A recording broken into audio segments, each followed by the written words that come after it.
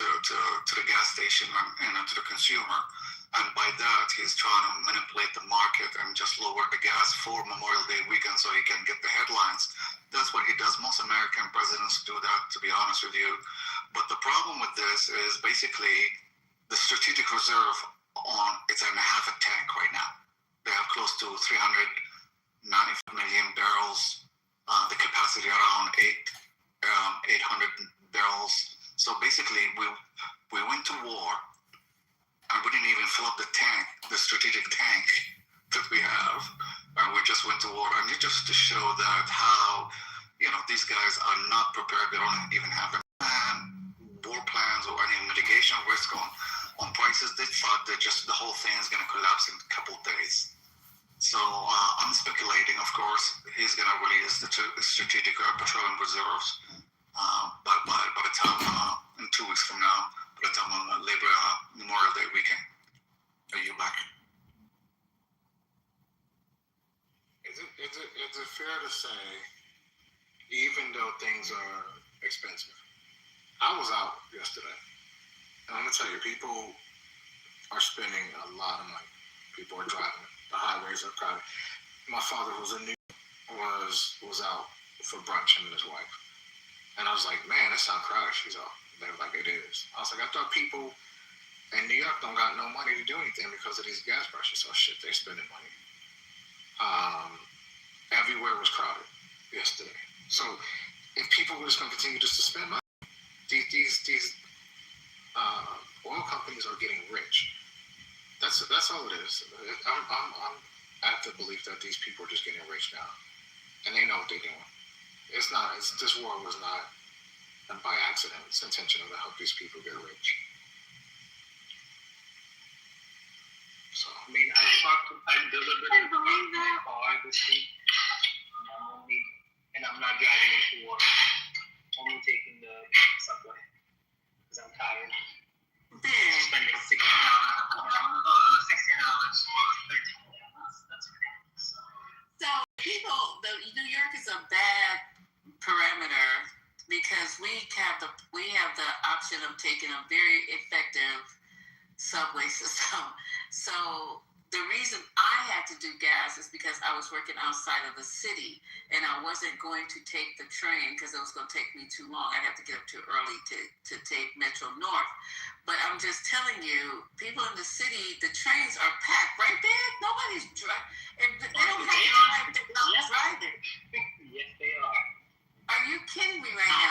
People are driving, but they're spending money. People are spending money still. Like on their public cars. It doesn't matter. I mean, at the end of the day, people are still out enjoying their daily lives, even with all these high costs that we talk about.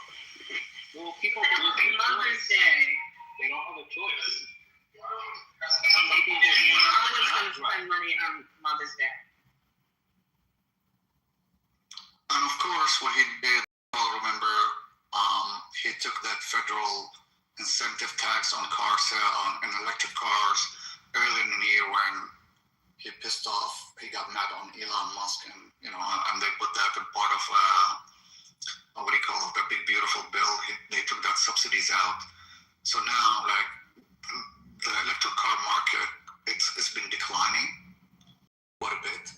And in times like this, people who are in the market looking for cars, now they will be considering buying an electric car because of the gas high prices, right? It gives them incentive, but now, unfortunately, they don't have this rebate to buy electric cars. Maybe that would, if he thought long about it, but he's just an idiot, with all due respect, like, Mario and everybody here, that's my opinion, but he's an idiot. He never thought long term about how is the electrification of, electric car, how it would help in this problem.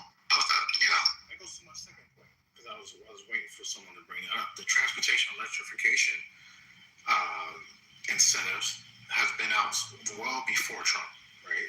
You can go back to, Barack Obama, and a lot of these states like California, we already started our pathway to 2020, 35, 2020, 2045. Most of your states probably have your own pathways to be carbon neutral. However, not that to me, we're finding out a lot of people still use gas, even in blue states. It's kind of interesting when you think about it. When you should have been following the state rules, if you care so much about the environment, I'm throwing out air quotes. Everybody who's progressive, liberal, should have some type of electric vehicle because y'all claim to care about the environment. Do you know that Trump closed? What's wrong? Yeah, but we're talking about long Trump term. closed for our planet. What I gotta do with buying an electric car in 2021? They were all electric vehicles. No, but what's He shut down 4 of our plants. Sandra, I had an electric car for years, well before Trump. I had a vote.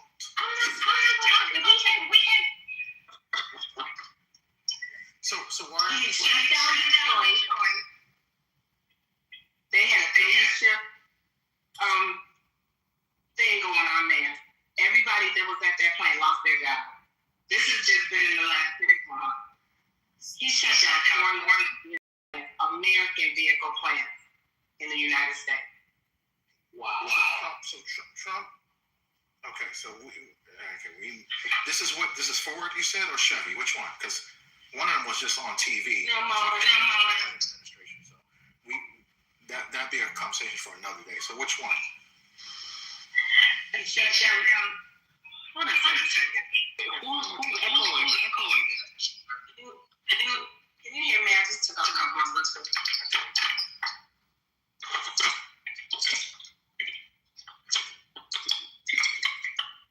So back to your original point, Amari, I think you're looking in the wrong Can you hear me now? place, at least for a reduction. Yeah. Loud and clear, Sandra. Okay. Yeah, he shut down 4 of our GM plants that were running. It was a 3-shift operation just in Detroit. All those people lost their jobs. All of them.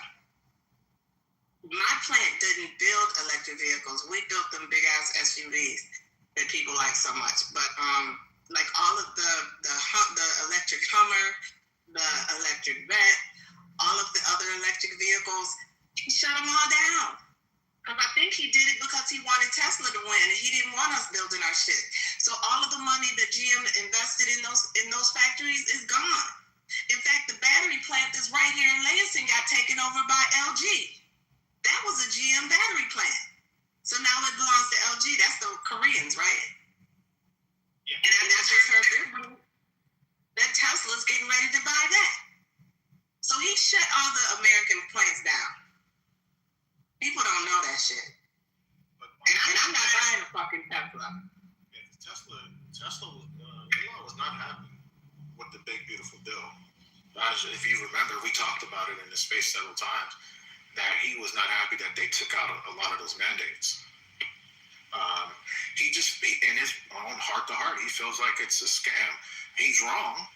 It's 100%. Look, if anything shows us now that relying on oil, on fossil fuel, that we're doing, especially bringing it over from overseas, is a national security risk. Can we all agree to that now? Is that right in our face now? Can we at least agree to that? He's not going to agree to that, but can we all agree to that on the stage? Anybody? Just let me know. Y'all don't agree. I don't think it's a national security risk. Let me know. I won't. Amari, can you hear me? I would get a B1D now. If I can't buy a General Motors vehicle, and I don't think they're bringing them back. They'll never bring those cars back. It's a done deal. The buildings are just scrambled. So I'm going to buy a B1D, but I'm not buying a Tesla. Like, I'm getting ready to get on the market for a new vehicle, and I'm like worried. I'm worried that I'm not going to be able to find what suits me anymore. Like, I want a hybrid, but I also feel like I should go full electric, but there's no real good option. And a car note now, the average price is like $800. It's like ridiculous. Can I afford it? Yes. But do I want to?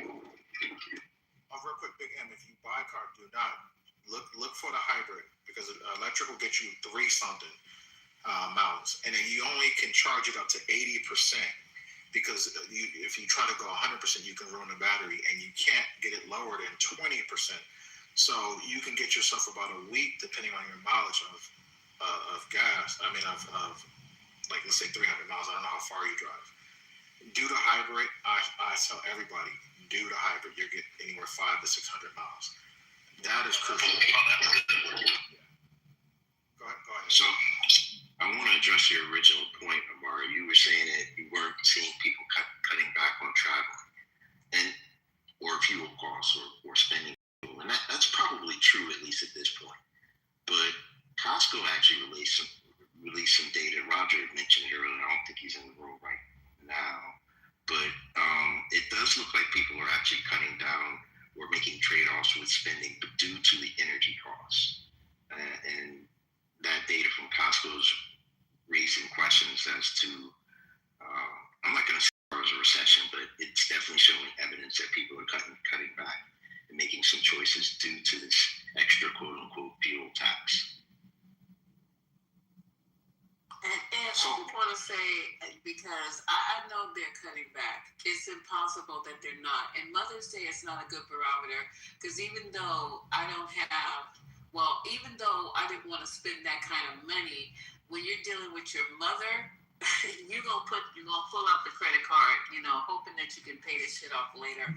But let's just see how the summer goes, because that one-way ticket that I bought to San Francisco, one way, and I just thought, well, you're tripping. It's like, no, just keep scrolling.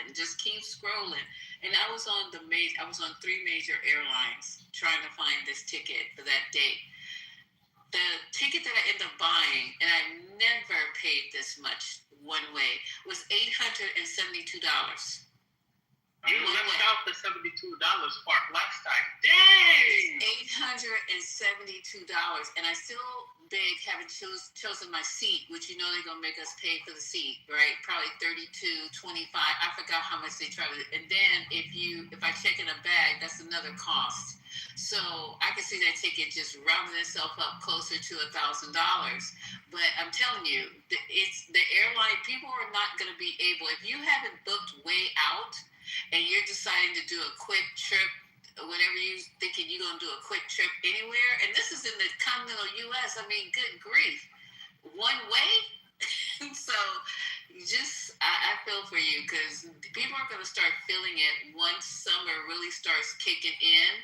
You're going to see people changing their habits. I don't drive unless I absolutely have to drive.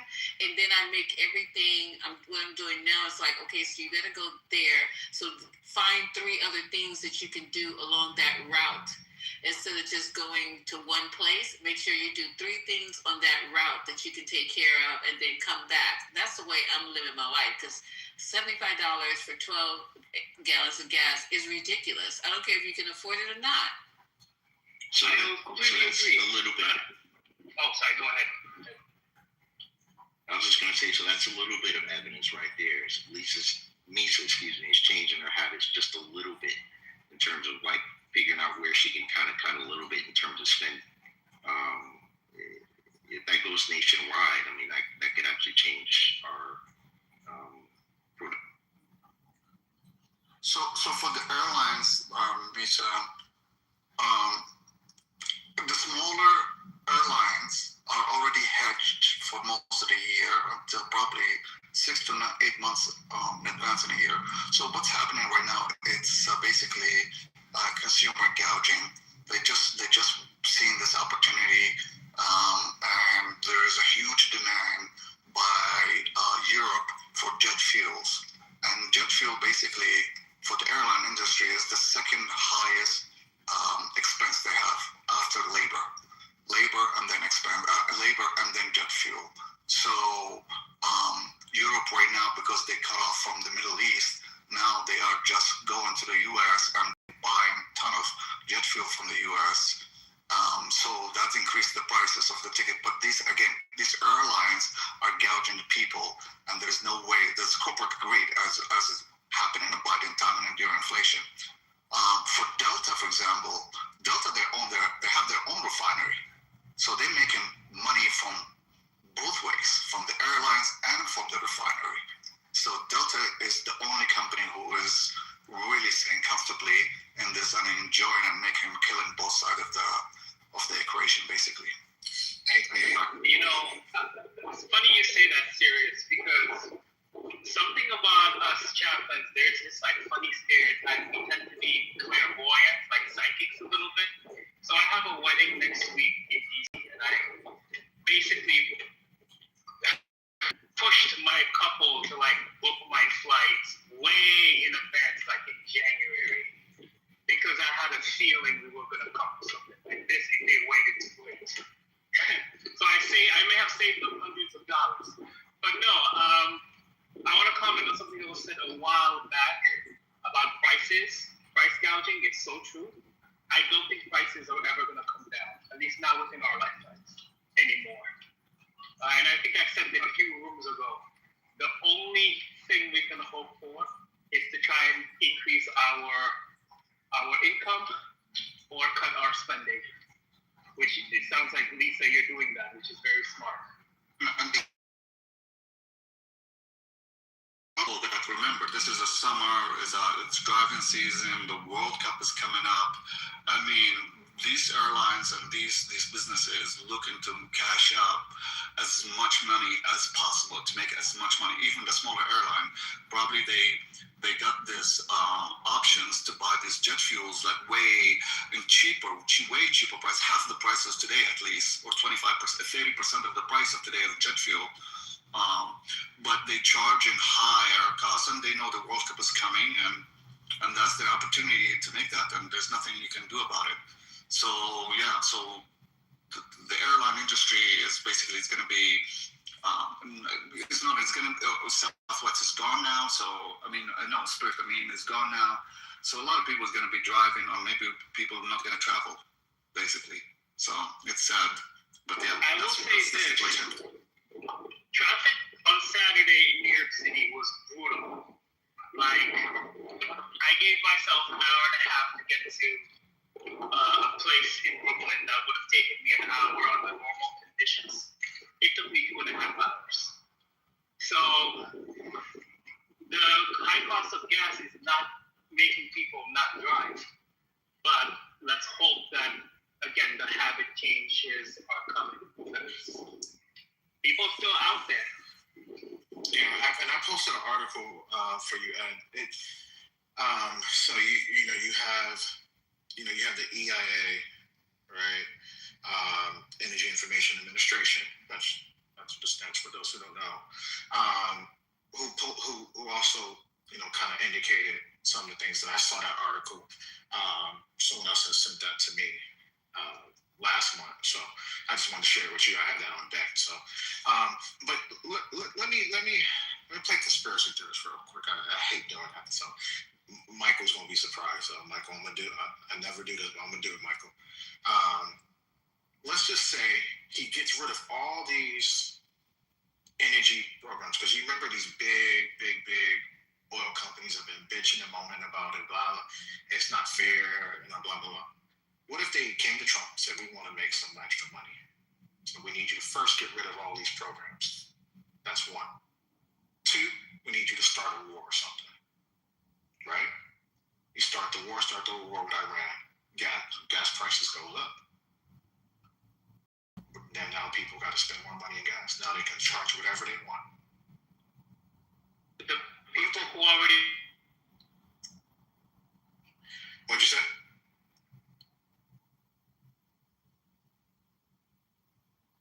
Can you hear? Yeah, I can hear you, Omari. I just to respond to you, like you're talking about the majors. These are I work in the oil industry. You're talking about Exxon, Chevron, BP, Total. These are major transcontinental companies. I don't think so. They don't have one operation. U.S. is one part of their operation. They're everywhere in the world. They are everywhere in the world, basically.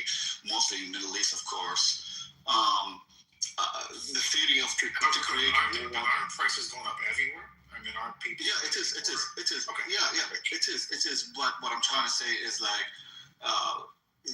we have it. I'm not. I don't want to dig too deep into this, but they call it something they call upstream and downstream. So the upstream is basically from the well all the way to the refinery. Downstream is from refinery to the gas station, right? So right now if a bigger company, the majors, we're talking about the big ones, not the miners. They have what they call a vertical integration. Basically, they have it from the well all the way to the gas station, like Exxon or Chevron, right? So they're making money, all the way through. But for the miners, they just have the wells. They don't have the gas stations, right? So they have to refine it. They have to find refining capacity or something like that. I'm a little bit hesitant to say that's the case, but yeah, when you embark on a new project, a new well, a new oil development area, you do economic analysis and all that sensitive analysis, and it's like, okay, maybe on average we can make 50 to 60 or 70 bucks a barrel. That's the economics to make this project feasible. And throughout the years, and this well could last another 10 years or 20 years, God knows how long, whatever time limit, but they average it out right now. And this is the cycle and the bet the oil company do when they find a new resources, whether onshore or offshore, right? And this is the high time right now. So you can't do nothing about it. Biden struggled with them also. And I don't think so. This is the cycle. It's been always boom and bust in the oil industry. There's always high times and low times. So I want to let's pull out before you get down. Go ahead. Before you get to Yeah. Okay, so a lot of the countries, especially European countries, they have a lot of energy efficiency, sustainability projects that are lowering their amount of fossil fuels. Is that a correct yes or no? I didn't understand the question. Can you repeat it one more time, please?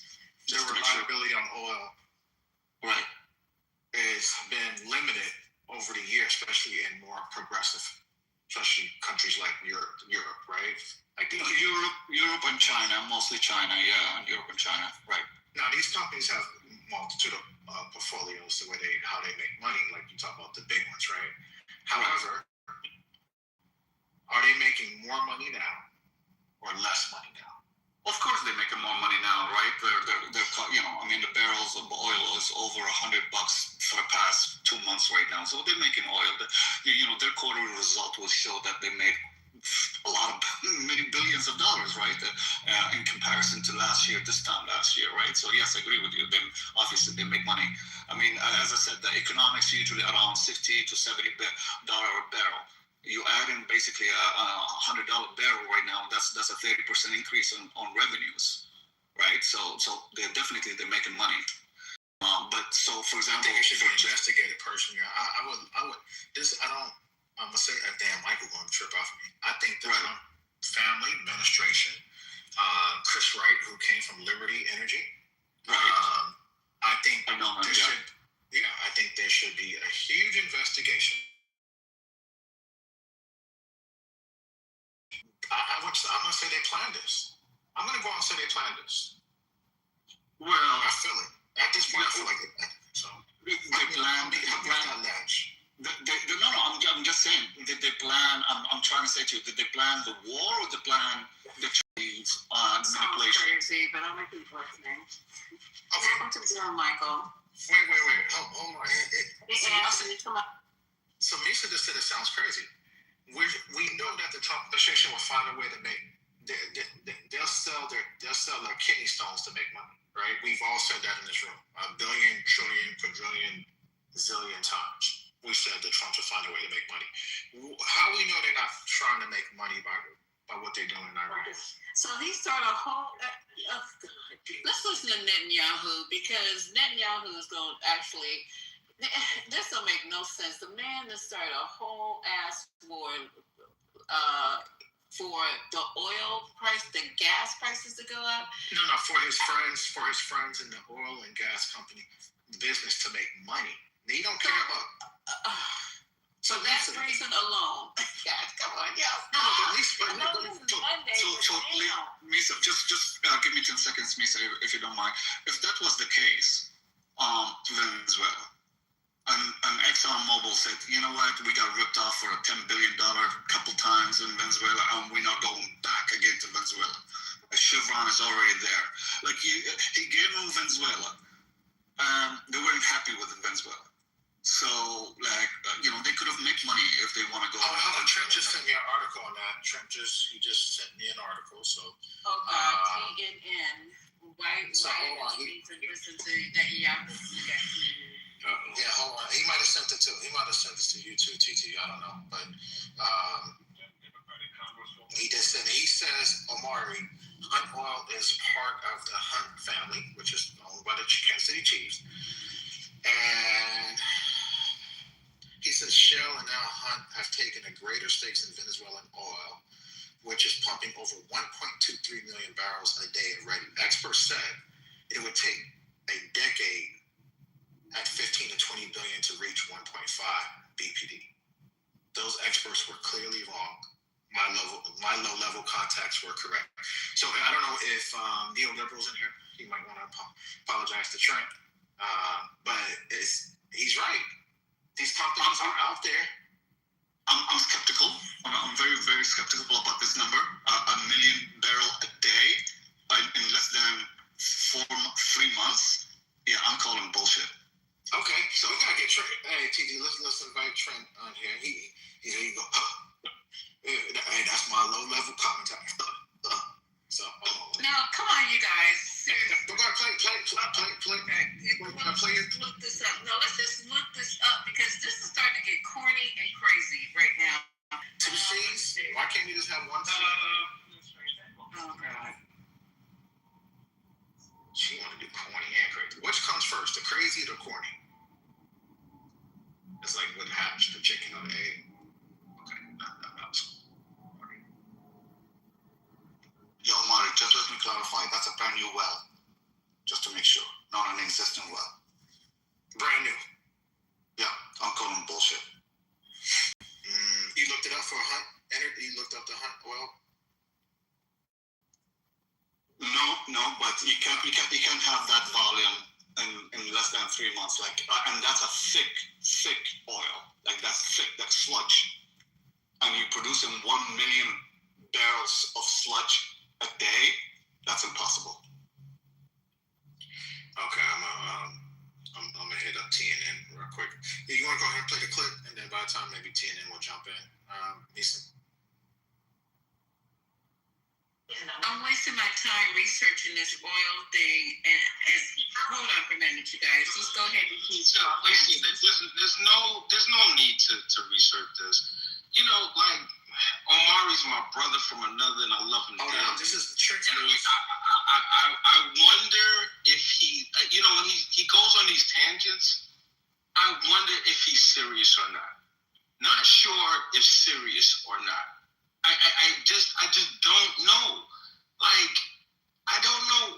Like, he knows it's a conspiracy, and he's like, yo, I'm on the ledge, and he's like, I don't know why. I don't understand it. Maybe he's trying to be counterintuitive and trying to be. I don't get it, man. Like, which part? Can you talk about which part of the okay, specifically, war or the oil? All right, listen, man. I think that there's so many ways for members of this administration and their family to enrich themselves. Like, it is limitless. To manufacture a war. Yo, Omari, like, we live in a world of cryptocurrency. Like, it's limitless. You can bullshit your way to as much money as you want. Everybody's eating. For like right now, for you to take and go into this high profile situation based on a conspiracy fundamentally is not sound logic. You're turning yourself into a contortionist to try to come up with a conspiracy. It makes no sense. sense whatsoever. There's so many ways to make money now. Like, to have, some of your staunchest members of your base, the Tucker Carlsons and the, Candace Owens and all of these people that trying to call you a pawn of Israel and all of that to make money. That dog won't hunt. That dog is retarded. That dog is brain dead. Like, it don't make no sense, Omari. No sense, bro. Like, let's come with another idea, bro. Can I just indulge you for a second, my friend? And good to see you. I hope you and your family had a beautiful Mother's Day weekend. Good to see you. I would say this. I said I'm going to go down this conspiracy. I don't never do it, but I have a feeling that this was all planned because if we are allegedly drill, we're getting all this oil from out in America, and I get it. It's global market. Trump has not done anything to lower our prices. And I don't think he really wants to lower the prices. Why? Because I think his friends in this oil and the gas industry have gotten their ass whooped from these energy efficiency, the New Green Deal plans. And I think they now trying to get their lick back and trying to get some of their money back. That's my personal opinion, brother. There's a flaw in your argument, though. There's a what? There's a flaw in the argument.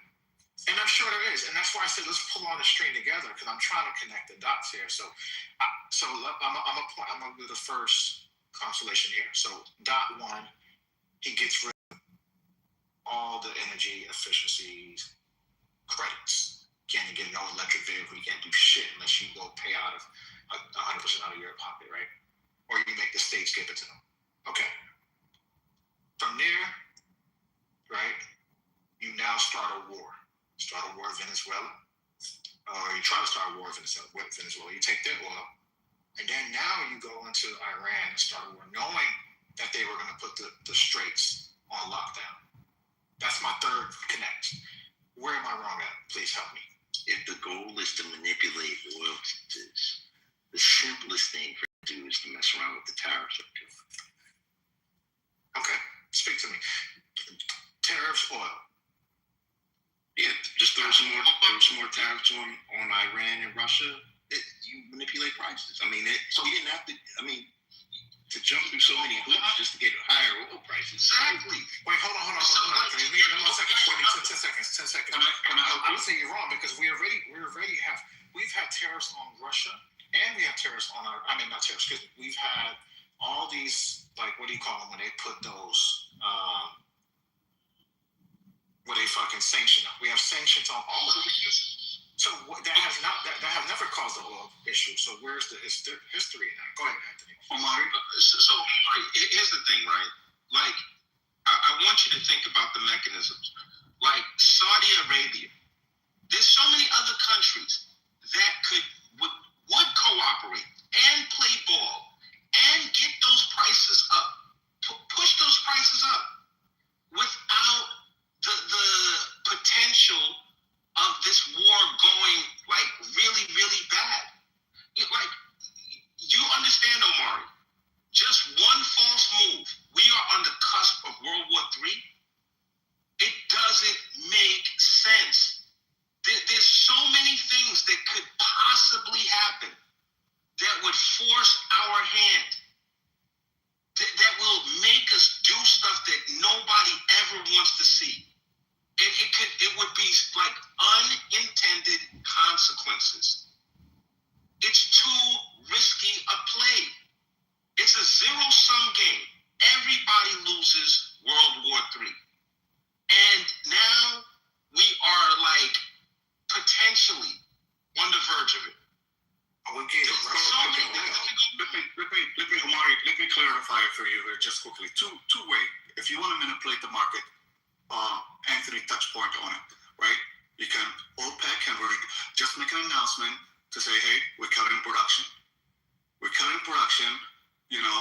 Won't be enough oil to flow out of the faucet. We're cutting production. Saudi will be extremely happy, trust me, to get more money for their barrel. They can do that. That's one thing. The other solution, if you're talking about the conspiracy where all his oil friends in the U.S., right? The U.S. is already producing 10 to 11 million barrels a day. He can just tell his friends, hey, shut down your refineries for a month or two, or run them in 50% capacity. And the oil prices will go up, and the American people will pay you. And this is what they do every summer, by the way. Like I told you, I'm in the industry. The other thing, I land here. Every summer, right now, like from May until August, you will hear major shutdown refineries in Texas and Houston, in the Gulf Coast, basically. For maintenance, and they overhaul the refinery and do maintenance, and some of it is truly, they do maintenance, but some of it is to jack up prices so they can make more money. They could do it themselves. They don't need Donald Trump, right? They don't need Donald Trump. So I'll let Anthony go first. Anthony, question: why are we in this war? Simple question. Very simple question, very simple answer. Iran had the capability of putting together a dirty bomb yesterday. They have the capability. Right now, we have enriched uranium and we have ballistic missiles. Equals dirty bomb. This is why we are in the war right now. Very simple, very straightforward. Now, I'm going to take you completely off the ledge. The thing that eviscerates your argument, eviscerates it, is Karg Island.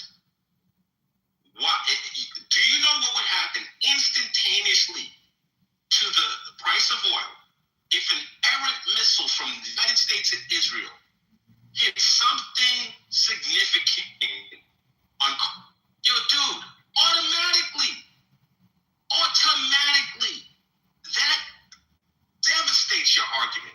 Your argument holds no, why protect that infrastructure if the goal is to push up the world's oil prices? That more discussion be had about this conspiracy theory.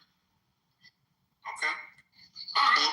That's okay. So Also, just want to add quickly. Oh, that was a question for you too. Why are we in this war too? So you can answer both questions. You're taking this room all the way to his left. Welcome to 420. It's about Iran. Yeah, it is. Welcome to 420, you guys. We're listening to some really dumb shit right now. So if y'all could just go get your glass of wine and sit down and wait until this conversation is over. We'll get to Netanyahu. And the real reason that this war is happening, it had nothing to do with helping nobody. Some President Trump's friends who own gas refineries in Texas and all this kind of other bullshit. It had nothing to do with that. And I'm up here like a dummy looking up shit about Venezuelan oil, which is a heavy, sticky crude that is very expensive to refine. Just dumb that they want to use for asphalt, people. Asphalt, okay? On roads they're not even fixing. So let's give this a few more minutes and let them talk this out. We need to listen to, I know, Ed, this is crazy. Let him wear out his conspiracy theory, and then he threw in Trent. I knew it was over then. When you gonna throw in Trent with his secret advisors and links and contacts, I just knew this conversation was going absolutely downhill. But go ahead, I'm ready. You know what's so interesting? Hold on, serious. You know what's so interesting about this? We every night claim that the Orange Julius, that's at 1600 Pennsylvania, is always scamming and scheming. And this is, we know Anthony doesn't believe that because that's my brother who, he supports Trump. Not everything, not 100%, but he voted support Trump. I'm talking about those who don't. And for y'all not to see a possible angle that he may have conducted this war with people that he answers to, which is his donors. To me, it's interesting.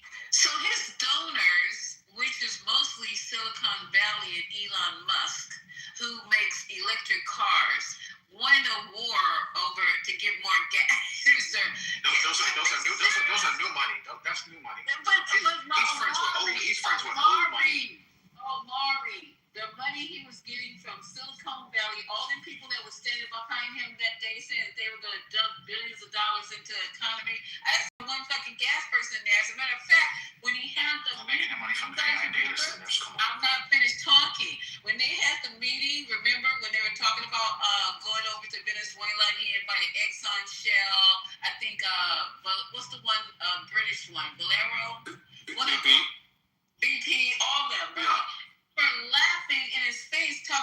can't do nothing with that old antiquated shit over there. We're not interested. It's going to cost way too much money to get that oil out of there. Once we do get it out of there, it's sticky, black, sooty oil. Well, and it takes a minute to refine it. So he's trying to convince us in here that Trump started this war because the oil people who we had a meeting with, and then somebody tried to say something sarcastic while they were all in the room, like, oh, let's go back to the first people we were talking to.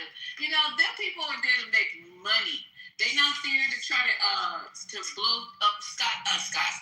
Oh my God, I must sound like they were blowing up Trump's ass for no reason. They said they weren't interested. And now here Omari is trying to convince us that we have started a whole ass war with Iran with 90 million people who are not about to even give up for their fucking oil.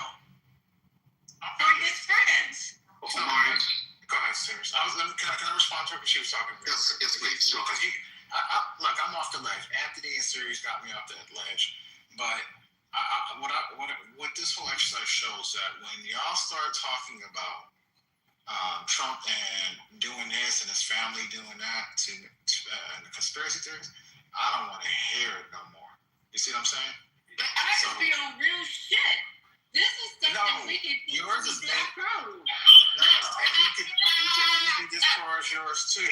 Whatever. Y'all, okay, so next time we get on something you think that you could disprove, we'll have that conversation there. Yes. We'll battle back and forth. But right now, if somebody I'm going to put up a poll. If you guys believe that Trump started this, that we didn't even hit them first. It was Israel. Israel was involved in it. Israel started this war to help Trump with his oil friends so they could get Iran's war.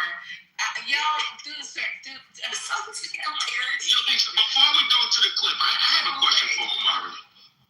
Omari, do you acknowledge that Iran had the capability of putting together a dirty bomb? Do you acknowledge that? Yeah, I think every country has the capability of putting a bomb in a suitcase. Yes. No. I'm saying ballistic missiles combined with enriched uranium. Every country has that capability, Omar? I would say most Everyone does. You're right. Okay. Every country has access to uranium. That's not new. So Ace, you're making a really provocative claim, right? You're making a provocative claim, and I'm just trying to walk you backwards. Okay, no problem, Ace. Cool. Does every country I'm happy to do it? No, but I think No. Yes. All right. So every country has access to enriched uranium on the level that Iran has access to. It's not access to. That level of enriched uranium. Wait a minute. Is that your contention? Now, Anthony, first and foremost, why is it any of our business type of weaponry, the type of defensive, offensive weaponry that Iran wants to develop? Why is it any of our business? Okay. So, Ace, I can show you clips of every U.S. president. Why is it any of our business? I'm asking you. Okay. Not the clips that you're going to present to me. All right. Why is it any of our business? Can any of these reach us? All right. No. Ace, again. She got you there. No, she does not have me anywhere, Omari. Please don't do that, bro. She doesn't have me anywhere. Anthony, it's okay. So, Don't be emotional. I'm happy to respond. Don't be emotional, I'm please. emotional. I'm trying to understand. I'm not upset. I'm not angry. There's no emotion in this. I'm just talking to you, Ace. Where's the emotion? I'm just talking to you. Don't get emotional. Just I'm not. There's no. Okay. So Ace, this line. Now. It's okay. Go ahead. No, there's not. There's not. Go Ace. ahead. It's okay. Go ahead. No. Ace, I haven't insulted you. I haven't said anything to you. Me? See, you're making it No. This idea that. Why? No, I'm going to make my point. I'm going to make my point. Please do. I'm happy to make my point. I think Lisa has. I'm not on your time clock. There's no time clock that Ace has with me on. And Ace, I purposely try to avoid interacting with you, but I'm going to interact right now. I'm going to entertain it right now. Why do you avoid interacting with me? Because you know it's a lose-lose. Because I don't. Honestly, I don't think you're particularly intelligent.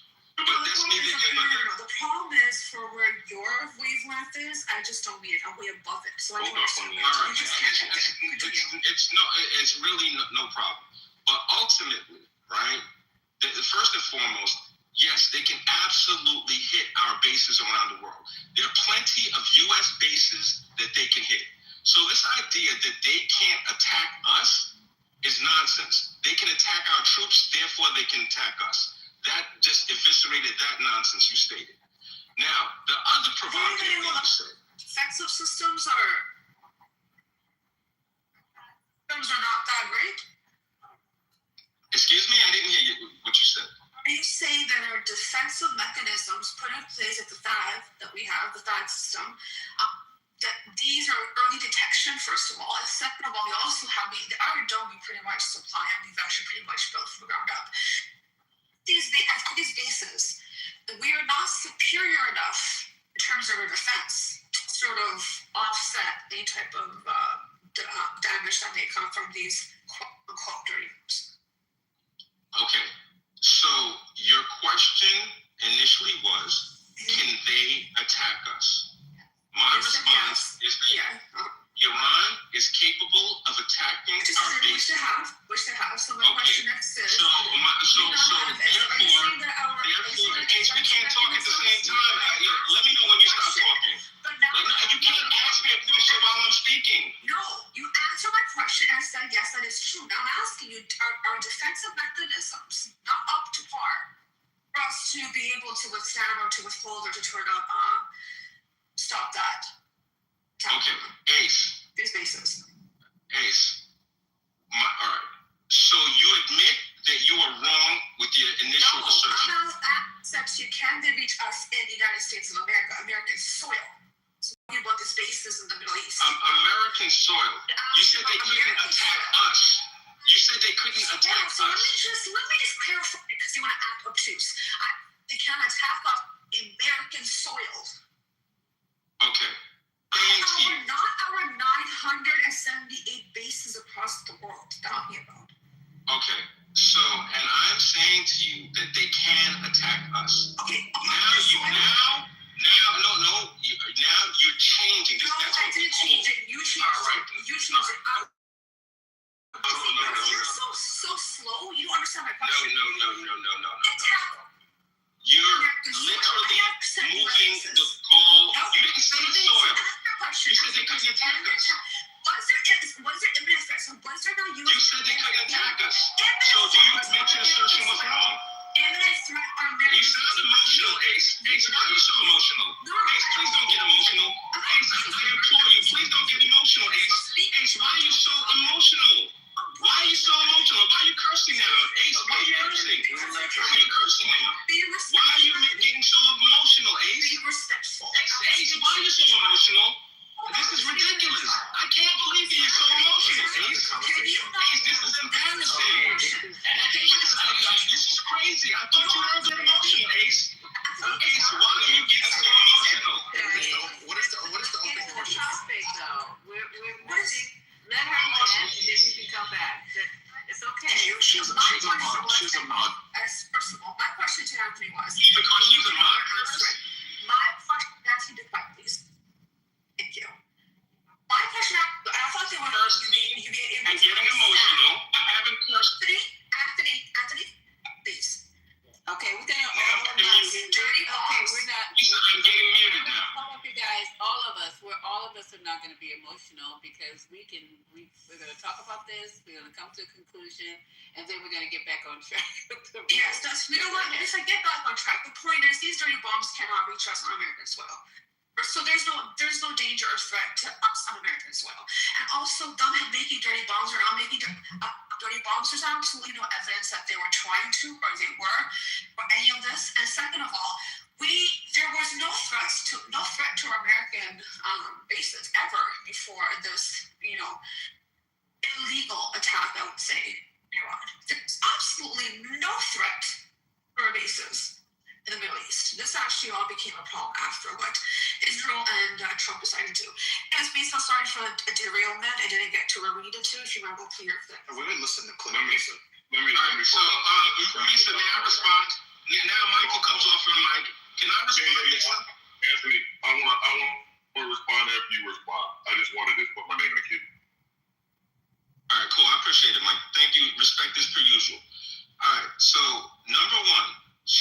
couldn't attack us. Now she put like this, V8 motor into the goalpost and moved it all the way around. All right? She not only moved the goalpost, she literally moved the stadium. This shit is fucking hilarious. Now she's talking about U.S. soil. Then she says Iran posed no threat to American bases. Come on now. Do we not know history? Did Iran not kill U.S. service members? Like, why would she make such like these erroneous statements? They're so wrong. Anthony, Anthony, what's up, bro? Let me respond to that. What's up? Let me respond to that real quick, though, right? You're Haitian, why, bro? Haitian. Haitian. I literally, wait up, bro. But you're my guy, and there's nothing you're gonna say that's ever gonna offend me. We're perfect. But what I'm gonna say to you is this, Haitian. Haitian, I literally saw when you came in the room. Yeah, but listen, let me say first before you say. I respond to what you just said. You just said that she said that Iran is no threat to U.S. bases over there, right? I mean, it's a threat to U.S. bases, and you're trying to say that they're not a threat to U.S. bases. Correct? I said that they are a threat to U.S. bases. My question was, were these dirty She said that they're not a threat to U.S. bases. I'm saying they are a threat. That's what I'm saying, Haitian. It's literally the opposite of what you thought it was. Here she goes, getting emotional again. She's going to get emotional again.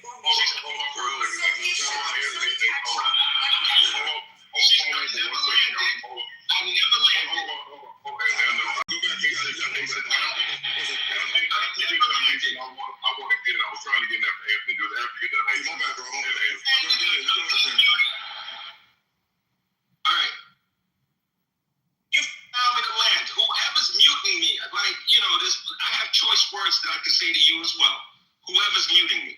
But here's what's up. She's the one that started this, and she wanted to smoke. And I want to demonstrate for you guys that what Haitian perceived, what was being said, so egregious that he had to jump in. But he did not realize that she's the one that made the assertion, not me. This is her assertion. That's how egregious this is. That's how misinformed this young lady is. She has no earthly idea what she's talking about. Yes, hold on, Ace. Just for clarification, bro. Just for clarification. So, Ace, you say that they are a threat to U.S. bases, or they're not? Okay, so this was the question. So, that there's a potential that, Iran might be able to make this dirty bomb. They have uranium, and they have ballistic missiles, etc. And then Amari said, well, you know what? Other countries can as well. It's not just some, because anybody can have access to uranium. This is when I stepped up and I said, okay, well, even if they can make these dirty bombs, which we don't know, they pose a threat to us. And when I say us, I'm talking about American soil, or they can't reach us. He took it as our American bases. And when he said that, I'm like, yeah, of course they can go and affect and hurt our American bases. But then when I said, I'm like, well, wait a minute, but don't we have defensive mechanisms in place? So he kind of shifted the goalpost. And I want to try to bring it back to what I initially was asking. But, for some people, you have to spell it out very, very slowly, include every little, iota. I got you. So he's just twisting it. Let's be clear, Anthony. Yes, it's always a threat. Hold on, stop talking so she can say what she said. Okay. So to the room, there's always a threat. But this situation that we did by bombing them has increased the threat level. So that's like because okay, so Haitian, that has nothing to do with the presidency in China. Michael, I never landed. I want you to land. No problem. But I want to see, this is what just happened. She literally lied on the stage in front of everybody. Mari can't verify that she lied on the stage. The person said any country could make a dirty bomb was not Omari. It was Ace that made that point. And Omari proceeded to agree with her. Making that point. I think you might want to, but that's not true. Omari No, Ace. Ace was the one that made the point. I asked you. No, Omari, let me land, and then you can say whether or not you disagree me what I'm saying. No, Anthony, you need to land, and then I'm going to address all of this, and then if Amar, you want to get back in, because I'm literally because you and Ace were talking, then it was you and Ace, and now it's you and Amar. So Anthony, you can land. I'm going to address this. Michael, I'm going to mute up. You go ahead and address it, and then I'm going to come back. Okay, so to what the point that they were talking about before, I was just going to say that this war started because Trump essentially got talked into this. We believe what the New York Times reported, and we know what Netanyahu wanted to do and has wanted to do with Iran for a while, and this whole Greater Israel project, and what he did in Lebanon as soon as this thing kicked off, and what we've already seen him do in Gaza. So Trump was convinced to get into this war, and so that's why the war started. This whole thing about the nuclear, as far as with the enriched uranium, under the JCPOA, that literally was already covered. Trump did rip it up. If you didn't like the deal, don't like the deal, whatever. But Iran was showing nothing as it relates to that. We have, I think, 19 bases in that region. And until Operation Midnight Hammer, I don't think one of those have been attacked probably since the Persian War or whenever we were actually at war in that region. So, and the one attack they did was a telegraph attack in retaliation for Operation Midnight Hammer. So there was no direct threat to U.S. assets in the region. But because of this action that Trump has taken, now there's a threat. They've attacked, I think, 11, I read someplace, I think 70 structures and 11 bases out of the 19 have been attacked at this point since she started this. And if they weren't going to enrich now, they're definitely going to try to enrich and get nuclear capabilities because it's a deterrent. The reason why they wouldn't mess with our 19 bases is because of the fucking U.S. We're like the predominant superpower in the world, and we have a nuclear arsenal. So nobody's just fucking with us, just random style. So Iran was never going to fuck with us. And if they were, we're literally right there. Go look in the Persian Gulf. Literally, they could have fucked with us at any point in time. So what I do believe that Trump is trying to do in China, and I believe Netanyahu got us into this war. And so Trump, now we have to try to save the petrodollar because he didn't listen to the intelligence community. Everybody knew, except I guess for Trump and Hegseth, that they were going to close the Strait of Hormuz. So now by doing that, China can't get energy. And it's funny, I hate that I'm going to say this, but I agree with something that Mountain said the other night about that what we appear to be trying to do is that we're trying to capture oil like Venezuela, and then now we have to try to fix this situation with Iran and with our partners in the Gulf states, because now like the money and the oil's not moving. So the petrodollar is the currency. That's like sort of what our currency is built off of now. The BRICS nations with Brazil, Russia, India, China, South Africa, I think Egypt, and some other nation in there, they're on the gold standard, I believe. And so, and I'm not an economist, so if I'm getting this shit wrong, just go with it. But all I'm saying is now what I think we're trying to do, now is just trying to fix this, and we need to get control of this region and the strait, which was completely open before we started this fuck shit. I just think that Netanyahu got us into some shit that's really fucking with our economic power around the world. And just to the point, there was no threat, no direct threat, because literally we've been there, our base are there, right across the river, across the fucking Gulf from them. They could have been touched us, and they never did. So I just think that that's a misnomer that there was any kind of direct threat. And I land. Thank you. Michael, I want to ask you a question. I want to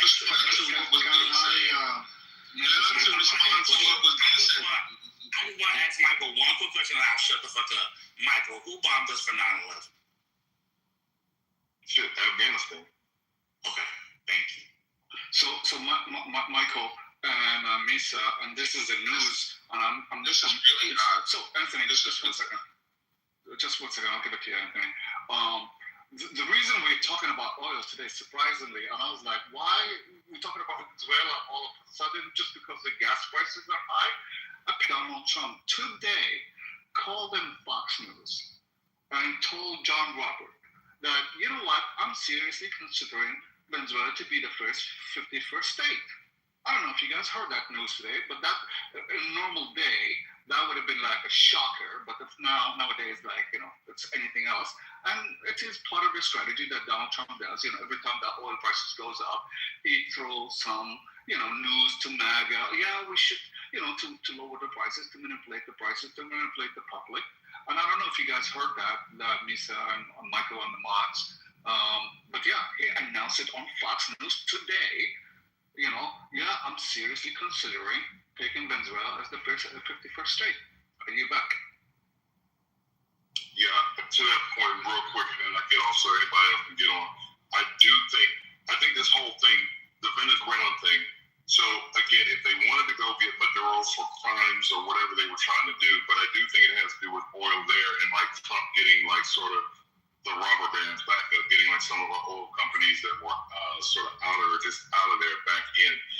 And then the success of that operation with it running so smoothly, I think gave him the confidence where Netanyahu was able to manipulate him, and we went into Israel. I mean, Iran, thinking he could do the same fucking thing he did in Venezuela. It's not surprising that he's talking about that because, again, and like I said, I hate to do it, like running mountains and then looking up some of this shit and reading on some more stuff. With this whole thing with the oil control and manipulation, it's almost like we need Venezuela, like we need to have control of that oil.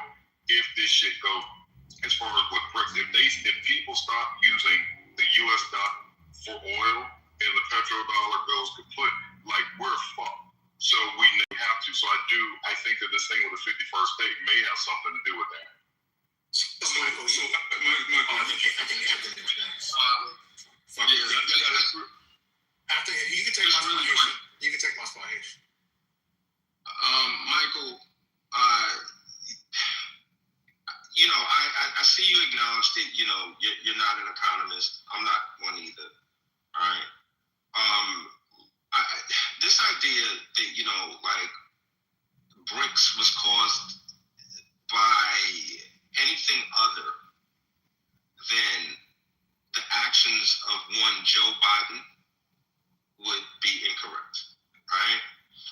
I need you to go back to 2022 and look at the price of gold since 2022. Anthony, one correction, my brother. I didn't mean to interrupt you. I didn't say anything about the establishment of BRICS. BRICS exists now, and it could be a viable option for petrodollar gold. But how it got created, I really don't know because I haven't studied it. So I didn't say anything about the formation of BRICS. Just the clear. Okay. No problem. It's premise, and my brother. It's all good. No, seriously, it's all good. I'm just going to leave it alone. The moment is gone as it relates to the whole thing as far as what caused the war in Iran. The moment is gone as it relates to this idea about, how BRICS came about and the petrodollar and its relations to the petrodollar and what really, is leading to the demise of the dollar. These things are just like, the amount of misinformation that's just being bandied about, it's really, really bad. But I'm going to leave it alone.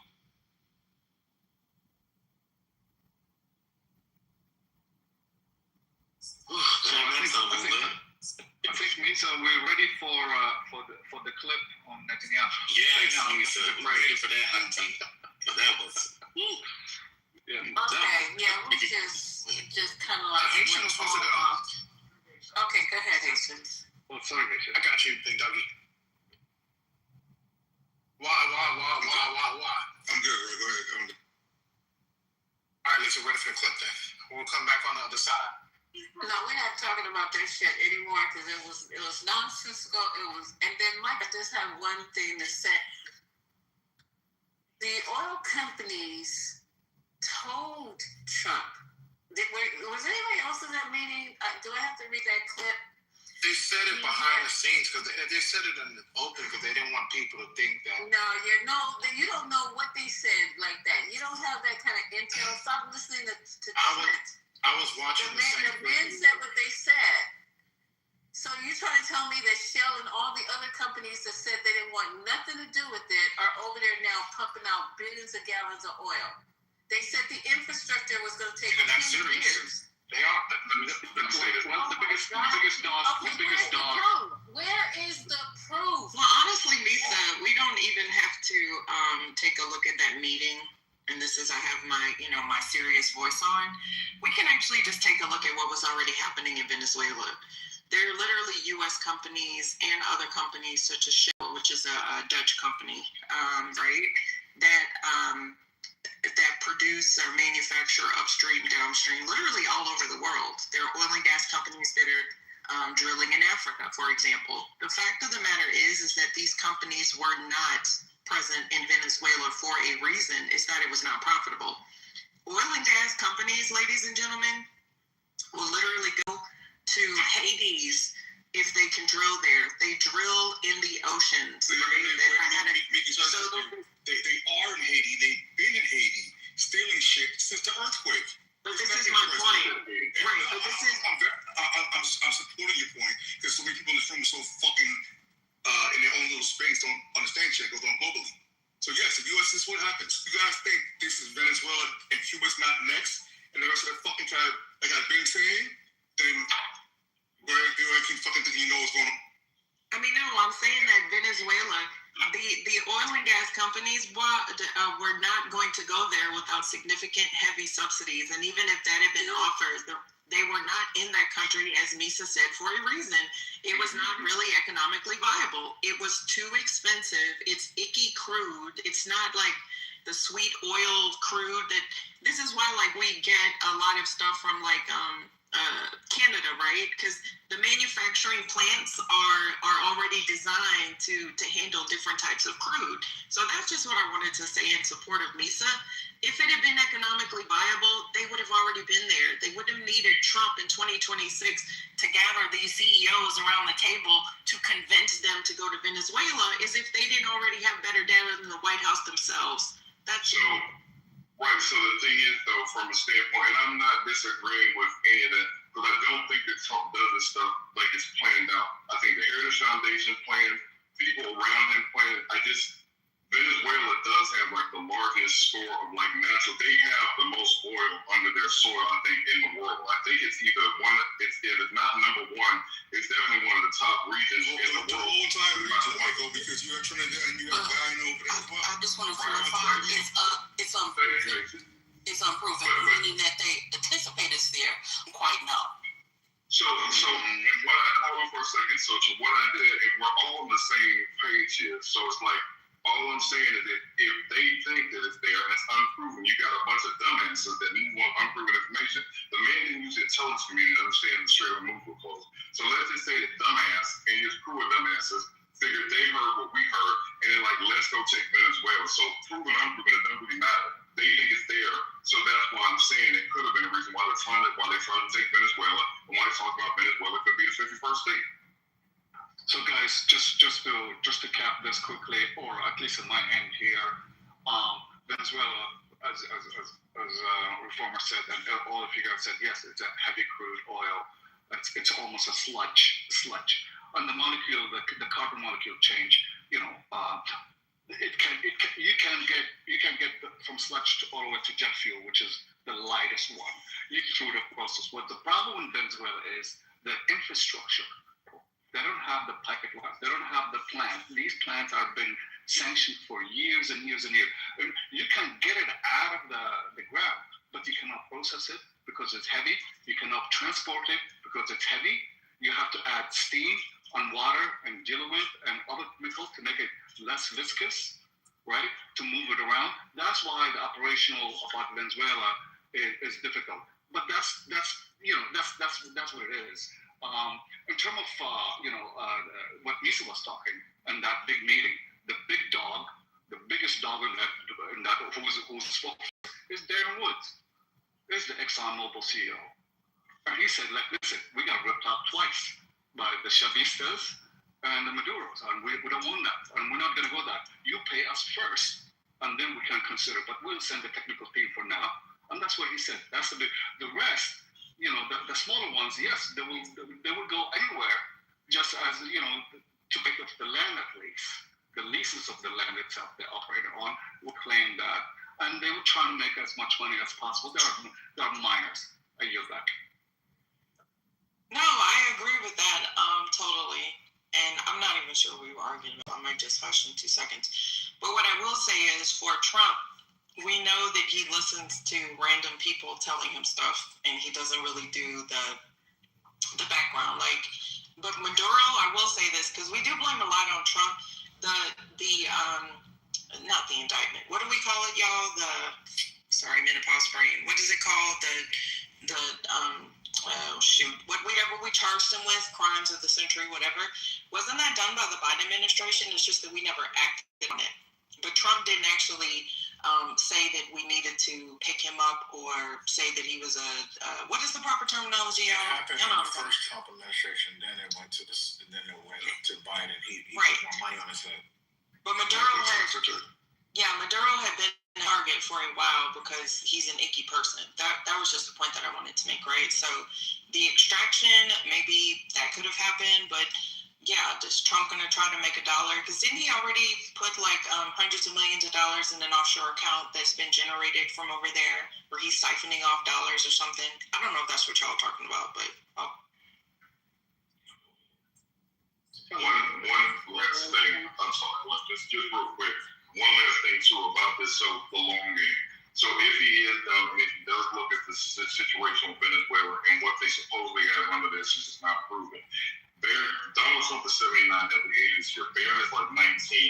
You know, he has like his kid. He's trying to, I think, secure a legacy for his posterity. Even all the stuff they're doing. So this thing with Venezuela being the 51st state, I just don't think it's just random. I do think that it may have something to do with the way things are going in Iran, and they're trying to control the petrodollar, keep the petrodollar low.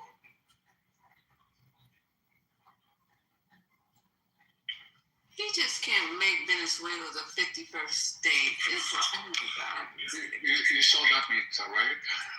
Right. It's just, you know, I can say anything. Hey, you know what? Tomorrow I'm gonna look and smell like Halle Berry. So y'all believe whatever y'all want to believe. Didn't he say that about Canada? Didn't he say that about Greenland? You know, the whole thing with Greenland, Misa, because you guys can research it to confirm it, that was actually told to him by one of, if I'm not mistaken, Aaron Lauder's heirs that told him to go to Greenland his first administration. The thing we have to realize about Donald Trump, he's not very original. He's never been original professionally. There's a relic that I'll try to find, Misa. It's when Romney was jokingly with Donald Trump and all of the failed. You know, he's had like Trump Airlines, Trump Liquor, Trump Beef. He's very unoriginal. None of his ideas are original. Someone, even that guy who was the one that was his mentor, the real estate, the branding, none of that is original. The man does not have an original bone in his body. Right. So someone is either feeding this to him the same way that Putin did during his first administration that helped him get elected. And now it just happens to be Bibi. Every single idea he has comes from someone else, and he's so easily flattered. We've seen this in real time that he will literally change his entire belief systems. One of the things that I'll say I really admired about W. Like him or love him, that man believed in Jesus. So, for example, he was always against the stem cell research because it involved aborted fetuses, and he didn't agree with that. And he never changed his mind the whole time he was in office. He did not care. Donald Trump is not only going to change his mind because somebody flatters him. It doesn't even have to involve money. He's like a slut. Any attention that you show to that man, he's going to bust it wide open. He's not even a hoe. A hoe I can respect because a hoe is working for money, okay? A hoe is discerning. Donald Trump is a slut. He just busted it open for any random ass person that gives his ass a compliment. Sorry for being so. But he's making money off of this, though. He busted it open. No, go ahead and say what you gotta say. No, I'm queuing up the clip right now. I'm just saying, regardless if they make money off of Venezuela or not, Venezuela gave them the opportunity to take over Cuba, right? Because don't forget, what? What was that? It was a troll, man. I don't know who's that guy. Yeah, I'm not in the mood for bullshit. Go ahead. Yeah, so just quickly here, guys, I don't know if you've seen, I've seen a report earlier, I think yesterday or today, about a suit coming up for Trump with regard to people. They remember he was selling Trump phones. Yes, I saw that. Yes. And he never delivered a single phone to and he was like, where's the cell They phone? spent $100 on this phone. too, damn it. They put everybody put they put down $100 on those phones, and he ended up with like 58 million or some crazy. Are you kidding me? Yes, let me see if I can put it. This is grifter. You know, in Atlantic City, the whole that he never paid concert, even though Trump Towers, what he does, he's litigious, he throws like all his legal fees out in the way. Trump he doesn't pay anybody. Even his legal team, when he's going through this mess, when he wasn't president anymore, he doesn't pay anybody. That's how he operates. Yeah, remember Giuliani? Why? Giuliani said he didn't pay, and y'all can look this up too. You're right. That's literally his MO. Remember when he was running the first time, he owed hundreds of thousands of dollars, if not millions, from his president campaign, because he did not pay those cities for him having those events there. So I don't know if y'all remember, this is when he was running for president. He was supposed to have like a big event and they announced it, and then like a couple of hours later it was canceled. Yep. That's because he never paid them people. And he owed these cities from the time that he ran for president. This man is a grifter. And I'll say this and be quiet. Remember his campaign was literally charged back because when you had the opposite of checking off the box to say that you did not want to make a recurring contribution, and people were literally making recurring contributions without their knowledge because it was like in reverse the way the wording was. So all of these people found that their accounts were being debited over and over again and they had to give that money back. This man is the most disgusting, cheapest Johnny Two Bits on the corner in the hood trying to make $5, y'all. I am so serious. It is embarrassing the way that this grift. We're not even going to talk about the meme coins that he have done. I mean, y'all, it's just freaking embarrassing. So we're back to conspiracy theories. These are not conspiracy theories. Like Cooks are backing up. I gotta go into Lawrence because he came on. We haven't even got to Netanyahu. This is crazy. Stop with the conspiracy theories. Amari, golly, the man now is a millionaire. He's no longer a crypter. He's a billionaire. Okay, let's get started because it's getting late, and y'all know I'm gonna be like out. Okay, but can I just say one last term? Does he watching your show? Of course not. Unless you know. One hand tied behind your back alley. I'm looking for a senior hour. Thank you, my Not sure, but I'll take this off. All right. Well, this week, Donald Trump heads into a critical meeting with China, but he's weakened and he's overextended, and he's still stuck in a war in Iran that's actively reshaping global power based from Washington. This is a war that's now stretching into its 11th week with no clear end in sight as it drains American resources and strains diplomatic ties just 2 days before this high-stakes meeting with China, our biggest adversary. For generations, Americans understood the presidency carried a unique responsibility in moments of international crisis. Not just to command the military, but to clearly explain and guide and reassure the public and America's allies that there is a coherent strategy behind the deployment of American power. But as Trump prepares for this upcoming 2-day summit with the leader of China, Xi Jinping, he hasn't done any of that. More than deplete U.S. munition stockpiles, it has also shattered America's aura of dominance. They argue that it's exposed a major flaw in U.S. war strategy, its inability to make weapons quickly enough to replenish its arsenal in a sustained, intense conflict. This depletion has significantly diminished the U.S. military's ability to project its combat power, laying bare the shortcomings of its global military hegemony, said Yue Gang, a retired colonel of the People's Liberation Army, in an interview. The Atlantic warns that Washington may be no longer capable of reversing or even controlling the consequences of America losing the war in Iran.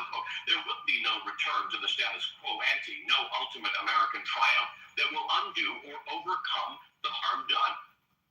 The Strait of Hormuz will not be open as it once was. With control of the strait, Iran emerges as the key player in the region and one of the key players in the world. The roles of China and Russia as Iran's allies are strengthened. The role of the United States substantially diminished. Far from demonstrating American prowess, as supporters of the war have repeatedly claimed, the conflict has revealed an America that is unreliable and incapable of finishing what it started. That's going to set off a train chain reaction around the world as friends and foes adjust to America's failure. Even if Trump were to carry out his threat to destroy Iran's civilization through more bombing, Iran would still be able to launch many missiles and drones if the regime went down, assuming it did go down. Just a few successful strikes could cripple the region's oil and gas infrastructure for years, if not for decades, throwing the world and the United States into a prolonged economic crisis. Even if Trump wanted to bomb Iran as part of an exit strategy, looking tough as a way of masking his retreat, he can't do that without risking this catastrophe. If this isn't checkmate, it's Iran's so-called representatives. I don't like it.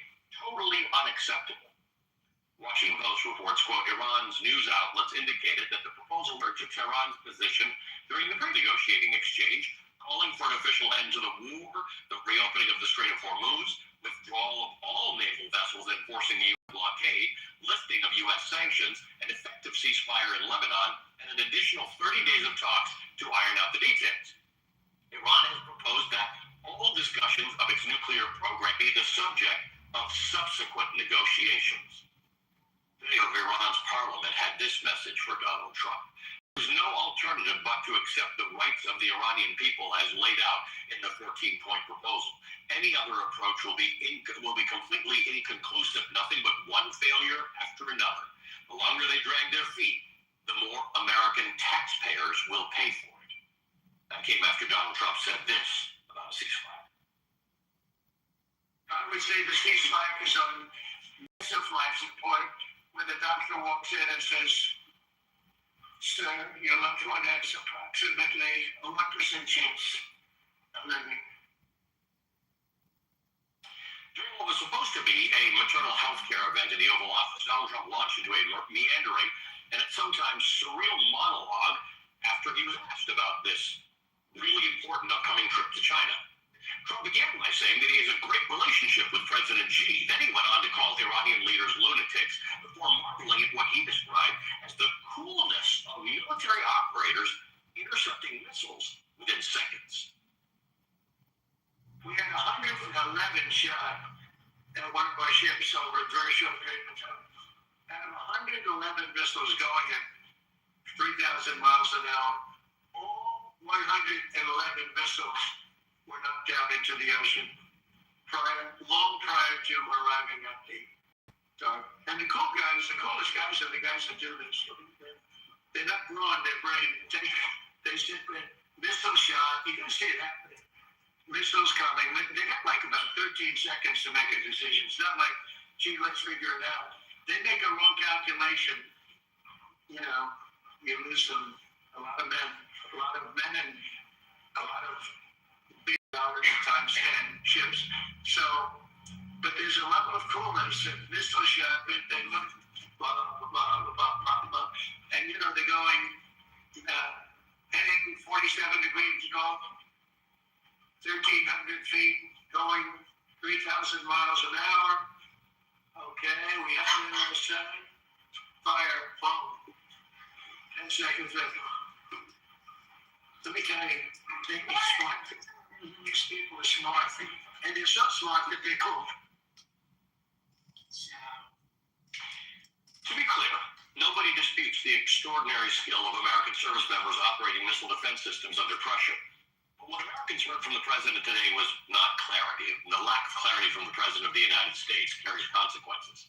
Today, the Atlantic's Vivian Salama writes, quote, in the past, Trump supporters and even many U.S. allies viewed Trump's famous unpredictability as unorthodox, but at times effective, but useful means of wrong-footing opponents or shaking up the tired status quo.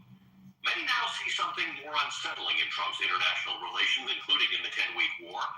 What was once viewed as strategic unpredictability now feels like destabilizing unreliability. Leading off our discussion tonight is the Congressman of Washington State. He's the top Democrat God, did you hear that shit? Any comments or questions? Yeah, just quickly, Amisha here, right? So Trump has the power and has the ability to destroy Iran and obliterate Iran on face of the earth. And yes, 100%, we agree on that. What's the risk is he can destroy their oil facilities, he can destroy their water desalination plant. But I guess the Iranians, they're going to do a horizontal escalation. Okay, well, if we can't sell oil, nobody's going to sell oil. He's getting like Saudi Arabia, Qatar, United Arab Emirates, Kuwait, all these Arab Gulf countries, and they're gonna attack their oil facilities. The world right now required 100 million barrel a day, around just over 100 million, 100 million and 3 barrels a day.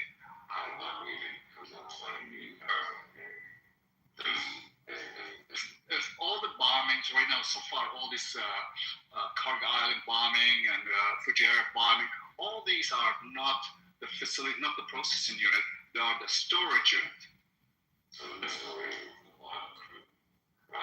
So bombing the facilities themselves, the processing unit facilities themselves, right? It's going to take forever to rebuild, and it's going to take forever to get oil out of that. And 20 million barrel shortage around the world, that is a catastrophic result. So that's the reason he's hesitant. He cannot bomb Iran because of that reason. That's in my opinion. Because of the consequences and the risk is so huge to the world, it's going to put the world into recession 100%. I yield back.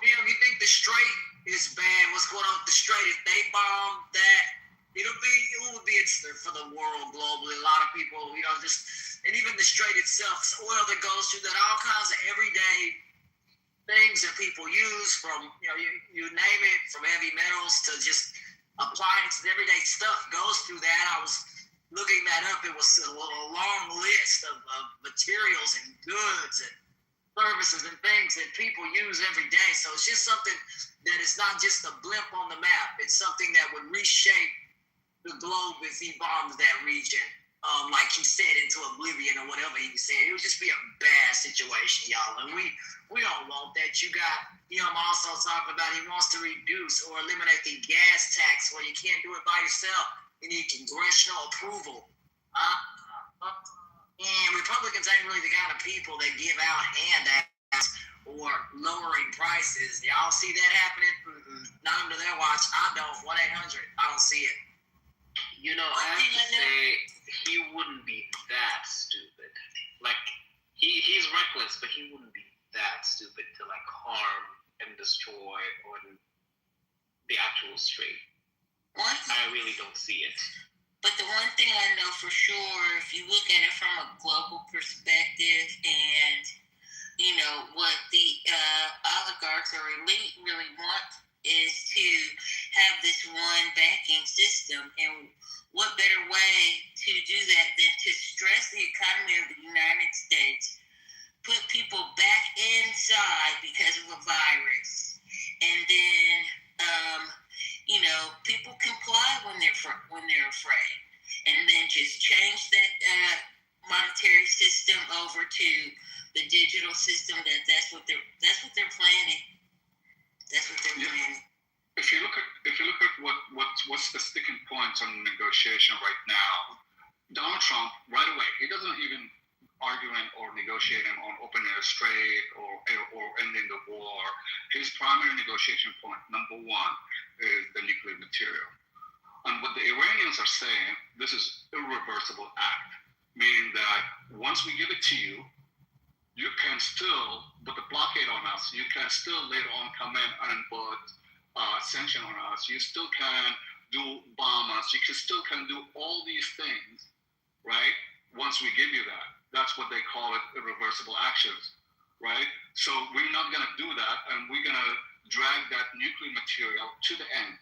If you want to stop the war right now, we are more than happy to stop the war. You lift your blockade, we lift the sanctions, we let the Strait of Hormuz go in. Let's let's talk. The nuclear things, it's going to take a year or so. Let's negotiate on that, right? That's what the Iranians are saying to Trump. And Trump is like, no, I need the nuclear materials ASAP right now. And they said, no, we're not going to give our leverage out. This is the only leverage we have. We're not going to give this out. And the other thing is, like they're saying, the Iranians, since you're not paying us reparations, we will be charging ships going through the Strait of Hormuz. And there were a report today, all the internet cables are going through the Strait of Hormuz. All these, Mag 7 companies, the Facebooks and Instagrams and all that stuff, they have to pay toll too. They have to pay toll to build Iran, right? So that's what the Iranians like, yo, we need to get our money somehow, some way, if the U.S. is not paying that to us. So that's where the sticking point in the negotiation. That's what I heard, the latest things right now. The Iranians won't give their materials. They want to drag it out as long as possible because they know if they give it up, their leverage is gone. And Trump can do bomb them the next day. Because they can play long ball. We can only, Donald Trump will be in office for so many years. Eventually, things will come to an end. And hopefully America can, be tough. I think we can rebuild trust. Donald Trump ripped apart a lot of that with allies and people who, would be on our side. Canada, the list goes on and on. So I just think that America is in trouble right now. But I think the primaries could really help if people get out and go vote. I think that'll put an end to what Donald Trump is doing. He'll probably, be impeached or whatever leverage can happen in November. People should take it and try to get him out of office and the people up under him, because right now the way he's running our country it is a mess. And if you are a Republican, you cannot sit here and be happy with gas prices or high prices with anything, with any everyday item that you use. Everything has went up from aluminum, and I look up all this stuff. Aluminum has went up, copper, things that are conduit, all these things go up every day, and that stuff's passed down to us. Thanks, Republicans. That is dumb as hell. Paint has gone up. I had a DIY project, and paint has gone up, and materials for like renovations. It is people with homes. I don't know what they're gonna do. Sorry. Yeah, it is big. You're right. Any product that comes out of petrochemicals, basically product, paint, plastic, aluminum,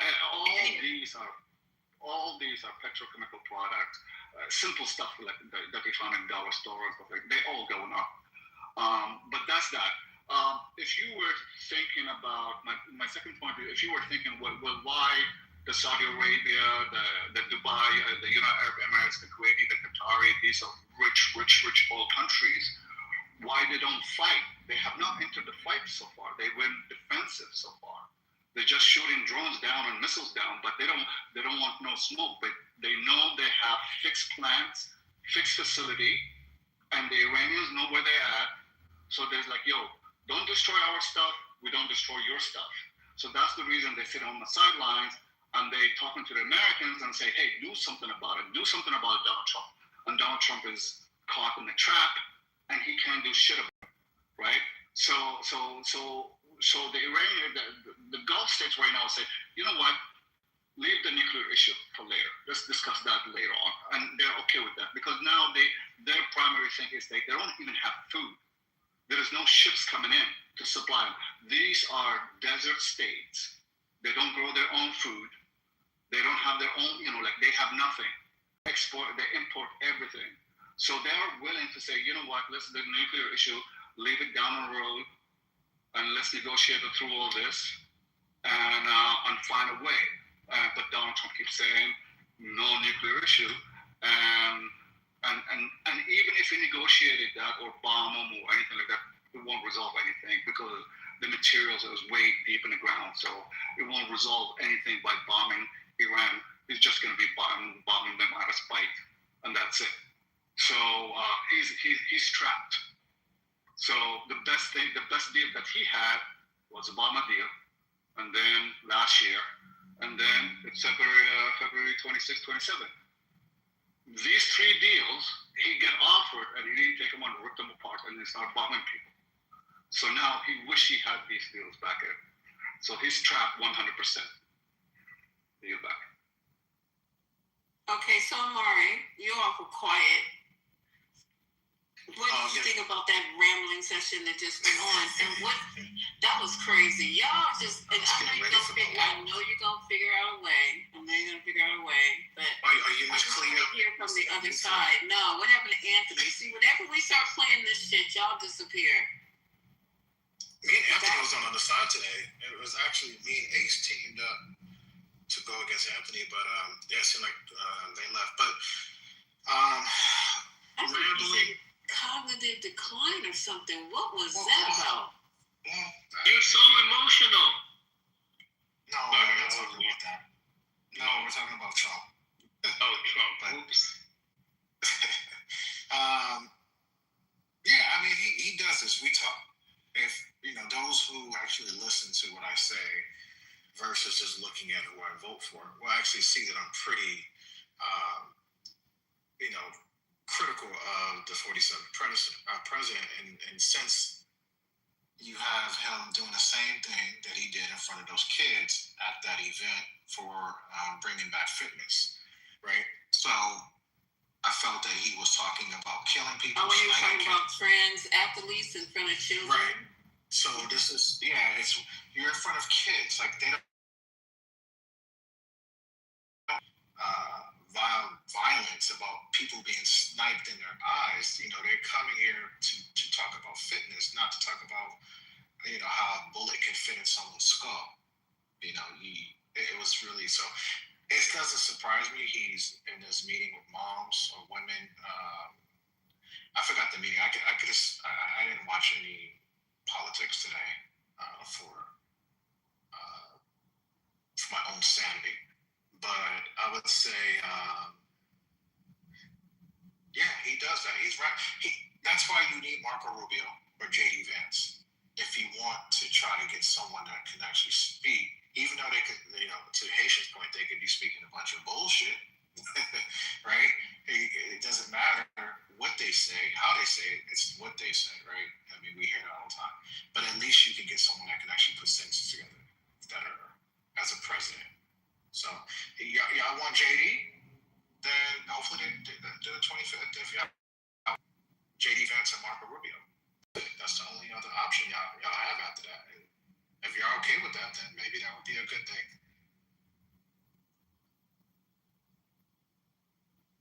Do you agree, Lisa, that Marco Rubio and JD Vance are better and more articulate?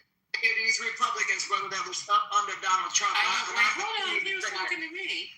I don't think Marco Rubio, you offering them up to me for. I mean, do you think they're more articulate in the way they explain, especially geopolitics? And they seem, they were senators, so they understand some of the rules. Where Trump doesn't seem to know how Congress works. Well, as soon as whatever way Trump exits, and I don't agree with you guys that he's gonna like pearly gates in the next 2 or 3 years. I think he medicated him enough to be able to live out his presidency. I don't know what's gonna happen. They're gonna try to impeach him. I really do. I don't think he's gonna be gone. How old is he now? He's 79, almost 80. 89.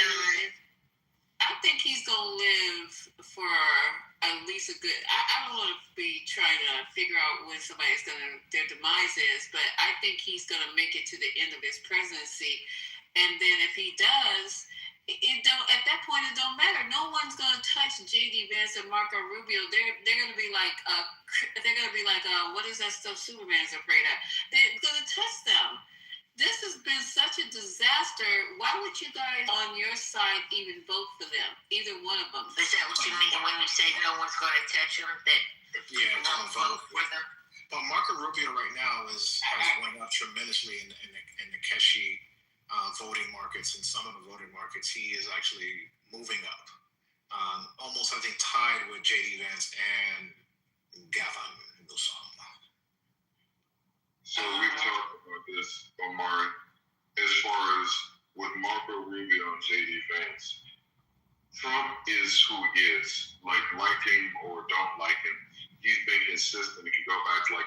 1984, other than the fact he changed from Democrat to Republican, but the way that he talked about different things and his crudeness, he's still the same person. Marco Rubio literally was a never Trump guy, and also J.D. Vance. So trying to run a campaign for either one of them, plus they're with the most unpopular president in the history of America, and they're sort of front center. Marco Rubio more than J.D. Vance. J.D. Vance has been kind of quiet, but Marco's there. I'm just saying that anybody running against them, it's going to be an easy campaign because you can just go back and literally pick things they've said, look at things they've done with this president, and they are so duplicit that both of them, even if Trump wasn't radioactive, I just think that those two candidates, especially, are just they're screwed. There's no way that they can make it. Plus, they don't have Trump's personality. They don't have the ability to just fail up or fail forward like Trump has. But didn't Marco Rubio get like a 96 senators to like confirm him, and like 0 no votes? Does that not count for anything? He probably did. He probably did. I can't remember his numbers because when you listen to him, Marco Rubio is the most politically correct sounding thing they have in that administration on that cabinet. So he's a politician. Had Marco Rubio not have done what he's done, had he not have gotten himself involved with Trump, I think he'd probably be a Republican frontrunner. Like had he sort of just stood his ground and not taken a role in this administration. I just think that look how unpopular Donald Trump is, and we haven't even gotten all the crime. So if we get the numbers in the Congress and they start like going through hearings and start to really like dig into some of the stuff that's going on, I just think that it's like being tied to Al Capone. It's just you're part of a criminal organization. So I do not think that Marco Rubio or J.D. Vance, I think anybody that deals with Trump is like dead politically going forward. It's just my opinion, but I just literally don't think that they're going to have the ability to do that. And again, remember Donald Trump, all the stuff we talk about with Trump, all like the admission he made about grabbing him in the pussy, about the stuff with his daughter, about the stuff with pageants, even stuff back in the day, him not paying people at Atlantic City and Trump Tower, all of his failed businesses, his bankruptcies. His personality is such that he is still a star. He had a successful The Apprentice run, I think, for 16 seasons. He has been able to fail forward. Marco Rubio does not have that ability. Like Trump is an American icon. Marco Rubio is not. J.D. Vance, I think he's on J.D. Vance like his third or fourth name, like his iteration of his name. It's not even his actual name. And he literally called Trump America's Hitler. So I'm just saying that those two, to me, they can't run any candidate that's worth anything should be able to beat them on the Republican side and the Democratic side, assuming this shit show continues like it is. They're literally tied to this Trump administration of the Epstein regime. And I don't think there's any way for any of these people to come out of there and have a political future going forward unless they're able to turn this shit around and like make America great again. I would disagree with that. I would say, I think if you can, there are Republicans, people who voted for Trump who are no longer supporting him. There's still a lot of them out there. If you can somehow win those people back, because they might not support Trump, which he still, according to CNN, when it comes to Republicans, has 86% support amongst Republicans. That's huge. So I don't know. I think we need to look at what you're saying closely based off the numbers. So I think real quick, just real quick, I just want to respond out to which one. But if you, from a standpoint of the Republican nomination, if MAGA maintains the ruling party on the Republican side, Marco Rubio might be able to win a Republican nomination or J.D. Vance. I'm just saying in a general election, they can't. There's no way that either one of them can win. And I understand that because they can't. Like I said, you're actually good with this market stuff. I talked to you about this before. You know the amount of material they've already given someone running against them just to running campaign ads and to flood the American people with. In America, we don't have a critical thinking public. Our public is not the smart. This isn't Iran where we have like high literacy rates. In America, literally, the goofy stuff they did with Charlemagne, God, and DJ Envy, and the thing about like Kamala and the trends and sports and the jail surgery and all that stuff, that that sway people, even though that's listed like what 1% of the populace. I'm just saying that they'll have a field day with the stuff they have that we know about on Rubio and JD Vance. They can't win a general election if they get the Republican nomination or not. I'm sorry, Mr. Fox.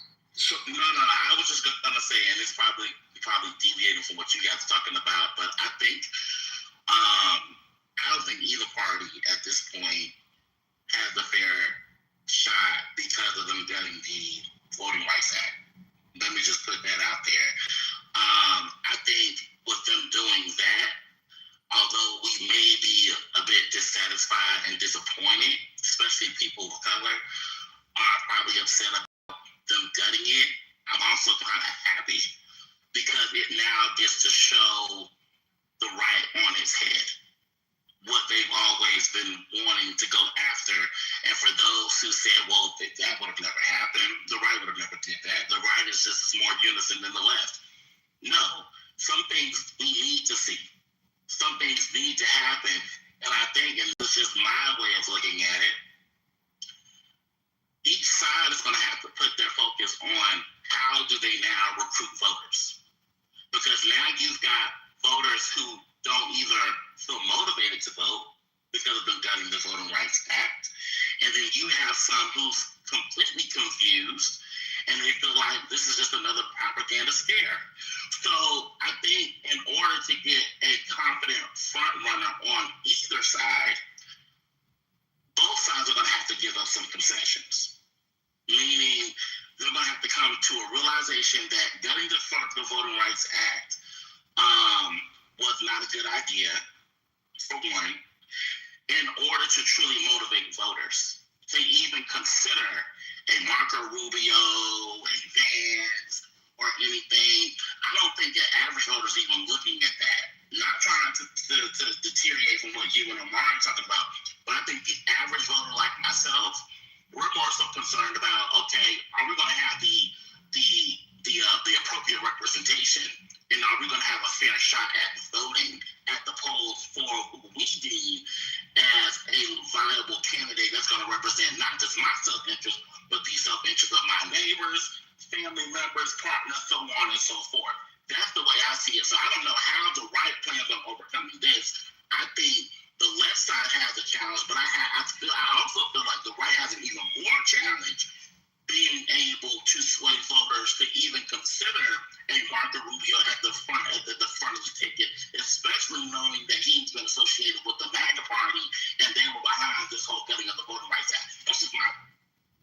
So Michael, give me 1 second. And I'll be short. Winston Funny, I was just going to say that I think that what happened, what you're saying, I believe is true. I just believe, like I say, in these rooms that we're insulated. I don't feel like the average voter is sort of contradict what you're saying. I don't feel like the average voter thinks like that. I don't think that the average voter is that intelligent. We talked about this before, like the Democratic Party's messaging. Kamala, love or hate her, was the most qualified, probably, applicant for the job of U.S. president we've had, based on what she's done, her education, all of that. Saying all that to say that people hated her, and we got seen as not the party of the people or the working man, but like this elitist, like this smart, like this provincial, we're to this, to that. And to the point of what I'm saying, I just think we have to get down to basic. And I don't think that people on a base level are thinking about like their proper representation. I think in the Black community are, but then we're 13 to 14, 15% of the American populace, and we do need to make sure that everybody gets out the vote because we do have sway. But what I'm saying is that we're going to need white allies. We're going to need the people that are like the guy that said he misses Uncle Joe, the country bumpkins that are like upset with what's going on, but they were like Trump flags, Trump, all this shit. We need them to sort of be involved. But I think this voter right act, I think it really hits for us, but I don't know that it's hitting on that side of the aisle. That's all I'm saying. Michael, 2 points I wanted to mention, and I'm in agreement with you, my brother. First of all, Rubio or J.D. Vance, they both were considered, before Trump era, they were considered part of the establishment. And after Trump, they will still be considered part of the establishment.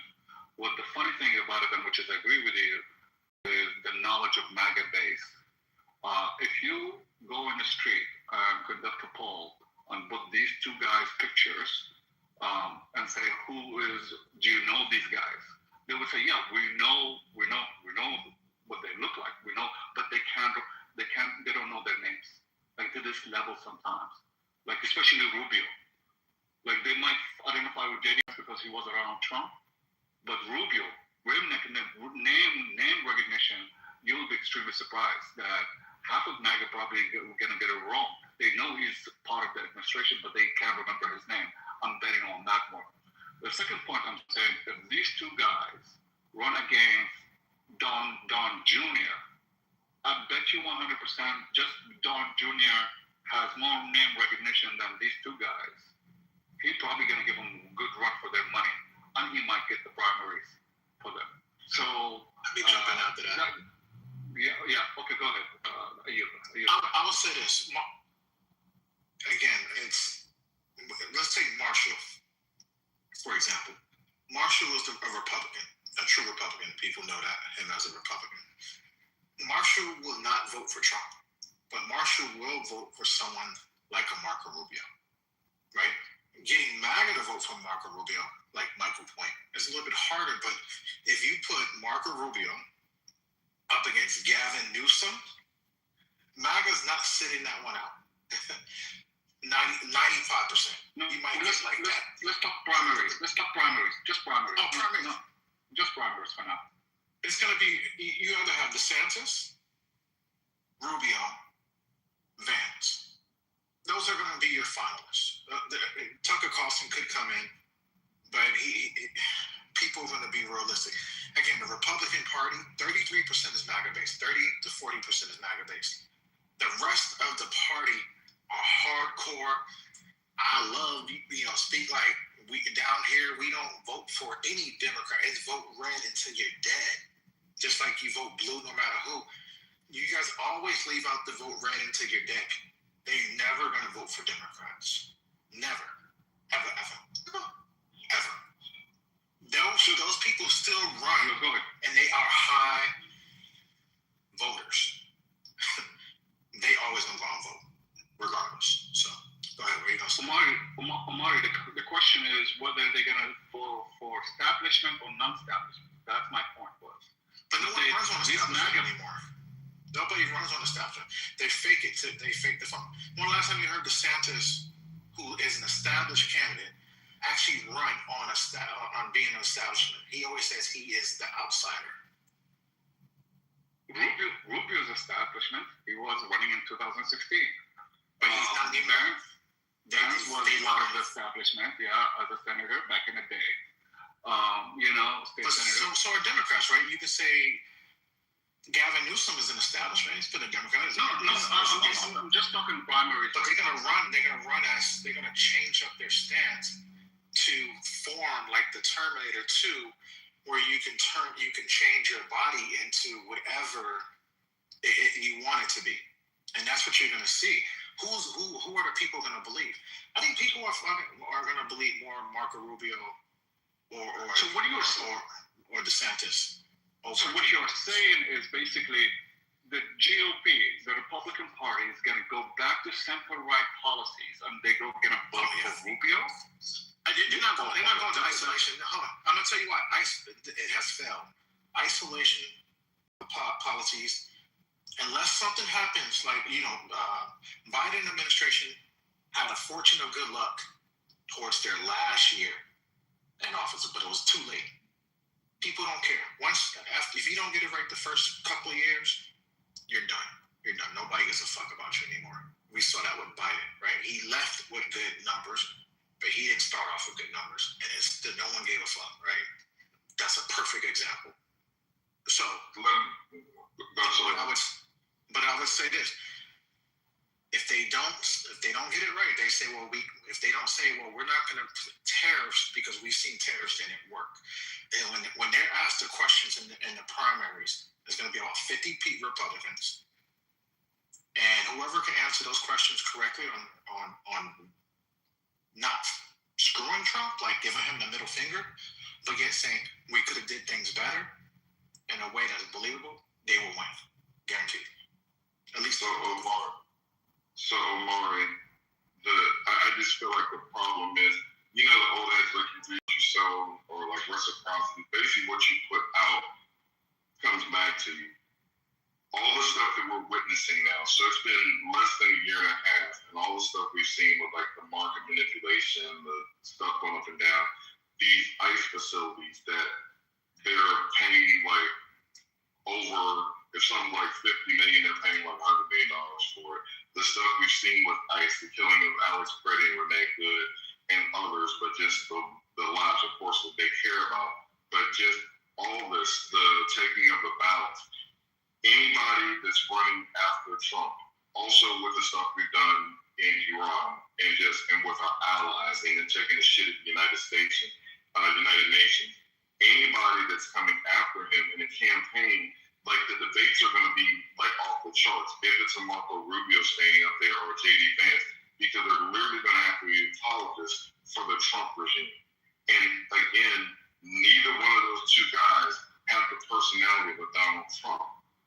Donald Trump is like, he literally should be called the Teflon Don, because all the shit that he's done, all the failures that he's had in his life, and he's still able to continue to fail forward.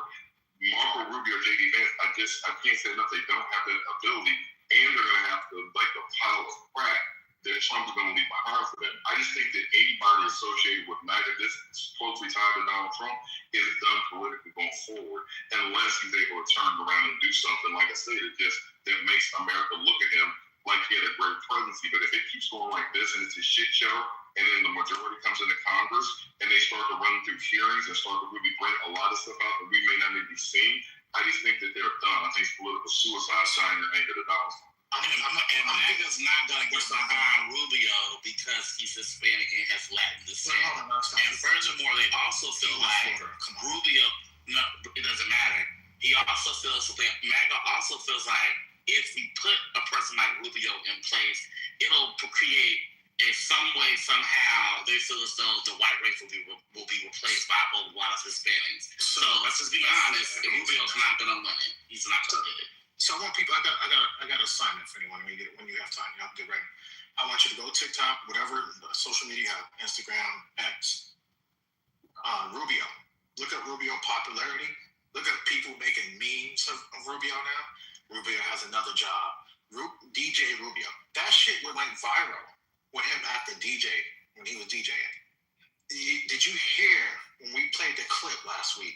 We played several clips of him at the podium. His stock, and again, you don't have to believe me. Look at the betting markets. Don't believe me. Look at the polls. His stock is going up. He is the one that's going up. Yeah, would there be some Nick Fuentes types that won't vote for him? Of course they will. But when you look at, y'all think the country is moderate, in the middle, center right. Now the country is not Clubhouse. It's not 420. It's not politically correct type of people. The country is more in the middle than y'all would even imagine. So they do have a chance to win because most people don't want to see, again, Hispanics, blacks, in power for the most part, right? But Marco Rubio gave him a pass because he doesn't have those type of views. Like, he's not trying to make America brown. He never talks about that, right? So he does have a chance because he comes off more as a white Cuban. So you guys are wrong. But Amari, you're not being honest though, bro. You just said our country is more centered than anything. If that was the case, we would have had time. Come on now. So the last time, just Amari, the last time, do you want to see a good indicator of this? Look at 2016, the debate that Marco Rubio had. And Marco Rubio was a great senator, well known at that time.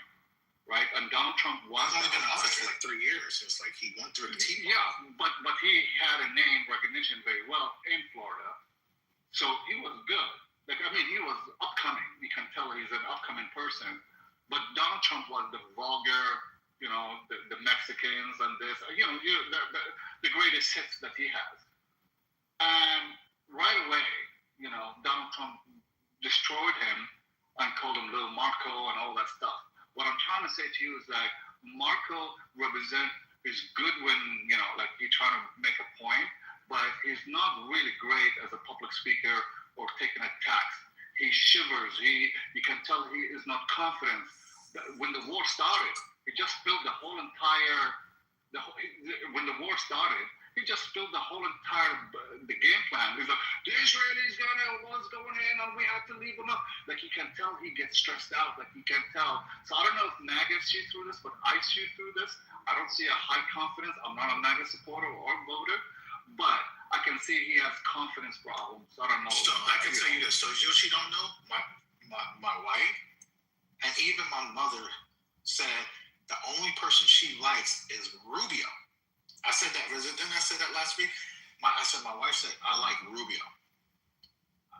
She said she likes Rubio. I'm telling you, it's crazy that y'all haven't seen how much popularity Rubio is growing.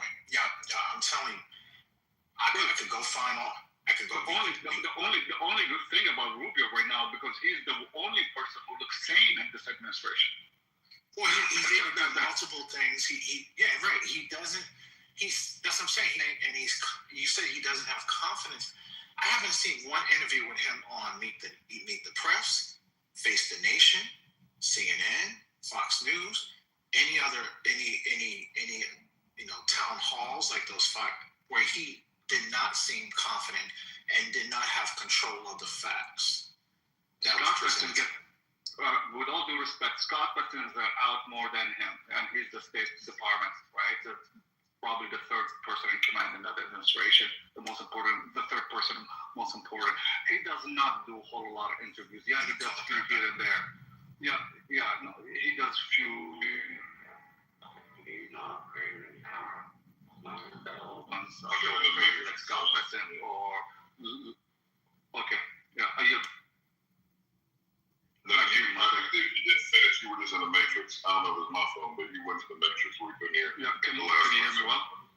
Yeah, Yeah, just quickly, I just want to say, Rubio doesn't do a lot of interviews as much as Scott Bessent or Lutnick or, the other administration officials that come out every Sunday, even though he is supposed to be doing a whole lot of interviews, given that the war is going on, and diplomatically he should be involved much more, but we don't see him.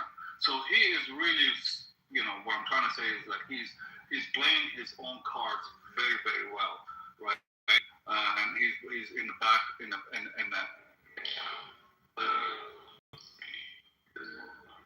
everybody else is off the wall going crazy. Are you back, Michael? No, just to Lamar's point, I don't think that we're wrong on Lamar's on the phone. But yeah, I'll wait till he comes back, I guess. But I'd still just Marco Rubio and JD Vance just have that problem for when they have to defend their problems. They have to defend this regime and everything they're doing. Secondly, both of them have not been true to themselves even, because they're whole associated with Trump when they were totally antithetical to what Trump was talking about. So they don't appear to be winnable, and ultimately they are going to have to win the general election. And I just don't think anybody. I just think they're very beatable. So from a standpoint of being on the Democratic side of it, I'm definitely looking forward to either one of them coming out of there with the Republican nomination, assuming Trump doesn't try to do something goofy with maintaining or like the non-peaceful transfer of power. Yeah, but what the left is going to have to do in order to sway the country towards a Democratic presidency and a Democratic administration comparable, if not somewhat kind of similar to Obama's, is they're going to have to get ahead of this whole propaganda surrounding transphobia. Whether we want to acknowledge the elephant in the room, right now, that's all that the right sees the left at, is the left trying to work so diligently to turn everybody into trans. And they're going to have to get in front of that messaging. They're going to have to pretty much take down and break down that stigma, and in some way, somehow try to sway a sovereignty of their voters or a majority of people to believe that they're not completely centered and isolated on trans issues. And I hate that's been the whole premise of the left of the party, because trans rights matters too. And I think that's all that the left is saying. But the right has done a really good job in orchestrating that propaganda and saying that all the left care about is turning your kids into trans. They're going to have to get ahead of that, because whether we want to admit it or not, the right is good at making sure that they push a narrative. And a lot of the narratives that they push is a lot of misinformation. They're the king of, the queens of misinformation. So they're going to have to get ahead of that. They're going to have to do a lot of revamping if they want to sway voters back on the left. So Gwen Stefani, I don't think it's going to be as big of an issue. And I'll tell you why the reason I don't think it will be. I think that when we had a buying economy, when people were doing well, when all these people at Amazon are like federal workers, all these people had their jobs and everybody was doing good, Biden had a good economy. The border was shit, and they used it against them, and then they started sending off those people to sanctuary cities, and so they created that issue. Outside of that, I think that so like Maslow's hierarchy of needs, right? Like when you can't feed yourself, you can't put a roof over your head. Like right now, our immigrant population of workers, things aren't getting done in all areas because like people are scared because of what's going on with ICE. I just think that is so far down the list, because literally, like, is it 1% of our population? I think it's like less. It's like a percentage. It's points of a percent of our population is trans. It was something that they could use because everybody on Maslow's hierarchy needs, were eating good, we were clothed, we had a roof over our head, our kids were doing okay. Like as a country, everybody was okay. So we could look at like little issues like that. Now with ICE, with this like war in Iran, with the petrodollar, with gas price being through the roof, with grocery prices going up, we have to say that I think that they won't be able to use trans issues again, because we have a lot of issues that are really affecting people. I think that Donald Trump lied. I think the Republican Party manipulated things, and they lied about a lot of stuff. Because here's the thing, it's a year and a half, well not a year and a half, but a year into his presidency, and trans ain't kicking through the door. It's like I don't see people like mad people just like flipping their sexuality. It's literally a lie, and people who got sold on that lie are now paying like $5, $6, $7 at the pump, seeing all about the wars we're doing, seeing how we're not America first. Like even Rachel Green and Nick Fuentes and Luke Rickard with his blue hat now, America first as opposed to MAGA. I think that we're good on that. I think the scenario they're setting up is going to make it pretty easy for anybody to run, because there's concrete things that people can touch. It's not just abstract concepts like this whole situation they try to pull with the trans situation. But you know what? I want to agree with you, Michael. But if you think about it, it's not at the bottom. Two things can be true at the same time. So yes, maybe back in 2024 going into 2025, maybe that was a table talk issue, but very small percentage, like 1%, like you said. But if you think about it, it's an extension of a much larger issue. To talk about trans rights, to talk about making sure that everybody gets a piece of the pie when it comes to work relationships, being able to have an equal opportunity here in America, whether it's you going to school, whether it's you on your job, whether it's you getting that upward movement. It's too progressives. They use those types of progressive movements as a trope and weaponize it against the left. And I think you've got some voters out there who are too scared that if you start talking about some of those table talk issues, that table talk issue that we talk about, let's say, for instance, like what you said, high gas prices. Okay, well, we talk about high gas prices. Yeah, that's affecting us all. But then if we start talking about, okay, not only is high gas prices affecting us all, we're talking about equality. We're talking about now going back to the Jim Crow era. So when we start talking about that, a lot of people are going to consider that as, oh, well, that's too progressive. So you got a lot of, and I'm agreeing with what you're saying, but but you just got a lot of people that are really good with messaging. Like they like to lump in and conflate matters and say, well, shit, if you go for the left, just understand you're gonna have sanctuary cities, and they're gonna be blowing your head off. So you're gonna have to worry about your kids not coming home, and if they come home, they won't be the same. They'll come home, but they'll leave home as a boy, they'll come back as a girl. Or, you know, you gotta worry about, you know, if your wife or your husband goes to work and now they're supervising, and you gotta worry about somebody taking your job, and they may not look like your husband. So it's a bunch of conflating issues that I feel as though we're going to have to combat against, because everybody considers it to be too progressive, and they utilize that whole messaging. Well, your message is too progressive as a trope, it seems. That's just the way I see it. But you know, I'm just one side.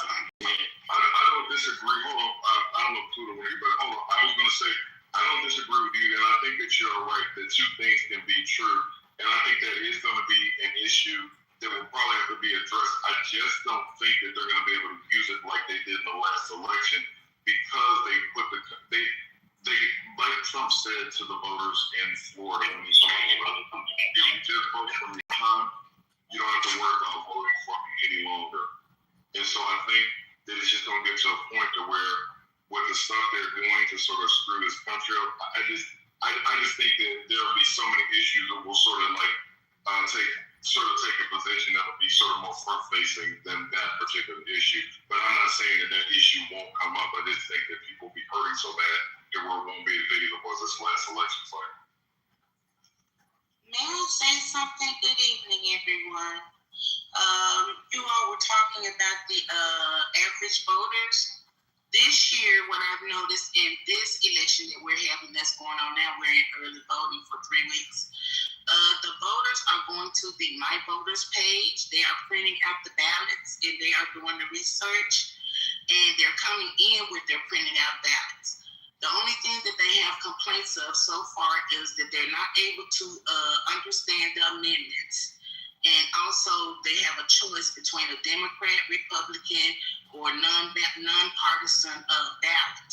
They were disappointed that they had to make a choice and were not able to vote for people in other parties that they would like to vote for.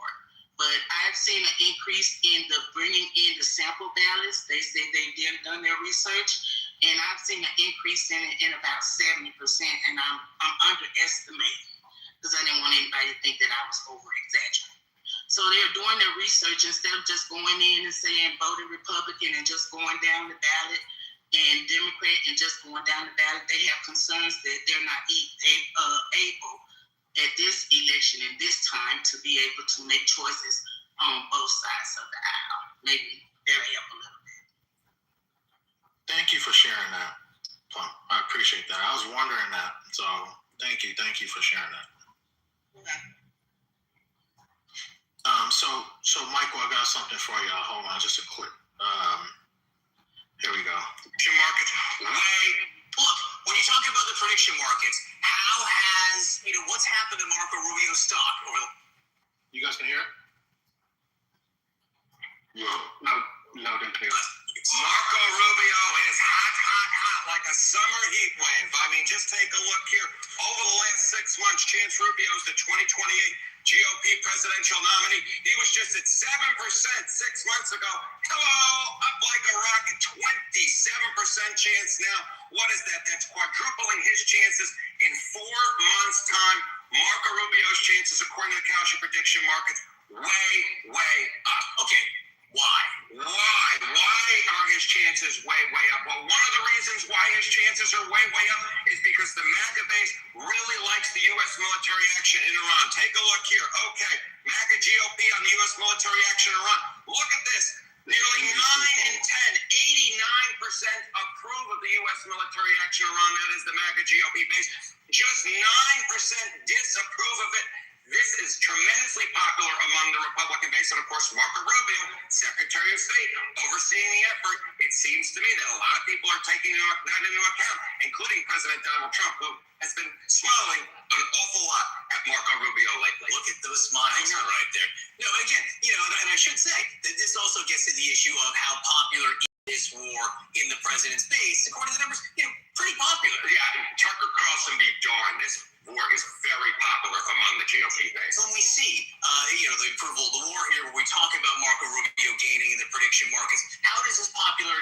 other secretaries of state. Yeah, if we look within his own party, right, you see this 89%. This is reflective of a larger popularity happy issue that Marco Rubio has. I mean, just take a look here. Okay, own party approval, Secretary of State about at this point in the presidency. Look at this. This is Marco Rubio at 81% among Republicans at this point, significantly higher than Tony Blinken was, of course, who was Joe Biden's Secretary of State at this point in the Joe Biden presidency. He was only at 63%. So I think Donald Trump is also looking at these numbers, saying, hey, this is a popular guy amongst the Republican base, and the actions he's overseeing are also quite popular. Maybe he's someone I might want to get behind for 2028.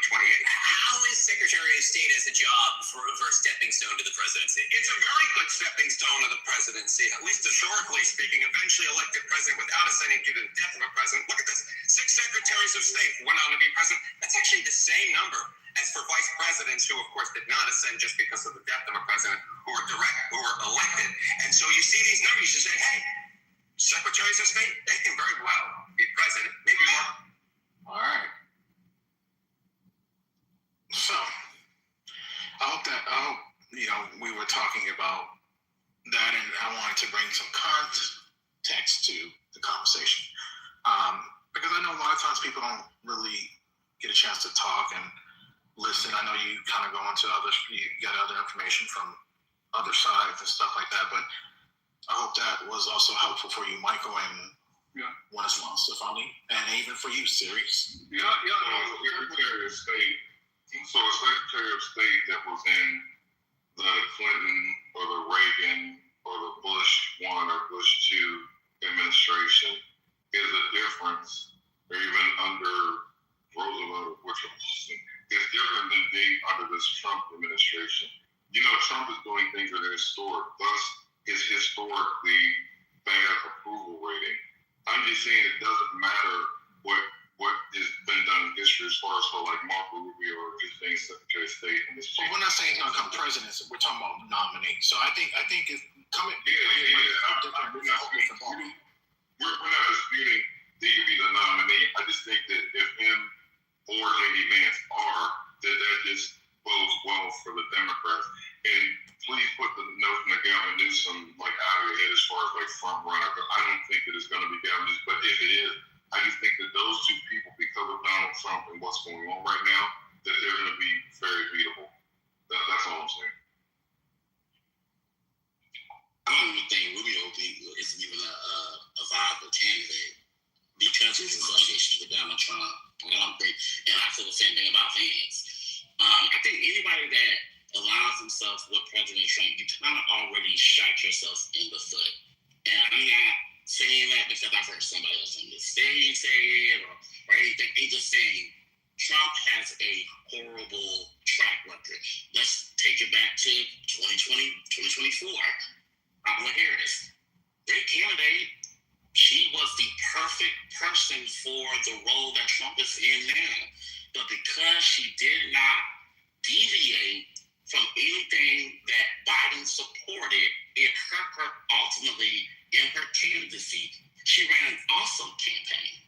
Let's just say she did an awesome job. But in order for Rubio to even be a candidate, he's going to have a come to Jesus moment and say, you know what? Some of the things that the president did, I wasn't really fucking with. I wasn't even watching with half the time. It was all for, just for the glitz, the glam, just for the exposure, just to say, hey, I was able to have a seat at the table, let alone, a equal footing at the podium. He's going to have to come up with something really extravagant to really wow his voters and say, you know what, I'm not like Trump. I'm not like him at all. If anything, I did the best that I could to show up in them boardrooms and to give everybody a different perspective on what he was trying to do for the country. No, I didn't agree with everything that he did, but some of his policies I did rock with. He's going to have to do a hell of a lot of footwork from the grassroots going up in order to even see himself as a candidate. And that's for him, and that's for me, that's for anybody associated with Trump. Well, Mario, I got a question for you. Go serious. No, just quickly on that clip that Mario played. So, and I'm trying to square this thing up, right? It says MAGA is supporting this war, but MAGA voted for no Middle Eastern war. So how they have high support for this war, while the guy who they voted for, they told him the mandate that he was given is like no Middle Eastern war or forever wars. So I don't understand. Like they just go by. Like, can you please explain it to me? Yeah. So I was having a conversation with a group from Georgia last week, right? They're Trump supporters, and some of them supported or some don't. That 9%, the folks who like myself, regardless of what my good friend Spiritus might say, we don't support this war. Right, I'm part of that 9%, and it's probably larger than 9%. That was just an NBC poll. Who knows what the poll details are in it? I'd have to look at the details. But I think the war was stupid. If you guys go back what I talked about when we first started the room, I won't do that to your room again, Lisa, because I don't want to piss you off. But we clearly know that this was a fucking dumb war or an excursion, whatever you want to call it. And it was a waste of time. And again, Trump. And let's hold on. I gotta set you straight for it, because you people who keep saying it. We lived through Trump 1. He was bombing other countries, and Trump won. You as a president never can say we're never going to bomb or attack another country. I think that's stupid. The fact that he used to say that is the dumbest shit. Because as a president, you have to make decisions regardless of what you ran on. Shit changes once you actually sit in that chair behind that desk. But that's his I don't know why No, Amari, I'm slight pushback here. This is a war of choice. This wasn't like an imminent attack. I just said that. But you just could have said like this was a dumb war, but you didn't have to add that extra little piece in it that y'all continue. The way he ran on this, he ran on. Who gives a shit what presidents run on? They run on a lot of different promises. They try to keep as many as they can, but war and bombing. No. Amari, bombing and war are completely different things, right? Explain. Like there hasn't been a U.S. president who wasn't bombed probably since Bush, since the last Bush during their first term. So that's normal. American people don't even fucking realize that. Okay, so what? But it's not the same like J.D. Vance and Trump saying there will not be any more forever wars. There won't be any more stupid wars. There won't be any more sending your sons and your daughters overseas to die for fucking 20 plus years. So, bro, nah. It's not the same fucking thing. I don't even know how to even try to say it's the same shit, bro. So that's what I'm saying. I'm trying to understand it. Haitian, I'm trying to understand it. So, in terms of MAGA, from MAGA point of view, right? So they were expecting to go in the war or there's a bombing campaign. They're okay with that. But they're not okay for forever war or war like right now. This war with Iran could be going forever if the ground troops get committed to it. Yeah, right? Because like, think about it, right? Serious. So I'm in those. So even during like after the storm, there was times when we were still bombing Iraq, right? There was times before Afghanistan we were bombing Iraq. There's times after we bombed the other places that people have no clue that we bombed. But those are I'm not gonna say little, but those are little. They're not mass operations. They're very fucking targeted operations. Omar, this is not the same thing. Like, do you not see what people paying for gas? Do you not see what the fuck is going on? Right. So we can look at the economic impact. Yeah, definitely. So that's why I'm asking. I'm just trying to understand. But I think MAGA. Oh, go ahead, serious. Haitian, I'm 100% in agreement with you, but I'm just trying to understand from the point of view of MAGA. Mari played a clip and said MAGA highly support this war, but also MAGA voted not to go to war. So I'm like, hold on a second. How is this happen? You vote for one thing, and he does the opposite, and you still support him. That's what I'm trying to find out. Like, how is this registered? So I'll give you the easy answer, in my opinion, my humble opinion. MAGA's just spineless motherfuckers, bro, who have zero integrity. So they give a fuck. They don't give a fuck what Trump does. Trump will go continue to kill whatever the fuck he wants to do. The same way they make a schizophrenic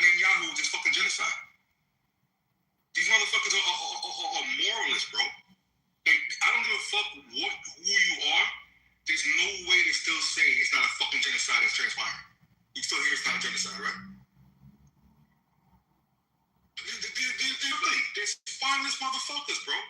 There's not even, at this point, it's not even trying to understand them. They are what they are. They are who they show you that they are, right? Like to still be making fucking excuses and justifications for the bullshit that we're seeing going on shows the level of the level of piece of shit someone could really be to justify this. And again, how the fuck can people say that it's not a genocide taking place in Israel right now, in Palestine? And how the fuck can anyone else say that Netanyahu is not the worst president we ever had? I mean, Trump. Let me say this, and I want to let Pluto get in, Omar, because I did want to. What you said is not true. People do care what you run on. You can see it in what's going on with Trump. So the amount of, like, you're right, people do make campaign promises that they don't keep all the time. And in Trump had guardrails. They talked about things he wanted to do that people literally stopped him from doing. I'm saying that you can see in his popularity polls. You can also see in the way when people talk to real people. I literally have seen like where signs were up and signs would come down. People pulling away from it because they do feel like they were promised this stuff. Again, the way that you're seeing it, or the people that you might have talked to in Georgia, may be on a level where they critically think. A lot of people don't do that. A lot of people heard no new wars, no stupid wars, all the things that Haitian said, and they went with that. They voted for that, and they are feeling grieved. They're feeling like they were misled now. So I'm just saying that is a real thing, whether you can see it or the people in Georgia can or not. And I did want to let Pluto get in here real quick. Well, I spend most of my time outside the U.S., and people would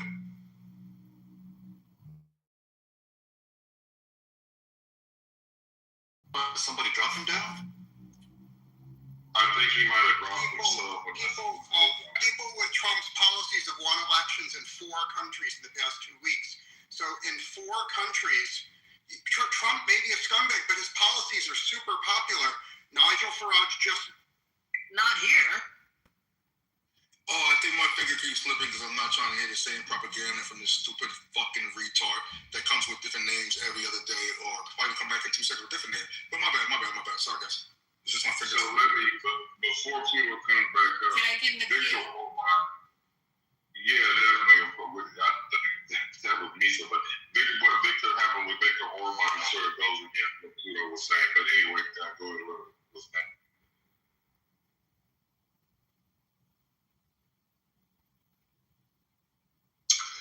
Yo, people. Okay, hold on. This is MAGA. This is the real MAGA. This is who Omari is trying to get us to believe. Hold on. 8 months ago, Pete Hegseth and Donald Trump said, quote, we obliterated their nuclear capabilities. Was that a lie? I didn't say partially, because that's not what they said. Was that a lie? Yes or no? What if Iran did some of it? That's not, I didn't ask you about what you think about what Iran did or didn't do. What I'm telling you is direct quotes from Pete Hegseth and Donald Trump. I'll repeat it again. Was Donald Trump and Pete Hegseth telling the truth 8 months ago when they said we obliterated their nuclear capabilities? Yes or no? They were information changes. Oh, the information. So the information changed. So they were telling the truth, and then they furthered their nuclear capabilities in 8 months. That makes complete sense. Was Tulsi Gabbard lying under oath when she said she had no reason to believe, based on her own intelligence, that Iran was furthering their nuclear capabilities? Was she lying under oath? That's okay. Hold on a minute. When you win a war, the other party has to give up concessions. Is that a fair assessment? By most standards, most people would say when you're in a war with your adversaries, when you're in a war with your enemies, usually the person that wins a war, the other person has to give up concessions. Can we at least agree on that? Can we at least agree? Okay, thank you. Okay, can you name me one concession that Iran has given up in the last 2 months? I didn't ask you about predicting the future. I could care less what you think about the future. I need you to pay attention to my question. In the first 2 months plus of this war, can you name me one concession that Iran has given up? Are we talking like in terms of... I will repeat the question again. It's a very simple one, but that's okay. I'll be patient with you. This war has gone on for, I think, 66 days or 65 days.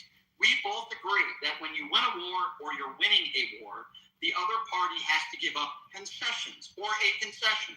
I'm asking you to name one concession that Iran has given up. Just one. You You mean like the hot dog stand or the fast food? You mean like other things? So, Ray, there are tens of thousands of innocent people that have died. There are brave. Okay, get rid of them. There are brave men and women that have come home in caskets. And Ray calls into this show, and he laughs. Wait a minute, tens of Ladies thousands and of gentlemen, people. What's going on here? this is Donald Trump's base. These are not serious people. It's almost impossible to have a serious conversation with them. Iran has given up 0 concessions. The Strait of Hormuz is closed. There is no evidence from Iran that they are negotiating with America. The only thing we hear is from the White House, and every single day Donald Trump says they're begging to make a deal with me. Then why haven't they made one already, and why have they broken the ceasefire? 8 months ago, Pete Hegseth and Donald Trump said, quote, we have... Okay, that was just a MAGA calling in about... Oh, okay, hold on. Let's... Wait, whoa. I got another one. Oh, can we talk about that one? Supporting the war. I got another one over here that says MAGA voters are losing it over Trump's decision on starting the Iran war. Trump and MAGA at breaking point over Iran war. MAGA movement splits over Trump's decision on Iran war. So you said they are feeling it, they're supporting it, but who's they? So his base, the people he just called, they're not serious people.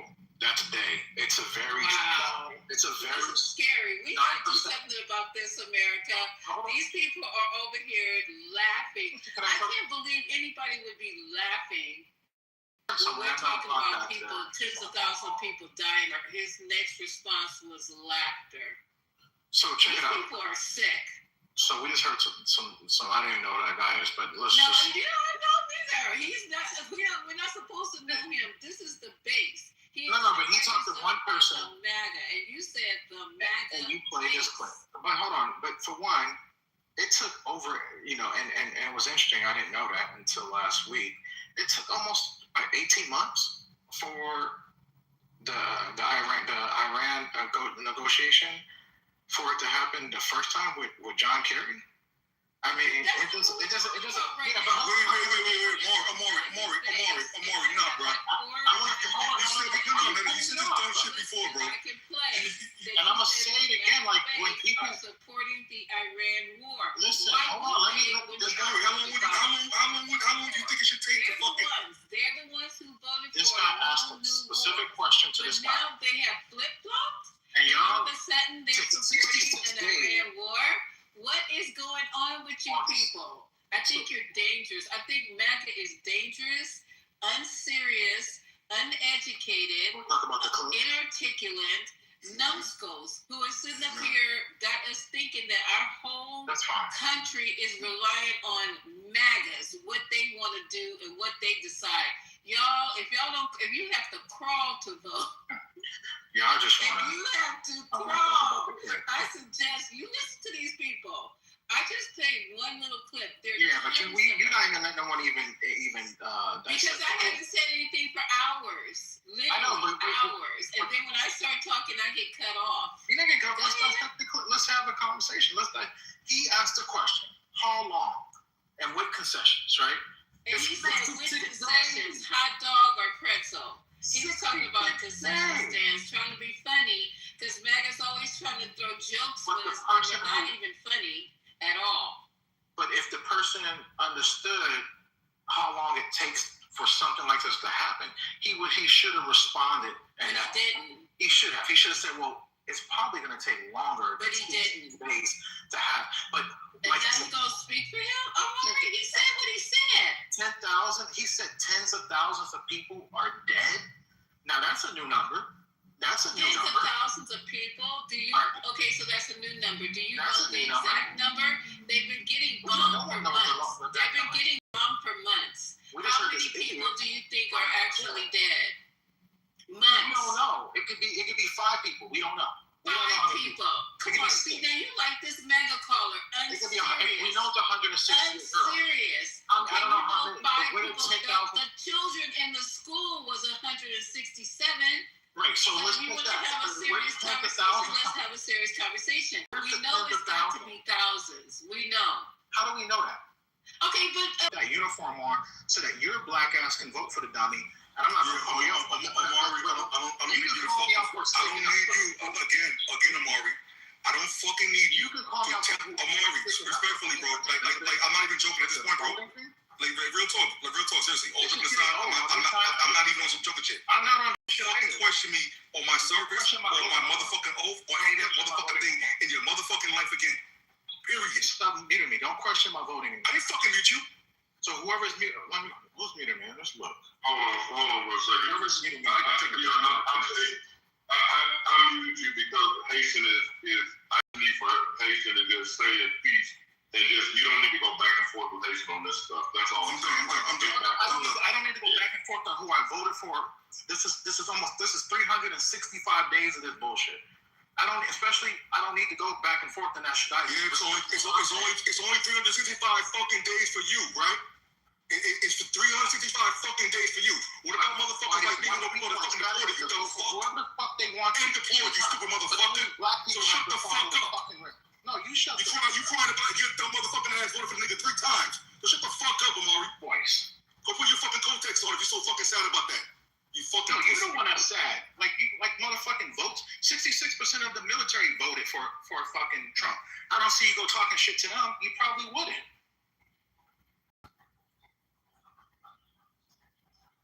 Damn, that was a war. You say you still got that Netanyahu clip?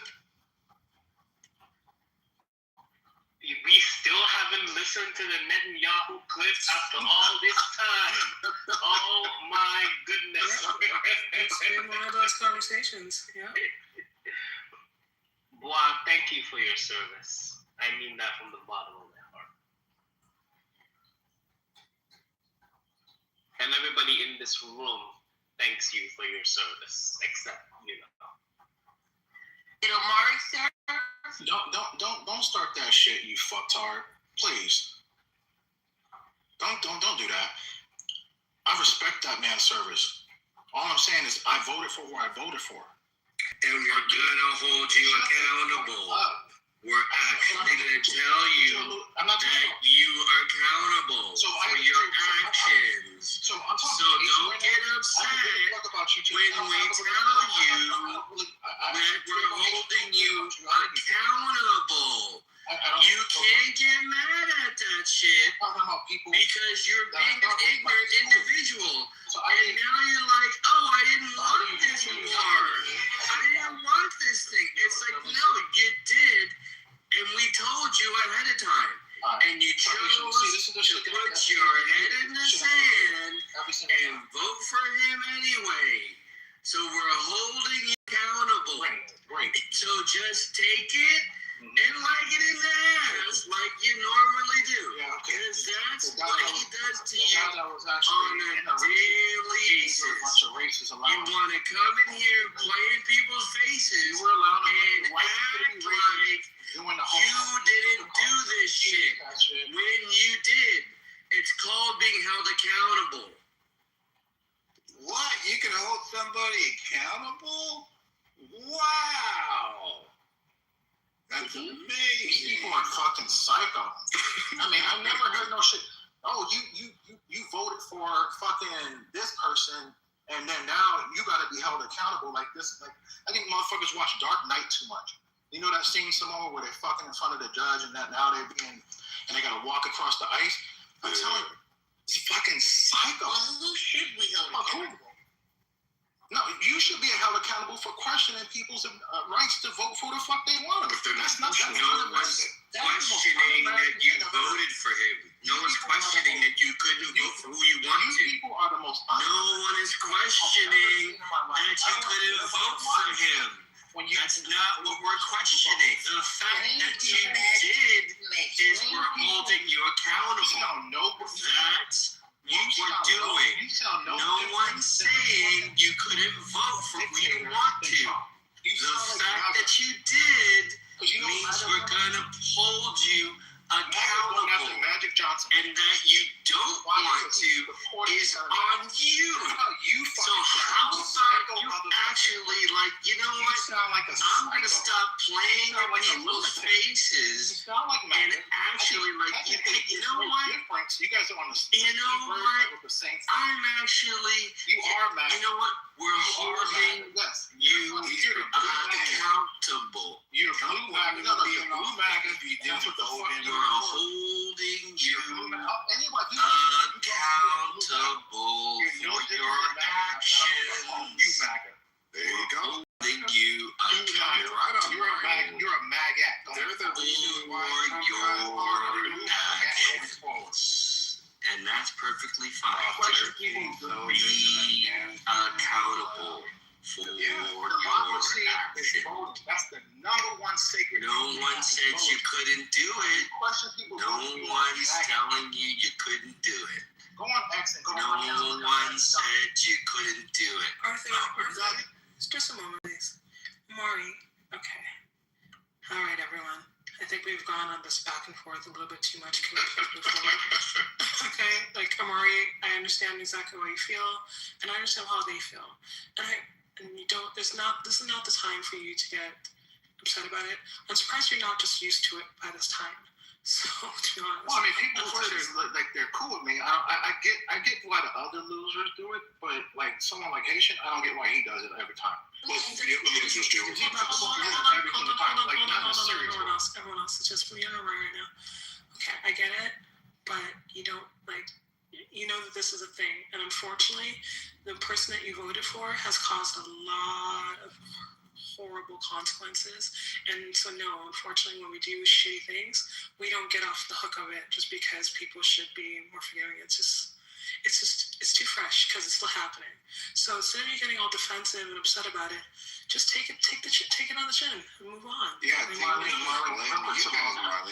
You do know how generally how people, especially even Haitian, because feel about you overall. So I don't know why we need to go into like a whole several minutes of this and then you're getting more upset. Because it's not going to change anyone's views of you. And the only thing you can do is basically just stop reacting so much to it like you usually do. Sometimes you're pretty okay about it, but most of the times you're like pretty defensive about it. And at this point, I wouldn't if I were you, because you did what you did. And unfortunately, those are the consequences of when we make shitty public decisions, right? People are not necessarily going to give us Joe Biden, right? Yeah. You know, it's just like people complain about that. I'm not American, so I don't care. But my point being is that people hear about things that they've done. For instance, my brother still brings up the fact that I voted for Trudeau at some point in life. You did what? I voted for Trudeau. Oh my goodness. Yeah, after only the first time though. The second time I didn't. I can't remember who I voted. I don't vote for any major parties anymore because they're all shitty, and that's another conversation altogether. But do I take that shit on the chin? Yes, I do. Because I have to be like, yeah, I know, I fucked up, didn't I? I don't go into it. I don't go into defending myself. I just literally say, yeah, I did. I'm an idiot for that. So and then that's the beginning of it. Amari's not defending his vote. He's just looking at like, bro, like I thought that democracy is something that's like preserved for like Americans who are able to freely express ourselves. No one is saying he couldn't vote for who he wanted. No one's saying that, Samoa. No one's saying that he couldn't vote for who he wanted to, Samoa. No one's saying that. No one's saying that at all. So stop saying that. That's what we're doing, Samoa. No one is saying he couldn't vote for who he wanted to. But it's trying to bully people, though. I mean, like you're trying to beat people. Like I seen this shit in the MAGA movement. This is like one of the things. I went from I went from 120,000 followers to now 92.2, right? On X. The reason being is because I went against Trump, and this is the shit I hear from them. So to hear it on both sides, I'm thinking like, okay, maybe okay, cool. I don't give a fuck what they say because they're just random people on X. But then when people, my apologies, Amari. I didn't know how hard it's been for you that you've lost followers since this situation, since standing for something. I'm sorry, Mark. It's not that. It's just I'm really sorry, Mari. Right? Because like people getting deported and shit like that. So I apologize, everybody. I think I'm right there. So I ignored from every. Marlene followers on Twitter. So Marlene, I ignored from it, but like the people who are mod with, who are besides Big N, Seriously, everybody else, I look at you guys as my friends and a family, but if I didn't, Omari, bro, don't play this fucking pussy bullshit, bro. You throw fucking jabs and do annoying little fucking things, right? So for you to point out that little comment homeboy made, what, no one should say anything back to you? This isn't there, right? Like Tucker's talking about Israel. Like, bro, you voted for this piece of shit who's also a fucking pedo. Where was that energy You not when see he this? won? He didn't have that. Omar, do you not realize this, Omari? See, but now is where it gets fun. Thank you. One of the loudest pro-Iran war, pro-Netanyahu voices has been a guy named Mark. Omari, just for the record, if you know what the fuck I was looking at and seeing last week, you would be more fucking disgusted with any motherfucker who's still talking shit about Trump. Not just from a fucking war level, from every fucking level, from the pedo level especially. But I can't. You motherfuckers support a fucking pedo. So, if we want to this is what I'm saying, Haitian. This is what I'm saying. If we argue about a policy, right? Let's say about the war. That's fair. That's fair and game. But if you go on and your comeback is well, you voted for Trump this weekend, and that's the only thing y'all have to say every time. It's just like, bro, okay, I voted for Trump, but we're talking about the policies right now. Why can't we just have a spirited debate on that? But you didn't fucking speak on the policy. You spoke about a guy not having correct fucking numbers on death toll. That's what you spoke about, Amari, right? Yeah, why can't we argue about that? That's fair. I'm not saying you can't, say, Amari, you're a dumbass for this, or Amari. I'm not saying that. I get that. I welcome that. What I'm saying is like, the vote thing, like that shit is save that shit for the minions. Bro, you're not a minion. You're not like these people who are fake on this ass, weeping over people who don't know they hide. Like, take that for those motherfuckers, the weak soft people. Don't be like that. That's all I'm saying. We know who they are. No, before Trump took office, our military was run by liberal, bleeding-hearted, tofu-eating wokesters. They forced our troops to wear rainbow-colored uniforms and swap their weapons for books on critical race theory. But I'm sorry. I think what's more disingenuous is that you're misrepresenting the argument. Nobody is chastising you for voting. Nobody's saying you shouldn't have voted. So that argument is quite disingenuous. He's chastising you and a reminder of what you have participated in that people daily are being reminded of in their daily lives. The higher fucking gas prices, the fact that their voting rights are being taken away. So I don't understand how you're so cavalier about any of that. Now, that doesn't mean you deserve to be browbeaten every day either. But I mean, when you're reminded of the conscious choice that you made, you should eat that. Like I said, it just reminds me of how MAGA acts. And again, I can show more. I can post. You should see how the shit they're acting because of Magic Johnson. Bro, I didn't even start off trying to attack you. I've been mad fucking mellow. I only brought that up for the fact that you bring it up that like you trying to fucking one up somebody as if like you motherfuckers have facts that are accurate. The person said, okay, he said he inflated it on the death. But who gives a fuck? Really, if you think about it. Were you the ones burying children? You're a fucking grandparent. Why would you come out of your fucking mouth to even question the numbers when we know that people are fucking dying for no fucking reason? Oh, when I bring up numbers, so the whole point was that Tamisa, right? She played the clip where a guy brought up numbers. When I bring numbers and people dying, I get questioned. Democrat either, though. I didn't say you were Democrat. So when you and I had this conversation right now, just this last back and forth, it was about, like I get it. I voted for Trump. I fucked up. I admitted on that stage. I fucked up and can't go back and change my vote. What I can do is not vote for him again. He can't run, but not vote for anyone like him again. That's one. And two, I've voted anytime I voted to redo the maps in California, right? So I voted for things that are Democratic policies. So, I mean, again, it doesn't mean anything. It doesn't mean anything to y'all. And I shouldn't even have to explain that. I'm not a Democrat, so I can give a fuck if you voted for a Democrat or Republican. Right. But that's the thing, though, right? I can try to move forward. I can try to look forward, or I can look in the rearview mirror. and pump the brakes. Well, Maury, if you're really trying to move forward and not be in the rearview mirror and not get called out for shit, it's interesting that you still justify a lot of the bullshit. We have conversations, bro. Like sometimes what we'll do, sometimes, and what's the name will tell you, Misa, because her and I will have this conversation. Sometimes I'll listen, and like sometimes I'll be like, yo, I'm just gonna interject right here, right? It doesn't mean it's just to pull the strings and see how people thought patterns are as well. That's all. It's not to like have an argument. It's to have this to keep the room lively. It's to have the conversation and see how people can have impromptu discussions. You're being contrarian for no reason. You're being contrarian to try to keep things lively is asinine. And you're playing in people's faces. And you're being called out on it. And you're like, wait a minute, don't do that. You can't call me out on it for being lively and entertaining. Yes, we can. That's the whole point. So that's the whole point of stop playing in people's faces. You don't matter. So there's people. It doesn't matter if I don't matter. I don't care if I matter or not. I'm still going to tell you about it, Omari. I don't care if I don't matter. I don't care. Do you understand that? Do you understand I don't care if I don't matter? I'm telling you about yourself. Sandra, those people and Deborah, those are the people that I consider like. I don't care who you consider. So what I'm trying to do is. I don't care who you consider. You understand that people are going to tell you about yourself.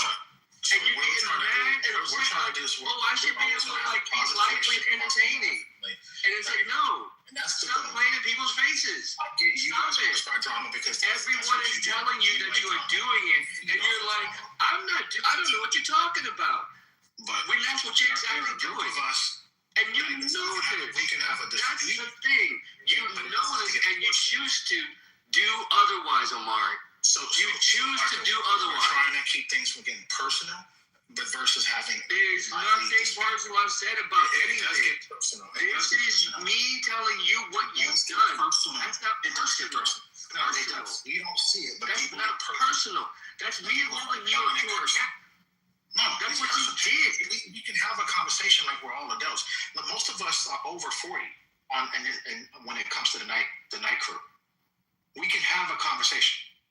Omari, do you remember the conversations that took place during the campaign and during the election? Do you remember people saying that at some point during the course of this administration, you're going to regret this vote? I remember that conversation being quite frequent among people during the course of that. So that's, in essence, what you are listening to, is that people, and not only that, but it's like, when people said that, they knew what this was going to yield. They knew what was coming. And it's upsetting and it's frustrating with people like yourself who made conscious choices during that time period. And people were warning people like yourself. So again, I don't know to say that you deserve the incessant browbeating, but you have to understand where it's coming from. This has a real life impact on people's lives, if not on their lives and people that they love. So I have to continually reiterate that you personally just are a proxy for this. So that's the reason why. So even in your admission that what you did was wrong, that's not what people are saying. What they're essentially saying is, motherfucker, we told you that you were going to regret it. That's what you're hearing. That's what you're listening to. So you can say it today. Go ahead, I see you came off. Go ahead. Yeah, I got the Netanyahu interview. I'll put it up. So you can just go ahead and play it if you want to go ahead and play it. Wait. No, this is getting good. What are we doing? Okay, I'm kidding. So messy. The ceasefire between the U.S. and Iran was tested again today by suspected drone strikes in the Persian Gulf, another spurt of hostilities in a war that has now spread from the Gulf to Lebanon, further complicating White House efforts to close a deal that would reopen the Strait of Hormuz and stabilize energy prices. With so much at stake, and as the war stretches into its 11th week, our CBS News colleague Major Garrett spoke yesterday with Israeli Prime Minister Benjamin Netanyahu. This is Netanyahu's first U.S. broadcast interview since the war began. He was careful with his words, but if you listen closely, you can find signs of where the war and the region may be headed. Is the war with Iran over? If it isn't, who will decide when it is? I think it accomplished a great deal, but it's not over because there's still military material. Wait, what are we watching? Rich uranium that has to be taken out of Iran. We're watching that, yeah. There's still enrichment sites that have to be dismantled. There's still proxies that Iran supports. There are ballistic missiles that they still want to produce. And we've created a lot of it. But all that is still in it, and there's work to be done. How do you envision the highly enriched uranium will be removed from Iran? You go in and you take it out. With what? Special forces? Thank God Bibi Netanyahu is in charge of Israel. Thank God. We need to build a third temple. We need to enslave all the non-fucking Jews. Enslave all the white. Shut the fuck up. Shut your fucking black mouth. Trying to listen to the clip. Shut your mouth, nigga. Mute. Shut him. I shot you, nigga. No, not muting shit. Shut your fucking mouth. We're trying to listen to the clip. Fucking goyim, goddamn Gentiles. Fucking shit, bro. What's going on? What's going on? Nothing. We're talking about these dumb niggas. We're trying to listen to the clip. Listen to our supreme leader. Fucking. Why you guys keep dropping, bro? It's fucking crazy.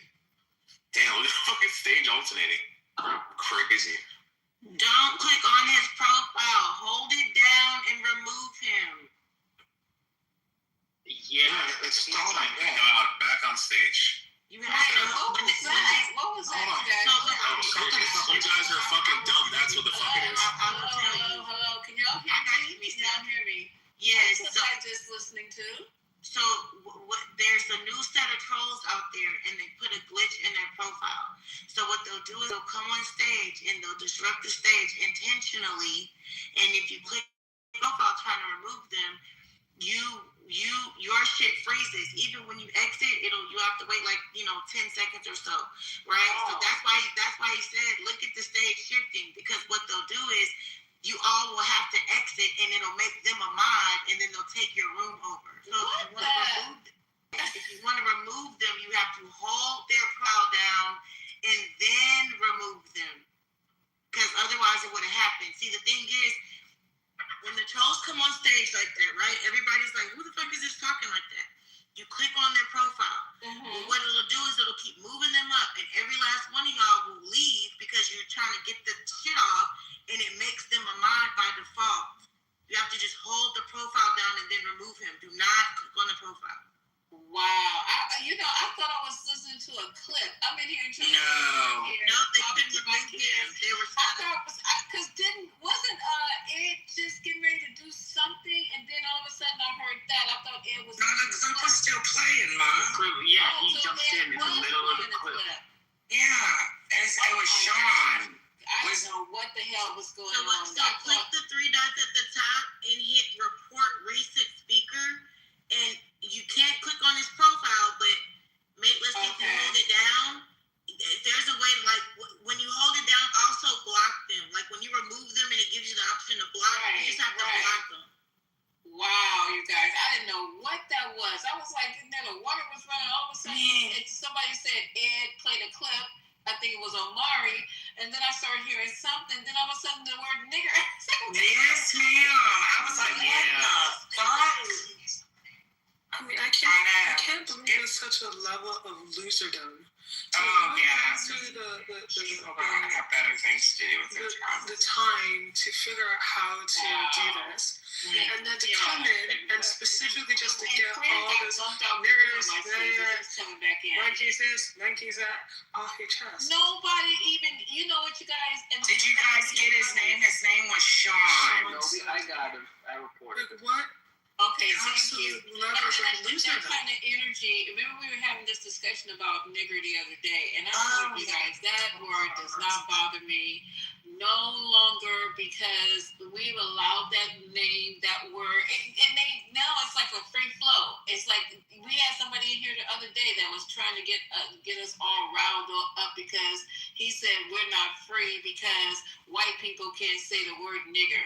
I said to him, say it. And as a matter of fact, say it everywhere you go. Say it all day long. I care less about that word. Please, you guys understand, you white racists and nationalists and Christian nationalists and all you guys who think that word carries any type of weight with me, it does not.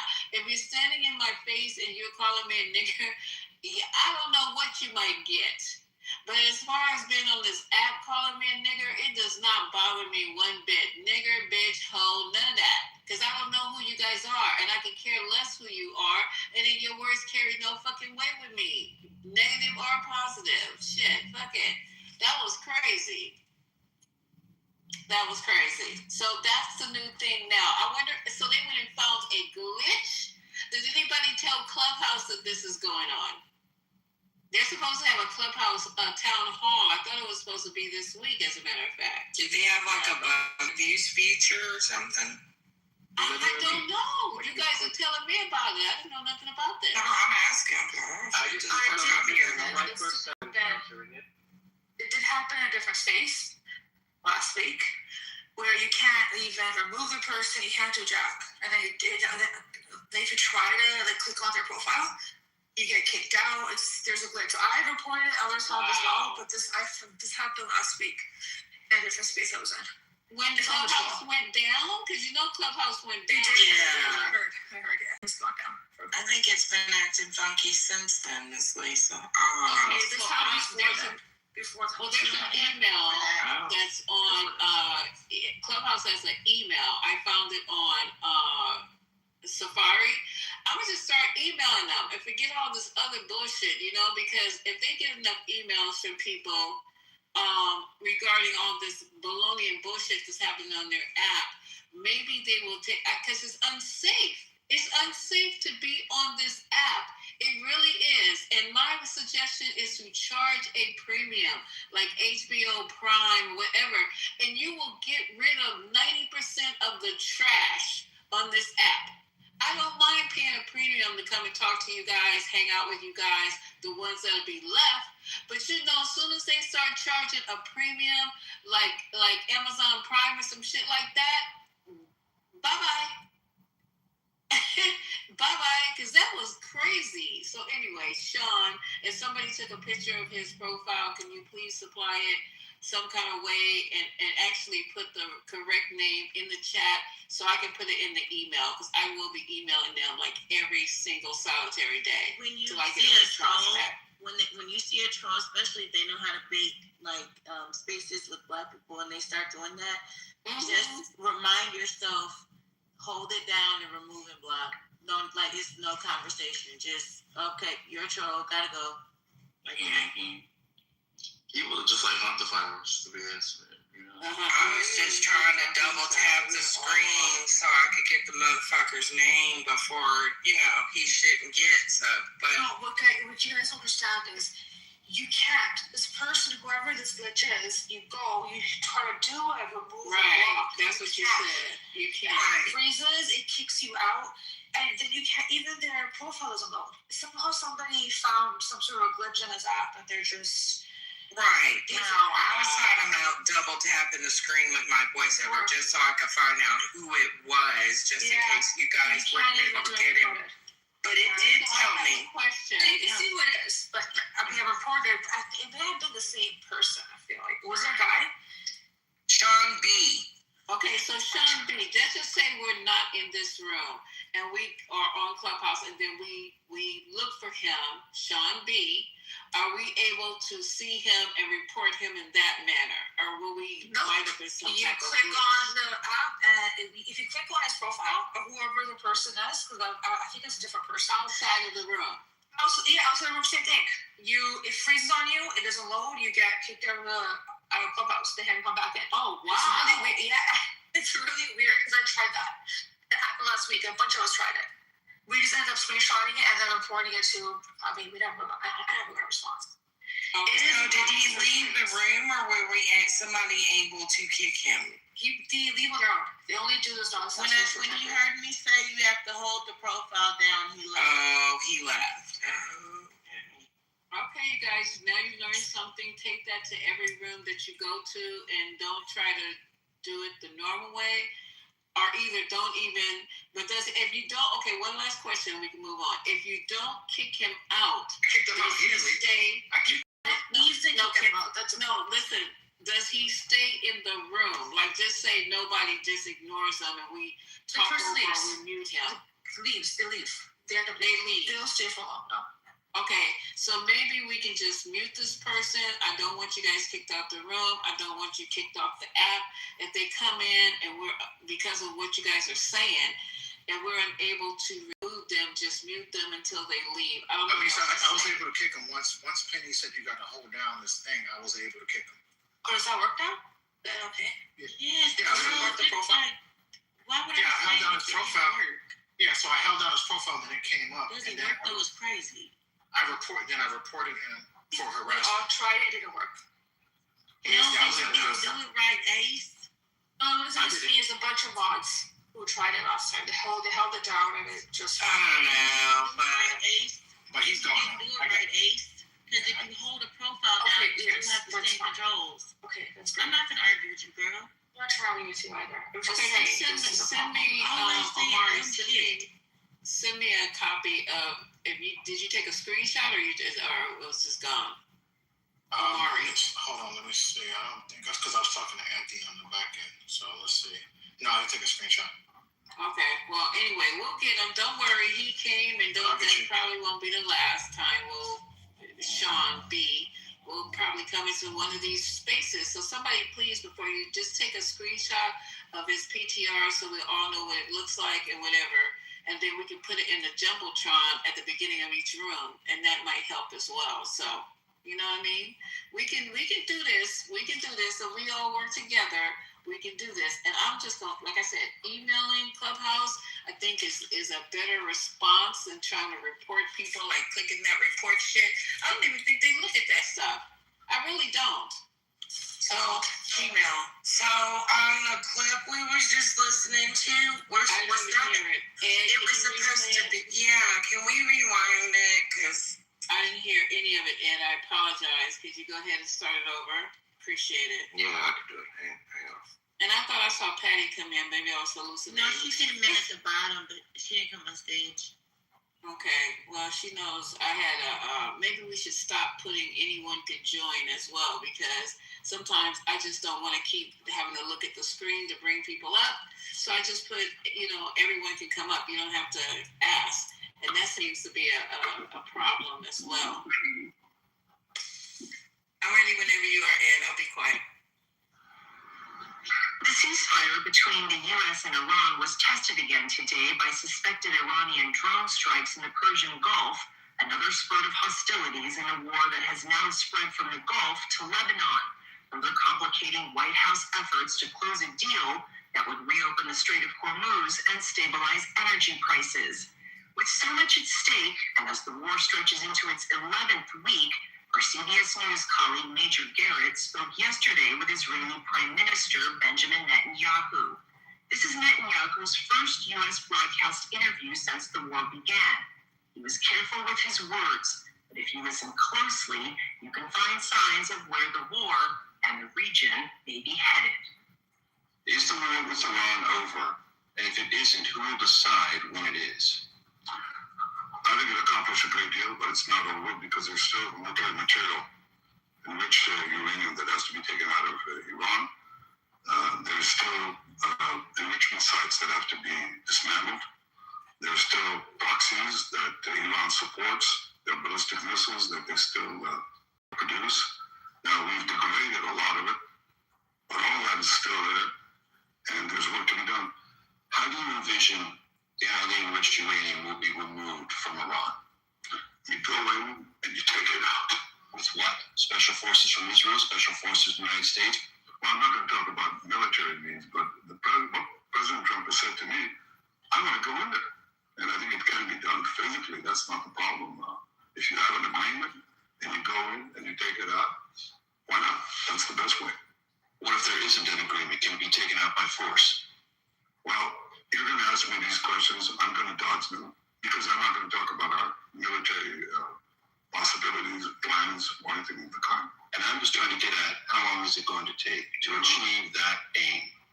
I'm not going to give a timetable to it, but I'm going to say that's a terrifically important issue. Hours before we sat down with the Prime Minister, Israel targeted Iranian-backed Hezbollah terrorists in Lebanon. This is the second front in the war with Iran, much more Israel's than America's. Is it possible, Mr. Prime Minister, that the war with Iran could end, but the war with Hezbollah could continue? That these would be separate and divergent battlefields? They should be. What Iran would like to do is to say, no. If we achieve a ceasefire here, we want a ceasefire too. Clearly. You know why? Because they want Hezbollah to stay there and continue to torture Lebanon, continue to hold its people hostage, and continue. Will you accept that? No. We've seen it if President Trump asked you to. Well, look, he understands what I'm saying. I mean, we want to get rid of that danger to our communities, to our cities. They rocket our cities all the time. They rocket our communities. And of course, would you want to live like that? So this could go on. Yeah, but even if Iran is solved. I hope not. If this regime is indeed weakened or possibly toppled, I think it's the end of Hezbollah. It's the end of Hamas. It's probably the end of the Houthis, because the whole scaffolding of the terrorist proxy network that Iran built collapses if the regime in Iran collapses. Do you believe it is possible to topple the Iranian regime? I think that you can't predict when that happens. Is it possible? Yes. Is it guaranteed? No. But in the days before the war, according to a New York Times investigation, the Prime Minister presented a more optimistic case to the President. And the New York Times reports as follows. Quote, in the situation where on February 11th, Mr. Netanyahu made a hard sell, suggesting that Iran was ripe for regime change and expressing the belief that a joint U.S.-Israeli mission could finally bring an end to the Islamic Republic. Is that correct? No, that's actually incorrect. Because in what ways is it incorrect? It's incorrect in the sense that I said, it's guaranteed, we can do it, and so on. In the confines of that conversation, you noted the uncertainty. Not only that, I noted we both agreed, that there was both uncertainty and risk involved. And I remember that I said, and he said, that there's danger in action, in taking action, but there's greater danger in not taking action. And continuing what the New York Times reported.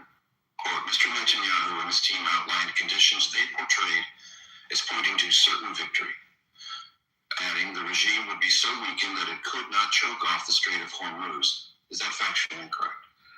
I don't think we could quantify it exactly, but I think that the problem of the Hormuz Straits was understood as the fighting went on. I think it became understood. Was it misread at the beginning? I'm not sure it was misread, but there's a great risk for Iran to do it, and it took a while for them to understand how big that risk is, which they understand now. No, I don't claim perfect foresight, or nobody had perfect foresight.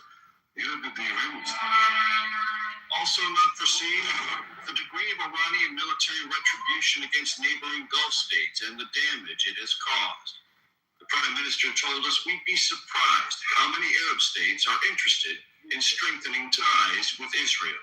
I now see the possibility of the expansion and the deepening of the agreements we do have to alliances with Arab states of the kind that we never even dreamed of. There is concern rising among the Gulf monarchies that it will not allow and does not want Israel to exercise strategic dominance over the Middle East. So has any of this been jeopardized? I'm hearing different things. I'm hearing the fact from Arab countries, which I won't get into. All of them? No. But some of them, and I never heard that before, let's strengthen our alliance with Israel, because that, in fact, deters Iran. Let's strengthen our alliance with Israel because we can do amazing things with Israel. That was really the trajectory before this conflict. It's more than you think now, in ways that I guess will become public. I can't give everything to 60 minutes or to you in one shot, but I'm telling you that the degree of economic on energy, on AI, on quantum, the areas where Israel is so strong, and they see the possibility now of sharing the fruits of these capabilities within, and that's happening right now. Also happening now, or later this week, a summit between Chinese President Xi Jinping and President Trump. China is the world's largest importer of crude oil through the Strait of Hormuz. We were curious about China's military involvement with Iran. I'd like to ask you about what you know about China providing materially valuable military support to what remains of the Iranian regime. China gave a certain amount of support on particular components of missile manufacturing. But I can't say more than that. Does that disturb you? I don't like it. Because it's apparently doing it right now. Could be. I don't want to speak for China. I don't want to speak also. But you have eyes and ears on this. Yeah, well, but I also have a closed mouth when necessary. American military aid to Israel has enjoyed bipartisan consensus for decades. It is now $3.8 billion per year and subject to new political scrutiny because of shifting public attitudes about Israel and foreign aid in general. Do you believe it's time for the state of Israel to re-examine and possibly reset its financial relationship to the United States, meaning what the United States provides to Israel on an annual basis? Absolutely. And I've said this to President Trump, I've said it to our own people. Their jaws drop, but I said, look, what do you mean? What are you saying? I want to draw down to zero the American financial support, the financial component of the military cooperation that we have, because we receive $3.8 billion a year. And I think that it's time that we wean ourselves from the remaining military support. Can you give me a timetable? I said, let's start now and do it over the next decade, over the next 10 years. But I want to start now. I don't want to wait for the next Congress. I want to start now. Well versed in American politics, the Prime Minister is keenly aware of declining support for Israel. According to a recent Pew survey, 60% of U.S. adults reported having an unfavorable view of Israel, up nearly 20 points in 4 years. One of the big reasons? The war in Gaza, where according to the Hamas-run Gaza Health Ministry, more than 70,000 people have been killed. That includes civilians as well as Hamas terrorists. Netanyahu attributes the reputational harm to Israel almost entirely to social media, which he calls the eighth front of the war. This is yours, right? You're not immune either.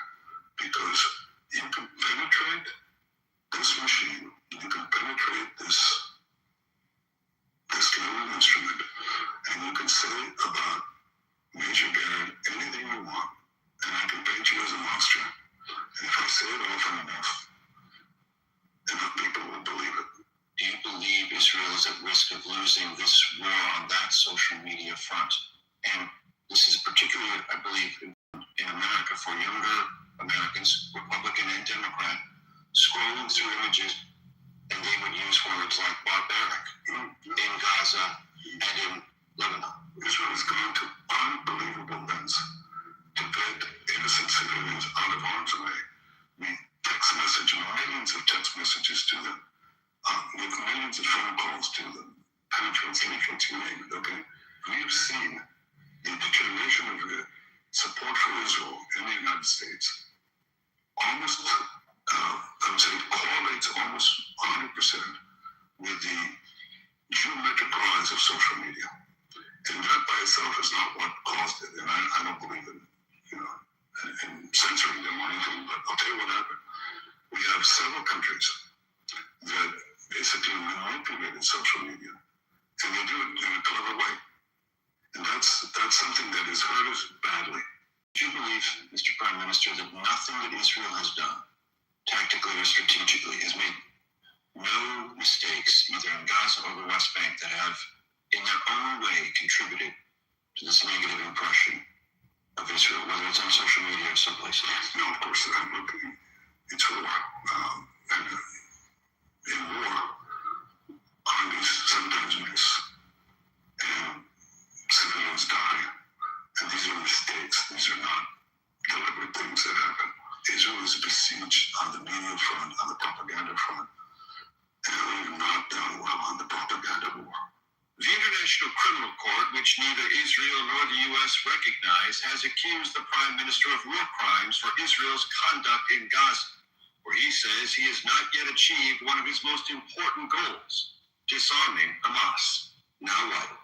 Somebody has to disarm them. Somebody has to then demilitarize Gaza. Radicalized, because you don't want these fanatics there. Is that Israel's obligation, or is that the international community's obligation through the board of peace? In some sort of very good. Finally, the countries would do it. If it comes down to us, then we'll have to do it, but we'll choose the time and the circumstances in which to do it, because we've got a few other things. But we are not going to let Hamas ever threaten Israel again. It'll have to be done. Could be done the hard way. Could be done the easy way. I always prefer the easy way, because unlike my caricature image, having been to war, having seen the tragedy of war, having experienced it in my own family, you don't readily dispatch people, young men, and sometimes young women, into the battlefield. Though, Mr. Prime Minister, there is an impression about you that is a hunger that people perceive in you for conflict. That's funny, because for years, I was considered, right before the October 7th, I was considered perhaps the most restrained Prime Minister in Israel's history. I was conceived as being physically tough, but militarily very restrained. Obviously, it changed because they were going to annihilate us. I didn't think it was just an attack by Hamas. I saw it as it was. An attack by the Iran Axis to try to annihilate us, to reduce to death. And I said in the Second World War, I said, we're going to change the Middle East. We're going to change this condition where they're ganging up on us, thinking they're going to wipe out the one and only Jewish state, wipe out 3,500 years of Jewish history. It's not going to happen. Not on my watch. And I said to the Israeli citizens, not on your watch.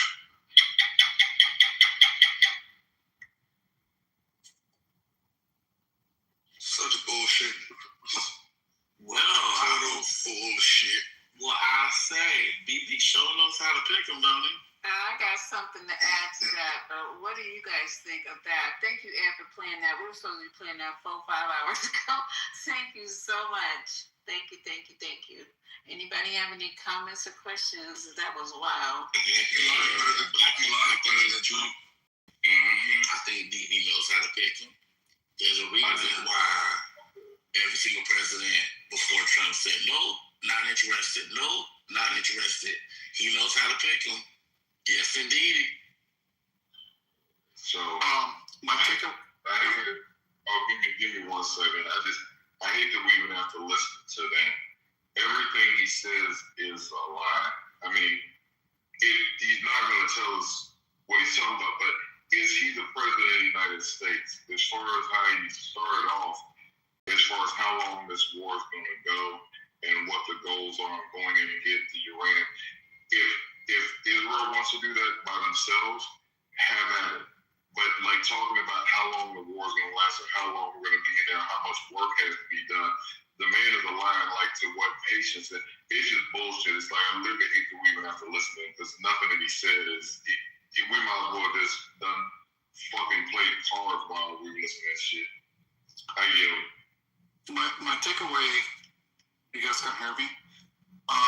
My takeaway on this is basically he put Trump on a back foot already when he said that Donald Trump told me that we are going in. So basically he's boxing Trump with the media right now and said, well, you told Bibi that you're going to go all in with the ground troops. What's going on? So he's calling the shot. He's showing his superiority into like, yeah, Donald Trump told me so. That's one takeaway. The other one is with regard to the money.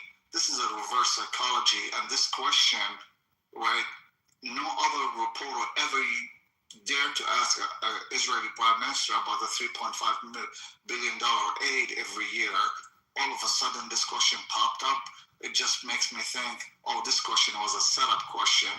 and this is meant to be do a reverse psychology on the American people. Because this question is not normal. I never heard that question ever to any prime minister. So that's that. And and notice the way that he speaks in the past, in a couple interviews prior to this, during negotiation in Pakistan, he keeps saying that, J.D. Vance reports to me, Donald Trump's report to me. Remember, he's not part of the negotiation at all. But apparently, these people, he's presenting himself like, J.D. Vance and Trump report to me what's going on, and and I'm part of this, deal, even though he's not part of any of this deal. A year back.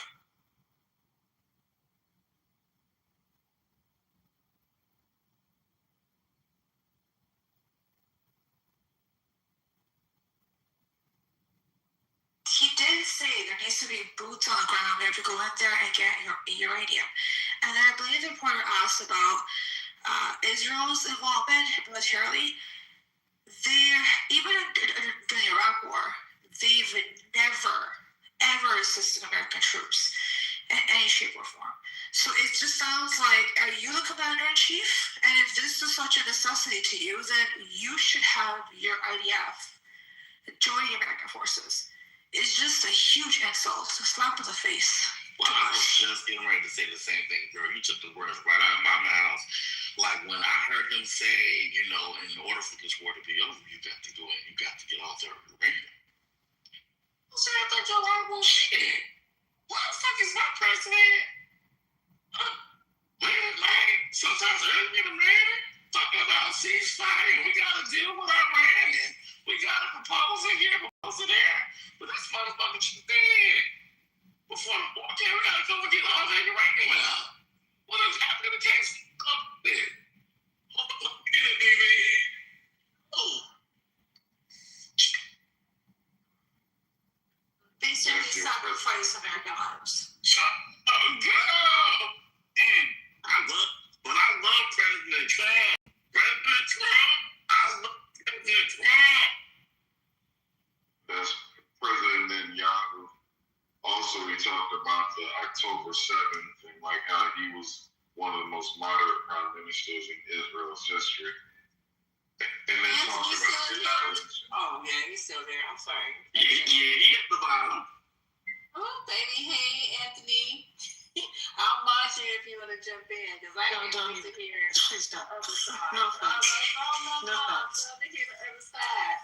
Y'all think that was crazy. Go ahead. I'm sorry to interrupt. I'm excited over here about this next clip we get ready to play. Go ahead, Max. I apologize. No, you're fine. But the annihilation, it's wise. So to go back and to think about what happened October 7th, how they came across, how like they had if the cameras were down, it looks like they allowed people to come in, but whatever happened, they're not caring about getting the hostages back. Where they were bombing sites, bombing hospital sites where hospitals could have been. Netanyahu, it's just live. So he came on 60 Minutes, an American program, to basically try to do a better job of selling the war than Donald Trump did. So he's trying to sell the action. Donald Trump never even went to that. Bibi Netanyahu was basically running this shit. That's what I got out of it. Best part is he blames social media. It's like, well, those images were real. Don't be mad that he got out. Yeah, that's the best part. So other front. No, I was just going to say to Quinn, I'm sorry, Quinn, that we're quit playing fools, but this is the last one. I promise you, you guys got to hear this. I swear I won't play a clip for another 24 hours. This is wild. I'm telling you, I was going to reach just a little late, Quinn. We got stuck in a dumber conversation that was earlier talking about how Donald Trump. Never mind. I won't bring that back up. But just this was not even long, Quinn. Hold on, you didn't let me correct the record on that either. So can I just do this and then you correct the record? Because just let me do this because Quinn is complaining we playing too many clips. We clipping and tripping. But I just want to still watching the game. Quinn got nerve. It is Monday night, Okay, just this one little one you're guys. It's only like 1 minute. Just allow this, and I promise we can just talk for the rest of the night. No clips, unless somebody come breaking news. But check this out. I know. Okay, hold on. Give me a second. Set it up. Turned on my speaker. Y'all still ain't bought me my Apple speaker. I have you know. Okay, hold on. It's going into the gas pump. The press is lying to you. They're saying that Israel is going to get off of funding of America, that they're going to stop it altogether. It's not true.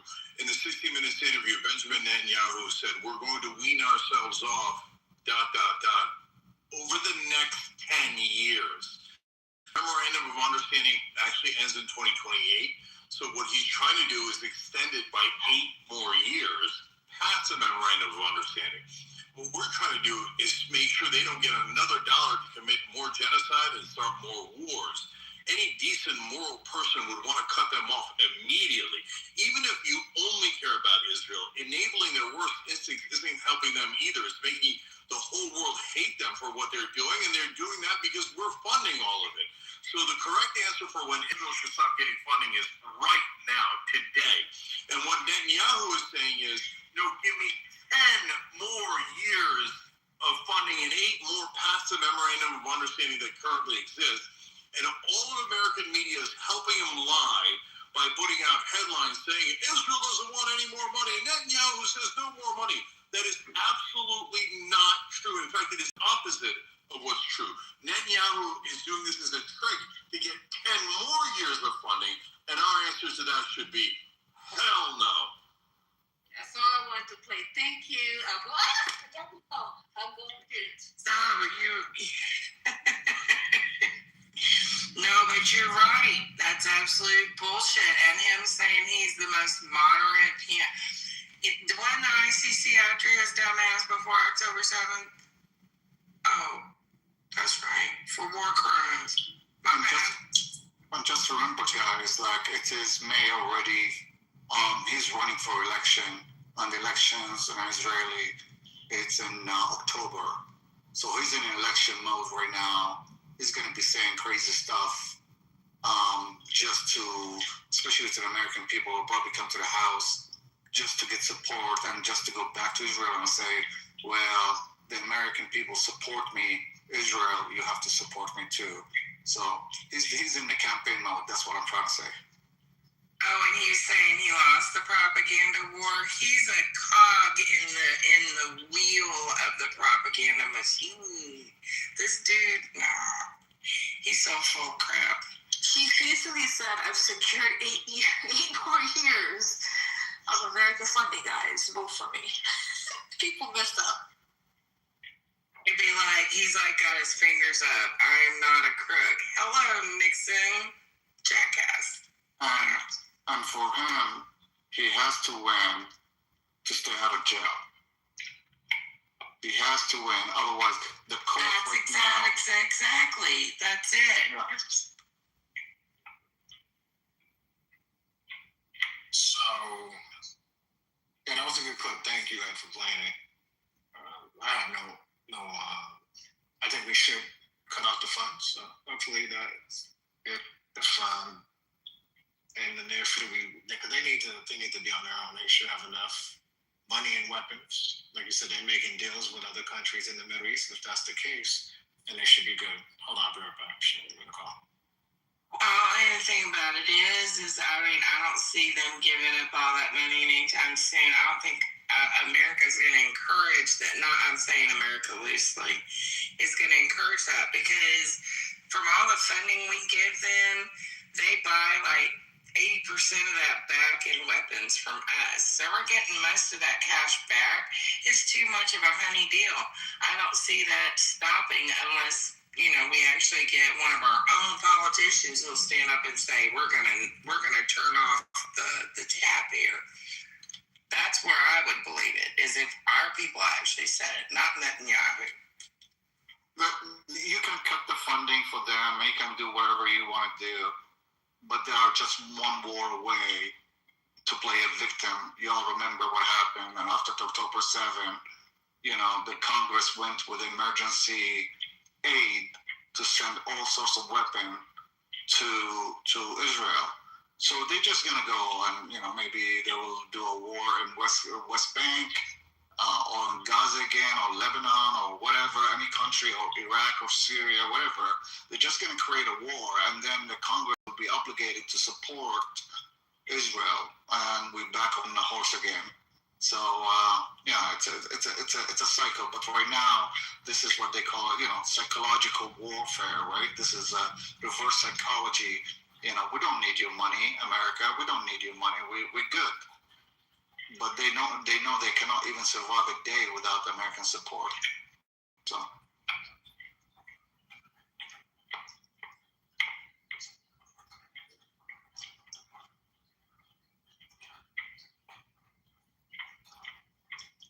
From Iran, can I have a question?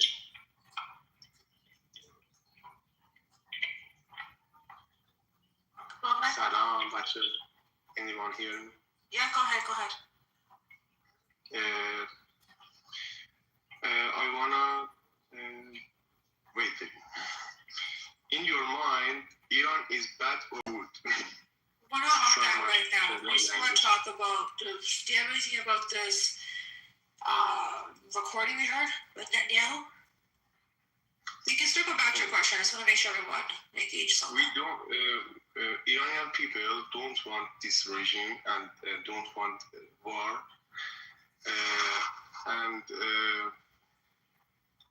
this regime, 50 years old years. Okay, give us a second. We'll circle back. I just want to. Killing people, and. Okay, hold on. We're going to circle back to that. I just want to make sure that we first finish talking about the Netanyahu recording, and then we'll discuss around your question. Just give us a few minutes. Did you guys hear what Netanyahu said about not accomplishing their goal of getting rid of Hamas? Oh yeah. And then saying that. Did you hear the part he said that did it the easy way? He did the easy way. No, it's the easy way. The genocide was the easy way. Yeah, to me, it was. I couldn't even listen to it fully because I refused to give my energy towards Satanists, and whatever they have to say, it's just literal poison. So, I was doing part of my Duolingo while kind of listening to that because I don't expect it to be anything other than propaganda. We're victims. Bullshit. So, excuse my language, but that's really what I just listened to is blah, blah, blah, devil speak. So it doesn't really matter what he said. Of course he's going to say, oh yeah, we're going to stop siphoning billions off of the American public because, we're independent. No, they're not. Sure, he's going to, yeah, they're such good guys. No, they're not. They're such victims because of what happened October 7th. Oh yeah, let's ignore all the other years. All living under, and the best part of it for me was again them reiterating they're not going to spend their lives or their money to do anything to Iran or anyone else. They're just going to use Americans and use American money, and it's not going to stop because according to him, this ain't stopping until you get boots on the ground, you pull up that uranium from the mountains. I can't even take it seriously because it's like, oh no, we're not going to spend our precious lives and our money on this concern, but you guys do that and you're going to do it. I remember what Amari said that the MACAs are supporting this war 100%. None of their fat asses are in the military that I'm aware of. So. Well, also you have to think about, Marlene, you're absolutely flipping right. It's like they're just saying it's on face value. But look at what they've done to all these people in Palestine. But they accidentally, that's what I was thinking. They accidentally hit these targets. They weren't intentional. Did you guys hear him say that? Oh yeah, we come from the most intentional and most target-driven and most sophisticated army to, it was an accident or bad.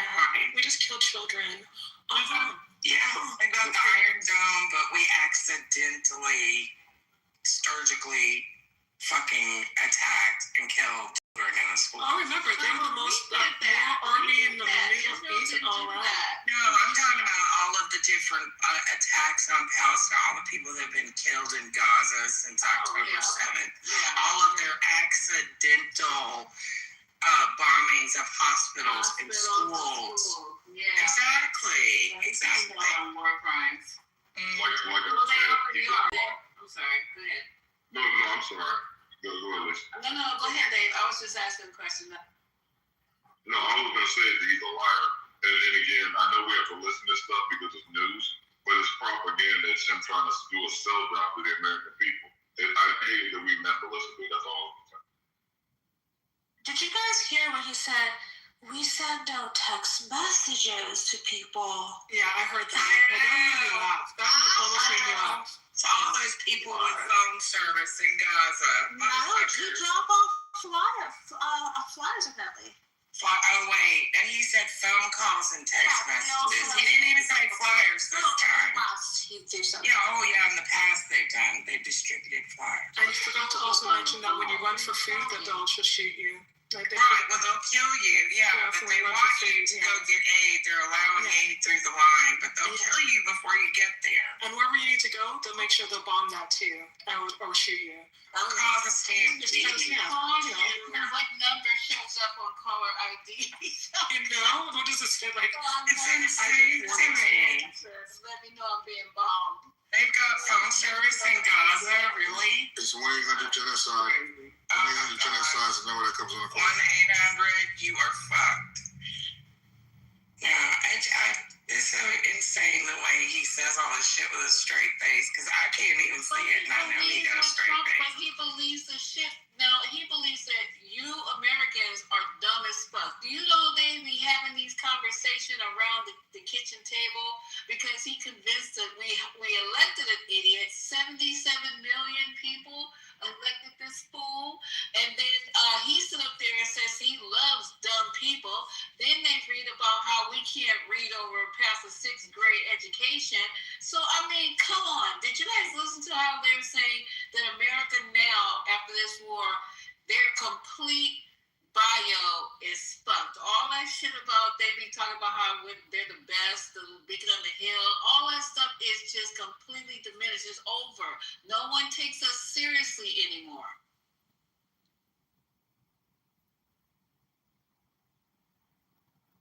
To be honest, that's been on a downhill decline for a while now, but with Lisa, it is crazy though, the way that our whole morale and the whole view of our country into the rest of the world has really taken a shitter in the last few years, and it's going to take us decades, more of those decades, to fix the damage, if at all it can be fixed. So Go ahead, Michael. The world seeing January 6th of 2020 when we didn't execute or jail or take care of the seditionists, and Trump letting the seditionists out and Trump not being held accountable. The world can see all this stuff, even the January 6th hearings, where they showed all these things, the lead up, the social media posts, everything that he did, his speech that day when they broke all that down and we didn't do anything with him. The world can see that. To your point, Ramona, and Lisa, I guess too, about the eroding trust of America. I mean, I'm just saying, we literally done it to ourselves. We've allowed this stuff to go on. So I'm just saying, Netanyahu is right to come here and get on 60 Minutes and just talk to these dummies or whatever, like us dummies in America. That's what we've shown them that we are.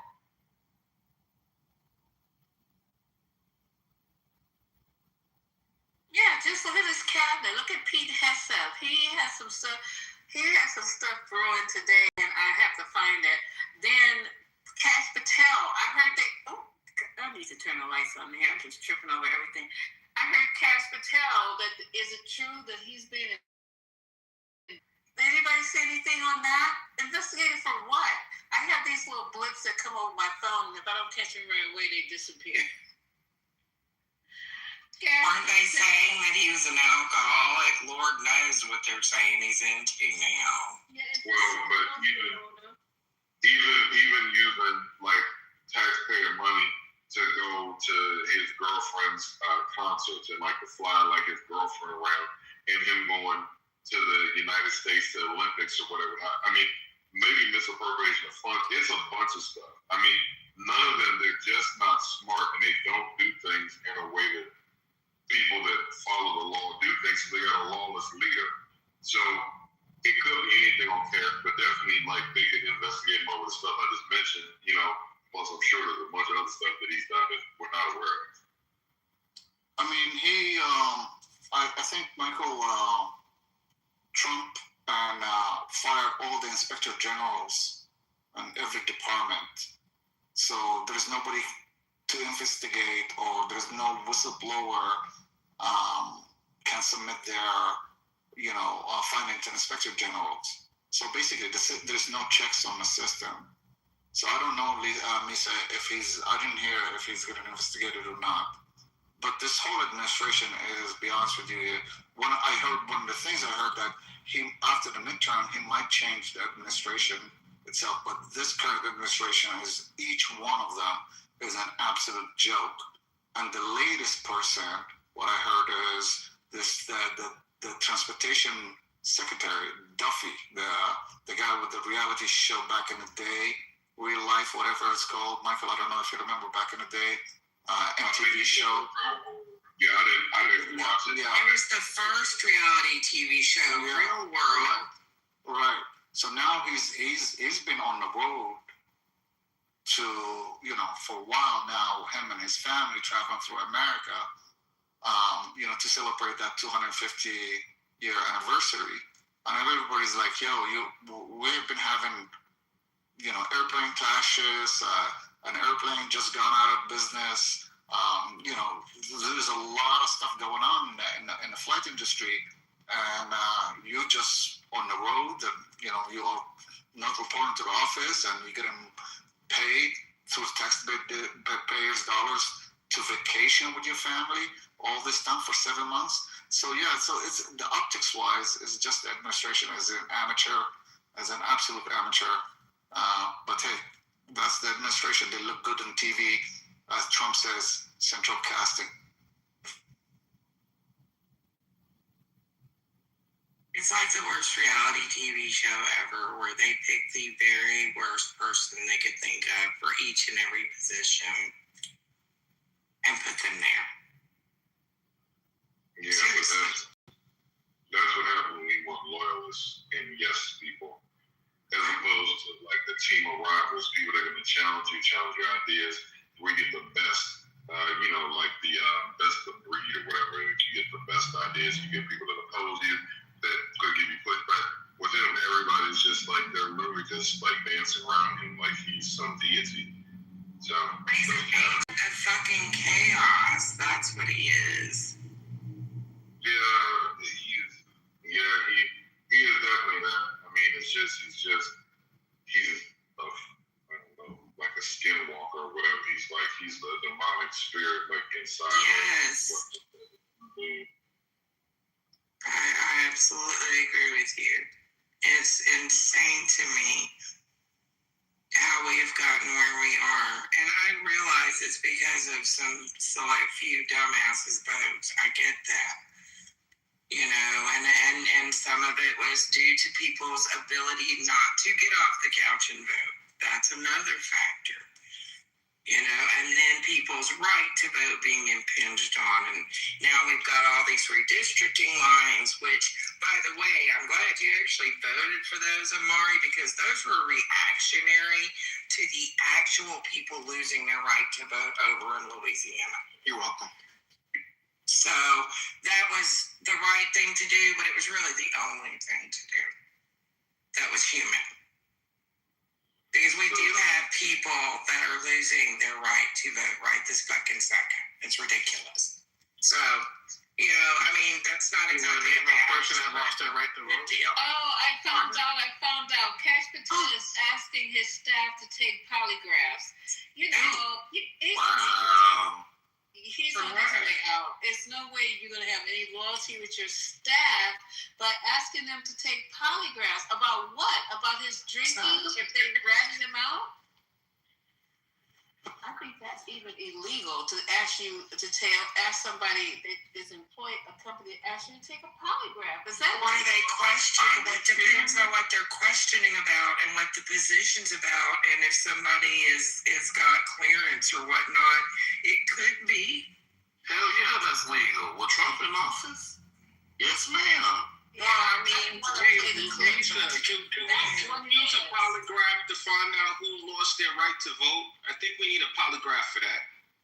Yeah, we do. We need the polygraph for Ramona. We need a polygraph for that. We need. Are you saying that it's wrong for the redistricting lines in the state of Louisiana causing people not to be able to vote? Well, I believe the Supreme. I don't think you understand what. So the Supreme Court is democracy. So if you don't believe it, so what? Y'all claim that Trump doesn't respect the courts. Mari, we're getting ahead of ourselves on Mari. All right, go ahead. I appreciate you, brother. Okay, so Ramona, you're saying that someone, because of redistricting, can't vote? Could you explain that? Have you looked at the redistricting lines in the state of Louisiana and how they fall, and the fact that people are misrepresented to the point of not being able to vote in their own party because of the way these lines lay? Do you not know what's going on? Why these redistricting, all of these different states drawing redistricting lines in their states is so important right now?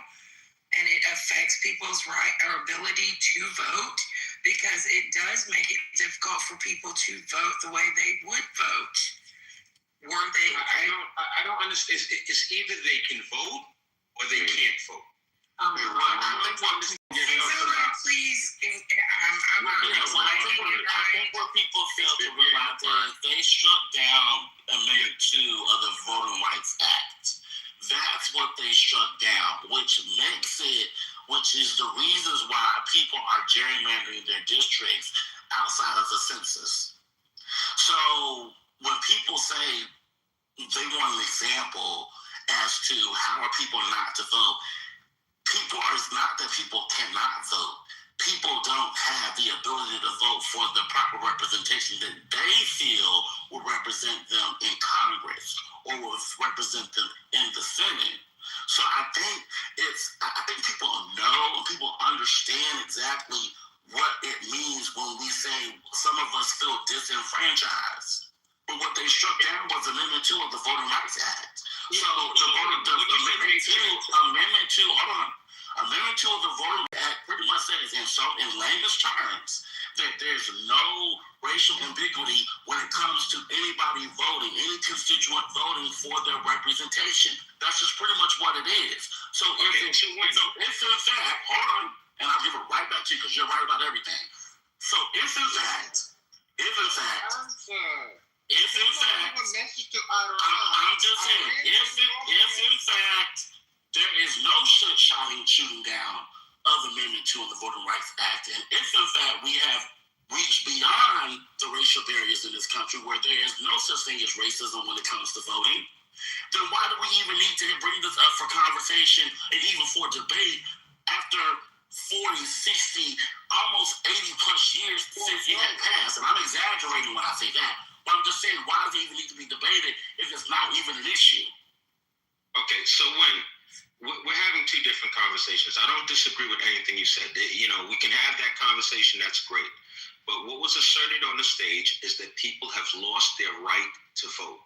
Not that they feel disenfranchised, that they have lost their somehow. Can I please, since that was my words, can I address that? Thank you. Of course. Thank you, sir. No, that's what I meant. Being disenfranchised and losing your right to it is the same hand in hand. It may not be legally the same. I get what you're saying. So you're right. I was wrong by saying losing their right to vote by the technical sense, but disenfranchising people, taking their right and their ability to vote for somebody that represents their interests to the best of the way they want to vote, that is disenfranchisement. It is also, in essence, removing their ability to vote unless they want to move to a different district. So that's what I meant. No, and thank you for clarifying, Ramona. All right. So, Ramona, I understand where both you and Win are coming from. There are people, right, that feel that race should not be a consideration as it relates to the law, the government, all of the above. There are people that feel that when we use race, it goes against the U.S. Constitution. This is a very simple concept. Ramona might feel a certain way. Win might feel a certain way.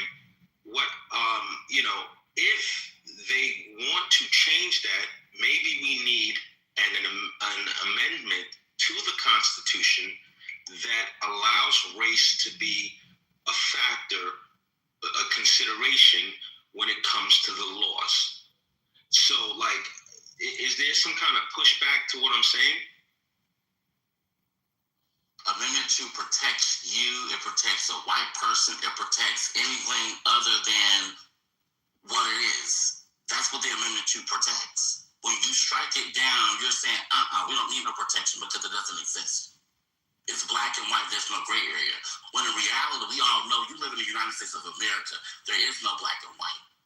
So when you strike something down, that means you're pretty much saying, okay, we are beyond this. 1965 from 2026, yeah, it wasn't that long ago, but I think it's all okay now. We can all hold hand in hand and be able to sing Kumbaya, and, everything's going to be all right. If that be the case, why are we at war? The two probably don't have anything to do with one another, but we have to be honest. It's not about race. For me, Amendment 2 it's definitely not about black people just wanting to elect people that are black. It's not about that. You got black people who want to vote for white people who are potentially Democratic, who are potentially independent, who are potentially, moderate, middle, whatever. They don't have that representation. Even a white person doesn't have that representation now.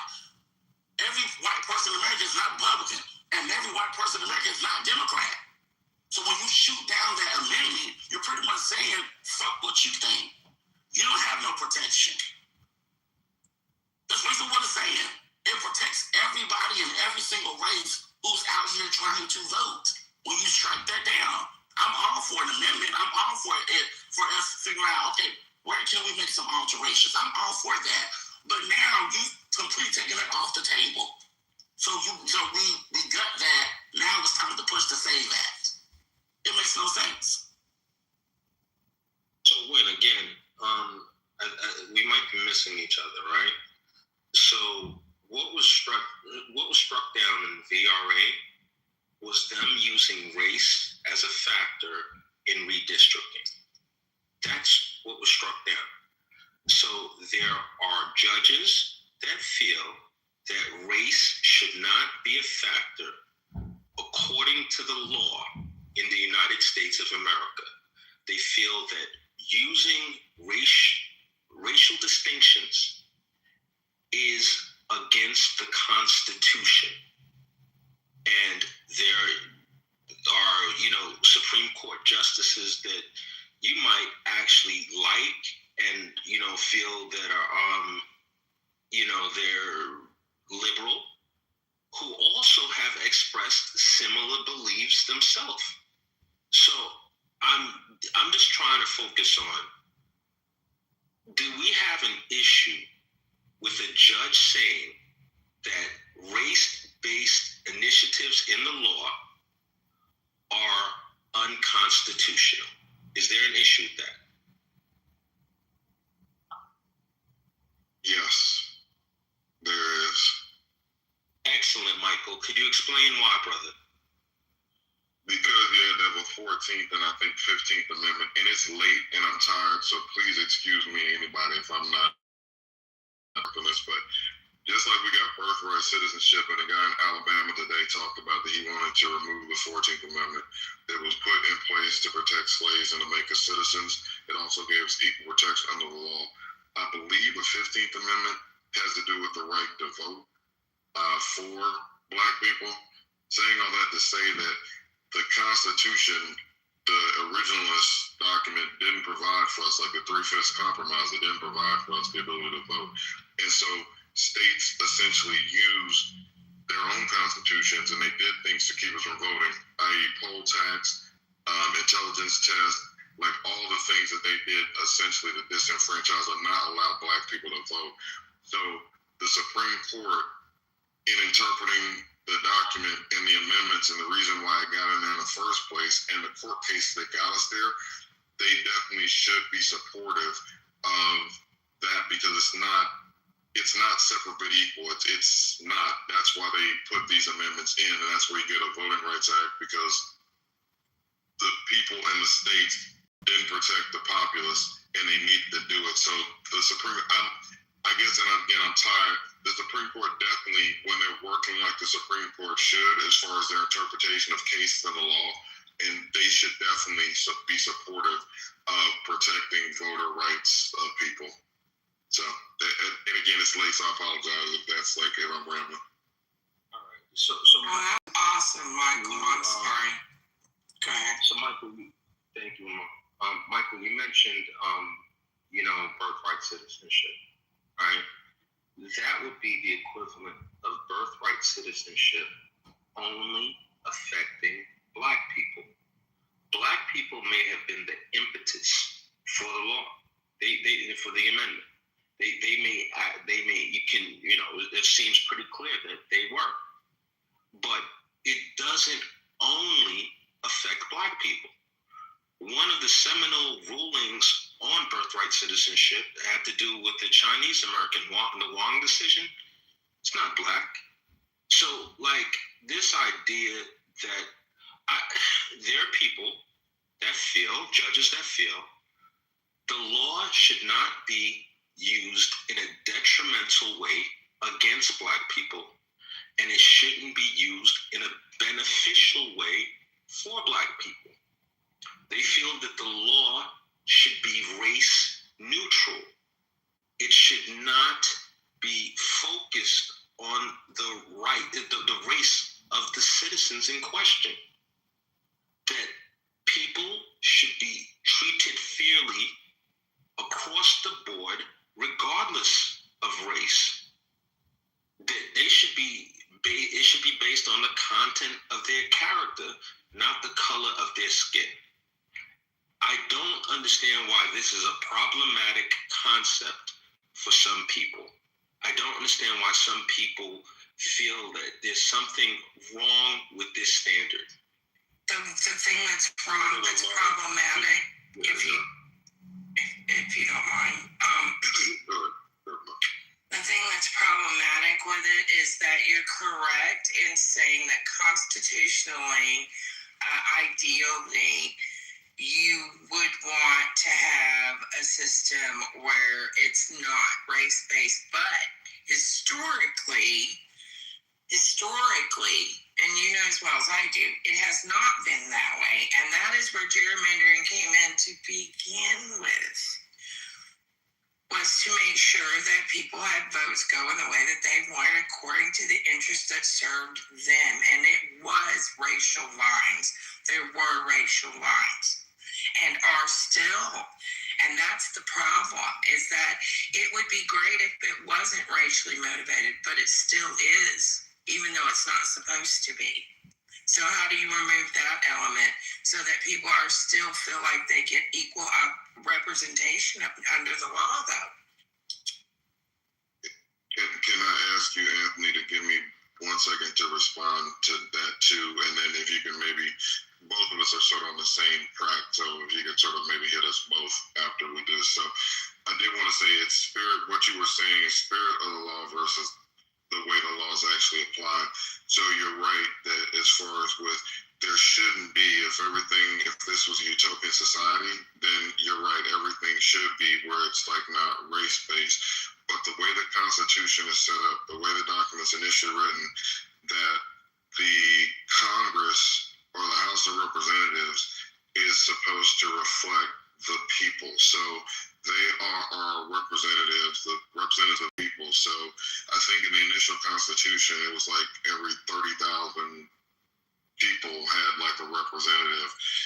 Now I think it's probably like 750,000, something crazy. But anyway, saying all that to say, and then the senators initially, the 2 senators for each state were supposed to be selected by the House of Representatives that we sent there. So the people would elect the representatives, and they represent their constituents, their problems, their issues, their local, whatever's going on in their district. And what they're doing with this is that the problem with slaves and black people releasing, if we're in an area, this dilutes our representation. So there's going to be no black representatives in the South, most likely.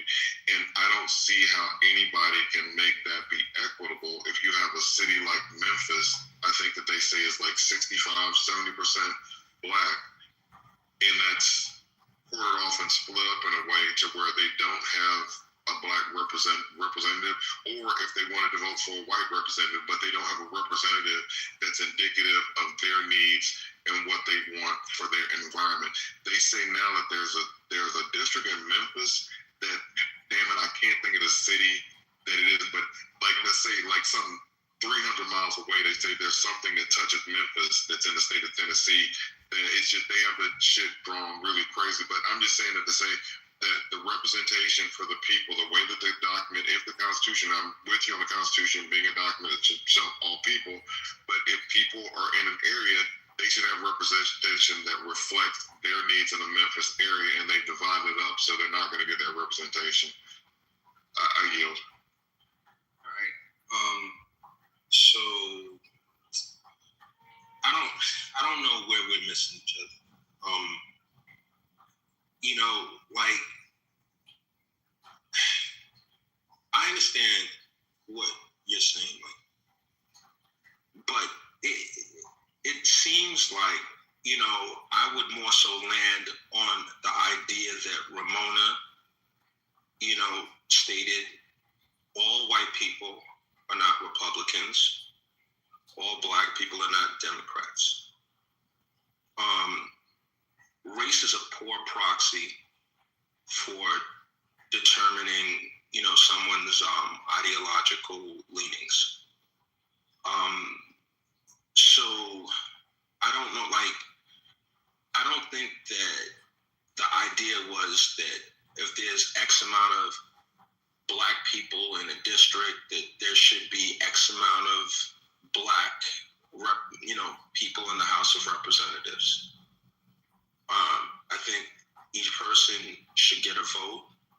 I think that the candidates should make their case to the people, and based on the merits of their campaign, they, you know, the results will tell the story. That means you got to get rid of the 3/5 compromise and no more.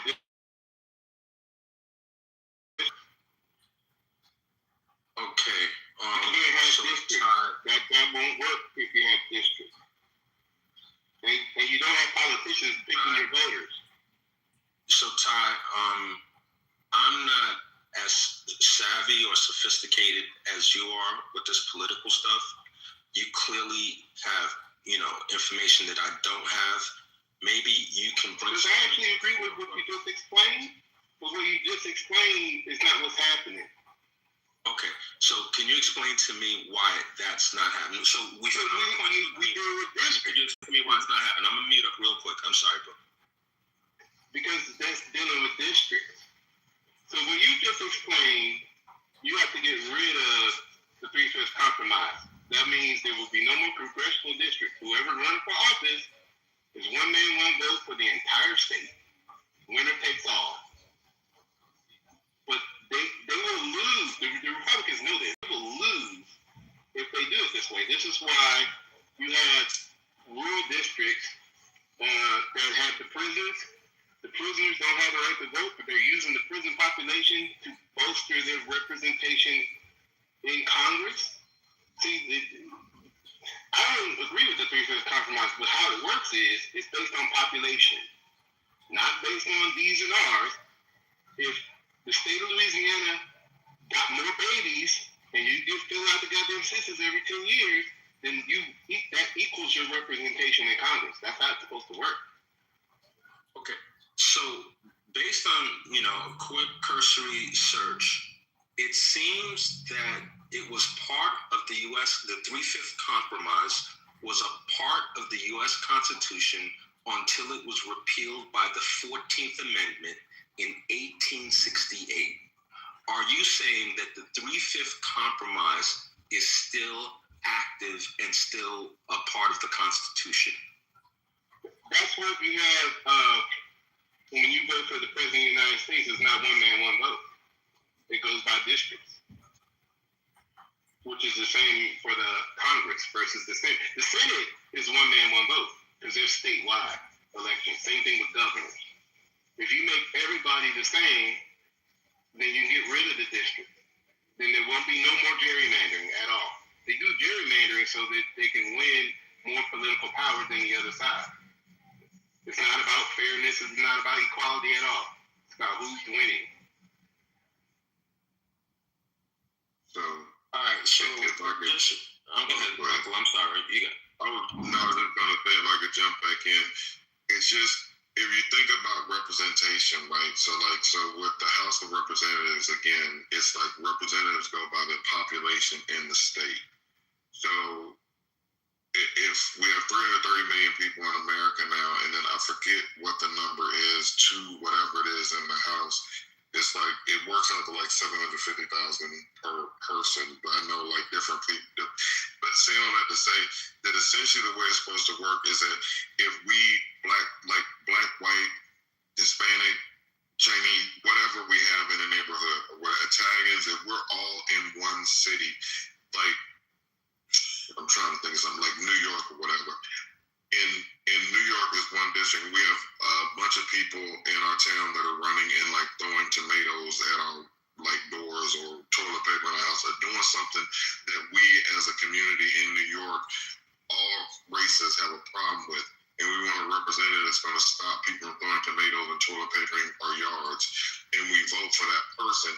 He's going to represent our interests. And then the hope is that when he gets to D.C., he's going to propose legislation that will stop people from throwing tomatoes at our windows and like in toilet paper in our yard. But what happens is like by dividing and they're like diluting the vote. So they're breaking it up to a point that people that have similar interests, and for the purpose of what we're doing, it is black and white. Like to get down to it, it's like a majority black district that has issues that they share, and they want someone to go to Washington, D.C. and legislate and fight to get things done in their communities, in their area.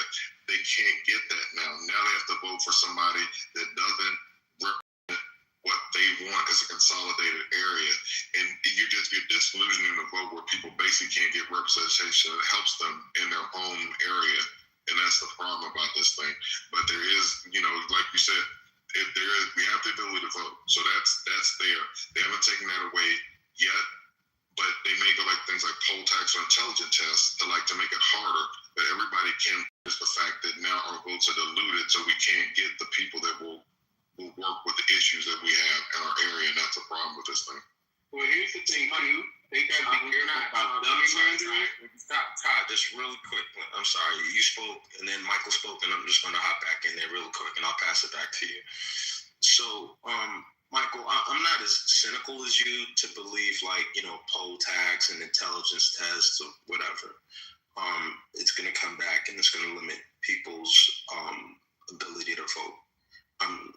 We just philosophically disagree. I'm not trying to, come at you or anything like that, but for me, that's where the fear mongering starts. That's, it becomes problematic because I don't feel it's really, really productive. I don't think that the country is going to backslide that far. I don't think,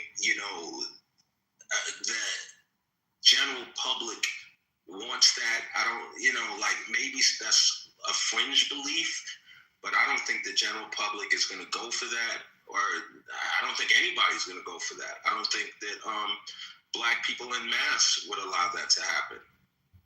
So I don't know how productive that is.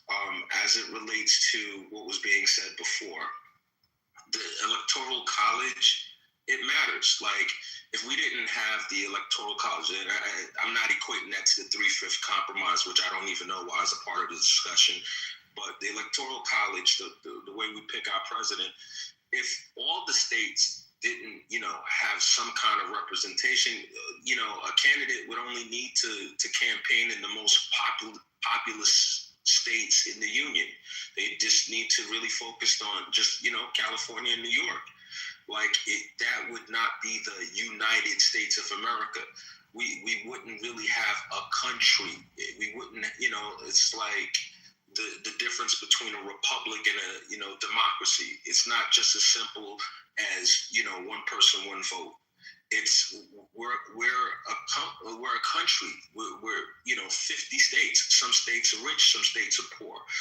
Some states send back more money than they receive from the federal government. They send out more money than they get back from the federal government. It's just the way the country works.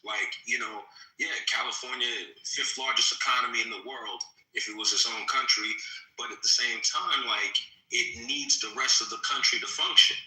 So,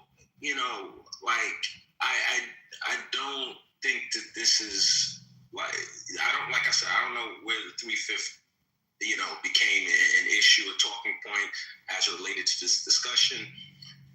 The overarching point that I've been pushing consistently is that there are judges, there are Supreme Court justices who feel that race should not be a factor.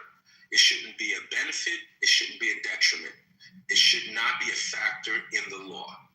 And I can understand why they feel that way. And this is why we got the decision we got with the VRA. This is why we got the decision we got with affirmative action. People may not like it, but it goes against the ideals of the Constitution. And if people feel differently, they're welcome to show me why it doesn't. All right, let me say something real quick. And the one thing you said is a misnomer. I wasn't saying that they're going to do that. There's no need for them to do poll tax. I just mentioned that to sort of make a historical reference. With what they're doing now, we will be able to go vote. All these people will be able to go vote. They've just, with the way that they're able to draw these districts now, they're just taking away the ability of communities to vote together to get their representation in Congress. So that's the gag. So it's not fear mongering. They're doing that. And for when you talk about what goes on with the Constitution as is written, all men are created equal, all the stuff that we always choose. So blah blah blah. It's set up to be a fair document. It had to be amended because people didn't do they didn't work with the spirit of the document. That's why we had the Bill of Rights, and then we were able to make these amendments. That's why the 14th, 15th Amendment exists, because rights were taken away and people weren't trustworthy. So the way you speak like it's a utopian society where it's a fair, it's equitable, everybody's going to treat everybody properly. Steve, the indigenous people of this country, to know that that's not the way that things work. So what you're saying would work if it was a utopian society where everybody was just fair, but the world doesn't work like that. So amendments in the Voting Rights Act came into play, and the reason those articles were in there is because people did stuff, and the Supreme Courts of old, or cases that were argued, were put up to help to right wrongs. So yeah, it's not about, like you're saying, it's just what you're saying is it's not really the way the world works. Well, let me say this real quick about the redistricting. The mistake that they especially in Memphis, and I'm watching this real close, because they took the city of Memphis and divided it by third. Well, now you have suburban districts that were uncompetitive. If black people get the fuck up out their seats and vote, now those districts become super competitive. We won't win them all, but now they will mess around and lose. So it's not technically over. It's only over because Republicans win when people don't show up to vote. Well, that's the problem. I heard that. I heard, which is heard, and I heard that's 100% correct. Yeah, our voting percentage was 70% at the height of violence in the Reconstruction era. If we ever get back to that, Republicans will never win another election. But I don't understand why people have this fake ass apathy while they're taking away our rights. Well, I mean, it might be the truth that way in Tennessee, but in the state of Louisiana, that's not the same case. And that's where voting ambivalence comes from. That's why people stay at home on the couch. When they don't have people in their district that represents their interests, they don't vote. And in essence, if you're causing that kind of feeling towards voting where people don't participate, it is in essence taking away their vote. Because who are they going to vote for? They're not going to vote for somebody that doesn't represent them. Right? I agree with you guys. I really do that it would be wonderful if our system was not based on race at all. But we wouldn't have to have so many damn amendments and things going on in this live document if it wasn't race-based to begin with. We've only had the right to 6 years. People acting like that relates. Like those people are around still. Yeah, but there's still race. Ramona, just really quick. Yes, love. Go ahead. Yeah, and it relates to what you're saying and it relates to what Michael's saying, and we're talking about utopian society, and I get it. Like, people are imperfect, all right? But the laws are supposed to represent our ideals. The laws aren't, like when the Supreme Court, when affirmative action was before the Supreme Court prior to it, being struck down, the Supreme Court always stated that at some point this practice was going to have to come to an end. It was not constitutional. It violated the principles of the law in the country. So, people are imperfect. Our laws should represent our ideals. It should be what we're shooting for, what we're trying to accomplish as a country. It's not that, there's certain things that we are not going to be able to fix through the law. There are people that are going to be racist, all right? If you can show that someone is racially discriminating against you, there should be consequences. But I don't think that's on that with Section 2. You know what they use to get rid of it? You have to prove intent. So if you go back to the civil rights movement, right, the only way to prove intent is if you have to wear a Klan uniform and have to be overt.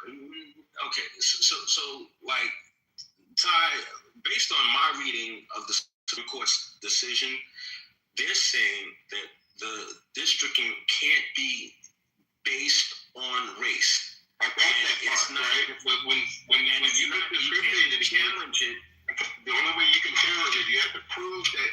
Exactly. The requirement is it's hot. They raised the bar. They ain't raised the bar. They lowered the motherfucking bar. Okay. Well, it depends on your perspective. They made it easier to do, so that would be lowering the bar. Look at the population density of all these areas where these lines have been changed. I apologize. They made it harder to challenge based on race. So that would be raising the bar. No, it's actually making it easier to be racist without consequence. Okay, that's why I say it's a matter of perspective. I think we're saying the same thing. I don't think, it doesn't make me right and you wrong. We're saying the same thing. It's a matter of perspective. So it's okay for a district to be all white, but it's a problem when it's all black. Nobody's saying nothing about all white. That's what I'm going to say, Miss Lisa. This is hilarious. Y'all, you gonna try to make shit wrong when it's so fucking right, when it's so fucking wrong. So it's a black district is a problem. But all over the place, there's nothing but solid white districts, and it's no problem. This, you know what? I that's why I'm trying to keep my mouth shut because I've heard state reps saying that they're trying to get rid of HBCUs. All kind of shit. Okay, Lisa, if it's all white, then it's how we're jumping to HBCU. This is weird. Wait a minute. This is very odd. Based on race. It's okay. It's okay when all the presidents are white until we get a black one. Then it's a problem. See, what we are ignoring in the conversation is this. We are in a racist society, and these people, these jurists who are reading the Supreme Court, who are on the Supreme Court, they have their own presuppositions. And this is what we're not willing to face. Some people in this room. you cannot read a document without a set of presuppositions before you read that document. And then an honest person in reading a document, these jurists, they should be aware of their presuppositions, and they act like when they're reading the Constitution, they don't have a presupposition of race. They do. They act as if they don't, but they do. They are racist by not even acknowledging that they have those presuppositions in a racist society. They are racist. Okay, many people, if you were born before 1964, even in 1964, you did not have all your full rights in America. The sitting Supreme Court, they're not willing to acknowledge that. Okay, race is an artificial construct created by human beings with real life consequences in the United States of America. The Supreme Court, they're acting as if, again, they're reading this document as if they have a blank tabula rasa, and that is not true intellectually. I do believe that future generations are going to look at the present Supreme Court, the majority of these jurists, as racist, which they are. I don't care if they graduated from Harvard or Yale. How can you read a document and claim intellectually that you don't have any presuppositions? That is totally ridiculous. These people are intellectually dishonest, and America needs to face that and do something about it. I've landed. Are you going to call? Hold on, let me jump in. And you haven't got a chance to jump in. Can I jump in? Sure, you got it. Yeah. So for one, you know, you have a black man that's one of the leaders in the Supreme Court. You might call him what some people say, Sambo, Uncle Tom, Coon, Ruckus, all the above. You might call him that. You might call him. However, that circle, you can't. Hey, let me ask you the question. Can I answer it? That wasn't a question. Square that circle. That wasn't a question. Can the man land? You know, Marvin. Yeah, because it wasn't a question. When you say how, that usually means it's a question. Yeah, but it's not to anybody, because I answered quickly, because I knew if I did a dramatic pause. Yeah, exactly. That's what I was about to say. So, because that's the same thing I said about you're going to ask the question Ben Carson. and answer it at the same time. Yes, because you can't. You said the same thing about Ben Carson. You said the same thing about Larry Elder. You say the same thing about the new person. Any black person. You say the same thing about me. You say the same thing about Anthony. You say the same thing about black Republicans that come on the stage every single day. Black conservatives, even saying that. Call one of these names. The reason being is you guys are. You say you're anti-cult, but you're very cult adjacent. Because it's either our way or you get lynched by your own people. And I'll land. Okay, you asked the question how. Can I answer, please? It's on me. Whoever wants to take over, go ahead. I'll land. Oh yeah. Let me answer. Yeah, because you asked, how can you just use how and say that it's not the question? That is not. It's grammatically incorrect. How presupposes that grammatically is going to explain what you think the answer is. I know, Anthony, that sometimes knowledge takes time. I'm getting to it. How grammatically suggests that it's going to be a question. Okay, grammatically, that's key. Okay, let me just explain this. Some people of darker hue have ingested the idea of their own inferiority. Many, not some, but many have. Now, one sitting on the Supreme Court by the name of Clarence Thomas. For the majority of the history in the United States of America, we have had either slavery or Jim Crow, and that is a fact. Many people living today, they were not born fully free citizens in the democracy in which we live right now. And they're still walking this earth in the United States of America. And so some people have imbibed this idea that Black is somehow inferior. And Clarence Thomas and Larry Elder are two of those individuals. And let me just say, by the way, this is an addendum. Black people will walk on this earth thousands of years before pale skin showed up. Let me just say that again for the last person in the back of the room. Black people were walking the face of this earth thousands of years before white people ever showed up. Period. Thank you. All right, so Doug, I think it's actually the opposite of what you just suggested. I think that the people that believe in Black people are the Clarence Thomases and the Larry Elders. They're the ones that actually believe that Black people can compete with anybody and they don't need to be given anything in order to compete. That they can, the way the graduating class of 2028 for Harvard University is majority Asians, they believe Black people could do something similar. They don't need a leg up. They don't, like, they believe that Black people shouldn't, every time we accomplish something, it shouldn't be called into question if it was based on merit or based on some kind of, affirmative action or DEI policy. They believe that without that stuff, Black people are able to achieve. Like if you look at Clarence Thomas's time on the Supreme Court, the sheer number of decisions that he's written, he's arguably, not even arguably, I'm not a Supreme Court historian, but he's like the most prolific justice in the history of that court. This idea that Black people, if you have somebody like Ketanji Brown Jackson who compares Black people to handicapped people, those are the people that believe that Black people can't compete.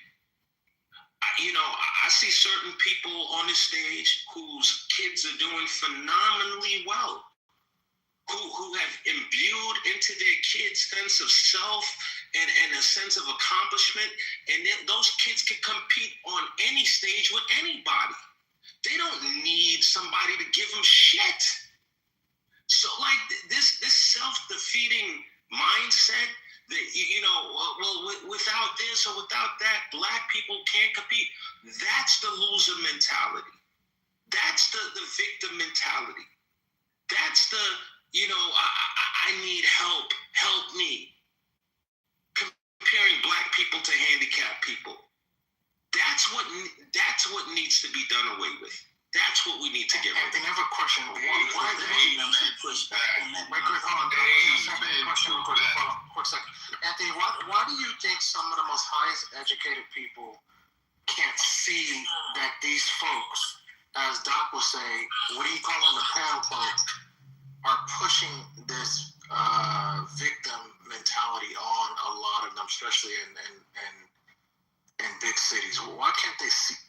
The reason, Omari, I think that's the case is I think there was a point when, like Chris Rock said, there's a civil war going on between Black people and the N-word. But I think what ended up happening, Omari, is the N-words won. I think the way Black people are defined is by those that are doing the worst among us. That's who defines the so-called Black community. Like SNL, they have this whole comedy skit where, the newscasters are talking about the race of the people, the crimes. And they're keeping score as to, was it a Black person or a white person? Yeah, I get the joke, but it's not funny. Like, if a Black person commits a crime, how does that reflect on me?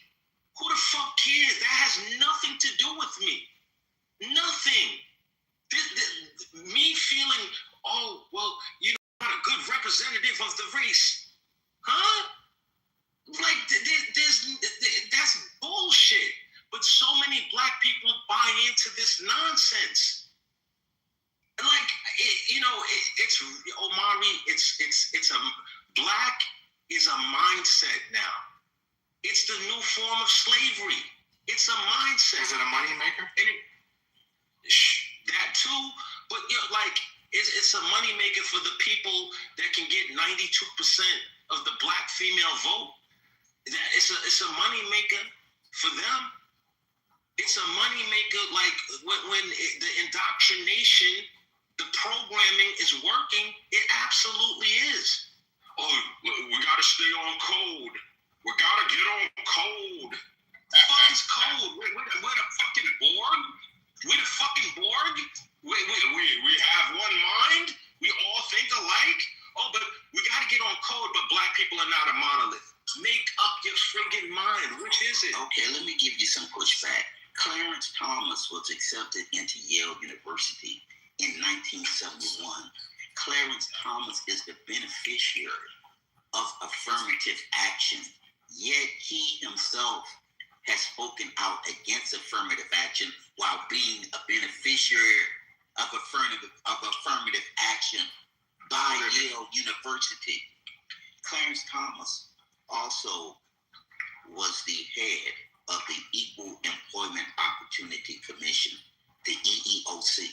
The creation of the EEOC is an acknowledgement by the government of the United States of America that there was discrimination in employment.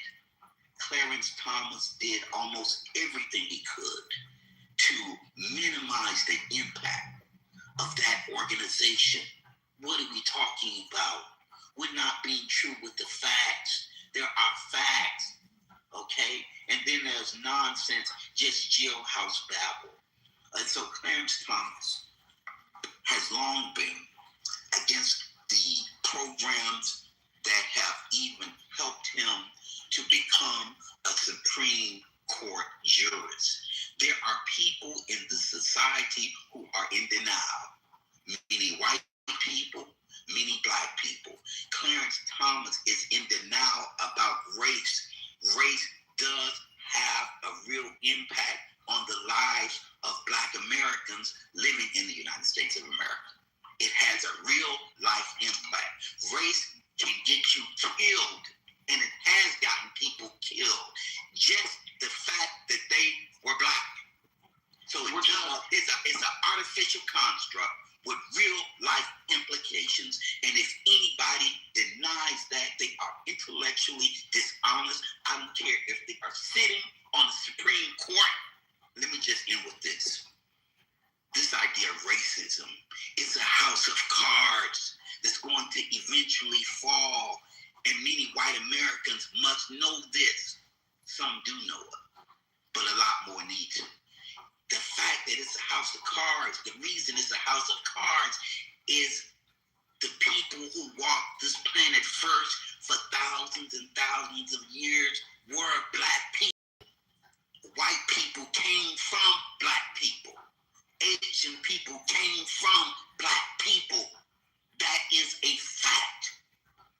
We know that because of DNA sequencing. We know that now. The biologists have stated that. The archaeology have stated that. So DNA sequencing, biologists and archaeologists all agree that the first people on the planet were black people. So to be racist, wait a minute, I'm gonna land. To be racist and thinking that white is better, to be racist and thinking that white is better is a house of cards that will eventually fall. Thank you. But Doc, hold on, because hold on, real quick. Hold on, I'm gonna respond, and I'll be quick. Clarence Thomas is married to a white woman. Yeah, I'll be quick about it. I'm gonna respond to Anthony, and I'll be real quick about it. Anthony, to a certain extent, you sound like you're embarrassed about being black. Is what it sounds like. And I'm not saying that. Not fair, Michael. I'm just saying that that's fair at all, Michael. That's not fair at all, brother. That's not fair at all.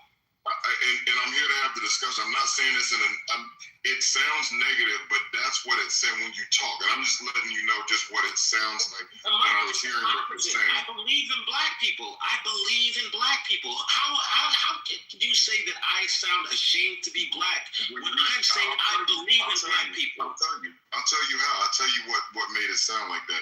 When you talk about like the news stories and like how they have where they play the game like guess who the black person is, you said a couple things that were sort of derogatory or like stereotypical things that black people are accused of, and you mentioned it in your submission. Maybe you didn't understand what I said. Maybe I did. Saturday Night Live, they had a newscast with two black newscasters, and okay, so the whole thing, the joke of it was like, there was a competition to see, the race of the assailant.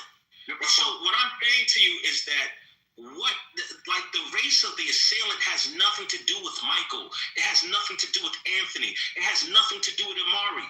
Who cares about the race of the assailant? That's my point. They were celebrating the fact that, when it wasn't a black person, and so it's a competition. But I'm saying that doesn't make sense. But Anthony, let him respond. Go ahead. There's another thing that you said also where you talked about like you don't want it to be like where if we get opportunity that we're doing something, it has to be based on like race or we were given an opportunity.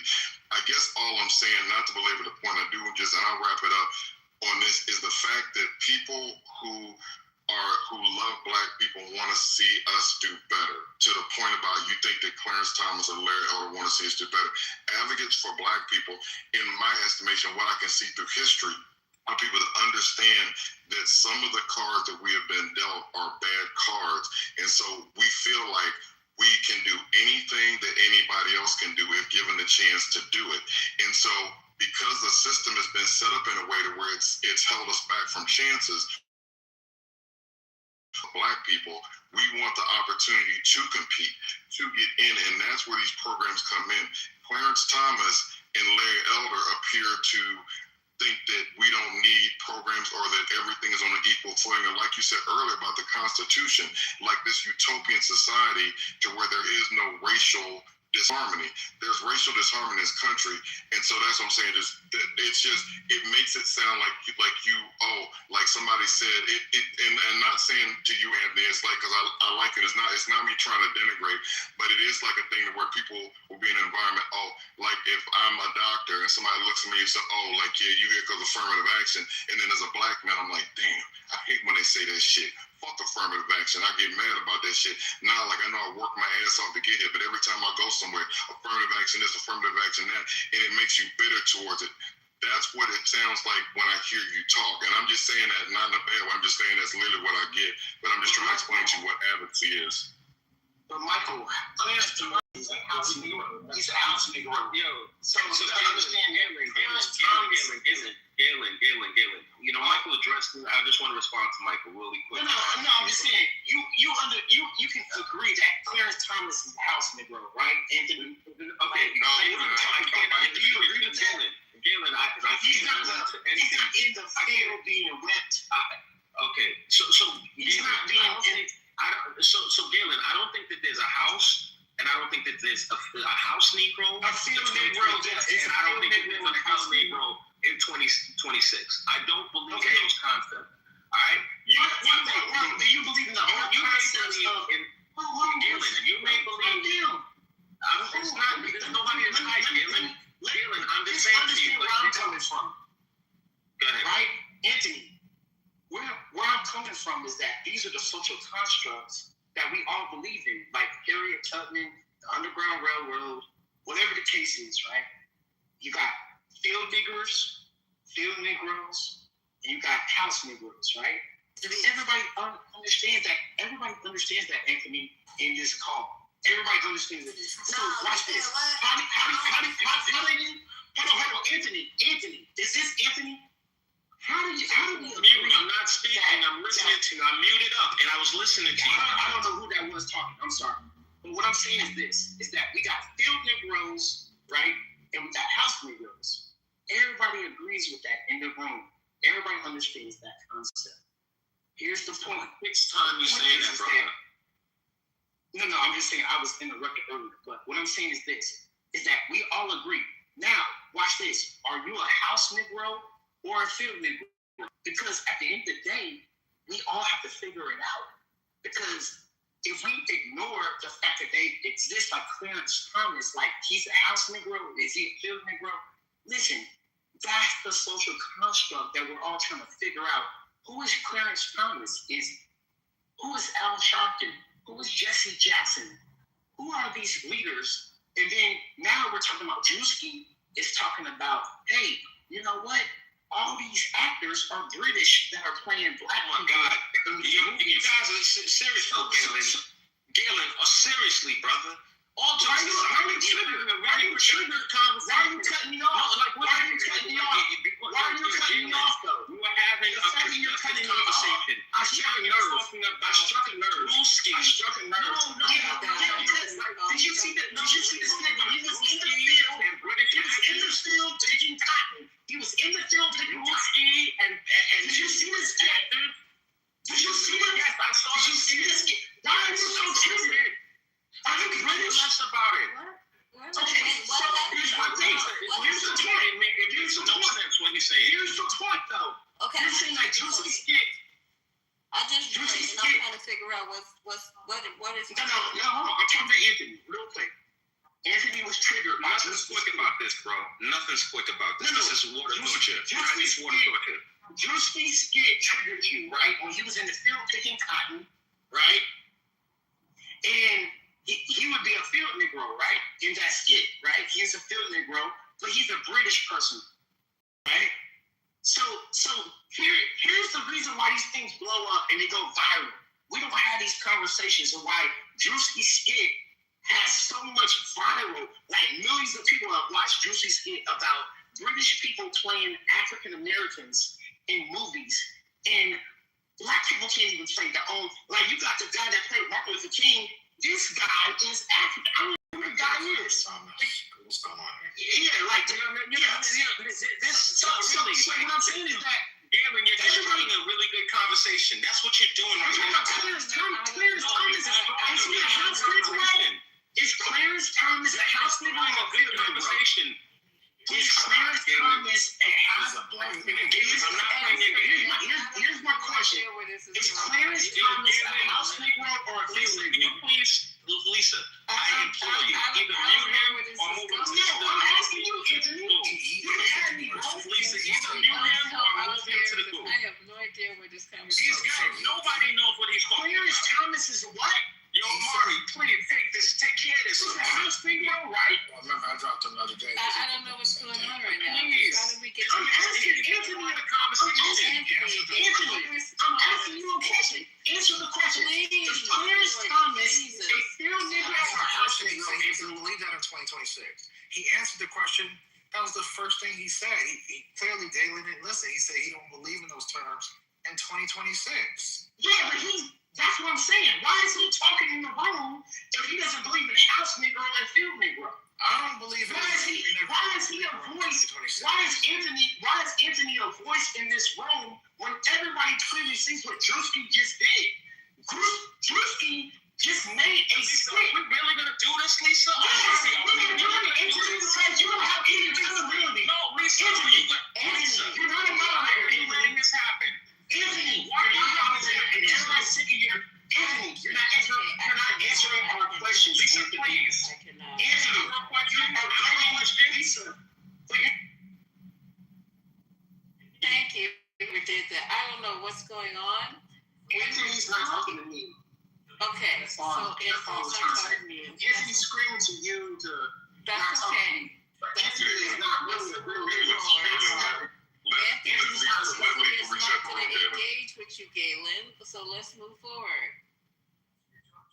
Okay, so who was talking to Anthony? Lisa, I was going to respond to Michael. Michael said some stuff, and I wanted. Okay, cool. Thank you.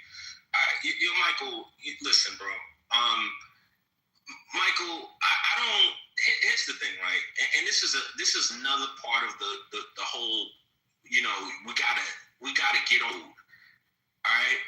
The thing is it's like, oh, if you don't think like me, it's because you're ashamed to be black. And I'm going to take your black card because you're not black enough. You don't think the way I do. It goes back to what Omari was saying. All those words that get used over and over. And then people will say in the next breath that they value free thinkers. They want a diversity of opinion. But that is not true.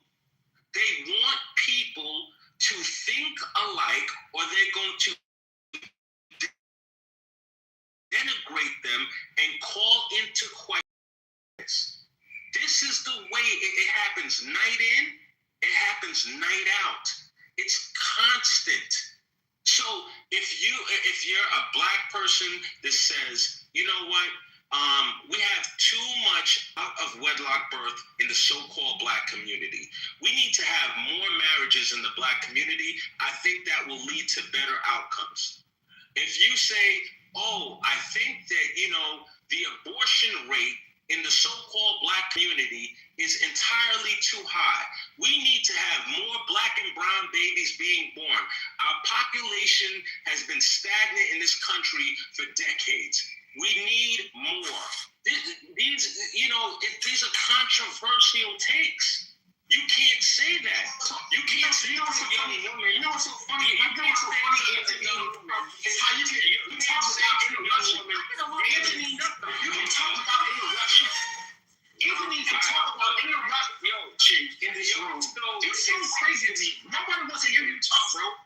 You're talking without interruption, and when I talk, it's a problem. Oh, yeah, it's a problem when I talk. But you can just talk on and on and on and on and on. Anthony, nobody wants to hear you talk, bro. Why is it that Anthony can talk without interruption? Hold on. That's crazy. Hold on. You know what? Y'all need to. Okay, I'm going to be talking. Galen, it's okay for you to speak, but when you interrupt people, that's the problem. Anthony's in here talking. He was asking questions. Yeah, he's not interrupted. And he shouldn't be interrupted. If he's I shouldn't be interrupted either. No, you're interrupting that. Am I high? I should not be interrupted. I shouldn't be interrupted either. But also, what does Anthony get to talk for 10 minutes? Anthony has 10 minutes to talk. It's crazy. He has not been talking for He's talking for 10 minutes. Okay. The guy is talking, man. Jesus, what is going on? I'll share. Here you go, Galen. Can you guys stop? Let me show you how 10 minutes of somebody talking sounds like. Hey, Siri, set alarm for 10 minutes. I'm sorry. Alexa, set alarm for 10 minutes. Now we're going to sit in here for 10 minutes and see how long that is with no one talking. Because he ain't talked for no fucking 10 minutes. Let's try that exercise. Everybody shut up and let's let 10 minutes go by and see how long that is. You cannot stop talking for 1 fucking minute. 60 seconds seems like a lifetime to some of you guys. So I set the alarm. Y'all free to whoever wants to finish talking, but we're going to see when the alarm goes off because Anthony ain't been talking for no 10 minutes. Just let him say what he got to say so we can move on. Galen was derailing the conversation, whereas Anthony is building the conversation, and that's why you were interrupted, Galen. You were disrupting and derailing the conversation.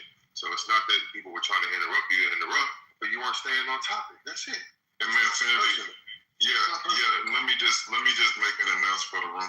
So in the 420, this is a space literally where everybody has a voice. So as far as for all of that, and I did drop Galen down to the audience just because we don't do that in here. So you just allow people to speak. If you have a point that's counter them, then you counter the point. But it's just we're not doing that. So Anthony has a voice on here. Anybody that comes on the stage has a voice. So we don't do that. I appreciate giving him room to talk without questioning his blackness. And you were doing it in a nice way. Like you were saying, I don't know if it's true, but it just sounded like. And that's the problem. And Anthony don't need help from me because he speaks for himself quite clearly and quite, distinctively in terms of what he's trying to communicate. But I would like to, if I could, can we jump in real quick and respond to Doc, because he said some things that just don't align.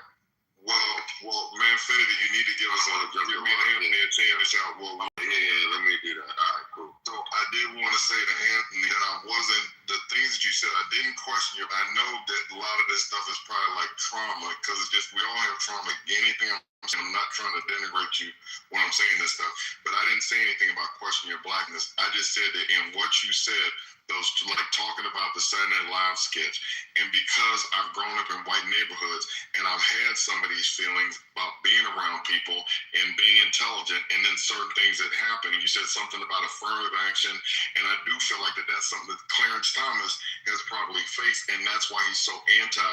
But what I was just going to say is, to me, when you say that that's caring for black people, I don't think that is caring for black people. I think what I was saying about being an advocate, understanding that we do have the capabilities to do what everybody else can do, but we understand that because of systemic racism, which is something that's real, like redlining, gerrymandering, the stuff about like things where they're not separate, but they're not. We had old textbooks, old school buildings, old rundown shit. It's not equal. So all we're asking for, those who advocate for black people, to be on equal footing. That's why things like the Voting Rights Act have to get done, or the Civil Rights Act, because we just want the ability to show what we can do on equal footing, and that's why those things are there. So people like Clarence Thomas and Larry Elder would fight against that. I do feel like that there's some embarrassment about being black, because they are intelligent people that probably got to a level and like have to hear, oh, like, you know, yeah, you just got here because you affirmative action, or they got to hear stuff about this Saturday Night Live sketch about Daquan or Joseph. Guess which one did the crime? And they get embarrassed or whatever in their skin, and so they get angry and they do things that are counterintuitive to helping black people. So I'm not saying anything bad about you. I'm just saying when you talk like you did, that's what it sounded like to me, just hearing it. Michael, I'm addressing multiple points, and it's not just to you. There's stuff that goes on a regular basis in these rooms, and it has nothing to do with you. I don't think we've ever had a bad interaction. It's always been nothing but respect on both sides. So with that said, bro, it's not really directed at you. It's just directed in general. Because if there's people that make comments in the chat, there's people that may be in the room, may not be in the room, and the attacks are just constant and hard body. People wishing death on you and all kind of crazy stuff. So that's where some of that energy may come from, but it's not directed at you per se. It's not that we can't have just like different ideas. It's it's like now you hate your race, or you're ashamed of your skin, and it's like, so the black dude who's married to a black woman, who has a black family, who's a productive member of society, who employs black people, who houses black people, who I've been called a gentrifier by my white tenant, and it's like it's like, okay, cool. All of that shit, it's friggin' hilarious. It's just hilarious. It's people that actually believe that black people can achieve. Those are the ones that get called out. Those are the ones that get spoken to sideways. When you I can deal with the racist that calls me the N-word to my face. I can deal with him. I see him coming from a mile away.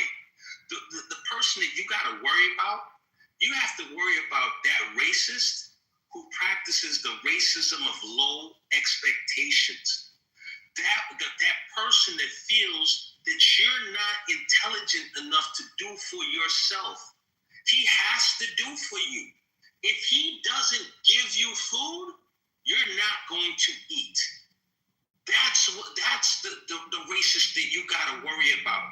The racist dude that pretends to be your friend.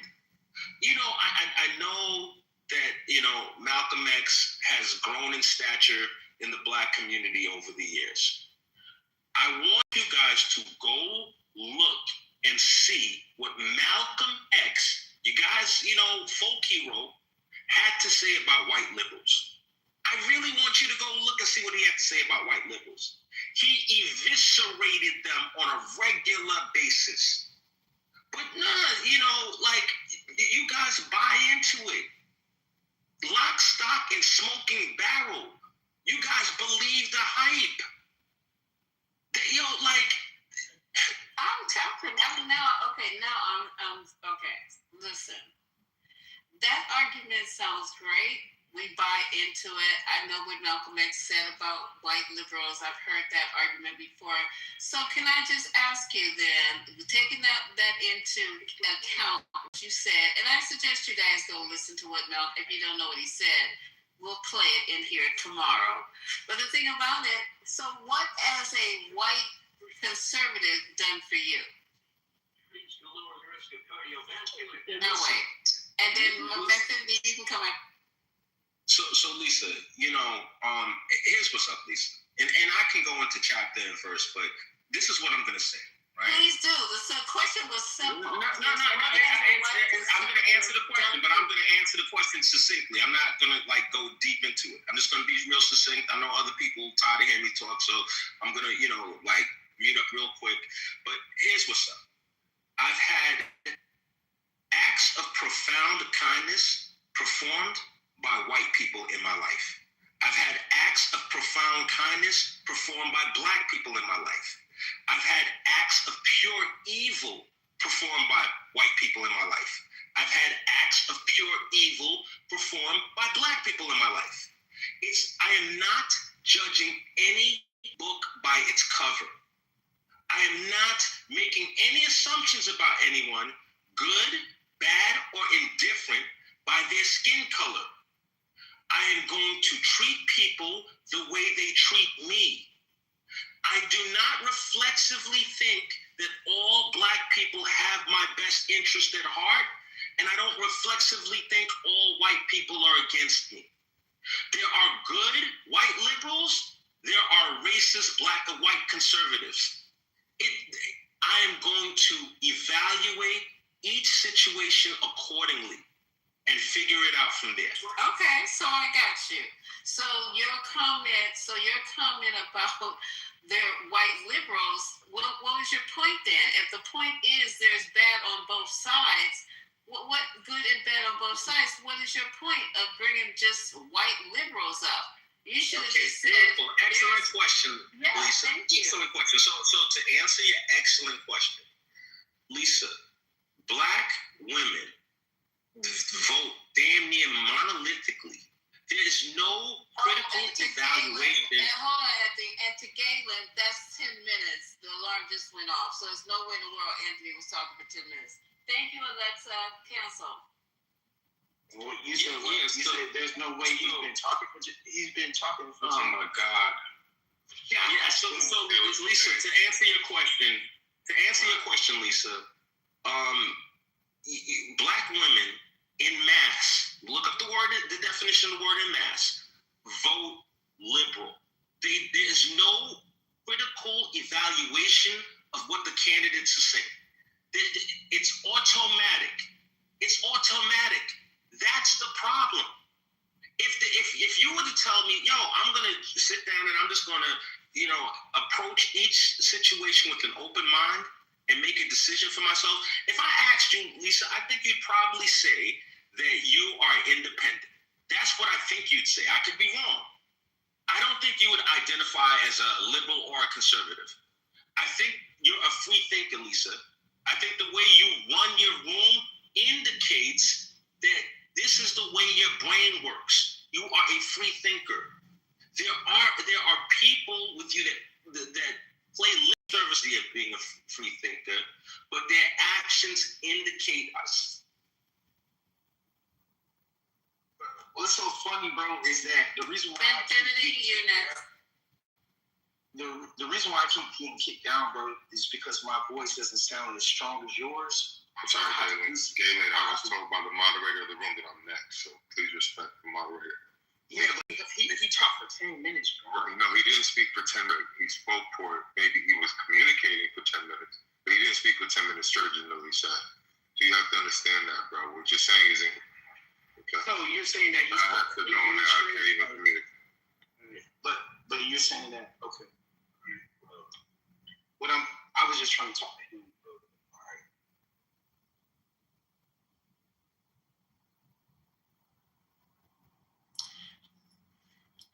Okay.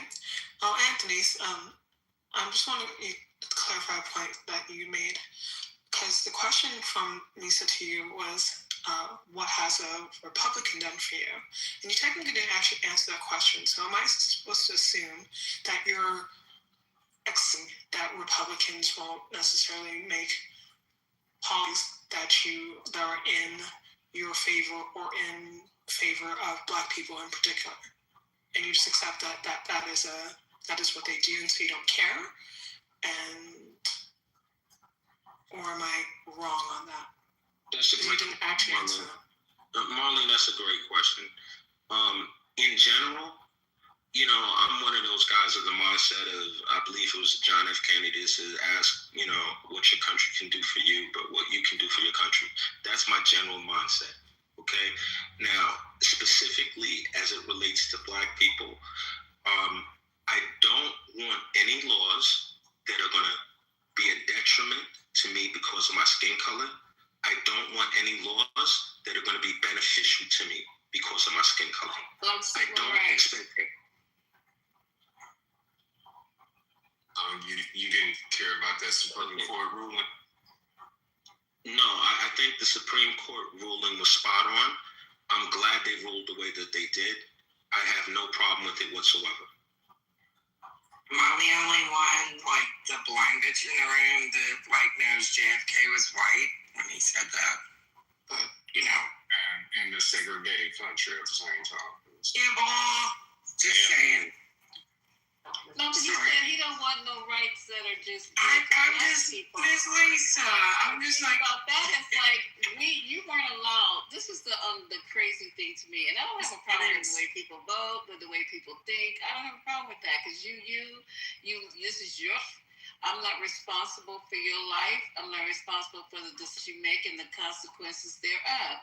But I remember, but I wasn't there, where Black people couldn't sit at white counters. They couldn't drink in white water in water faucets.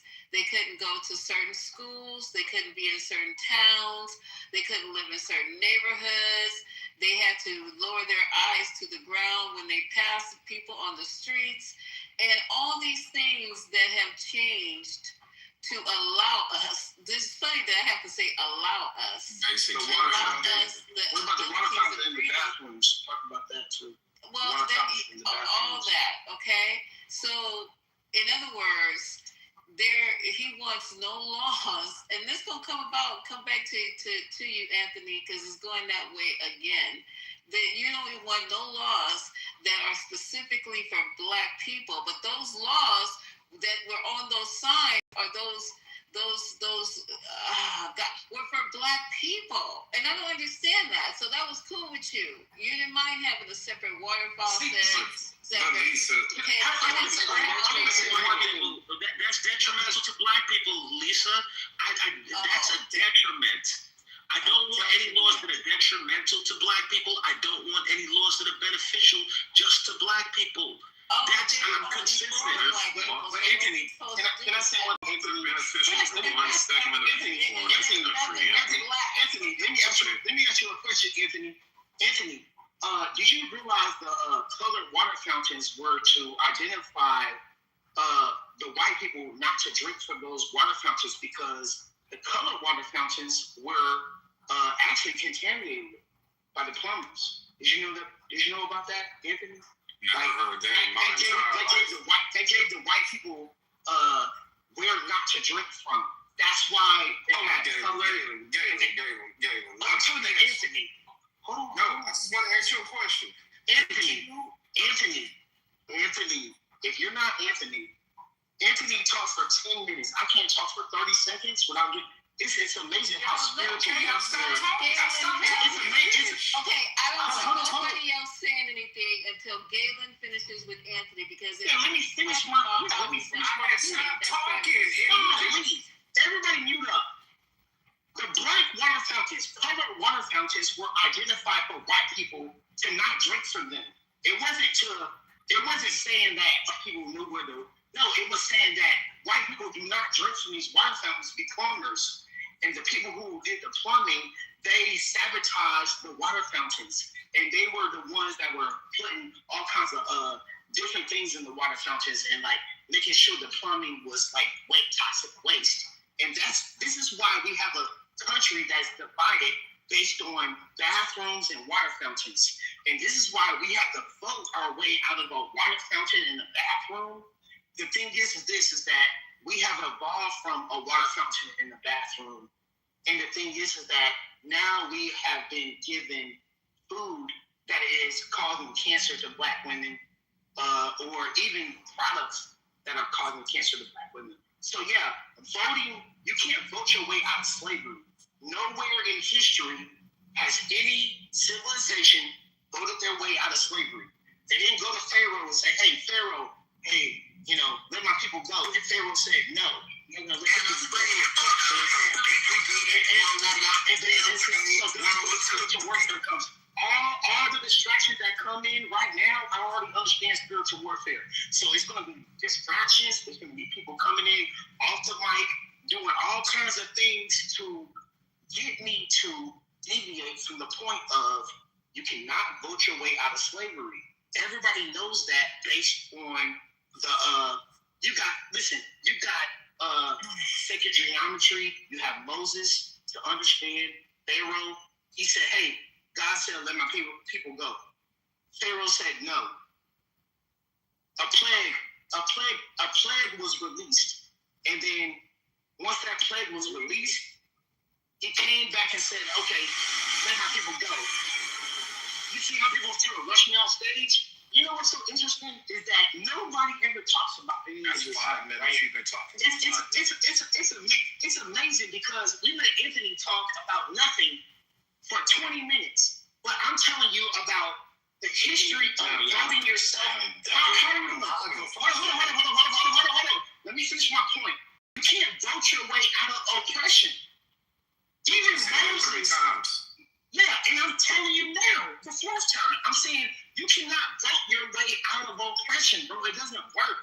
So trying to vote your way and trying to say, oh, I'm going to vote my way. I'm going to go to the polls and I'm going to have to vote my way. I'm going to go and vote for this person.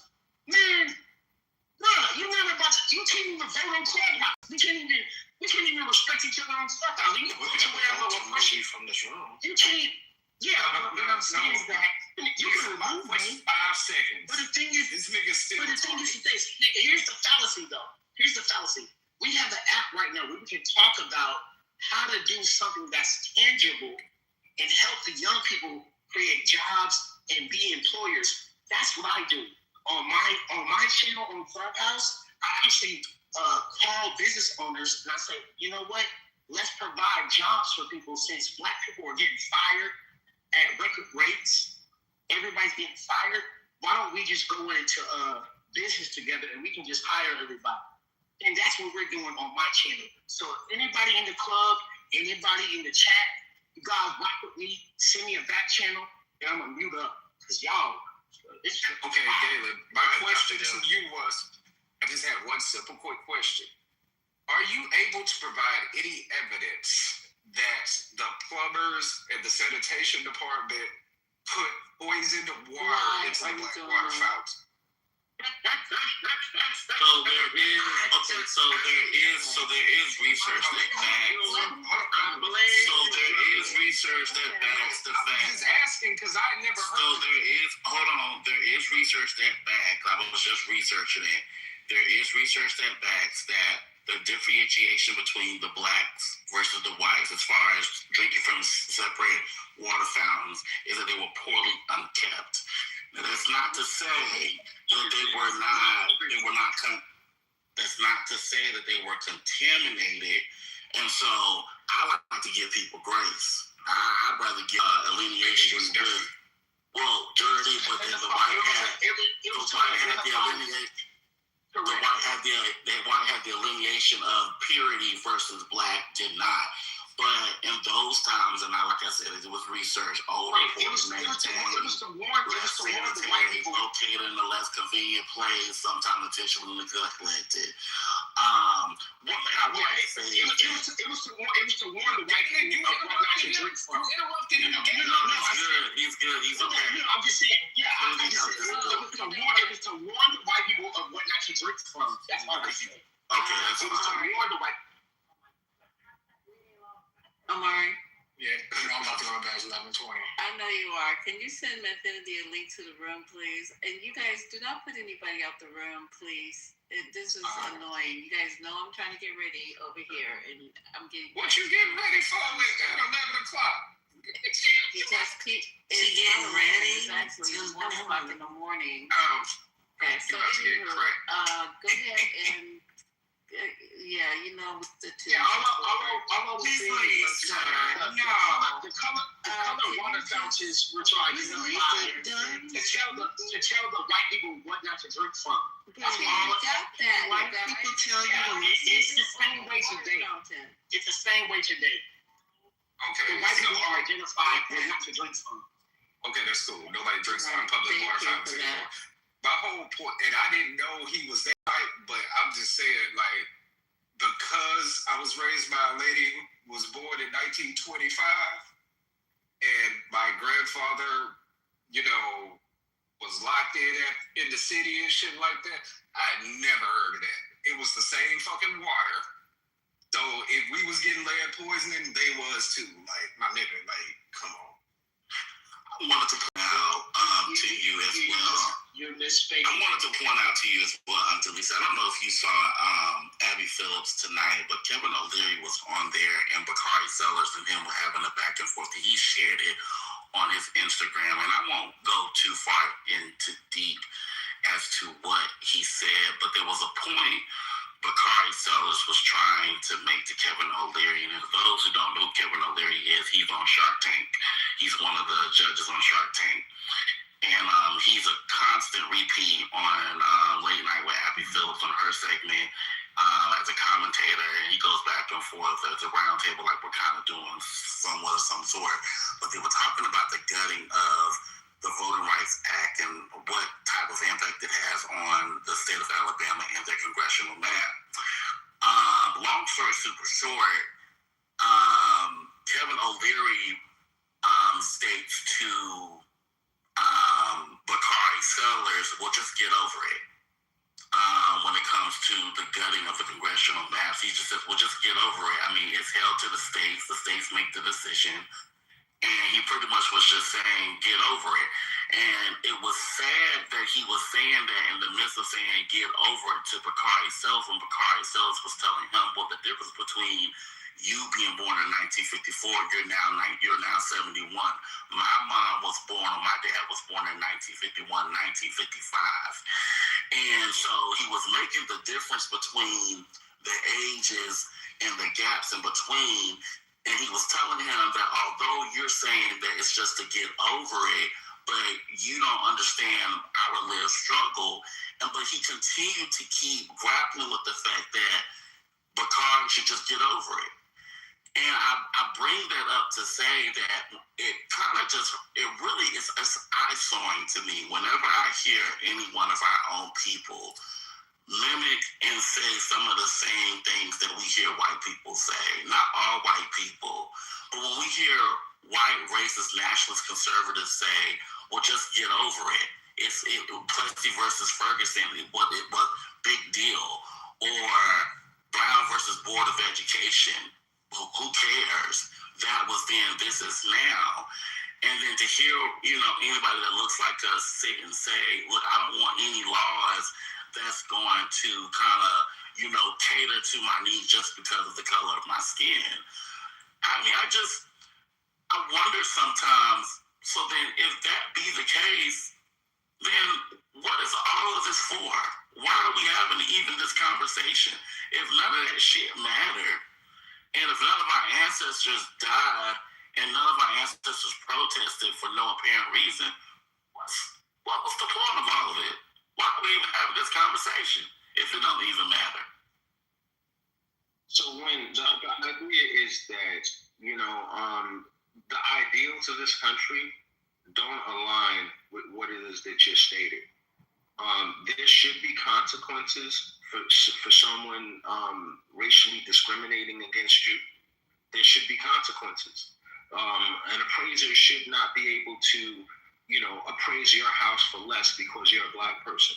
There should be consequences. A police officer should not be able to mistreat you because you're a Black person. There should be consequences. But that's like, that cuts across the board. They shouldn't be able to treat a woman differently because she's a woman. A black police officer shouldn't be able to treat a white person differently because they're white. It's not like, this is not race specific. It's the idea that you're going to, because of your prejudice, you're going to treat somebody different. There should be consequences for that behavior. Doc Ben, he came up here and was talking about Clarence Thomas and the EEOC, which is crazy. Clarence Thomas was the chairman of the EEOC. What damage did he do to the EEOC as the chairman?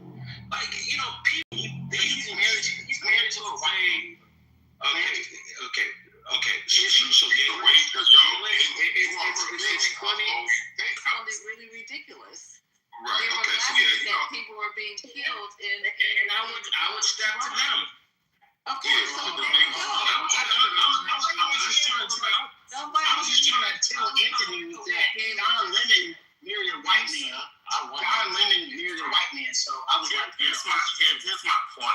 Here's the point that I was making. Pass it to man. My apologies. My point is this: I can't stand when I hear somebody who has never had or shared that lived experience, maybe not now in 2026, but it's really disingenuous whenever I hear somebody say, just get over it, leave it to the states, the lines are going to be drawn, it's now left to the states, get over it. And when I'm hearing this a black man go toe-to-toe with somebody who doesn't even have a drop of reverence to his parents' lived experience. And even when as far as to say, my father got shot during the civil rights movement, and then he proceeded to say, oh, well, get over it. But then I hear you say, who speak so eloquently, I don't want any laws or any types of protection from my government just because of the color of my skin. No, I'm going to be honest with you, brother. I don't either. I agree with you. If we can agree on one thing for the first time ever in Clubhouse years, you're absolutely right. I don't want that either. But guess what? I need them. Because unlike me, Ramona has more protections and rights than me, and she's on stage than I do in my real life. Now, that could be just an assumption from my perspective, but I'm pretty sure my lived experience is not going to be in the same regard as Ramona. That's just the facts. I'm a black man, she's a white woman. She looks white to me. Well, I think last I checked, I haven't seen my reflection in about 25 years, but Yeah, but the thing is, and I want to get to where Anthony is, because obviously he's there. He's living in a reality that a lot of us black folks are not. Where, hey, listen, I don't see color.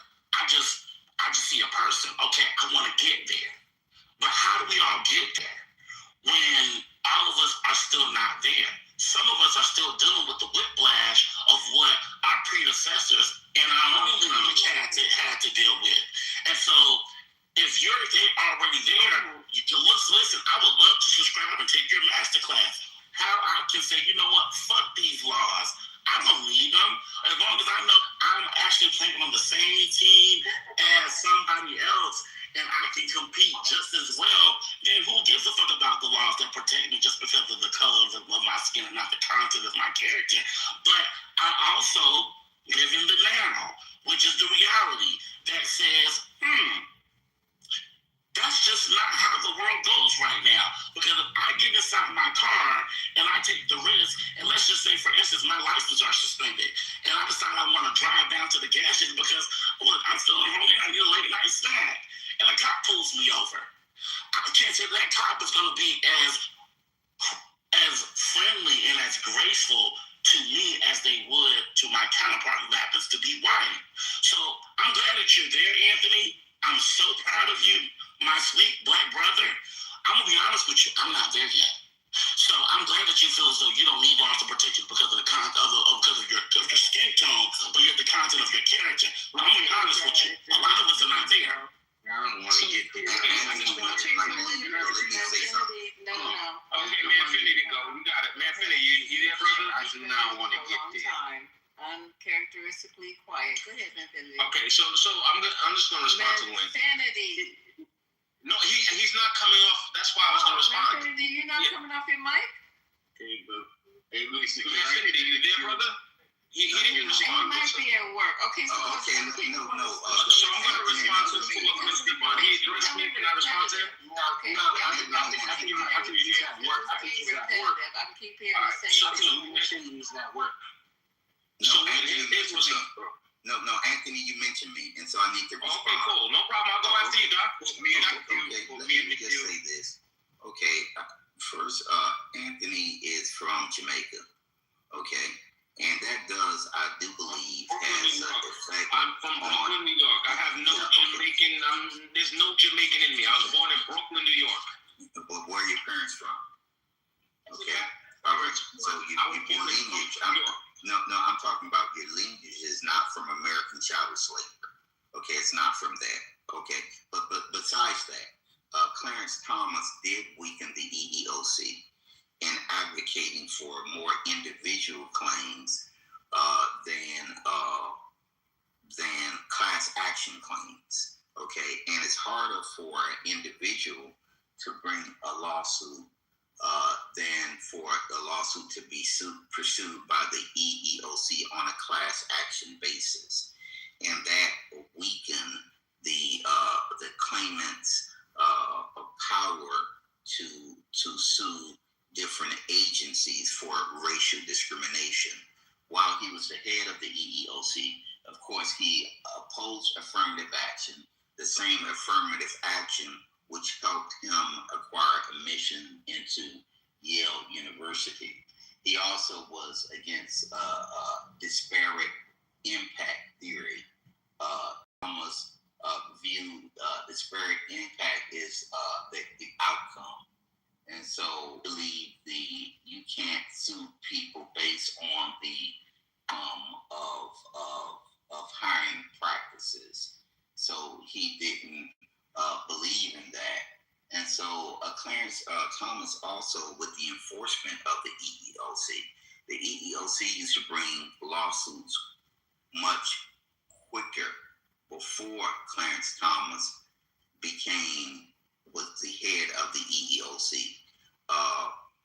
Clarence Thomas created a backlog, so the EEOC took a longer time to bring about litigation. This was Clarence Thomas being intentional about weakening the EEOC. Not only him being the head, which is sad because I do believe he believes he's inferior. But they wouldn't have appointed Clarence Thomas if they thought he was going to strengthen the EEOC. And George Bush, who was the president, wouldn't have appointed him to the Supreme Court if he thought he would be like a Thurgood Marshall, which he replaced basically a Thurgood Marshall. And so Clarence. Yes. So what's the purpose of Clarence Thomas? Basically, you're arguing. What I'm saying is Clarence Thomas is a person who the reason he has decided against many issues on the Supreme Court that would have benefited Black Americans is because he is filled with self-hatred. He is biased, like all of the Supreme Court. He's married to a white woman. Not like all of them, but like most of them. He's married to a white woman, though, right? I'm not even going to deal with that. Okay, that's not an issue. Okay, but he is though, right? Well, I know, but I'm not trying to make that debate. Oh, that's not important. Well, no, the issue is that these jurors, including the chief judge and Alito and Clarence Thomas, they act as if they could view the Constitution without presuppositions, which is a lie. They are born in a racist society. When they look at the Constitution and interpret law, they interpret law based on or with the presuppositions that they grew up with. Hold on, bro. Are you a lawyer? Wait a minute. No, go ahead. I'm just saying, are you a lawyer? Go ahead. Wait a minute. They interpret the Constitution with the presuppositions that they grew up with, and therefore, when they come to certain conclusions, they come to conclusions without a blank tabula rasa, and they act as if they don't have the presuppositions before they interpreting the law. And so therefore their interpretation of the law is racist. Anybody looking at a document. No, we can't say racist. We have to say subjective. Wait a minute, brother, you keep subjective, not racist. Can you have some emotional control? Any person who's interpreting a document, any person who's interpreting a document, they're going to have a certain set of presuppositions, and for them to be honest, they have to be aware of some of their presuppositions before they interpret that document. But you're repeating that, Doc. We heard you that the first time. Yeah, right? but they didn't get it. Your room didn't get it. Oh, and that's why I said they didn't get it. Oh. No, they didn't get it. No, they didn't get it. Anybody, and so I'm saying because they act as if they don't have presuppositions. Their very basis of how they're interpreting the Constitution is racist. Thank you. Okay, go ahead, sir. No, the next person. Okay, go ahead. Man, I just want to ask you a question. I want to just say, is Clarence Thomas a field Negro or a house Negro? Oh, Lord Jesus. No, I'm just saying. I'm asking Doc about what is he a field Negro or a house Negro? But what difference does it make at this point? No, I'm asking Doc about. I don't want to get into arguments like that. No, that was the whole point. He doesn't want to answer. He doesn't want to answer tough questions. That's the whole point. That's a tough question. That's not a tough question. He's not going to want to answer it. That's the whole point. I pulled his card. I pulled your card, and then that's the whole point. Yeah, I pulled your card, bro. And so that's why you don't want to answer it. Yeah, I did pull this card because you've been talking for the last 20. What I'm saying. Period. This is a walking time. I don't get that work, Anthony. Can we move it around? 20 minutes. Okay, so wait, where are we with this conversation? Because I pulled Bro's card. So that's the last thing we did. We accomplished. We pulled Bro's card. He don't want to answer the question about Clarence Thomas, so let's move on. Good. Thank you, Butter. Please. What makes people think that the civil rights of 1964 and the voting rights of 1965 was just for Black people? Because the face of to respond to her question. This is the wrong room to respond to her question. Please be quiet, please. Thank you. Okay, all right. I'm sorry. I'm reading. To respond to Butter's question, right? The Supreme Court, it ruled that, race-based preferences are not allowable under the Constitution. So it was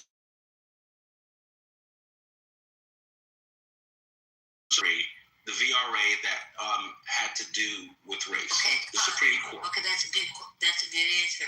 Let me ask another question. What makes people think that removing that legislation only affects Black people? Confused, bro. Can somebody else the question? I don't understand. Did you actually read the decision? It has directly to do with race, but it's self-explanatory. All you have to do is read the decision. You can read a summary of the decision. It's self-explanatory. This is not rocket science. It's not. I do agree with Cuz. It actually is. It's actually civil rights movement was based on the struggle of black people. That was you cannot take that away. That's what. That's not what I'm asking. That's not what she asked. The question was based on weird. Hold on, man. Can somebody else speak? The civil rights movement was based on the black struggle. That's where it came from. That's not what I'm asking. Well, can I finish? Most of the decisions that was made is based on what struggle through the black people to get. So let her re-ask her question. Come on, man. Can I finish? Hey, can you let somebody else speak? Did she re-ask her question? Yeah, but you're just. Let me re-ask her question. Let me say something. Anthony, let me just say, and I'm gonna move out the way because y'all just wanna. Let me just move out the way. Guys like Anthony, man, to be honest, he's just not gonna get it. You kind of showed yourself in the past, a couple of days ago, when you said it's for the strongest, the ones that survive, the fittest. Because what it is, Anthony, is you justifying what in Rome do as the Romans do. If you can't beat the enemy, join the enemy. That is your mindset. That is your belief. I do not want to be where, no disrespect to what the brothers say, but I don't want to be where Anthony is. Why? Okay. Let her re-ask her question.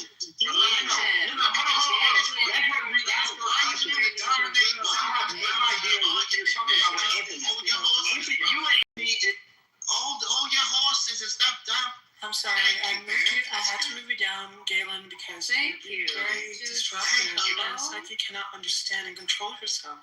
Thank you, Marty. I'm over here doing, now I'm trying to wait my nails to I'm about to move. Thank you. That's a good moderation, man, because this guy was just disruptive. So, yeah, no disrespect to him, but, and what the brother said, but no, I don't think most of the people want to be where you at because you want to join the oppressor. So you will justify anything the oppressor do. That's what you would do. You justify it just because you want to be as the Romans. When we in Rome, do as the Romans do. So I think I respect most people that go up against the oppressor. Not you, brother. No disrespect, but not you. I don't want to be where you at no time. Okay, honestly, one more time, please. Elder, I just want to be clear. Do you think I want to dress weird and claim to be some kind of Hebrew Israelite and who wants to be you, Elder? Who wants to be you? Like, Elder, really, man. Elder, I promise you, Elder, we don't want. If I woke up with your hands, I didn't interrupt you, Elder. I did not interrupt you. Everyone, stop. Stop 1 second. Stop, people. Elder, with all due respect, he did not interrupt. But still, you commented to. Hold on, Anthony. I was literally just saying the same thing. You kind of also went at him personally, so he does have a right to respond to you. But do not interrupt him. Let him say what he has to say. If you want to retort afterwards, by all means, you're first in the queue, okay? Please go ahead, Anthony. Thank you. Elder, listen to me, man. You check all my boxes as to what the definition of a loser is. If I woke up with your hands, I would take a one-way flight to New York, and I'm going straight to the Empire State Building, and I'm jumping from the observation deck. That's what I'm doing, all right? There's nothing about you that I find redeemable, admirable, anything I aspire to. You're literally nothing and nobody. You're nothing. Thank you for listening. Oh, Elder, you should be concerned if you were someone that Anthony aspires to. So I just wanted to point that out. Absolutely. Because I want to be totally opposite. Anthony, you literally make money as a Section 8 landlord. You rent out hovels in a poor area of town. Please calm yourself down. No.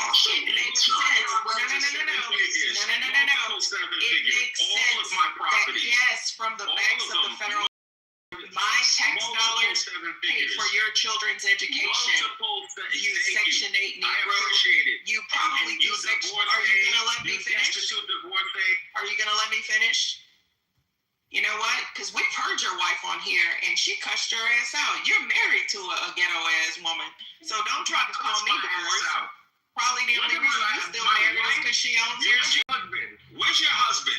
Oh, you just said I'm divorced, so where is your wife? You don't have one. Well, where is yours? You don't have one. You might as well not have one. We're still on the app at the same time. Where's your wife? Right? Well, nobody's sucking your dick, boo-boo. Guess what? I've been If you got a wife, she not fucking you. Years. Oh, that's why you mad? Because you're not getting no ass? Your wife is probably at work getting fucked by one of the doctors. That's why you on here yelling at me? Yeah, cool. Yeah.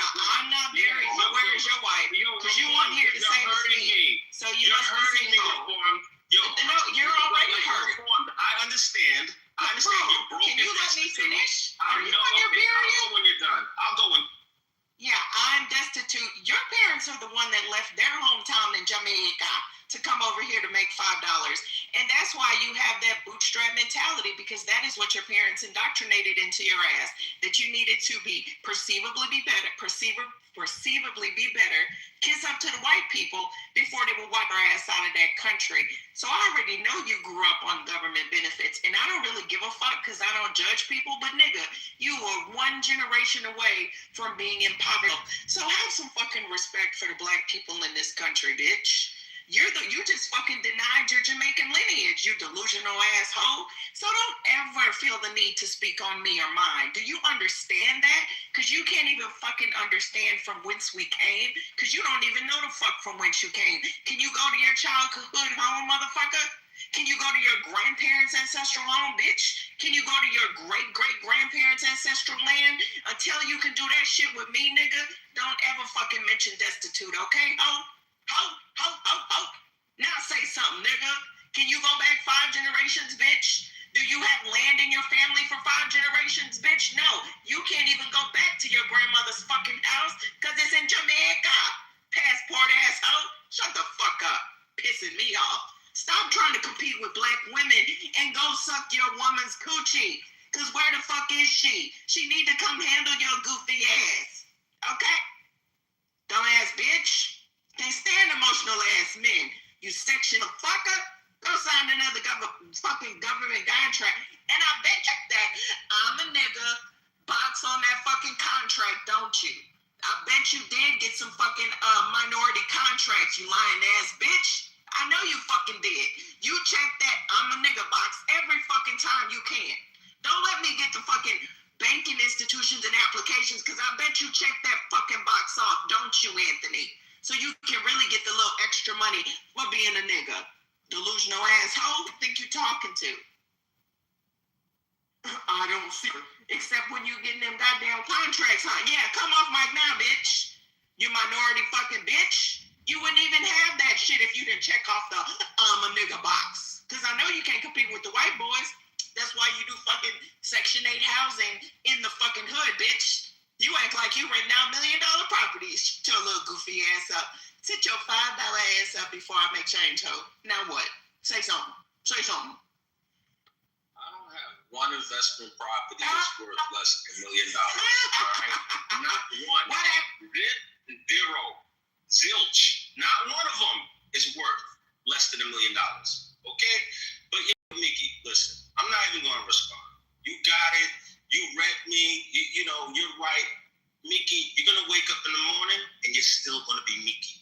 You're still going to be divorced. You're still going to be destitute. You're still going to be pitiful. I hope you find a job.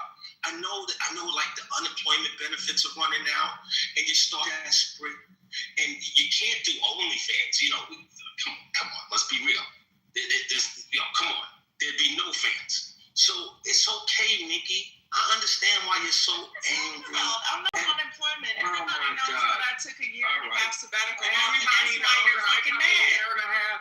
Yeah, a year and a half. I took a year and a half. You pay attention to me so much. You know why you fucking mad, Anthony? You know what? Let me tell you something. You know why you so mad? Everybody knows that I took a year and a half off. Yeah, that's how your wife sounds. That's not how I sound. Yeah, that's not how I sound. Where are you going to Yeah, that's not how I sound. I am a 50-something-year-old woman. Yeah, that's not how I sound.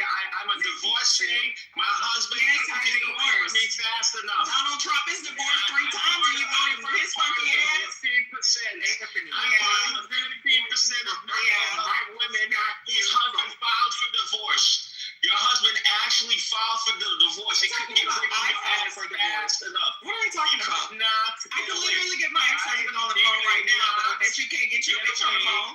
I bet you can't get your bitch on the phone. Everybody on Clubhouse has heard my spouse and not cussing me out and yelling at me to get off the app, by the way. The way that your bitch yelled at you to get off the fucking app. Yeah, oh, we heard her. We heard her cuss your black ass out.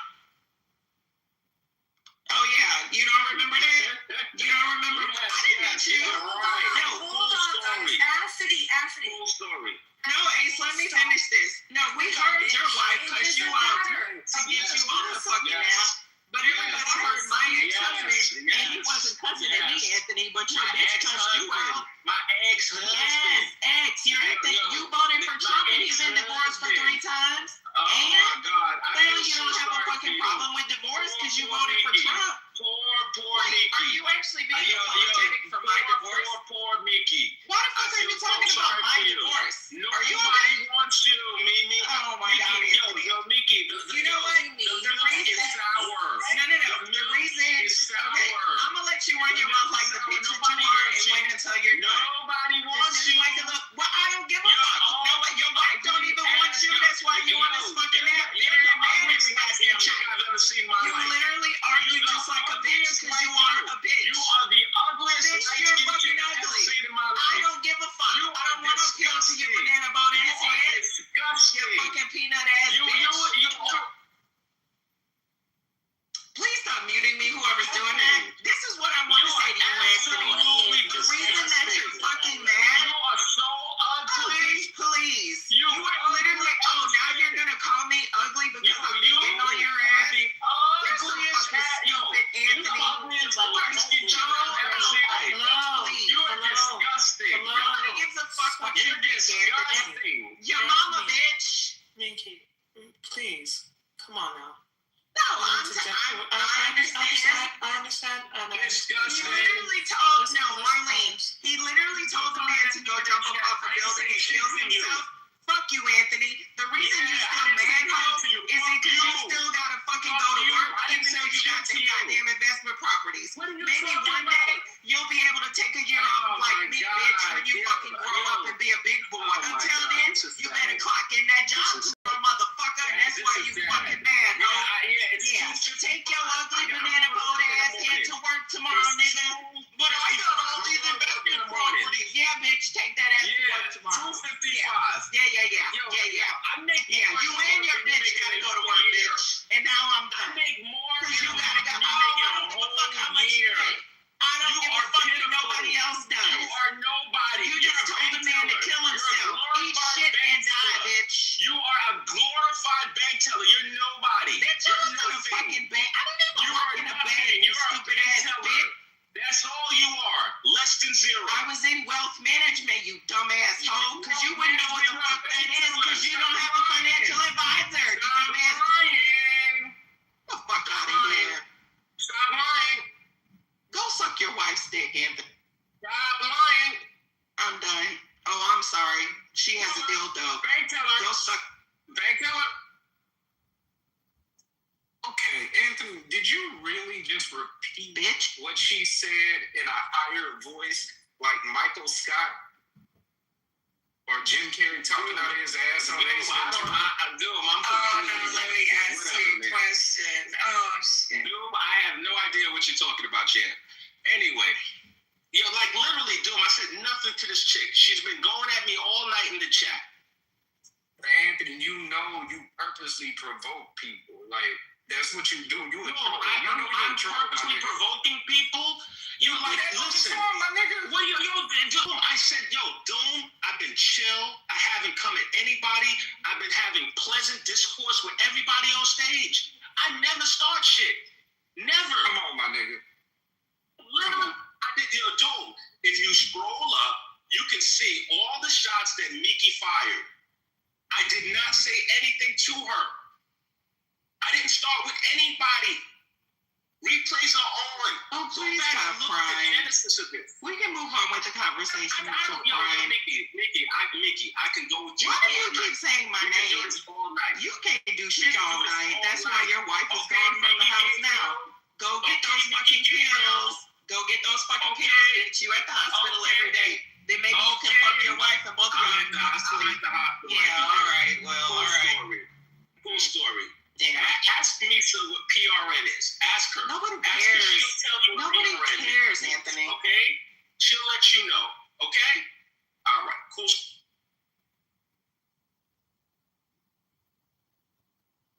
You are a sad, pathetic excuse for a little man. You're nobody. You're broke. You're unemployed. You're divorced. You have nothing going for you. What do you have going for you, Anthony? I really want to know. What do you have going for you? No, what do you have going for you exactly? Because whatever you have going for you, it's not enough because you're on this app yelling worse than I am. I'm rich. You're rich. Well, why aren't you happier if you're rich? Yo, I don't understand. You just told somebody to kill themselves, but you're happy? No. Can you answer that question? If you're rich, why are you always yelling on this app about how you don't see color? I don't understand. Can you make us understand? One thing have to do with the other. No, I'm asking you a question. You're rich. Why don't you act happy then? You're not happy. What I understand. You're not happy. What I understand. Because clearly you want some attention from me, so I'm going to give it to you. No.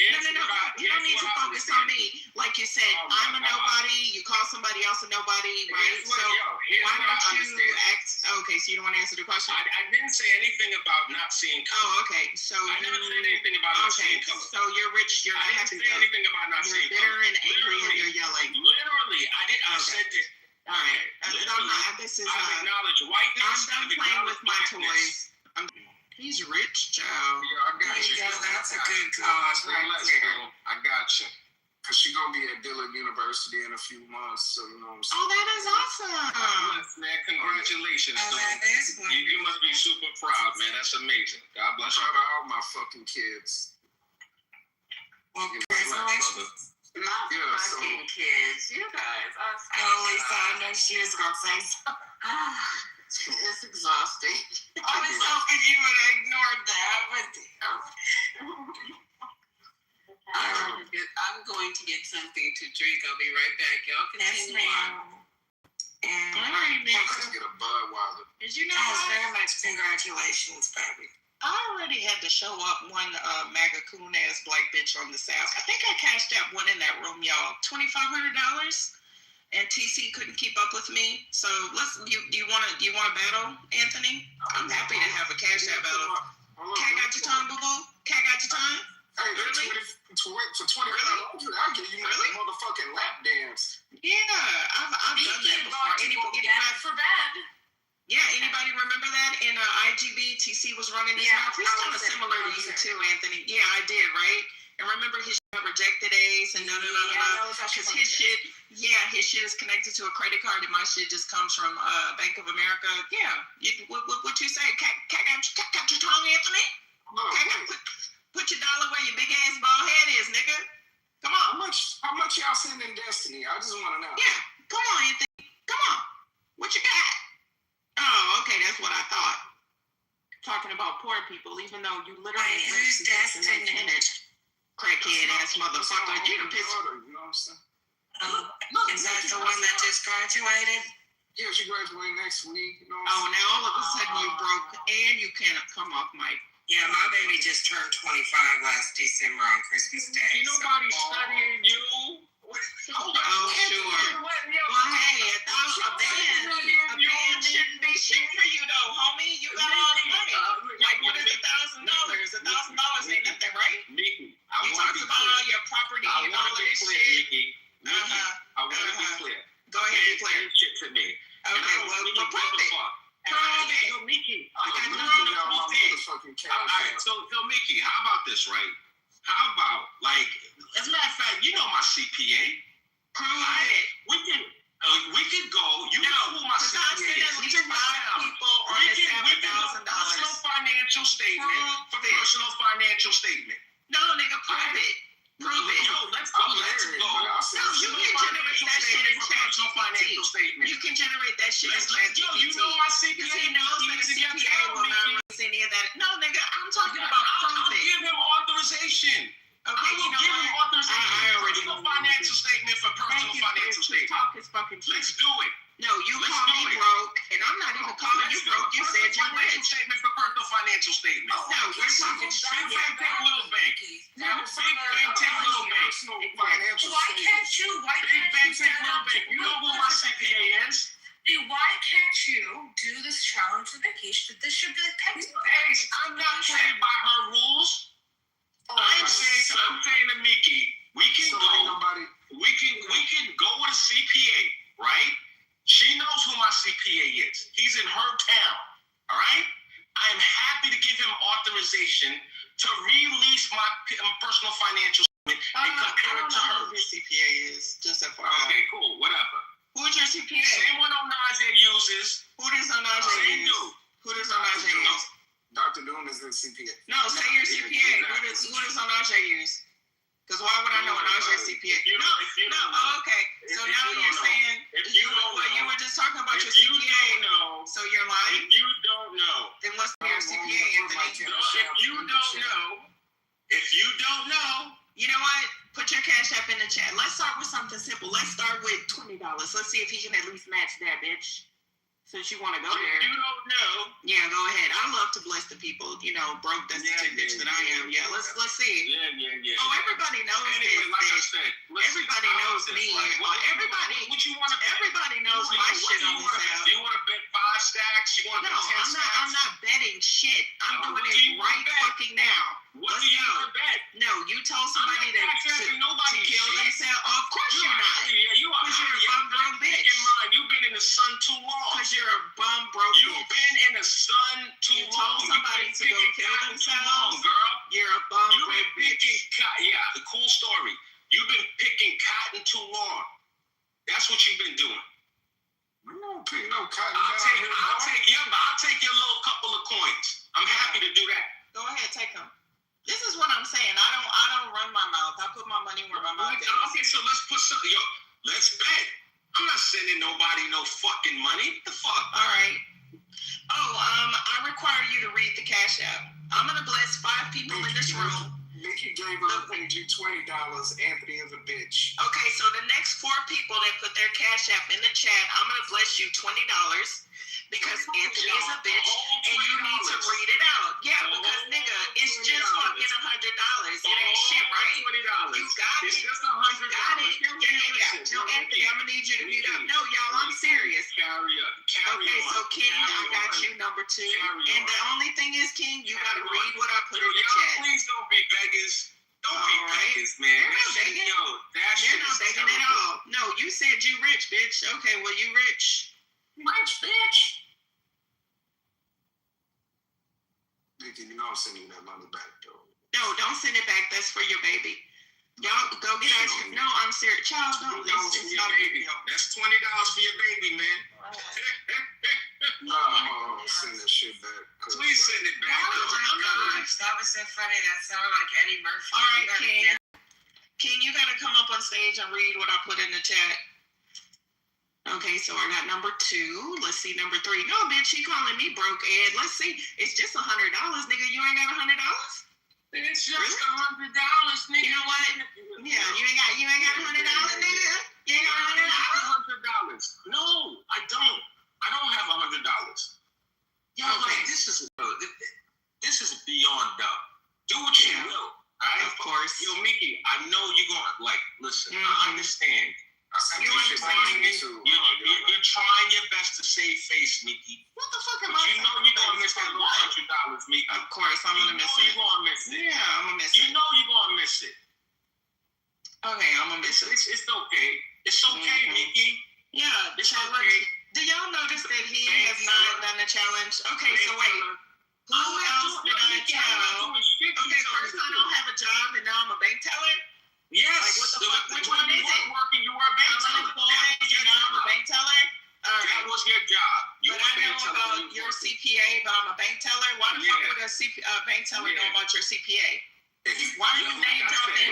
Why are you name dropping Onaje to me if I was like I just said, hey, wait a Okay, minute. wait. I said, this is I Doc. said two people. Bank teller. King, You in wealth management. King, I'm bringing you up to stage. You in wealth management. Hey, wait a minute. This is Doc. She just sent me $20. Thank you, God Doc. bless you, Doc. Doc, Yo, Doc, man, that's shameful. Doc, read No, what it's the not cash app shameful. says. Yeah, it's $20. What does it say, Doc? $20. That's what you doing? She just sent me $20. I'm sorry, I had to move Anthony, so he's messing up the content. Go ahead, Doc, read. Yeah, she just sent me $20. What does it say, Doc? Oh, let me see. I didn't read it what it says, but I know it's $20 in here. You just sent it. Okay. Where to read it? $20. Okay. I see What's it say? What does it say? It says, let me see. I know it's $20 in here because I only had 79 cents. All right, what does it say, Doc, now? Okay, I'm trying to get the cash app. I'm sorry, boo. Go ahead. Take your time.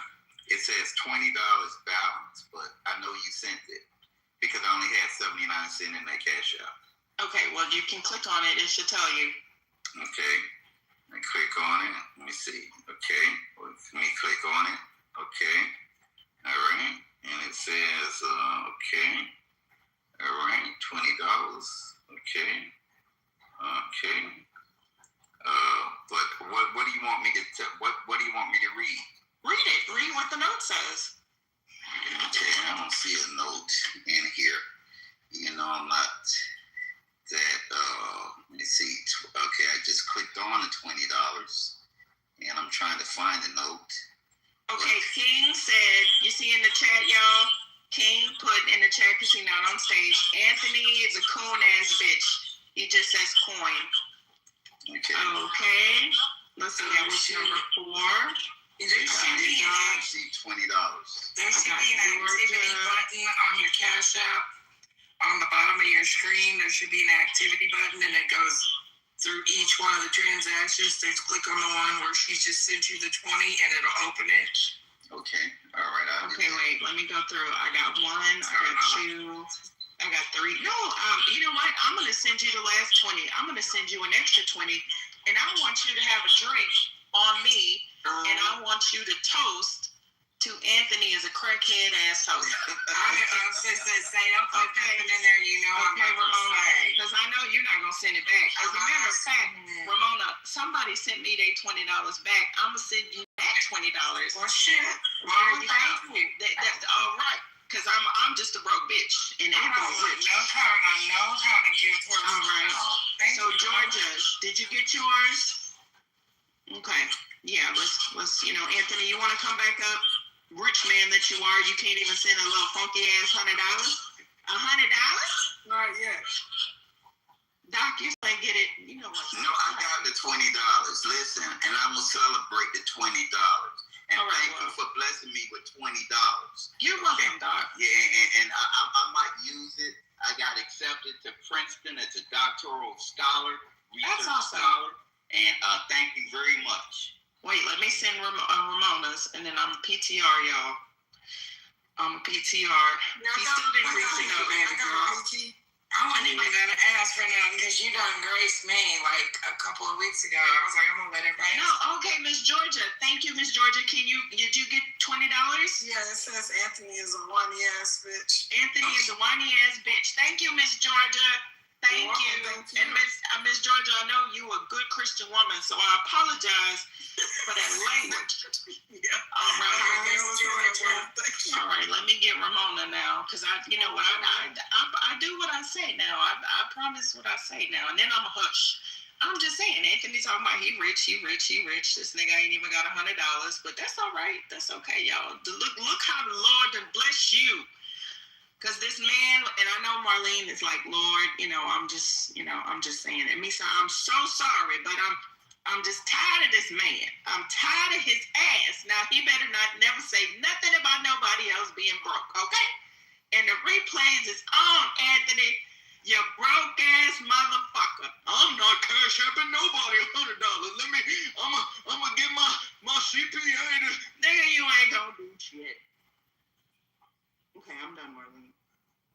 I I am gonna send Ramona this $40. Ramona, sweetie, you have Okay, fun. Anthony is a cosplaying BUAX. BUAX.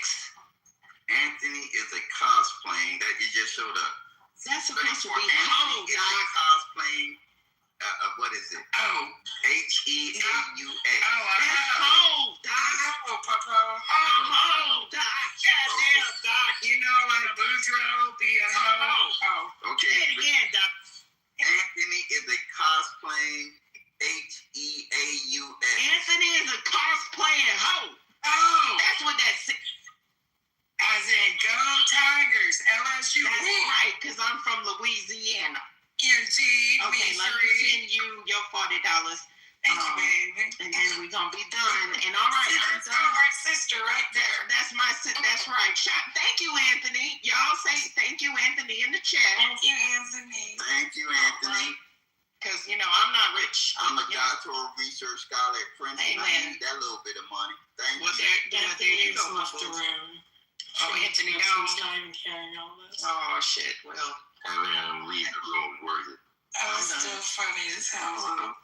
Yeah, because we can have dissenting opinions, but to tell somebody to jump off a cliff and kill themselves, that's too much. Come on. and that's what pissed me off, because I was like, oh yeah, you triggered me tonight. I was just like, that was so awful, y'all. And I was like, you know what? I'm gonna get your ass. And he been asking for it for a long time. So anywho, I'm done, y'all. I'm sorry. That was funny. I never that happened in a long time. Thank you very much. Oh, You know, he says the same shit to everybody every time. He doesn't have the original. He says the same shit every time.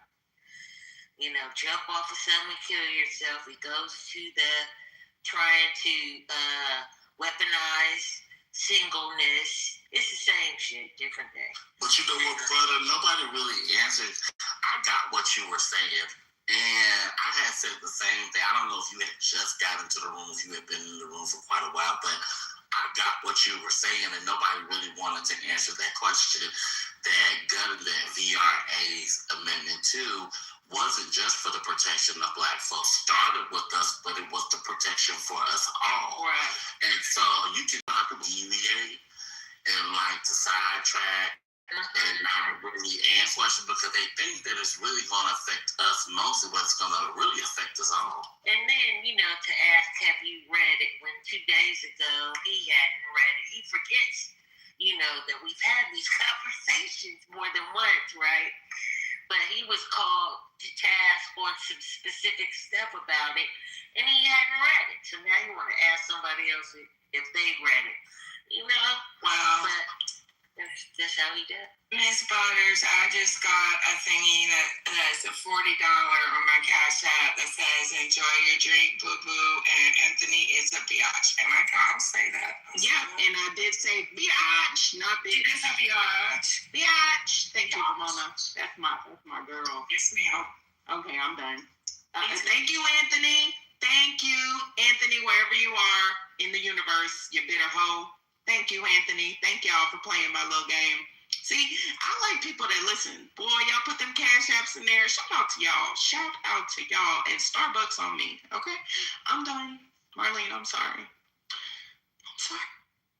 You're so not sorry. I'm not. He's so funny.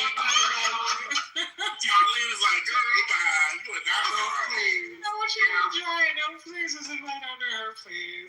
It's hilarious. Oh, Lord Jesus. That was an A+ reformed breakdown right there. Just tear it right on down. But you know, I'm gonna say something else too. You know, when somebody tells you they have $1 million properties, they never tell you what the bank value is. They tell you what the appraisal value is, and a lot of times appraisals are not accurate. I'll just say that. As our illustrious president has taught us. Oh.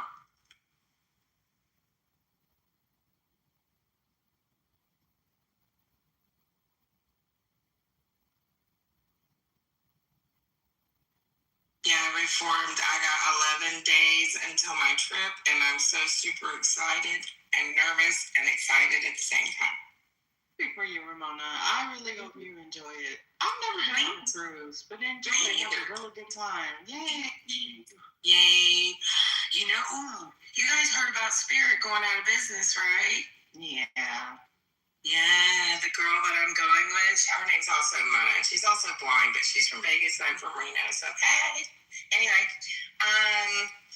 part of her trip was on Spirit, and so because I paid for all of our flights on my card, so of course Chase gave me my money back, right? And then Spirit turns around and gave me my money back. Of course, Chase took their money back that they gave me back. Blah blah blah. You know, but we're all square. It's all good. But it was so crazy because we had to find another flight for that second leg of the trip. I'm not sure if we're going to schedule one for December or not. Depends on what flights are looking like because they're getting more and more expensive. But yeah, I'm excited. But before, no, I was just saying my form knows. But if you guys, I'm going on my very first cruise ever now. Oh, so, nice. Super excited. Yeah. I'm going to Cabo and Ensenada. Yeah. Oh, Cabo, you're going to have a wonderful time. The food. Oh, that's going to be awesome for you. Yeah, because at first we're going to do 2 dolphin excursions and a horseback ride in Ensenada. And then we're doing like cupcake making and sushi candy making on the ship. It's going to be fun. My friend's a foodie, so we're doing food stuff on the ship too. I was like, okay, we can make cupcakes. So it'll be interesting. Oh, I found out they got bumper cars on the ship. Can you believe that? That does sound fun. Wow. I'm jealous. I hope I can take some video. I might be able to take some video and post it on my Instagram or something so you guys can see us do bumper cars. Can you send me your Instagram? Can you text it to me? Or It's on my profile. It's on your profile? Okay, I'm gonna follow you. Yes, it's on my profile.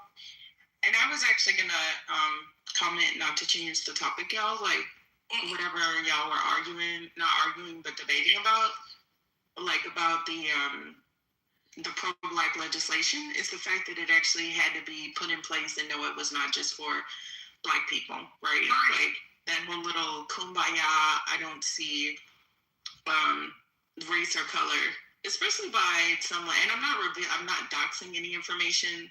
This is just also what incensed me about what Anthony was saying, that in the area that's considered, low income, specifically for Section 8, that has also been harmed by a reversal of legislation.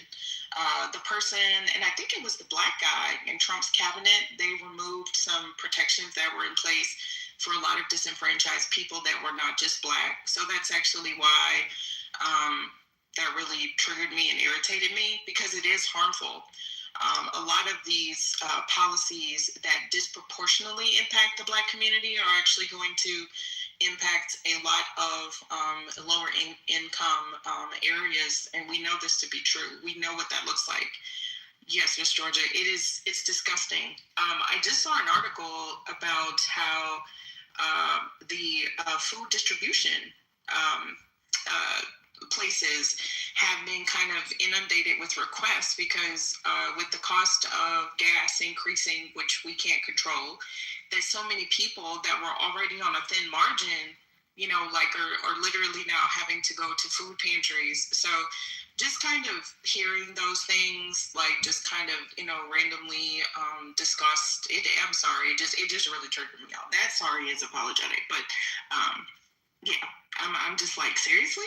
We had to put laws in place because they were racist. Like, so racist to the point that the government literally had to incentivize, corporations had to be incentivized to hire Black workers, which is why we have to fill out those little, are you Black, are you disabled, or do you identify as a veteran? Like, imagine that they have to be incentivized via tax deductions and tax credits to even hire certain demographics. So don't tell me that the legislation is not necessary and mandatory and needed, even if it's not just for the Black community.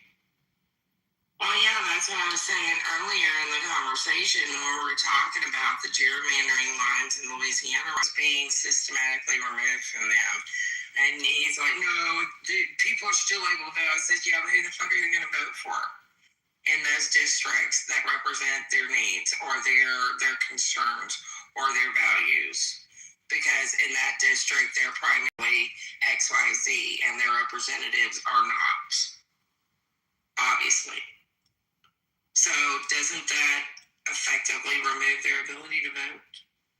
Or does it just leave them ambivalent to voting and just sitting at home on the couch and not voting, which is also a problem because of these issues and obstacles to voting? So, yeah, it is a problem. And we wouldn't have to think about things being protected on basis of race if they weren't attacked on races of base to begin with. And the Constitution was not written to be equal to all. And Ramona, even for those on disability, because I don't know if I put this in. We can't post in Elise's Telegram, but there were about 400,000 people that should be impacted. This is not for the voting, but just goes to show like how we should punish some of these politicians, that they want to remove the ability for them to get food stamps if they have adults in the home. Yes, that are on SSI. So, for example, and this is why it triggers me, y'all. My oldest son, everyone knows, is autistic, right? He is considered high functioning. I hate to even use those terms, but that's just what the terms are. But he's at home. I don't have him in like housing, even though I could, because, well, you know, it just takes forever and it's a lot. Because, you know, Choo-Choo's home. He's still my Choo. So if we were to get food stamps, which I'm not saying anything is bad with that. Hey, if corporations can get billions of dollars, y'all please go get your food stamps. It is the same thing, right? It is free government stuff. Wealthy people are the first in line to get their stuff, so y'all get it too.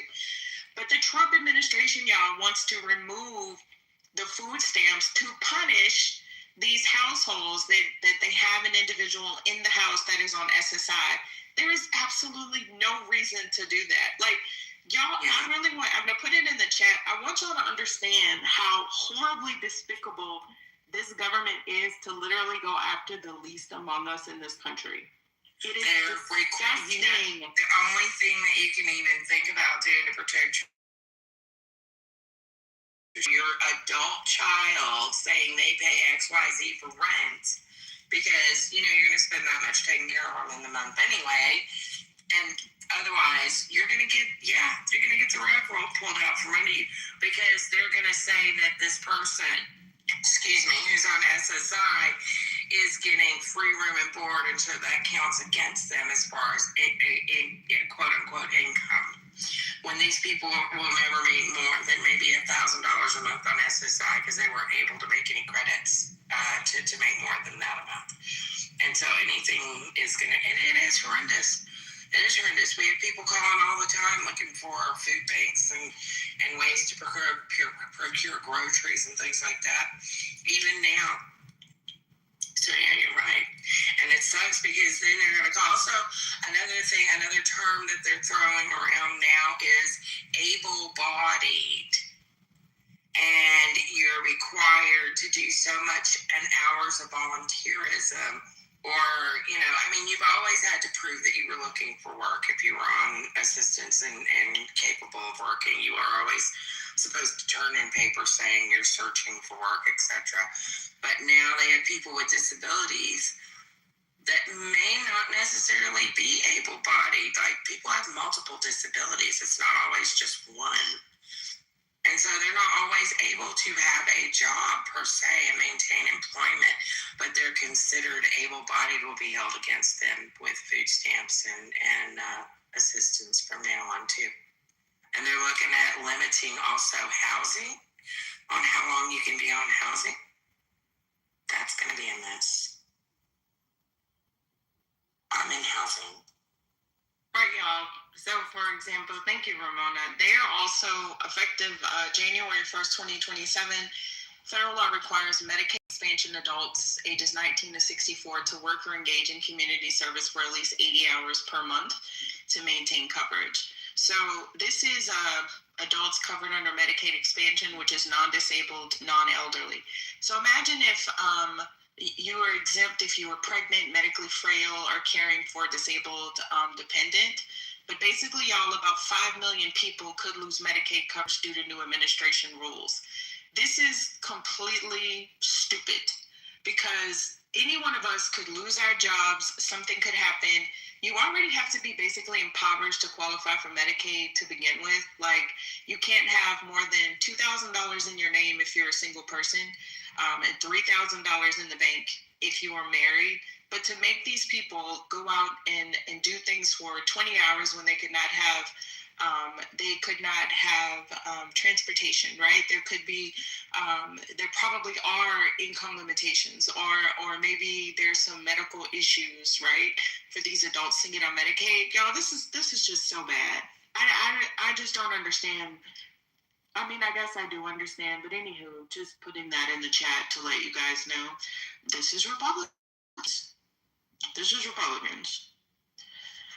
So this is why the Voting Rights Act is so important.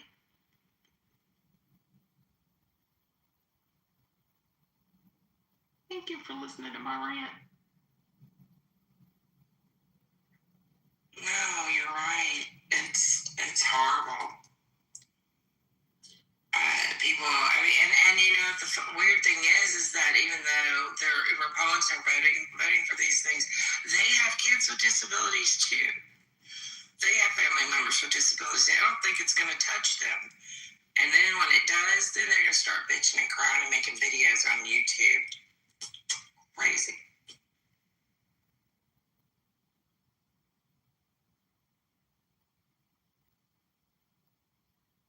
I'm surprised there's no one coming into defense, considering, I mean, such a Christian country, and Trump's the best and the Messiah, and doing God's will, and I mean, bombing places is better than feeding children and the sick and the poor.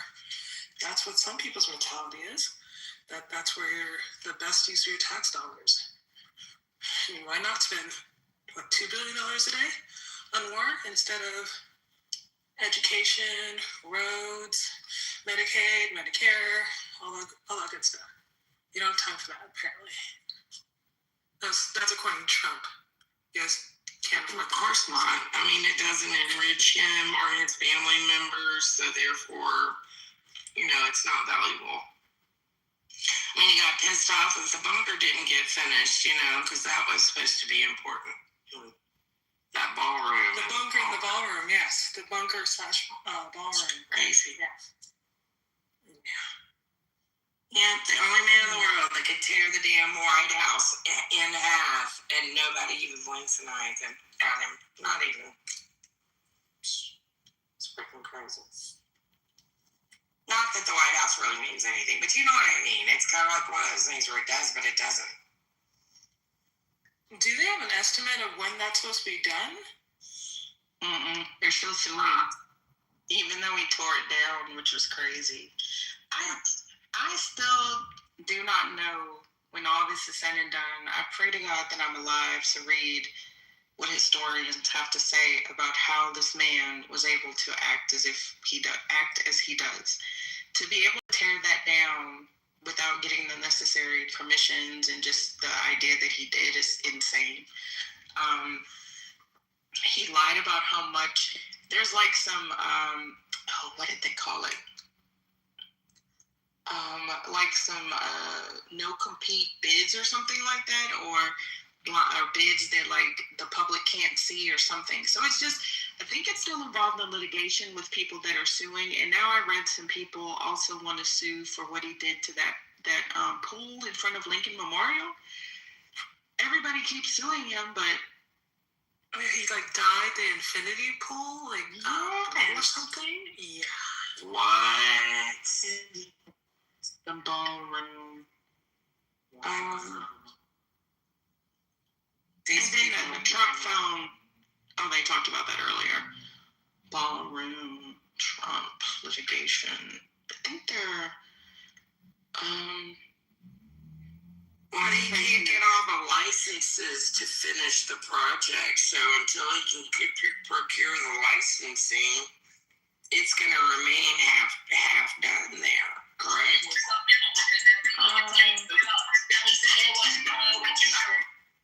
Well, that's special. So the current status is a federal appeals court allowed construction to continue, staying a lower court judge's stop work order until the June 5th, 2026 hearing. The National Trust for Historic Preservation argues the project bypassed mandatory design reviews, environmental assessments, and congressional approval. The administration argues the president has authority to renovate the White House and that the ballroom is a vital, secure event space. The DOJ accused the plaintiffs of Trump derangement syndrome and claimed the lawsuit was invalid following a shooting incident at the Washington Hilton during the White House Correspondents' Dinner.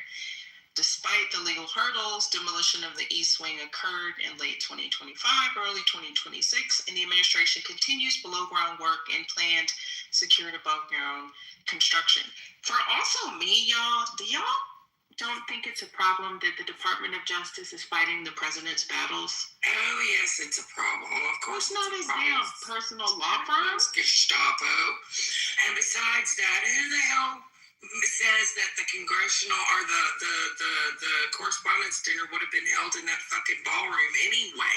The correspondence dinner is a private function. It's not a government function. It's not a government event. He's we can have it again later. No, idiot. You know, he assumes and presumes so much, and people let him get away with it. With just no accountability whatsoever, because they're so busy with him. Look what he's doing over here, you know, while he's tearing up the biggest monument in the country. I bet if we offered him $100 million as a nation, he would just go away. Seriously. It'd have to be more than that. Because Elon's got $1 trillion. Come on. You know that's what he'd say. And tell me, Mom. He wouldn't go away for less than that. Maybe not even that. Pardon, sir? Donald Trump, this is Ash, and I said, no, Donald Trump's a dummy. I mean, he may have permission to do whatever he's doing, but as far as a ballroom, I'm trying to look this up. I mean, he can remodel the White House, but man, to demolition or remodel is different than tearing down something that already existed. He didn't ask permission, baby. He just did it. He's one of those ask forgiveness instead of permission kind of folks. If the whole forgiveness part comes into play. But yeah, no, he don't give a damn about getting permission, Ashton. And I'm sorry, you were in the Matrix when you first spoke, and that's why I said, sir, my apologies. Well, good. I mean, sometimes this whole app messed up. The other night, this app was down for hours. I couldn't get on this app itself, so sometimes it could be this application, because at first, it's been weird. It was weird on here. It's been the app. That's all. You being weird. We had some weird ass motherfucker that Zoom bombed our room earlier, being all ugly and nasty. Got rid of him. I guess we're trying to throw him out of the room. Huh? It's a fun room. I like, coming in here. That's why I'm packing stuff. I'm getting ready to move, and Ramona. I'm really happy. I'm moving in less than 30 days. I want a bigger place, and just in a local area, moving to another place. Yeah, I need a place that's got a real closet, a bigger closet. Not to say that this doesn't have a closet. You get the idea. You do have a closet here, but it's not big enough. And he wants a bigger bathroom, which is fine. A male don't ask for very much. He said, just find a place that has a bathroom. Cool, do simple. I can make that happen for you. Can make that happen with larger square footage. We can do all of those things. So all that stuff is possible. I said, okay, is it possible to do it? He said, yes, let's do it. So yeah, I mean, anything's possible. I'm real happy because they got in this place, they got elevators. They got coffee, a work center, a huge apartment. So that's what I'm needing. I need something that's over 1,500 square foot. You know what I mean? So that he can have his whole space. A man needs their own space for real. They don't need to be crammed up under no woman. I told him, yeah, okay, you need your own space, and I understand that.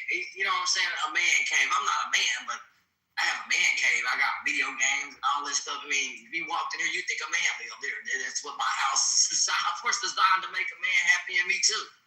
And that's what we're doing. We'll make each other happy. I'm excited. Big old Texas, big old apartments, bigger than some people's houses. We'll take it. Let's go. And a garage on the bottom. So if you got to drive your car right up under the garage, walk right into your apartment.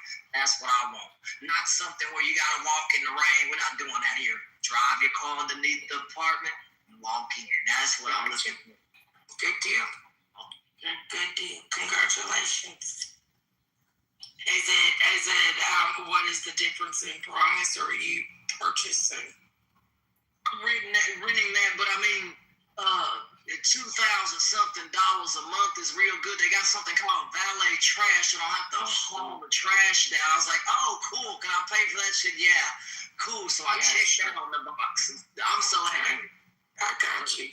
Man, I said, look, man. I said, what valet trash? She said, yeah, we have that here. I said, oh, cool, cause man, look here. I said, I don't have no problem taking no trash down. She said, you better than most people. She said, how many people complain? A lot of people.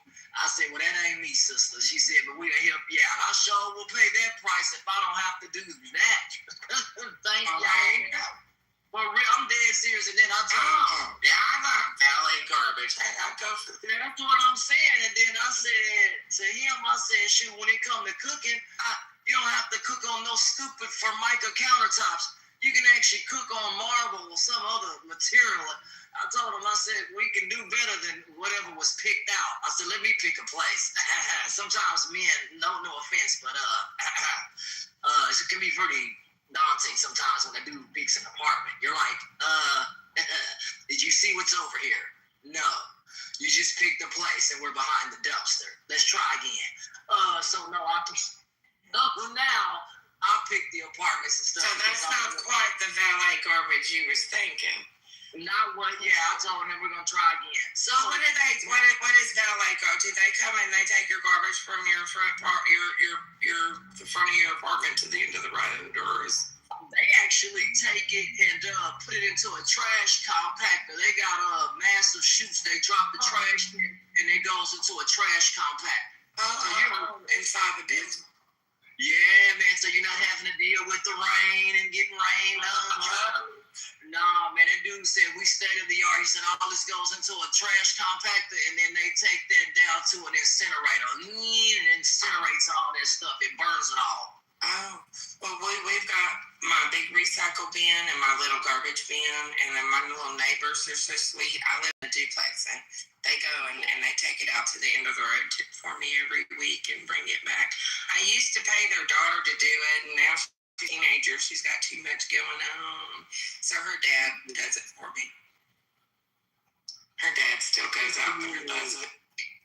But yeah, no, I was like, I didn't understand. I didn't realize that was indoor garbage. Like, yeah, that's interesting. Like indoor garbage. I'm like, what?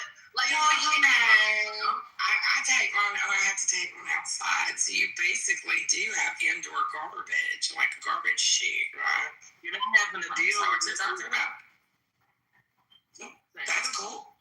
Yeah, it's a blessing because, like, I told somebody, man, it's hard to find buildings out here with elevators and all these other features because this ain't New York. It's not like, oh, well, I can go find a 50-story building easy. Ain't that many buildings out here like that. So trying to find out those features, it's real hard because you get well over the $2,000, $3,000 mark out here. You can find something in New York that may not get you nowhere. But out here in Texas, $3,000 to $4,000 a month, it'll get you something. Yeah, better. 3,000 to 4,000 a month. You went from 2,000 a month to 3,000 to 4,000. Lord. If you gotta find something better than you should be buying if you're gonna spend that much money a month on rental, though, Miss Ashton, don't you think? Yeah, I mean, but the place is a lot of like D.O. Horton homes and things. They don't have elevators. They didn't have. Yours is ground floor. You don't need no elevator. Oh no, I'm on the 7th floor. Oh no, baby. I'm never mind. I'm just saying, you gonna spend money on rent. Why not buy one that's ground level? That's yours. What you know? Like a home. Now, for us, I feel young. I'm like repairs, all those things. You never be young forever, baby. No, I'm not. No, I'm not going to. 40 don't last that long. It's a downhill slide real fucking fast. You spending that much.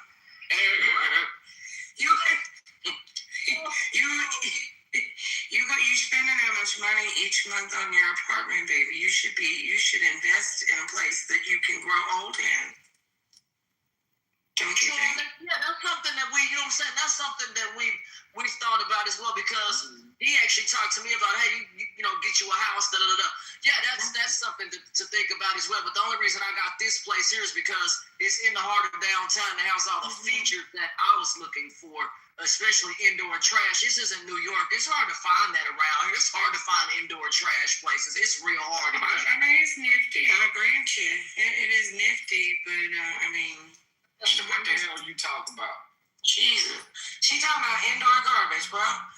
Valet garbage. Where you got a chute where you put your garbage down and it goes down. You need to expand your mind. She needs to buy a house. I told you about the Sonora Desert toads and just lick one of them. And then what? What are you talking about? I'm sorry? Oh my gosh. It's this toad. What do you mean? That's native to Arizona, right? And if you lick the toad, he gives you don't lick the toad. Don't listen to him. Don't listen to him. He's going to have you tripping balls. Is that your latest dinner? We're gonna go buy a toad. We're not eating those, brother. We don't have to eat that for dinner. We can eat chicken, steak, blue crab over here. He's talking about drugs, baby, not licking a toad. Oh, okay. I don't know nothing about that. I'm just saying frogs are off the table over here. You don't eat frog legs, don't I? You ain't never eat frog legs? You ain't ever eat frog legs? Oh, yeah, but he's saying licking them. I'm not going to sit up there. No, you ain't licking them. No, ma'am. You ain't licking them. You ain't licking the toad. Stop messing with her. We're not doing that. I can't imagine Ashton tripping on toad. I can't. You need to expand your mind. You know what I'm saying? Like, just lick the toad. You sound like you licked the toad. What'd you do in the world? Something else. Why would you do that? Lord. It's not that late, is it? Is it that late? Okay, no. Where Nikki at? She sent me 20. I sent it back. Who, Vicky? I thought she was going to send me 2,500. I would have kept that. Well, you in the wrong room. Oh. 2,500 for what? I don't know. She sent somebody 2,500. I was like, well, shit, I've been lying for you. No, Vinci. No, I think that toad did you wrong, bro. Yeah, Ashton. So look, we can do the same thing Aaron Rodgers did when he went into the dark room retreat. You know what I mean? It's like, you know what I mean? We get a little high, expand our minds, and get more in touch with our motherfucking spiritual side. They said Texas has big houses and big closets. This is true. There you go, Ashton. Big bathrooms. There you go. That's what we have. Recession is coming. Recession is coming. Buy gold and silver. Sell crypto and stock. Oh, wow. All of you. You sound like the motherfucker trying to sell me an extended warranty. Wow. We don't want that project. I don't know what he's talking about. We don't want that. Hey, 1-800, you need help. Right, Ashton? Hell yeah. I don't know what he's talking about. We don't want that. As an official disclaimer, please no one find toads or frogs and start licking them. Not supported by the 420. Thank you. It's 420 in the name. Hey, pass. I got some right here. I'll share. Buy more.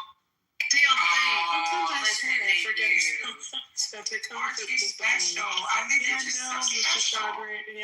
Go sell your stuff somewhere else. Thank you. Okay, thank you much. Bye-bye. Nobody's seen that juice. Motherfucker. You're so special, little honey. This is what I'm saying, right? No, BZ, no juice. Thank you for coming. Bye-bye. Desert toad, you know what I mean? Desert toad. Is it bumpy? It's a bumpy toad. It's a horny toad. Oh. Why in the hell would you want to lick anything like a toad? No. And that is not like, that's not bougie at all. I don't know what that is. I done licked a lot of things in life. Toad, I ain't worried about. Well, it depends. What you lick a toad anyway? It's just disgusting. Find other things, not that. What other things should I lick, Ashton? I looked it up. It says some toads and other things may be poisonous depending on color. So why would you do that? You shit like I ain't doing poisonous. Ashton. It's not. People been licking this toad for centuries. Maybe not that specific toad, but toads much. Yeah, not the same toad. That's how you get herpes, but it's a different toad. Maybe you could talk to it. Warts. You can talk to. Wait, what? Who's that? Maybe you can talk to the toad. I done sent you a friend request about a year ago and you still ain't accepted. What the fuck, yo? I mean, you're already licking it. You might as well give him a burger too. Shit. What now, brother? You sent me a friend request and I haven't accepted it. What do you mean? I thought I did accept it. You know what I'm saying? I'm sorry. I thought I accepted the friend request. You're a fan, Ashton. You're gonna go add that gentleman. Yeah, I did. I follow him. I guess is what it says on here. My bad. I'm sorry, dude. I've been so busy. I'm not trying to ignore nobody. I'm serious. I've been packing and getting all this paperwork and stuff together. So I'm sorry, dude. I ain't trying to ignore anybody. Always make some time for me, Ashton. Sorry, what? I said I want you to always make time for me. Damn. No. Make time to ignore him. Just ignore him. He is being a fool, honey. Ignore him. You keep packing your stuff. Let me send Marlene one too. He licking a toe. Y'all stop. Marlene, now you got him on you. Oh, there you go. It's fine. It's fine. How you doing? I'm okay, Ramona. How you doing? No, Marlene already accepted. You know what I'm saying? So that's what's good. Yeah, Tim and I are friends already. I'm sorry. I ain't as bad as some people think, you know what I'm saying? It's all good, dude. Oh, there you are, Minity. Nah, that's the name. Oh my goodness. I'm back. We call him Mangina all over there. I don't think we've ever had a mangina on here before. That would be interesting. This is the name. Mangina. I have called him man in femininity before, but you know. Whoa. I had to smack him one time because he was being an ungrateful. Hey, I'm used to the abuse at this point. I just walk in the room and here y'all go with the bullets. It's all in love. No. Infinity. No. He was saying. What did you say? I was saying, man, Ashton go and lick some Sonoran. Oh my gosh. Go licking toads with Ashton. Are you kidding? He's trying to talk Ashton into licking toads. It's really strange, actually. Remember, talk to the toad after you lick it. Oh no, we ain't gonna just take the toad out and like call it a hoop. What kind of dinner reservations? Like, okay, we're gonna go find Minute talk, please. I've been waiting all this time. Okay, let him talk. I can't even talk about I want to talk because I'm in the middle of a project. Oh, he busy. And they'll jump back in a minute, so I'll abruptly stop. But in the meantime, you know, I really thought that was, you know, I mean, I kind of enjoyed all of that stuff. I really enjoyed the discussion between Anthony and Doc. would engage in such lowly behavior after it was all said and done, because he's supposed to be a man of the cloth. He has a master's in divinity from some school, and he was debased, enjoying all of that that debauchery that existed between everything that Mickey said about Anthony. I was just, and then what Anthony said in return, it was. Anthony's supposed to be a Christian too. But the thing is, this man put in his PTR, he got a divinity degree from master's, and he just seemed like he was above that. I thought I never met him before, so I guess I was wrong for having an expectation. Because everybody on here is a mess, I guess. But the thing is, man, don't you know this? I noticed that Anthony didn't throw the first punch. He seems to experience the same plight that I experience, which is if you offer an opinion that goes against the grain, you will be ridiculed and attacked immediately. People need to stop that. And you know what? He didn't even say to the man that he needs. He didn't even tell that guy to go commit suicide. He said if he were him, he would commit suicide. That's the same thing. That ain't the damn difference. You gotta remember what the man said about him. He said nobody wants to be like you. Yeah, but that's different. That's not like saying somebody should die. Yeah. And we've all seen Anthony's PTR. Joe wants to really be like Anthony. I think Anthony communicates in a respectful way, but as soon as until he gets mad. Because y'all throw punches. Why can't y'all just talk on the issue? It's not throwing punches when you argue and he gotta keep coming back harder and harder and then start hitting below the belt. Because he did. Come on now. He didn't take a personal jab until the first. It's the same plight I experienced. I'm trying to have a conversation, but then somebody throws a punch below the belt. When Edward said what he said, fought back, and then we all know what Miki said. Miki went on and on and on and on and on and on and on and on. Yeah, she really don't like him though, so that's her trigger. But she would do the same thing to me, and she's done it to me. And her mouth is fire. She got a lot of anger. That anger, it comes from somewhere. Well, she gets on there to blow that shit off, bro. You should know not to get in the path of the trap, and don't do it. She would be chew. She would chew every time. You gotta know how to walk in these clubs. But the whole in these clubhouse streets, for sure. The whole display about sending money to people, Oh no, she actually does it. She's just. That doesn't prove that you're racist. That's her thing. That's what she tripping. That's what. That they used to have. I don't know, man, Fanny, how long you've been on these streets, but. Okay, so you don't remember all the whole back and forth and then money out, and some people being full of crap. I have personal information on here, but I was rubbernecking like everybody else. Yeah. It was like a car crash. I'm watching. Anthony and TC did though. They put their shit out on Front Street all the time. Yeah, I would never put my real information on here after what happened to Misha and other people. So, some folks lost some real money up here. Look, I was one of them people that was crazy or stupid enough to do that. I have my government name like it was just a, la-di-da and state world out here. But that is my name up there, but I know a lot of different damn places, so ain't much I can do about that. Well, here's the thing. I don't regret the lot you did, but somebody said, oh, okay, well, I'm going to look you up on Google, and I'm going to see where I'm going to skip trace your name, and I'm going to find trace. I haven't heard that term in a long time.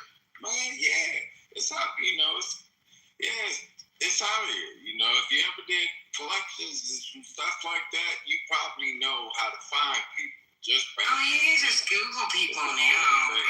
What I'm saying is, the thing is, when you first created this profile on here, back when people put their real names up there. Yeah. Luckily for me, I never did that. But people, it's because people didn't know. Like the guy, there's a certain person. Nobody told us not to put our real names on our profiles. I was invited on here too. Yeah, I mean, whether willing to put your real name or not, it's kind of like it's on the other person and what type of person they are. This person's asked me. And I said, oh, really? He claims to be a gangster from Southern California, just like me or whatever. I'm from SoCal. So I was like, okay. Yeah, you the gangster, and you know where I live. So the only question is, are you going to stand on what you say? Like, so pull up, man, and find out, what I'm standing on, And it didn't really end or go well. But it's stupid, man. What are we doing here? We just on the internet talking, Some people aren't stupid though. And hey, neighbor, I'm in Northern Nevada. But yeah. Yeah. I don't know. Some people talk, and some people just full of shit. Yeah.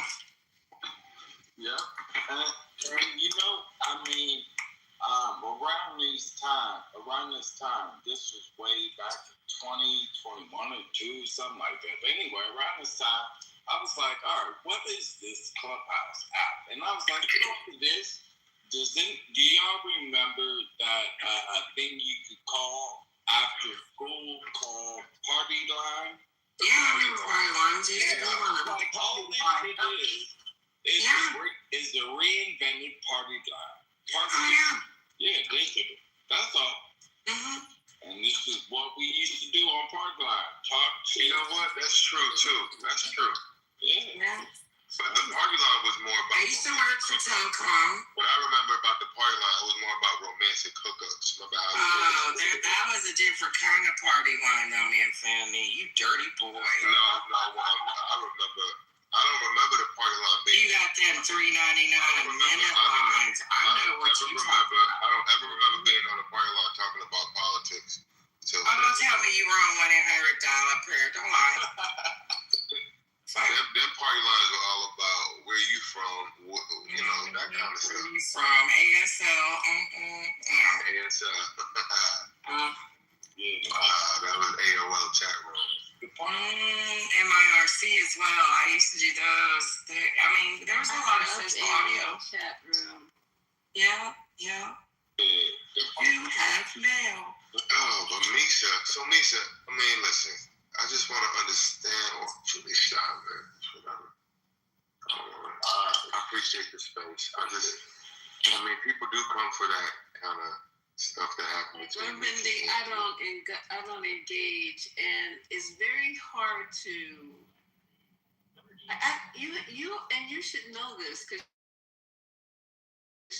now you got one or two options: throw both of them out or boom your room. No, here's what you do. Don't tell me how to do it because I'm going to give you a suggestion. No. Why don't you put the two people in the goo for a second and then bring them back up? First of all, at that point I wasn't modding. I couldn't do it. Why don't you tell Marlene to do that? Marlene is such a good moderator. Why don't you tell her to drop them both for a second? Well, that's an option that she can use. It's not something I would do because Reformed is also a moderator. I would never drop. Because my nails are wet. When somebody's off the rails, whether they're a moderator or not, you gotta just moderate. But you did see me interject in the conversation, did you not? Okay. I did. Okay. But what I'm saying is things got so out of hand. They were saying horrible things about each other. Yeah, and then another moderator muted the entire audience twice until they calmed down, and then eventually they calmed down. But okay, I'm gonna without going into that back and forth because neither of them are here, and it doesn't make any sense to even rehash that. Here's my only issue, because obviously we don't necessarily see eye to eye on certain things, and I get that. But what I don't understand, and I don't think that there needs to be disrespect on anyone's part when you're having a discussion or debate, etc. right?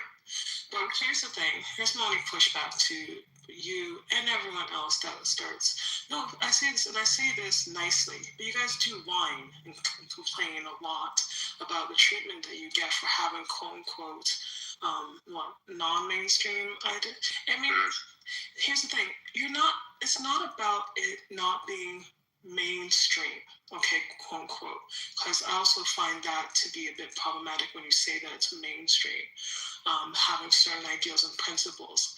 I think when you have contrary principles and morals, people will push back, and to expect that there's no pushback is quite silly. The pushback is fine. I'm talking about the personal digs and attacks is uncalled for.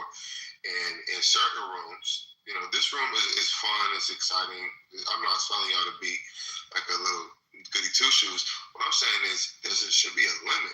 Y'all was gonna let them go to the flow, to the earth's crust. There was nobody getting in the middle of that situation. Marlene, you did step in a second, but you didn't step in to kill it. You stepped into, I don't think, you made some type of comment, and then things could just continue on. And then Mickey did that, and she goes, I'm sorry, she called this man a grown man a bitch about 15,000 times. And y'all just sitting there like, whoop-de-doo. Well, man, Benedict, what I'm shocked about at this point is your shock that this is happening on Clubhouse. Well, I'm not shocked about it. I go into I haven't been in the room, and I even heard a crash out in Gary Baumgarten's critical thinking. I had to look at the phone while I was driving to make sure I was in the right room, because that never. I've been in his room, I think now for a year. And he crashed out, him and what's the conservative one, Marshall, on this, and once again, female. I was driving doing 80. I said, wait a minute, what? And I picked the phone up where, you put the phone down to charge. I picked it up and I said, damn. But you know what that don't happen?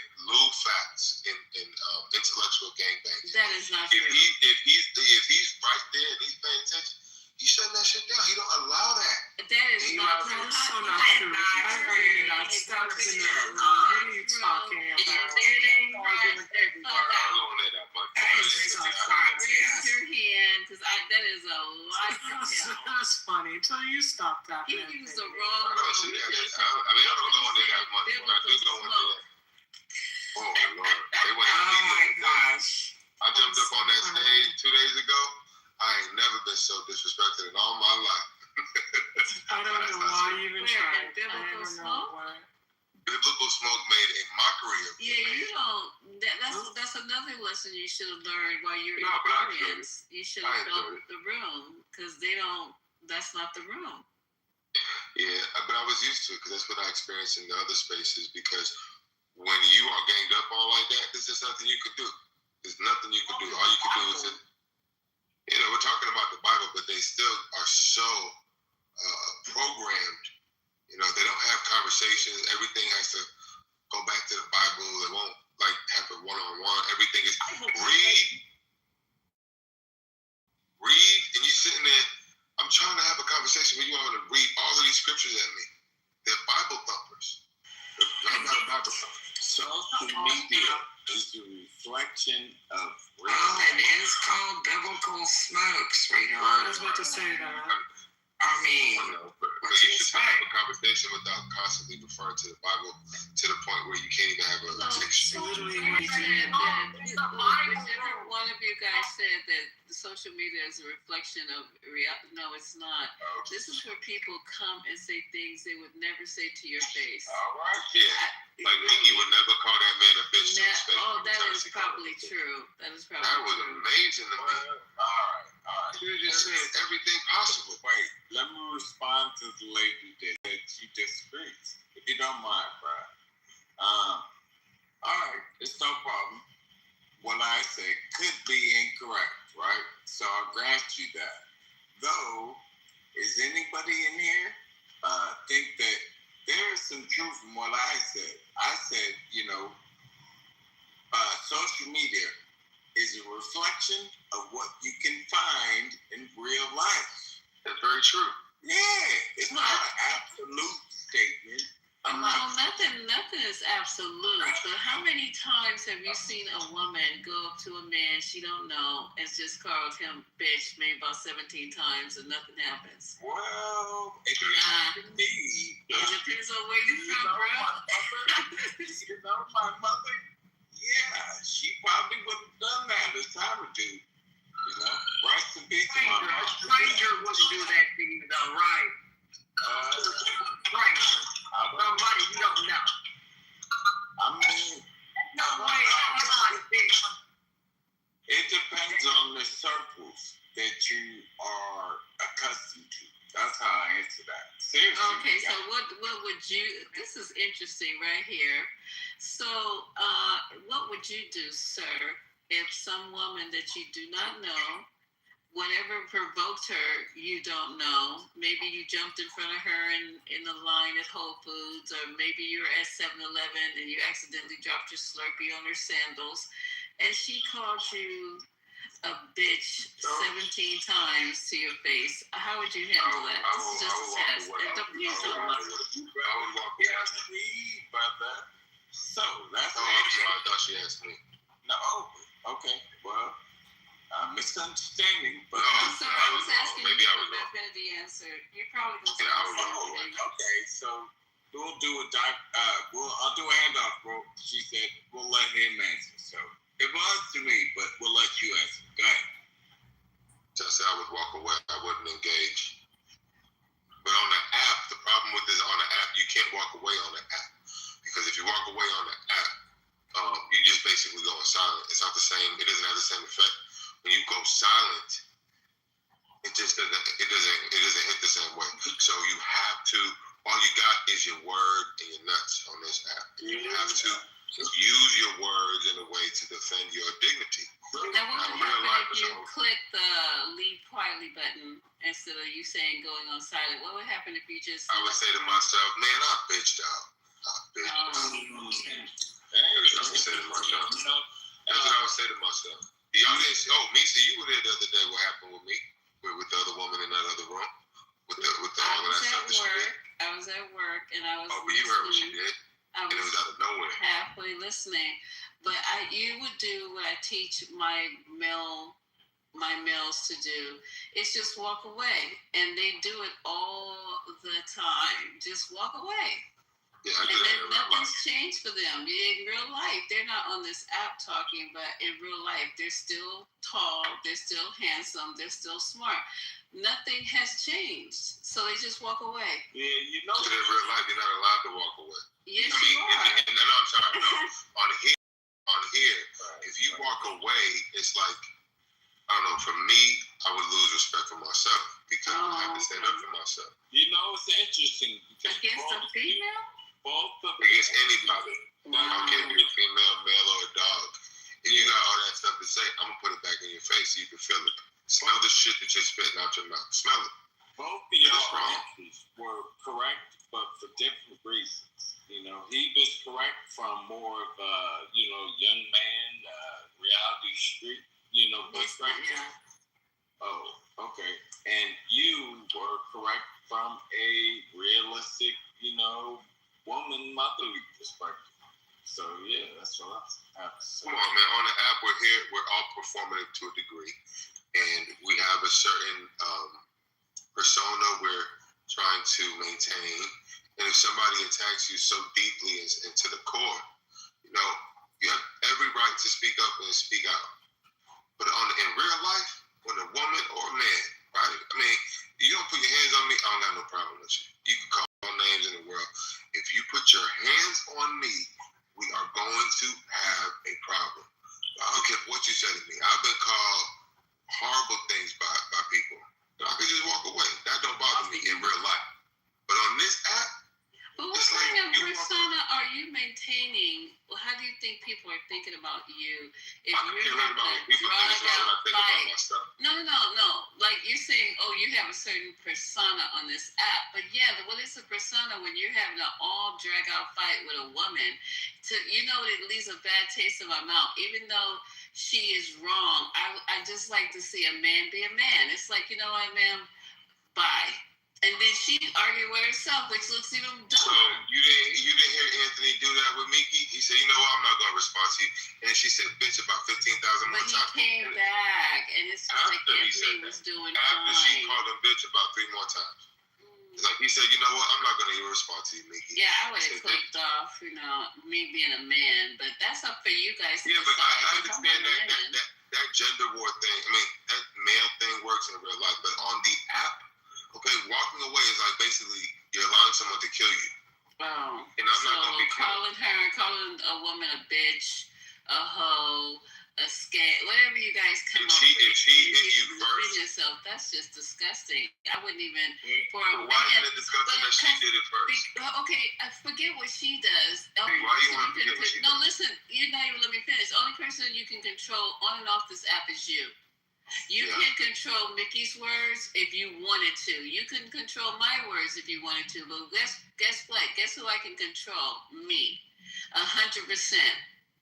Yeah, but why is it that you regard what he said as disgusting? No, I said because men, to me, I grew up in a household where men are respected. I grew up in a household. It's not what are you talking about? I said I grew up with a household where men are respected.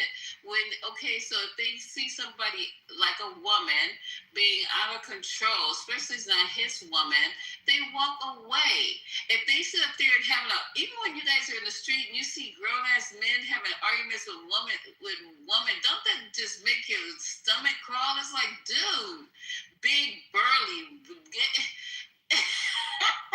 just arguing with a woman, knowing that he could really just slap the shit out of her, but they want to sit there and argue like a female. I mean, but on the app, to me, I think I agree with you in real life. I'm talking about on the app. I think it's like the difference between life and death. You're really giving death to yourself. On the app, it's a life and death situation. Like, Infinity, you're putting too much life into this app. This app is nothing. Don't put that kind of life. No, I agree with you, but I'm just saying life and death in the context of the app. It's not life and death in real life. I'm talking about if you don't fight back, you basically allow somebody to kill you. I just think that, people in this app, they walk around with big ass balls. They can say whatever they want to because they figure they anonymous and no one can see how really ugly they are in real life. Yeah, but some people make the mistake of showing what they look like. I put it right back in their face. I'm sorry. Well, okay, what's for you to do? I'm not going to try to change how you handle your business. I'm not. And people love me for it. People hate to love me for it, and they love to hate me for it. They love you for doing what? People hate to love me, and they love to hate me on this app because of the fight back in me. That's part of why people hate to love me so much, and they love to hate me. Who told you? Yeah, like he Erica Kane or some shit. The fuck? It's been my experience. I have back channels. I have back channels from people telling me saying things to me. Yeah. Stan, get him, Infinity. Oh my God. Yeah, you should see. You should see how many friend requests I got right now in my notifications. It's at least. Well, what kind of friends are those, man? I mean, you should be careful who is friends. Somebody befriended you because of. They're just trying to be your friend out here. But I'm just saying, if somebody befriended you because you acted an ass and ugly, I wouldn't even accept a friend request from somebody who's not because I acted an ass. It's because of the substantive things I bring to the conversation. The other stuff is just like a taboo. Oh, and you can do that too. But I think what really the substance is what brings them to me because I offer substance and I push back in ways that is respectful until it doesn't get respectful no more. And I try to not. Please clock me. I never throw the first punch. Even if I had a knockdown, drag out fight with you the night before, I wake up, it's a new day. I treat you just the way you want to be. As soon as you come at me hard, you might even throw 1 or 2 punches, I let it slide. But when you come at me hard, you leave me no choice. And I didn't used to be like that. But it's like. It shouldn't be like that. Yeah, why not? It's fine at a certain point. Well, if you enjoy it, then go by all means, go right ahead. But nothing like that brings me joy. To have disturbances in my life, it Lisa, why did you let Ben on your stage the other day after what he said? I didn't let him do anything. He came on the stage. And you gave him room to talk. Now, and what am I supposed to do? Act ugly? Well, you said, listen, all that stuff he was talking, what you doing? No, I could have said that. I could have, but who's the bigger person? Did I look weak, or did I look? What did I look like? To me, he should have been held accountable for the horrible things he said about you. He only came in that room because no one was going to his little old room over there. Everybody was gathered in your room. He couldn't take it, so he finally, went against his principle. Because you know how much stuff he talks about your room. Oh, you're acting like 420. You're 420 in right now, or like Oh, really? That shit I ain't heard before. He denigrates the room, and then he goes into the room. I don't usually agree with man Fanny, but he ain't lying. Oh, I can handle. Look, let me tell you something, you guys. I'll make this absolutely 100% very clear. That person does not intimidate me. There's nothing about him. It's so funny because if I intimidate y'all, I work with people with multiple doctorates who've been studying for decades. Okay? What I'm saying is a nice little comment means a nice little comment that says, thank you for coming to my space. I'm not low like that. You see, that's not low. That's high. It is low. You guys understand between the difference of a person who was raised right and came from substance, or a person who's nigga, you call me a nigga. You told me to shut the fuck up every other day. But I can curse. I can curse whenever I want to. But if you're on the app because you need attention, because you need people to make you feel like you're important, because you need for people to tell you you're important, because you need people to lift you up, because you need people to build your character, then those are the kind of people that, hey, and you guys are responsible for these monsters, not me, because in real life, no one's looking at an ugly, fat, bald man for no kind of information. Unfortunately, we're fickle like that. So, what did you say? What kind of bald man? Ugly, fat, bald men. Nobody's looking for any. If you knew what people really did look like, they open their mouth and talk, and you're just thinking about the way they look 90% of the time. You're ugly. Yeah, I really thought Mickey was beautiful the first time I heard her talk. I did. Stop playing, you guys. So don't even start talking about. I did. Her voice. I am not. Why are you mentioning names? Did I call names? I'm sorry, I didn't mean to say the name. The thing she said about me is beyond ruthless, and I don't harbor any ill will towards her. You know what I mean? I can't even have a conversation without her going to shit. As soon as we start talking, it's like oil and vinegar, and I don't want to fight her. I really don't. But anyway, I was saying, Misha, he speaks about your room like, oh, this isn't the 420 lounge. You can't do this. You can't do that. And then he jumps up on your stage. See, I didn't even know any of that. You guys know I don't know shit like that because I'm not a gossiper and I don't be in the gossip rooms the horrible things he said about you directed to your face. Oh, and what did he get? What did he get? So you guys don't know the back channel. What did he get? Do you think I didn't do anything? Did you see my son was in that room like a month ago telling him he was going to beat the fucking shit out of his motherfucking ass? No. Okay, well then there you go. So you don't know what be going on. And what did he say in response to that? Nothing. So what you gonna do to somebody who's almost 20 and who's been an athlete for all his life, and you feeling ugly? What the fuck are you gonna do? Somebody who's 6'5", you're gonna shut the fuck up. You're gonna shut the fuck up. He gonna forget, chill out, and change his name to Degree instead of Ban. He should change his name to Degree. And chill out instead of Ban, because Ban's a roll-on, right? Now you guys got jokes. I'm stoned. Never mind, I'll be quiet. You guys are hilarious, but don't worry about that, Infinity. What I'm telling you about this app is don't have people take. I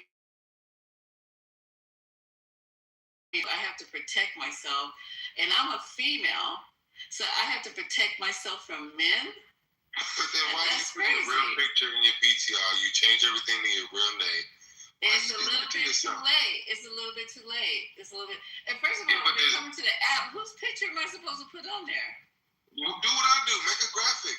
The problem is, Misha, you got people coming into these rooms, new people all the time. You got to be careful. No, I'm just saying, whose picture should we be putting on there? I have a graphic. A lot of people have their real picture on there. I mean, you don't got to be one of them. The people are psychos. You don't have to be one of them after what you've been through. You got to think smart, be wise. Well, so I'm gonna change it now to what? Right. Tell me what to change it to. Just the logo for your room. You can put it right up there. But what if I just put like Angela Davis? You could have a cute little Lisa Simpson graphic. Not a Lisa Simpson. Nah, I'll pass it. Yeah, the little bow and the little saxophone. I'll find something to put on there. I'm not quite sure what, but I'll find something to put I'm still going to call you Miss Lisa because that's what I've been calling for, 3 years now. So, shit. Oh, my God. I will tell you, I am not going to be on this app for like 5 years. Check your private messages. Check your private messages from me, by the way. Okay, you send me private messages? Yeah, on here like ages ago. Oh, shit. Goofball. Yeah. Okay. Well, there are a lot of people that have their real pictures on here, and it's like we can't help it that the world has psychopaths.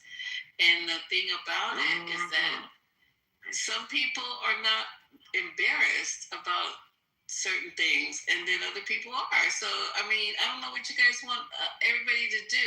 And you know how when you put your name on there, it says legal name. Have you guys saw that? I just saw it the other day. Did you see? So, what are we doing?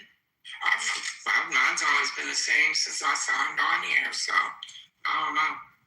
So what is the point of Clubhouse? It's not supposed to be anonymous, you guys who've been on here since the beginning? I don't know. I mean, they never told us not to use our names when we signed on.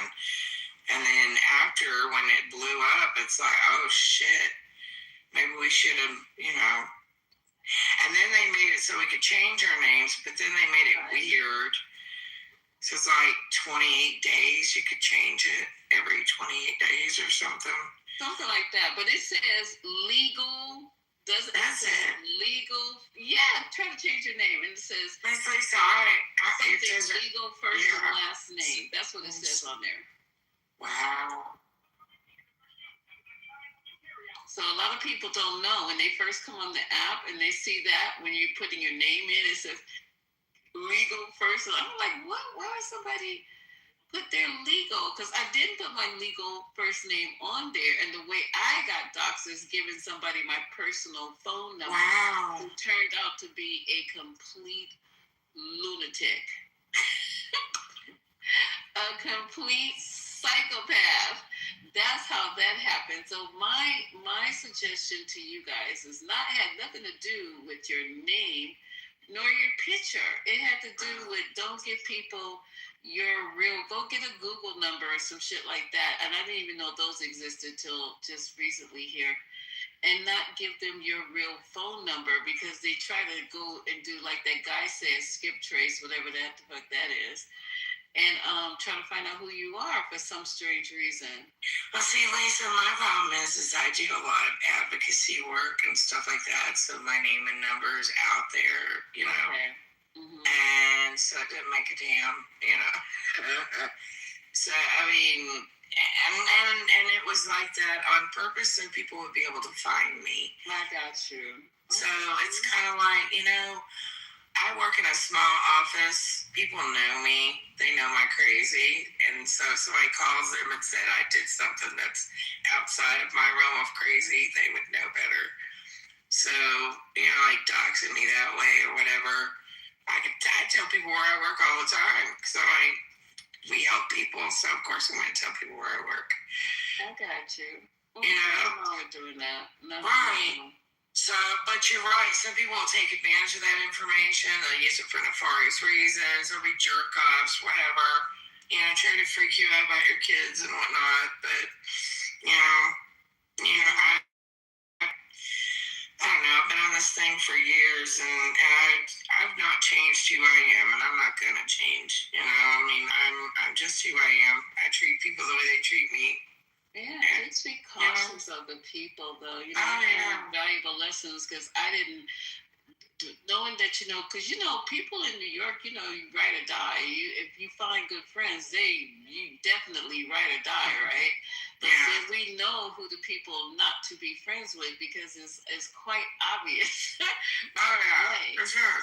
But on here, people disguised as decent people, and they're really wolves in sheep's clothing.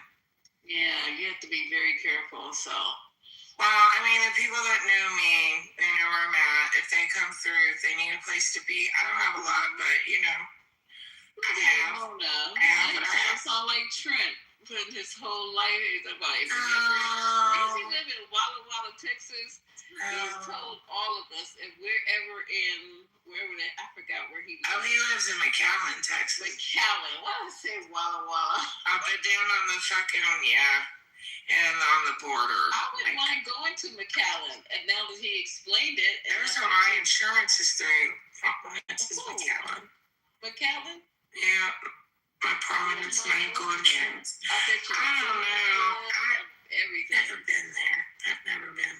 Well, he put his whole name, address. I've never. I wouldn't put my phone number in the damn chat. He's done that before. And his address. Now, fuck that. Oh, Lord.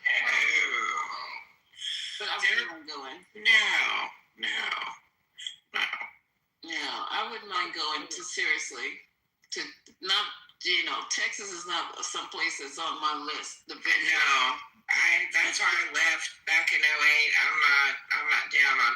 My sister lives in Houston, and I'm just like, oh God, all my nieces and my nephews, and Lisa, I told you I got a brand new great nephew. He was born on April 16th. Congratulations. 6 pounds, 20 inches long.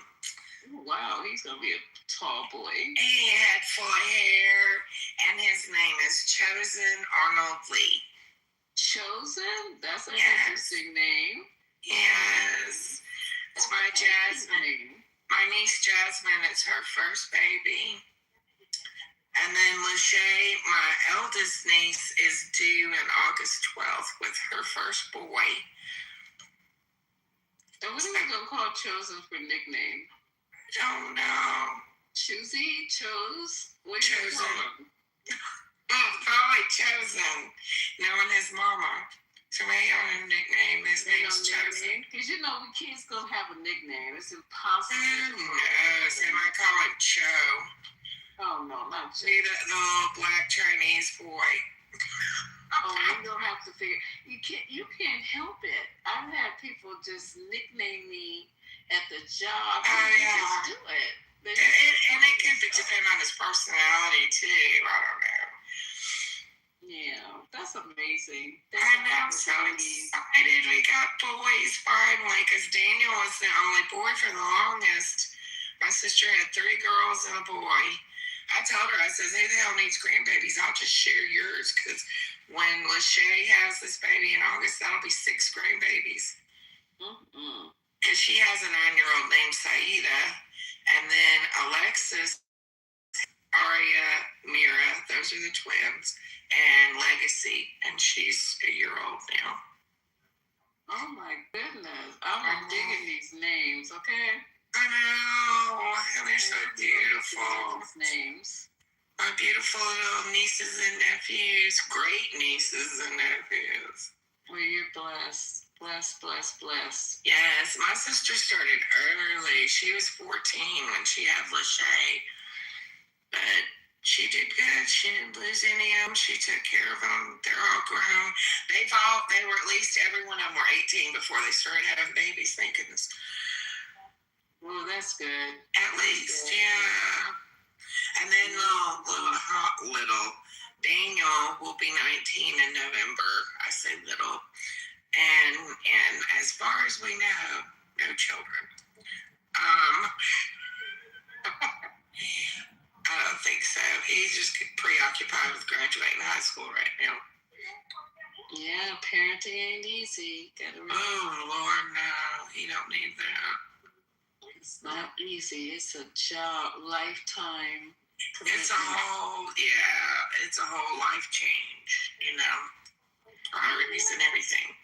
Wait a minute, y'all. I'm noticing it's getting.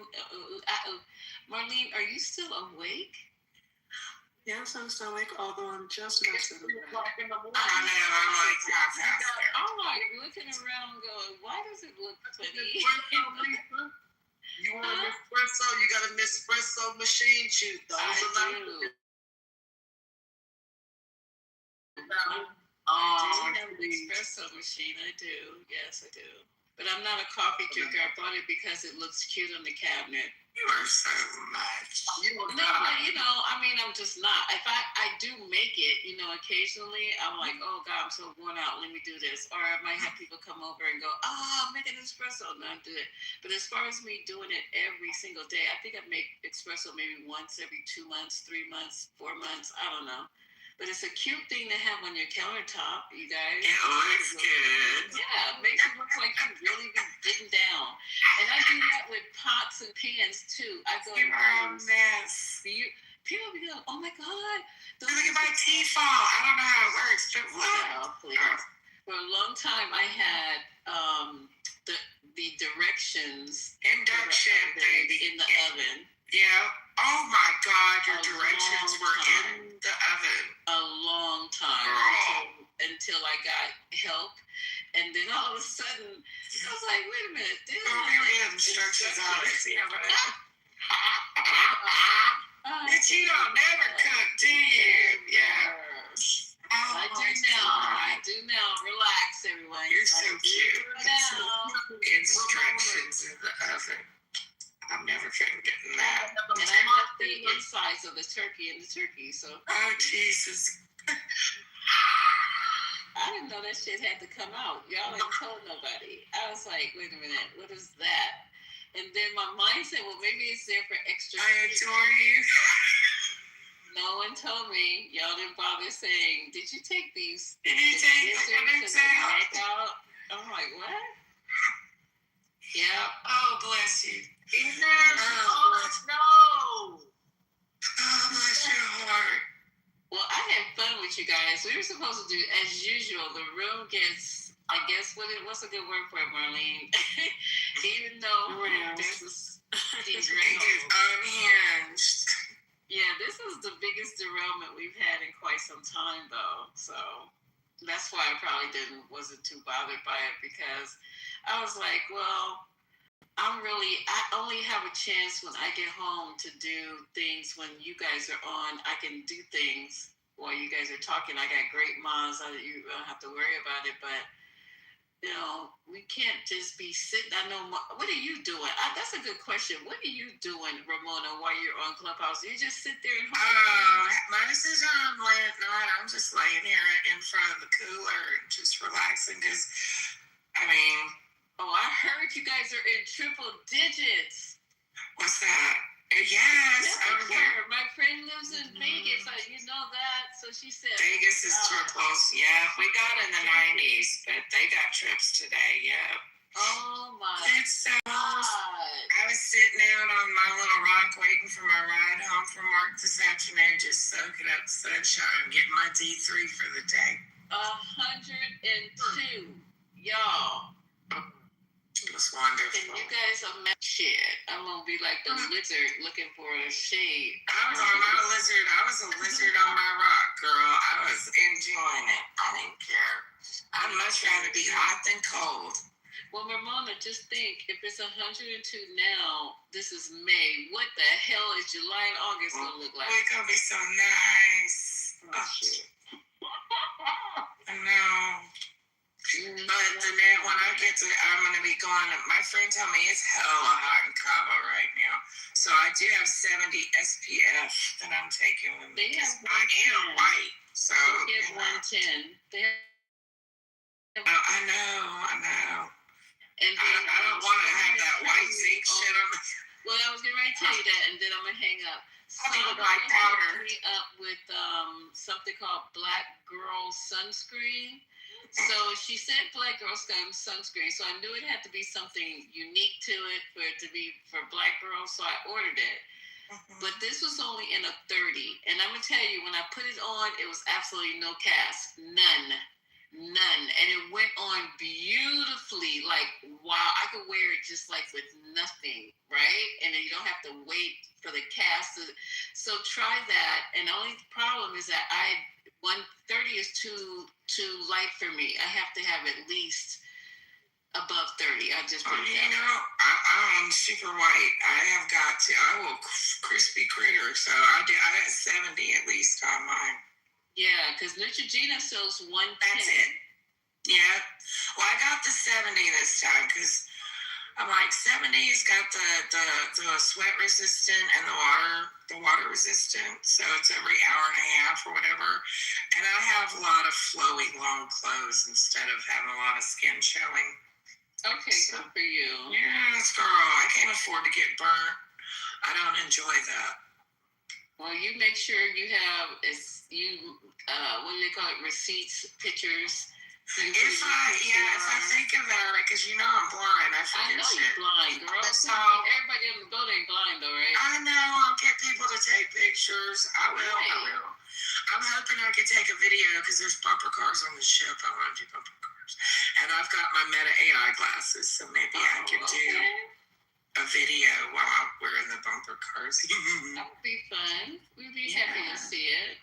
Heck yeah. So, hopefully, I'll try to get people to take pictures and that way I'll put them on my Instagram or my Facebook. There's not very many people on Facebook anymore, is there? I have no idea. I just really don't get on there that much, and I did the other day, and it was like a damn ghost town. I'm like, where did everybody go? My kids tell me Facebook is for old people. I guess. Shit, I don't know. And even IG now is for old people. They keep telling me. They're like, oh. The only reason I have an Instagram was because when we first started Clubhouse, they didn't have a private message.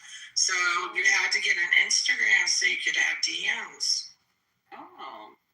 And that's the only reason I even had an Instagram. I even have an instructional video on my Instagram showing people how I use voiceover because everybody's like, you ain't blind. How you get on Clubhouse? Oh, God, I got so sick of hearing that shit. So I made a video, put it on my Instagram. You can still on there. Telling you you're faking blind. Girl, they did. I shit you not. I am done. I've heard it all now. Blind. Oh my God. This is crazy. How you get on Clubhouse? You blind. I'm like, oh my Lord. People are so disgusting. Ignorant. They are very. You don't have any kids. It's like, who would think having kids? If I didn't have kids, man, y'all, I wouldn't be on Clubhouse. I tell you one thing, single, knowing what I know and having what I have right now, please. I'd be like, what the fuck am I on be on an app for? I'm outside. 100% outside. So that's crazy. That's what I was telling my daughter on Sunday. And she's like, I can't believe you going on a trip. I said, don't you dare make me feel bad about going on this trip. I saved up for 3 years to go on this damn trip. How would she make you feel bad about going She's just being, she wasn't serious. Oh, I was going to say, because you want your parents to be out of their hair. She's giving me crap because if my kids could pay for a trip, they would have me on a trip every other week. So I wouldn't be bothering them. They'd be like, oh, it's time for you to go on another trip. She goes, when do I get to go? I said, when you get your passport and you pay for your own way, because you're going to have to. And that's a good way to end the room. Everybody, please get your passports. Whatever you do, you can get them online. You can actually fill out the application online, and then that way, and I think they stopped the post office in the United States from issuing passports, I think, because I was in the post office maybe a few months ago, and they had the applications in there, and then you could make an appointment, and you bring all your stuff to the post office, which I thought was really, really convenient. So when I don't go to the post office often because we don't do mailing stuff anymore unless I'm mailing a package or something, right? So I go to the post office and they say they no longer take applications or issue passports. I was like, what? So get online and fill it out and then print it out. Go to, I don't know where the hell you guys go now. I have no idea. So does that mean you don't gotta pay the $35 processing fee no more? You just send it in your damn self? I'm not sure, Ramona, because I'm trying to get passports for the kids, and that's what really just made my antenna go up. That you no longer have to can go to the post office. So where do you go after that if you can do it online? To the post office. I'm gonna have to Google, because maybe you can send everything in yourself. I'll research it. I'll let you guys know. For you. They can help you do that as well. For a lot of folks who have issues with that, they can help you do that. They also help me do my TSA. AAA. If you're a member with AAA, they help you do all mine. And TSA pre-check, they'll help you do that too at the big long blue desk. And tell them you need help, and they'll help you do all that paperwork. And and then you just ship it. They'll give it all in. So yeah, it's good. It's a good service. Wait, can you leave your application and picture and everything with AAA, and they'll send it in? What are you saying? When you're a member with them, you'll scan all that stuff. Of course, they'll hand you all that back, and then that's all scanned into a computer, and it's all done with. Oh, okay. Yes, ma'am. Oh, wow. There you go. AAA, good old AAA. AAA. Yeah, everybody should get their passports. Y'all gonna need them eventually, because you never know when things are gonna pop off. Kids, everybody have a passport, so you can, if you have to get up out of here. All right, guys. So I guess tomorrow we'll say this every time we get ready to sign off. We didn't do a lot of things tonight. I found out why Kash Patel is in the news. Thank you, Ed, for playing the clip on Netanyahu in his 60-minute interview. There's also a rumor that we're going to start. It's a rumor on YouTube that we're going to start bombing these poor people all over again, because we need a way to end the war.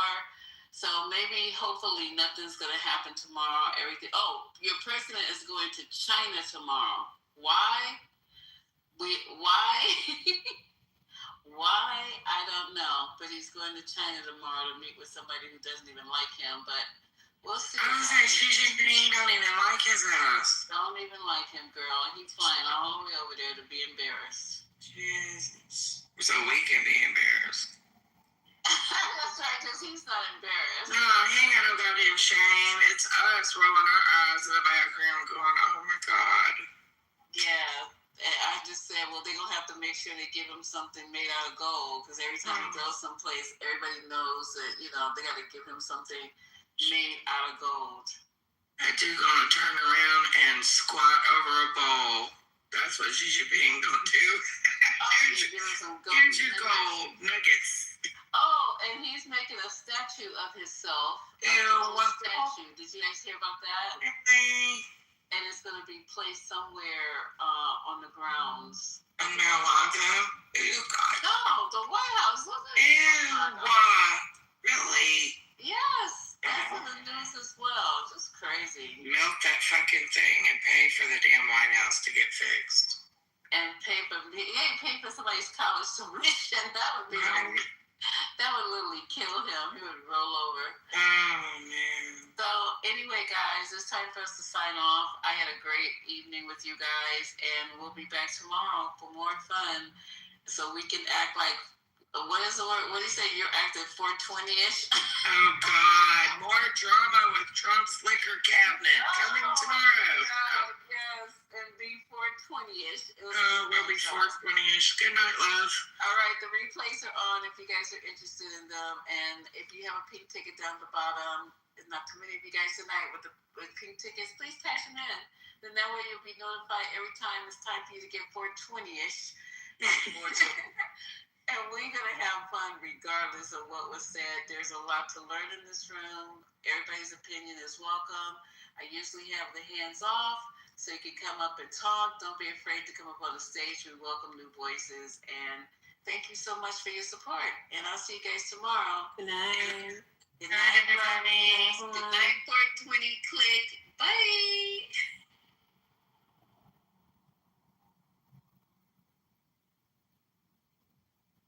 Can you say the specific law? Give me a law that says a black man can't do something that a white man can do.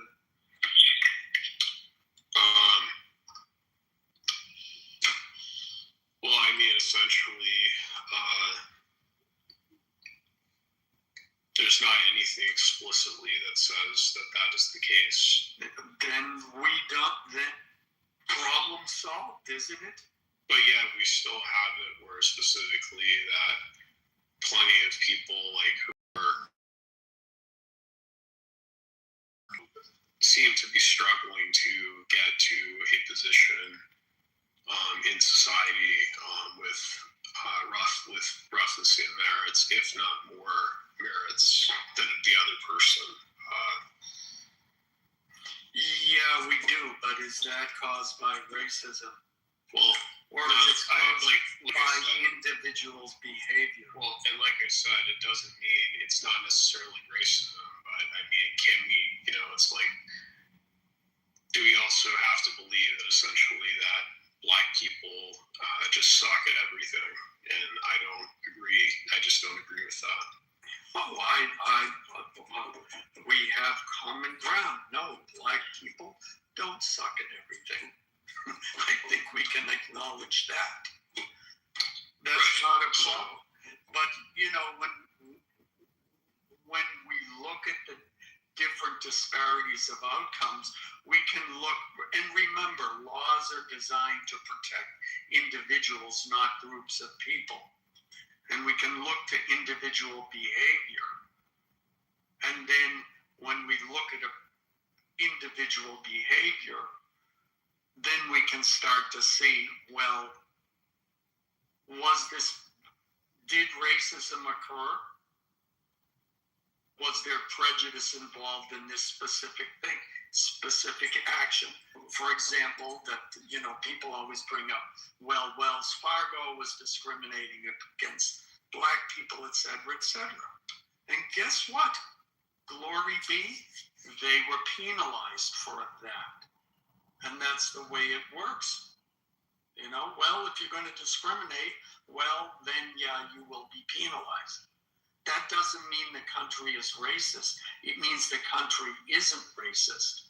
A country that's racist would not penalize a bank for that. So, no, you're not going to find any law. And that's the problem, because once they achieve that parity in the legal system, it then had to become this, amorphous, well, it's underground, which I can understand. I can even understand that. The country is and was racist to a very high degree, and still is very much now. DEI, woke, social justice activism, community representation, all these terms are still out there. Hiring practices, discriminating against white men, it's all racist, and a lot of wealth redistribution that's already taking place is racist and discriminatory and preferential towards melatonin density. Democrats do it all day. It's part of their platform, and it's racist. So I will just say, so the drug wars itself was, historically was motivated by racism. That the whole crack cocaine epidemic, who was providing the drugs to the African American communities? Do you know? I presume you're probably going to say it's the Democrats, or no, it was the Bloods and the Crips. Okay, can I? CIA had nothing to do. Alan, can I ask you a question? Yeah, sure. Yeah. Okay, so what similarities do you see between George Wallace and Donald Trump? None. None. There's zero. As people always remind me of how old I am. I remember when George Wallace was alive. So I don't need to go back and read the history. No, I know. I'm just asking a simple question. What? Okay, well, there you go. Let me ask you again. What similarities do you see between George Wallace and Donald Trump? Okay, George Wallace was a racist. Donald Trump is not. What similarities do you see, Dan Adams? Dan Adams, what similarities do you link between George Wallace and Donald Trump? Racism. Okay. All right. That's easy to say. Wait. No. Let me be very specific. Yeah. Give us specific. Yeah. Let me be specific. Before Donald Trump was president, the racism that he's shown as a business owner towards blacks in his business practices. If you want me to go into detail, I can. But I think you all know. Well, I shouldn't think. But I'm assuming you know his business practices before he became president. We asked for specifics. Could you give us a specific? Yeah. I think you can. And do we want to go? Yeah. The Central Park 5 event. We can start there. Well, hold on. No. We can. Well, you're not. We can talk about that.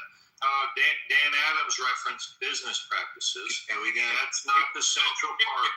That's not the Central Park story. Redlining discrimination in real estate. Him and his father did for years. It is. Can you give us a specific, Dan Adams? Specific. He took money out of his own business practices to pull a front page ad in the New York Times to say the Central Park 5 was guilty. Have you actually read that statement? Yeah, that's a different story. I mean, did at the time in 19. Wait, hold on. So before you all just jump on, right?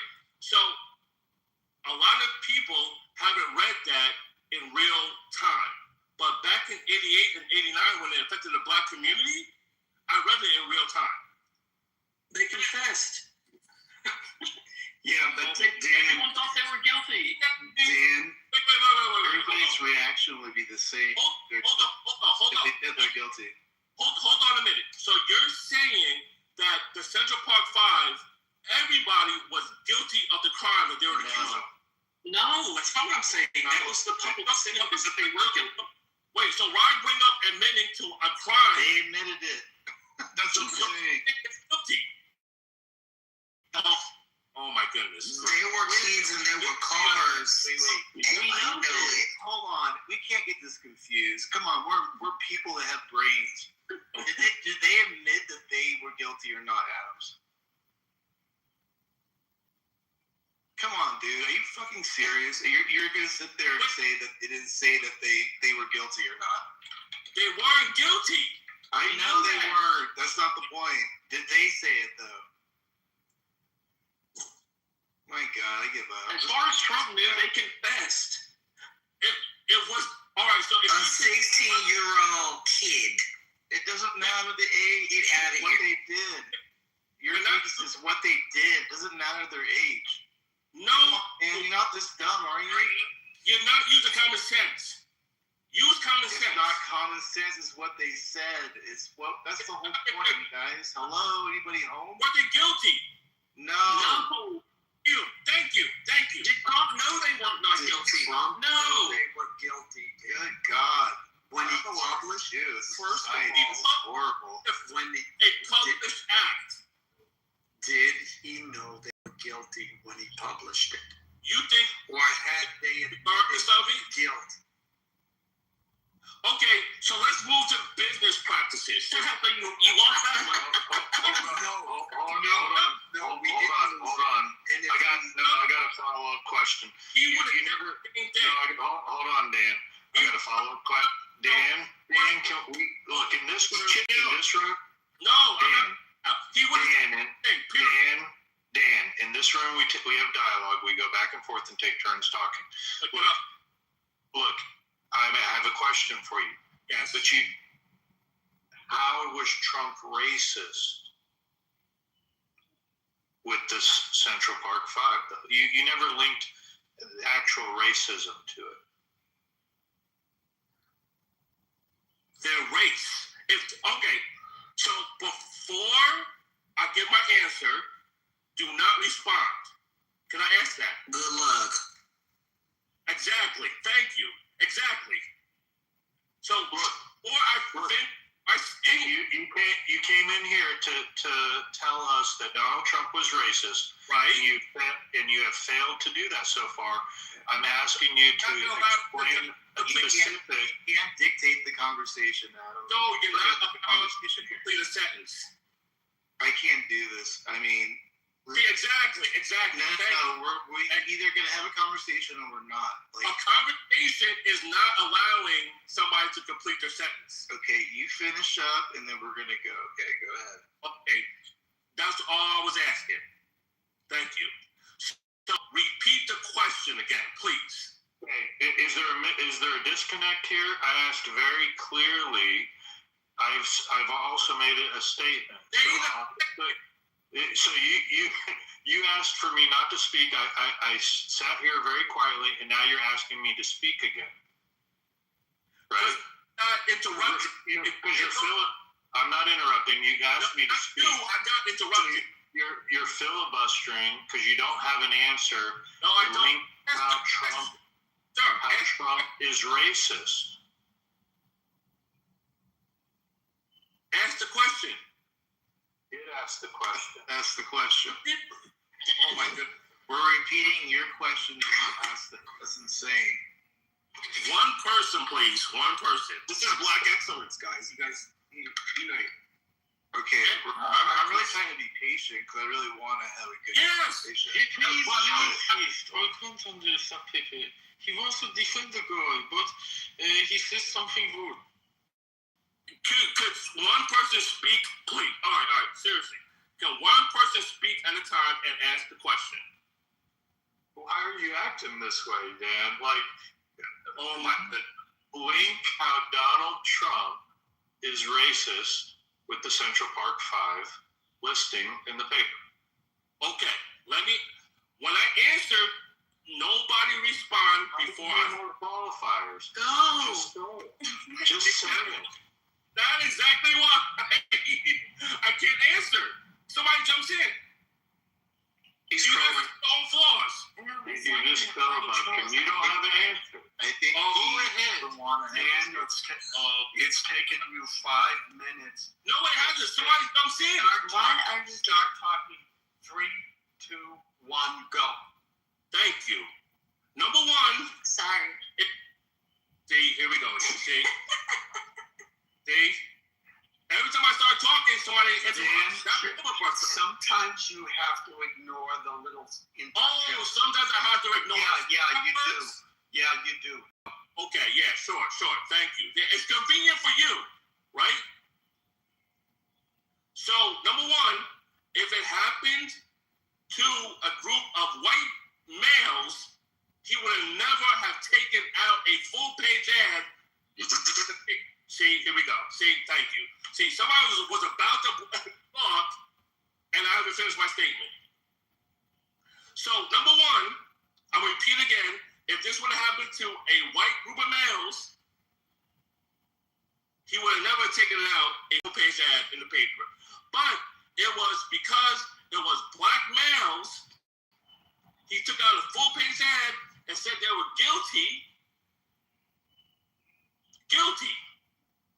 I don't know if everybody. You've made your statement.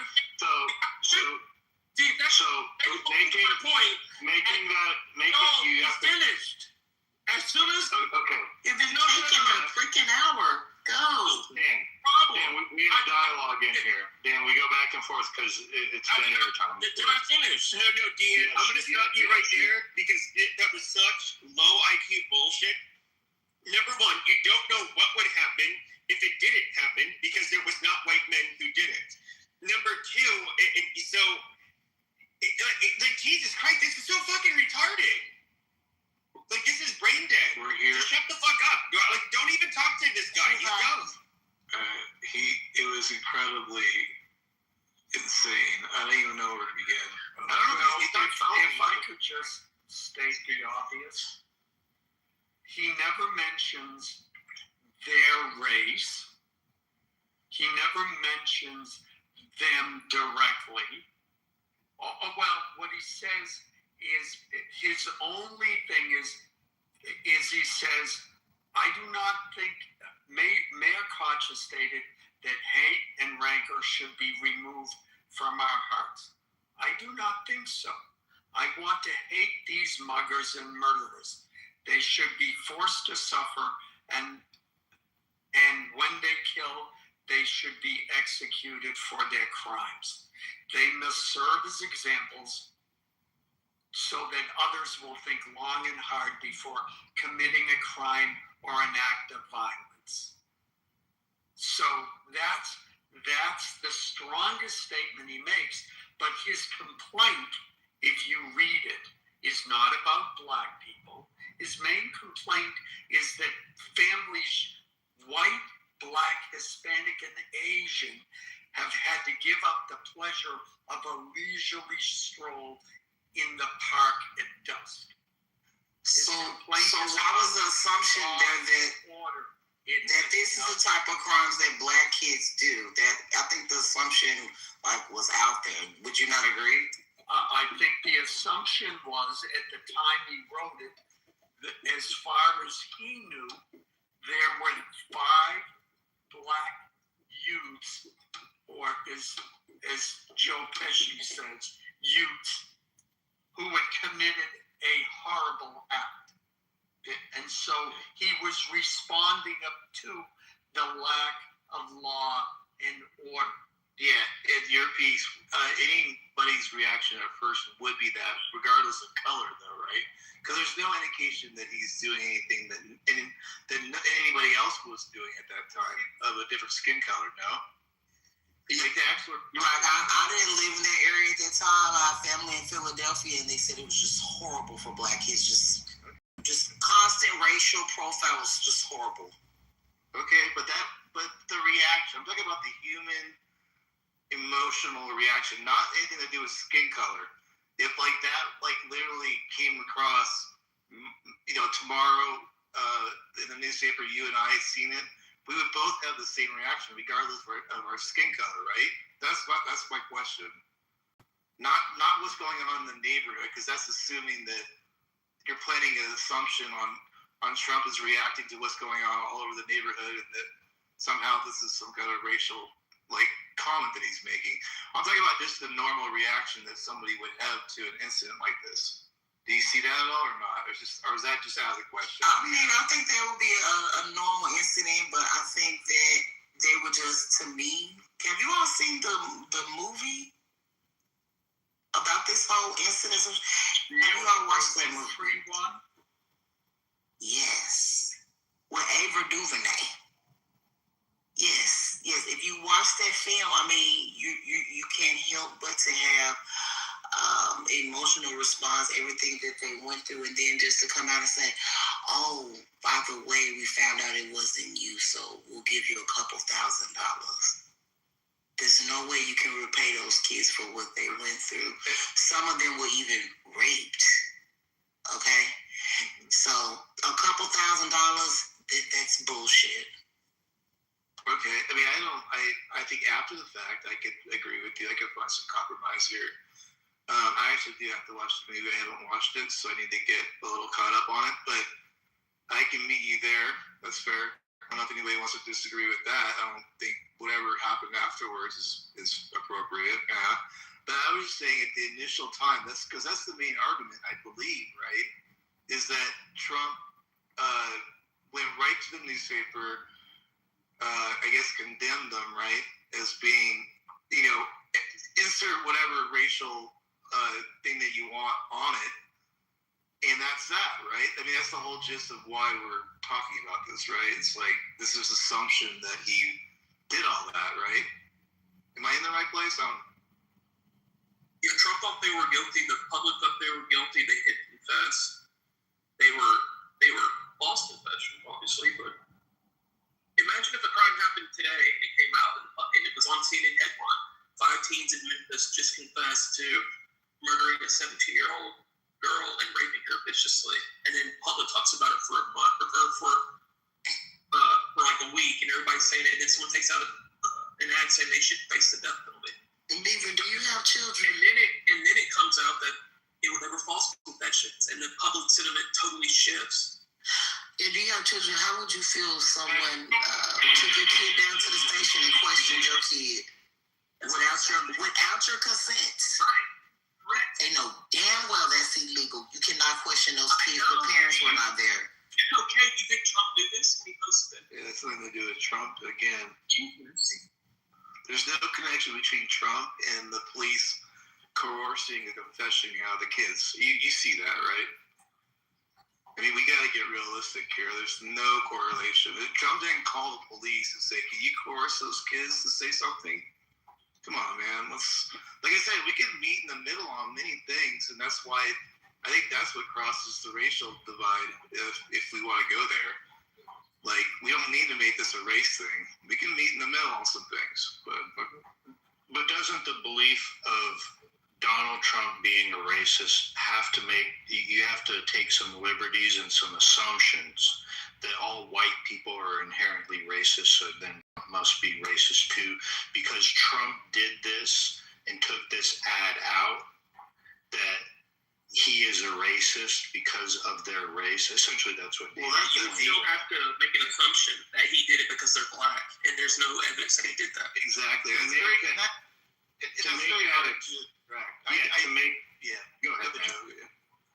Sorry, Joe, I didn't mean to call all over you. I mean, obviously, as we've been on this app, the default is that white people are all racist. So going into this, we have to figure out how do we untangle this for this other community to realize that that's not the case. And that's a very hard thing to do because we do know about our historical past that has happened. We're not going to deny that. So we're up in an uphill battle. We see that, right, Beaver and Joe? I mean, come on. Like, the default is all white people are racist, right? There's no question about that. Yeah, she left. Yeah, they all leave. I called out what the elephant in the room is. The elephant in the room is they think we're all inherently racist, so they are racist towards us. That's really what it ultimately is. That's the only way you can link Donald Trump being a racist, is the assumption that all white people are racist. That we preside under has racial epithets that transpire over to our communities, which does not level out to an equal playing field. All black people don't think all white folks is racist. That's bullshit. That's asinine for somebody to think like that. But are you sure about that, though? Like, are you really sure about that? Frank, I've been told clearly. Hold on, Frank. We take turns here. We'll let you speak. Look, Frank, I've been told clearly by some black folk on this app and in other locations that all white people are inherently racist. Frank, you can go, Frank, if you want. I will say this. I'm 51 years old. I done lived down south. I done lived up north. When it comes to racism, it's a lot of people want to say, get over it or it doesn't exist. That's where the tension comes from. Now, after that, if you want to sit here and go back and forth, well, explain this and explain that, when we all have a logic to see where certain things are and where they're, that's where the bullshit starts.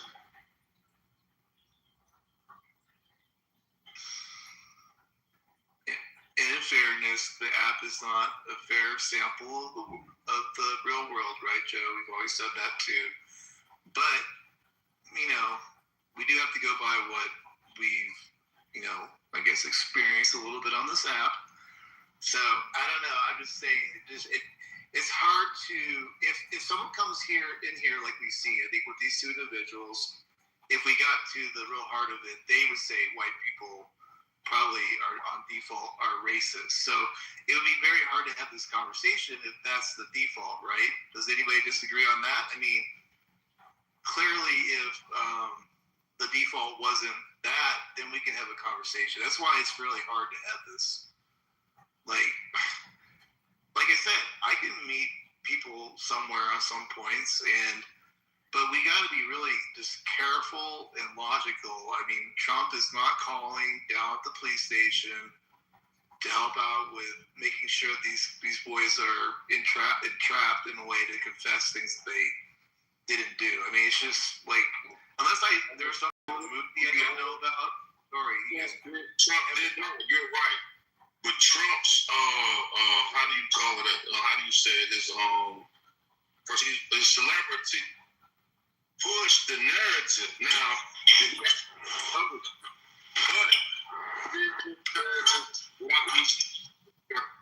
and if you didn't see it, if you haven't seen the documentary or the movie that the lady was telling you about, it's kind of hard to. I get it. Yeah. You got to see them. You got to see it. And that's very like I'll speak for myself. Obviously, I need to.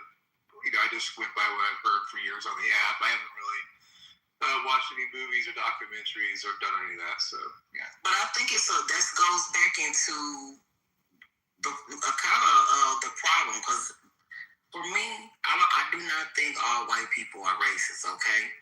I also don't think that there's a cure for racism. You can only treat it. You can't cure it, because it's kind of like an individualized, learned behavior. And if you saw that film, not only that film, a lot of other films, I think a lot of white people, a lot of other groups, they shy away from looking at it. It's too horrific. It makes you fragile. It makes you have to admit some of these truths and systemic things that are underlying that we can't see, but we know it's there. And it makes all of that come to the forefront. That's why whenever I ask someone who is white, have they watched? Oh no, I haven't seen it. Why not? Because we all know what happened to people who are accused of rape. A lot of time they go to jail. 15, 16-year-old boys getting raped in prison. And then just say, oh, by the way, we found out it wasn't you. Is there a reason why people would think that young black teenagers would be more likely to commit crime that doesn't involve racism? Or is it purely racism?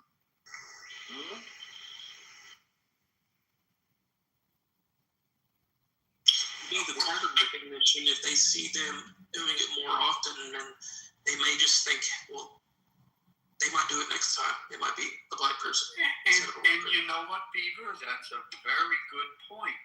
And I often wonder, okay, I have this perception that there is an increase in this particular pattern or an increase of that particular pattern. And I think, okay, is it actually happening? Or is it just what I'm being fed in my news cycle and what I'm being fed in my social media? So I try and look at the statistics for that and apply the same level of scrutiny that a group like Black Lives Matter applied when they declared that the police are targeting black people for murder with police. No, you answering your own question. Yeah, you just asked the question is basically is this a statistic? Well, you just asked, hold on. You just asked. Yeah, I know what I'm doing.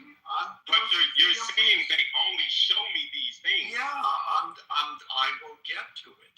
So if you're not researching anything else, you're only going to ask a question. It might not be the question you think I'm going to ask. So no, but you asked the question and answering it. Yeah, no, I haven't asked the question yet. You just said it's something that's often. Statistics, and I see the numbers, and I apply the same logic and math that Black Lives Matter used in their thing, and I come to a conclusion.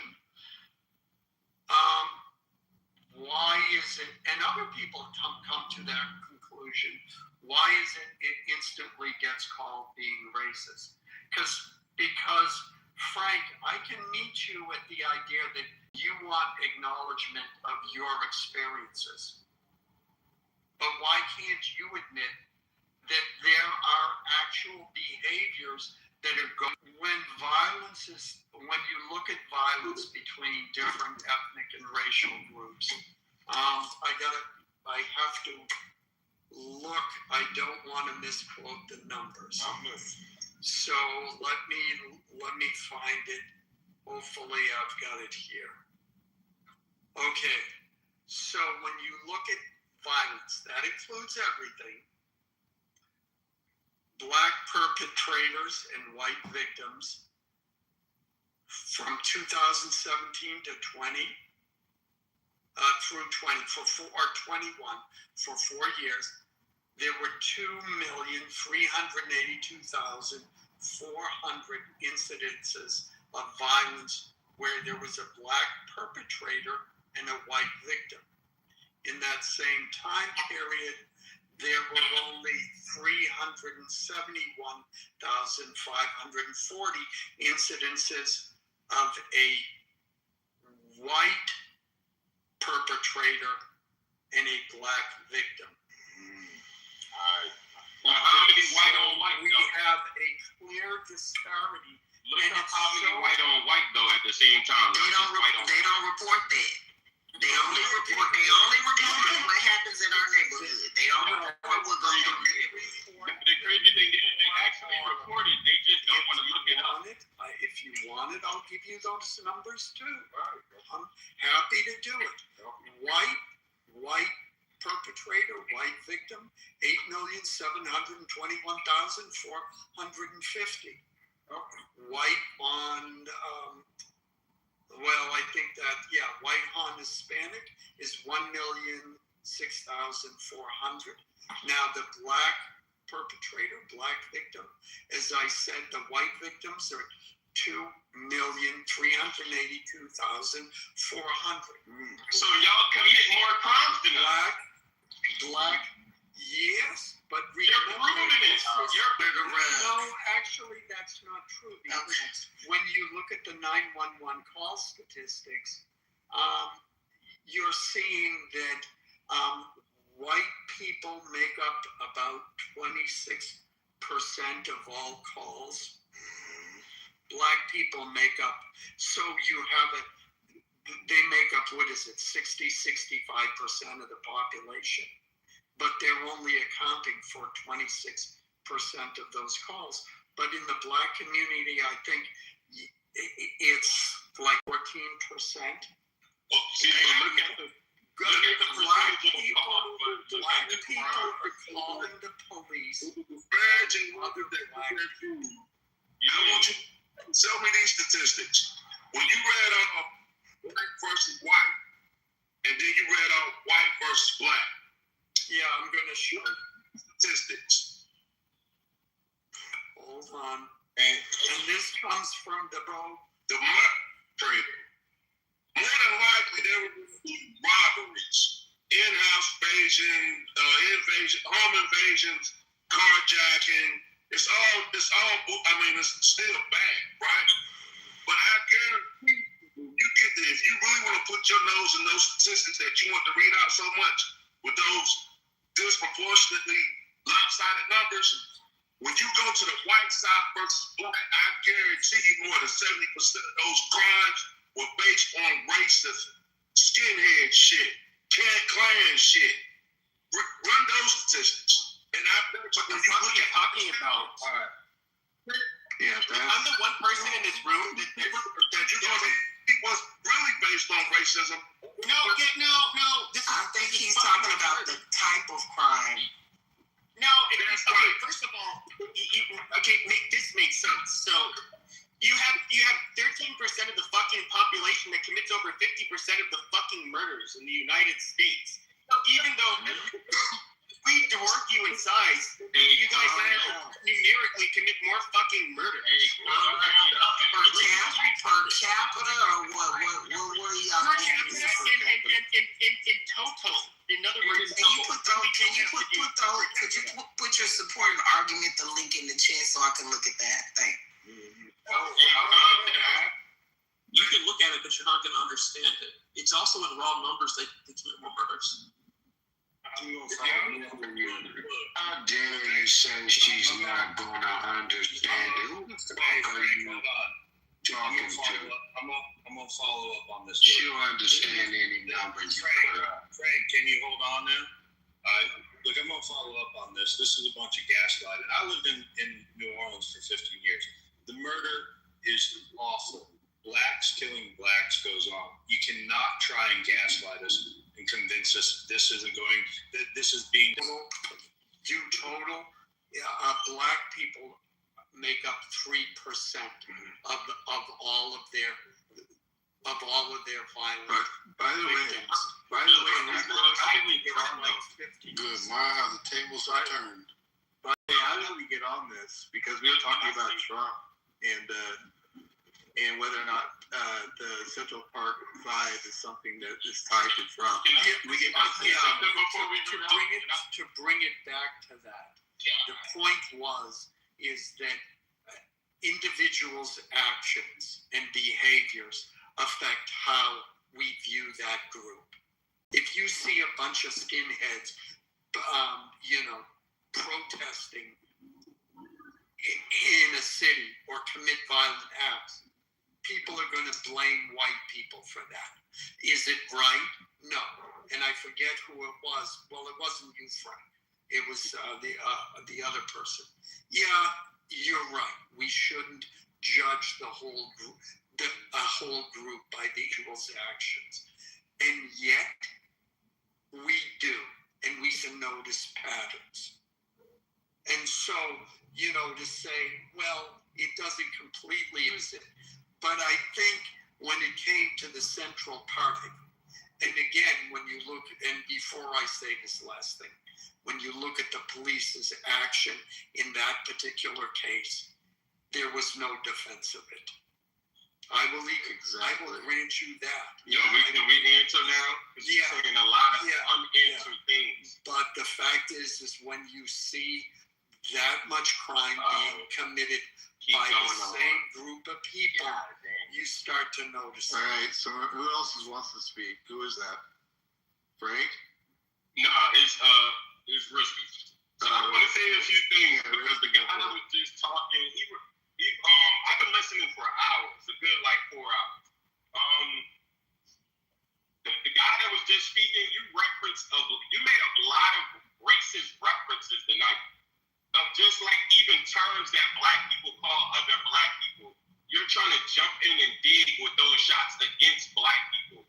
That's very disingenuous with any conversation you're really trying to have that's going on. Who are you speaking about, real quick, just so we know? The older gentleman that was just talking. Oh, Alan, okay, keep going. Yeah, okay. So he's been making racist remarks the whole night, but saying, how is Trump racist and all this? It's a lot of things, the youths and all that.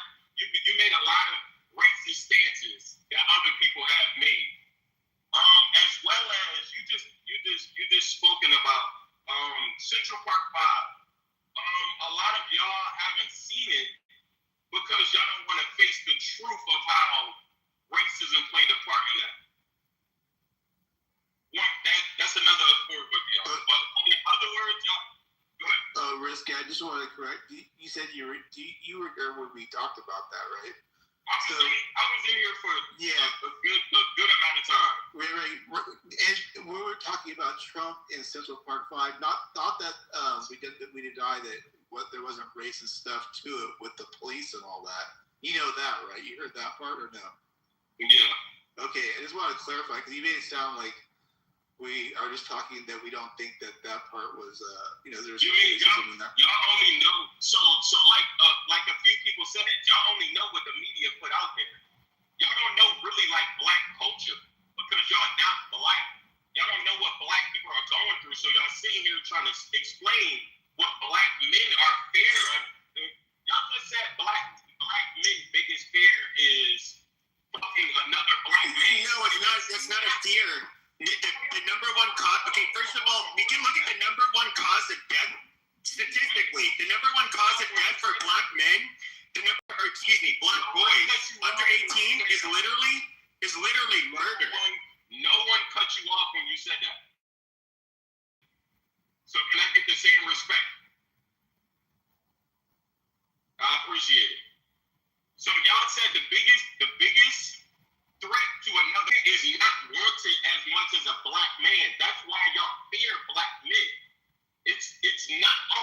said that the number one cause of death for white men was black men. Nobody said that. I never said that. I said fear.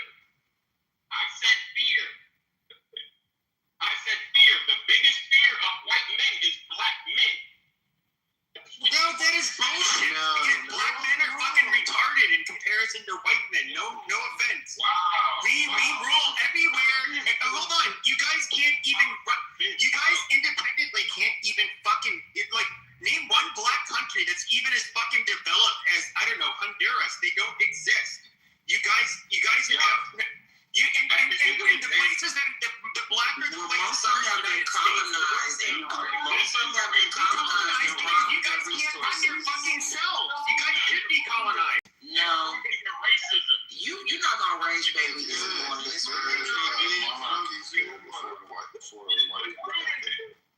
created by black people. You a bullshit. Yeah. I mean, it's a false equivalence as well. Just gonna put that out there. Leopold got there before Portuguese got there. It was all kind of shit. Well, trying to make a comparison between African nations and the experiences of Black Americans is a false equivalence. So, really, you are just making you're just trying to make an emotional argument. But no, making an actual argument. Yeah. So for this, for the intent of this conversation, I think you should probably leave your determinations within the United States. Okay, you can refute my point. Let's look at the country, Nigeria. the cities. Let's look at the cities with the highest murder rates in the United States. What do they all have in common? They're all black. What do you mean? The cities with the highest murder rates in the United States are all large black population. Do they have anything else in common? I'd like to get in. Black? Would it be density, maybe? They're black. I'd like to get in. So the places that experience the highest rates of murder, right, homicide, as you're describing, right, are these densely populated cities? No, there's actually places in Mississippi, for example, that are rural. That have very high murder rates. They commit, even despite being poor, if you compare the poverty levels to the for example, Native Americans, which also have high rates of poverty, or poor white rural areas, they don't even match the level of homicide you get with the rural poor, especially in places like Mississippi. Black people, there's a strong positive correlation between high murder rates and being a thug with black people. Okay, so I just have one more question before I hop off the mic for you, Pepe. When you're making these comparisons, I heard you say something about, on average, black people kill more people than not just on average, in the country. They do kill. The majority of murderers every given year in the United States, despite their small size, are black. That is right. Okay. And so if we take that as statistic as true, okay, it is looking true. at it. Literally. That's fine. I'm not trying to attack you. I'm just kind of testing the logic of how you think about these things. And you said, following that statement, that something should be done about that, right? When it comes to murder, I did not say that when it comes to the murder. No. Oh. It's just a thing that you say you don't think anything should be done about that? Oh, yeah, we need to something. I was pointing out a fact. I was not pointing out, I was not making a prescription for what should happen. Okay, that's good. And you typically stay away from prescriptions. I heard you, Alan, by the way. Yeah, no, it's just that I was trying to, somebody made a claim, and I was saying bullshit. Here's the facts. It wasn't necessary for me to say what should happen. We don't proclaim to have all the solutions. We're just trying to fact check right now. And Xerxes using the same math, the same statistics that Black Lives Matter used in order to determine that the police were targeting black people for homicide. If you'd like, I could bore the room and go through that map. No, I'm aware of the statistic. Yeah, but Can black total proportionality get in this? The disproportionality of white black total poll black versus white perps and black victims still exist. Right. So And so you're the person who said that something should be done about that, right? Well, I don't know. Did I say that? I did. Yeah, and I think the black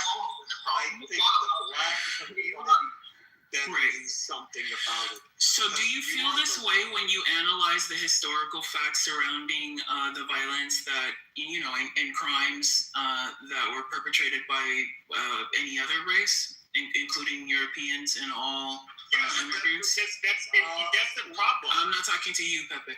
Yeah, we could discuss that, but as Black Lives Matter said, when they received complaints about the focus on shootings of police by against black people, we're focusing on this right now. So if you want to have that discussion, we can. It doesn't change the stats, and it doesn't change any of the conclusions we come to, and it doesn't change the fact that there are serious problems. Well, I mean, it does, though, right? Because if historically people haven't been... Because you want oh, my gosh. You want to deflect. That is a problem. Okay. You want to deflect. In other words, monkey see, monkey do. But no, let's look at the people that aren't acting like monkeys. No, I'm just trying to identify a logical through line in this person's rhetoric, right? That's what I'm doing. But I don't know what you're doing. You're deflecting. I'm sorry, what'd you say, Matt? Yeah, there's facts and then there's derailment. You're scooting away. I'm just trying to understand where he's coming from. I'm not. Hey, listen, guys. I like it. Okay. Some totem pole in it, please. All right, so let's look at a couple of things. I'm going to answer her very quickly. I think the historical facts matter not one bit to the man in my profile picture who shoved an elderly white man down the stairs and killed him. It was either yesterday or the day before yesterday. To that man and his family, it doesn't matter the history, because that man is dead. What matters is that a white woman 2 weeks ago got attacked by him and didn't prosecute because I don't want to prosecute a black man because they haven't, because of their history. That's paraphrasing what she said. Or the judge who said, well, we need to take into consideration all of the history and my background as an African-American woman. All of these factors killed another man. So keep talking about history. We're done with it. You better clean up the act in your community. We're waiting for you to do it. We're done with that. All right. We're waiting for it to happen. Because if you don't, I'm not going to do anything about it. All right, let's address a couple of things, some facts. Let's put some facts in it.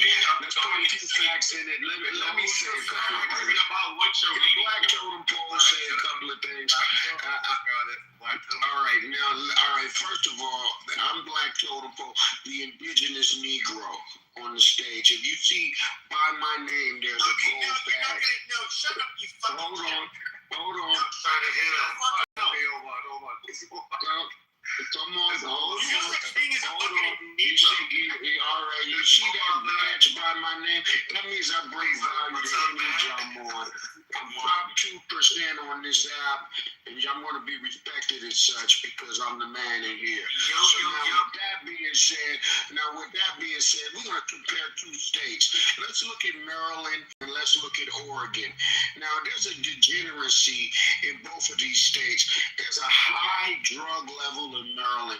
And there's also a super high. There's a super high drug level in Oregon. Okay, first of all, Oregon, you don't have to worry about these degenerate white hippies. Shut your wait a minute. That's the nerve. We can look at the degeneracy in Oregon. However, what the hippies that like to do drugs, I get it. What they don't have to worry about is little Timmy sticking a gun to their stolen. Like you don't have kids running around with windows and Glock switches. Cleaning up like you do in Baltimore. This is fucking retarded. They dying on shit now. Get my thoughts out. Now, the state of Oregon has a much higher drug rate than the state of Maryland. And as we look at the communities in both states, now, Oregon is a white state, mostly Anglo-Saxon, and Maryland has a higher amount of Negroes. But here's the thing about in Maryland, you're way more likely to be murdered. This is dumb. Wait a minute. But in Oregon, you're more likely to OD from illegal drug use. Hold on. Now, wait a minute. Also in Maryland, their per capita earning is $75,000 a year versus Oregon, $45,000. DC, Maryland, that means that you talk about the DC, okay, where do most people in Maryland live? They live in the suburbs of different. You're disingenuous. Once again, if you had to shut your fucking mouth, okay, if we were to look, we can look at the highest incomes per capita, okay, in the United States, it's going to be the suburbs of Northeast Virginia, the suburbs of DC. We can look at, like, Montgomery County, we can look at the counties surrounding DC as well. In Maryland, very high income, where the majority of the fucking people live. Those are legal. They're going to live in the near DC. Okay, and you're comparing that to a rural fucking state like Oregon. We're comparing it to Oregon. Plus, this is stupid. Very fucking stupid. And yet, despite the high income of the state of Maryland, look at the murder rates, especially in PG County and Baltimore. It is much higher than the rest of the fucking country. You goddamn idiot. You fucking moron. Total poll land. In black totem pole land. Now, as we compare these two states, one white Anglo-Saxon, one black, one is governed by a black governor. So that means that the community is black and it's governed by black. Maryland makes more money per capita, more people graduate from college. You fucking retard. Wait a minute, hold on, wait a minute. There's a higher drug rate in Oregon than it is in Maryland. So when we say and we compare these two communities, the more educated of the two communities would be Maryland. So that means that the Negroes get education produce at a way higher clip than the white Anglo-Saxon do. As we compare Maryland, hold on, have black I'm going to shut your dumb black ass up. Okay, first of all, look at what percentage of the kids from Baltimore, what percentage of the kids from Baltimore can even graduate at a fucking 8th grade reading level? Okay, now I understand you have the people that statistically will really carry the state. Okay, these are the federal employees that live in the suburbs surrounding DC. This is dumb. You be a federal employee and you can't read. How does that work? You are so fucking stupid. Just like you're not two things. You're not indigenous and you're not smart. Let the black Negro talk a little bit. This is racism at its finest. At its finest, man. Y'all racist. This dude Pepe talk too freaking much, man. I wish I was near you, you freaking prick, man. Who you think you are talking to somebody like that? I'm your master, bitch. Shut the fuck up. Who's talking to court here? The drug use in Oregon is astronomical. This is why the crime they down on fentanyl. This is exactly I'm behind the internet talking. Wait a minute. The drug use in Oregon is astronomical. We see death.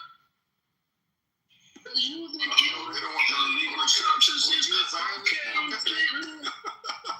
When they're given a chance to govern themselves, they legalize drugs and they kill off the community when they're given a chance to govern themselves. Well, hold on. In Maryland, there's a black governor. His name is Westmore. Westmore is a clean-cut, smart, intelligent black man. But not only is he able to govern the state of Maryland, he's governed it at such a high clip.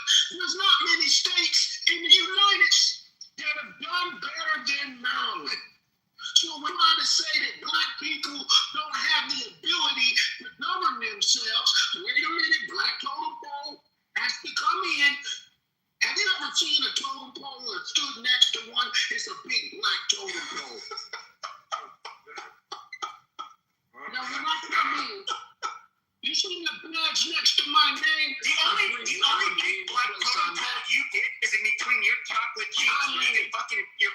stick my camera pole right here. Before you start comparing, we look at Why you don't want that information to get out? Why you don't want the information out?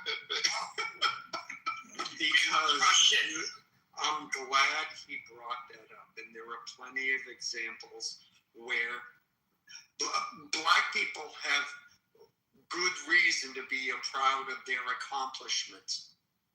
But that still has nothing to do with the statistics and the disproportionality that one can see in those statistics.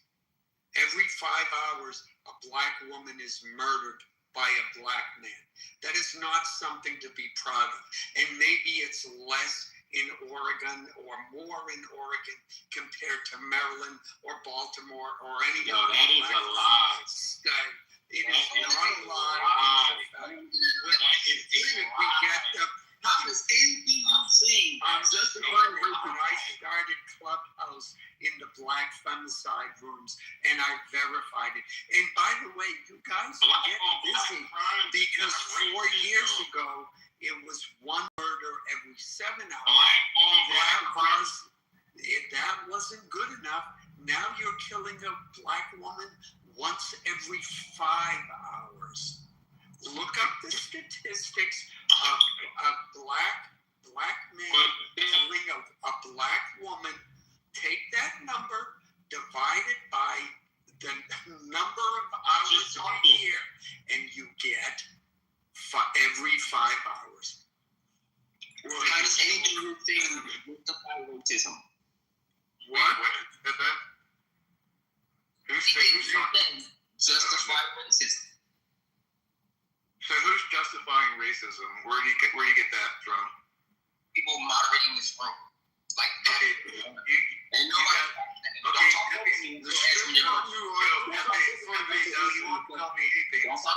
still answering your question. You won't be doing anything if you keep talking right now. So Pepe represents himself. I want you to tell me who is justifying racism minus Pepe. Go for it. The only power white men have right now.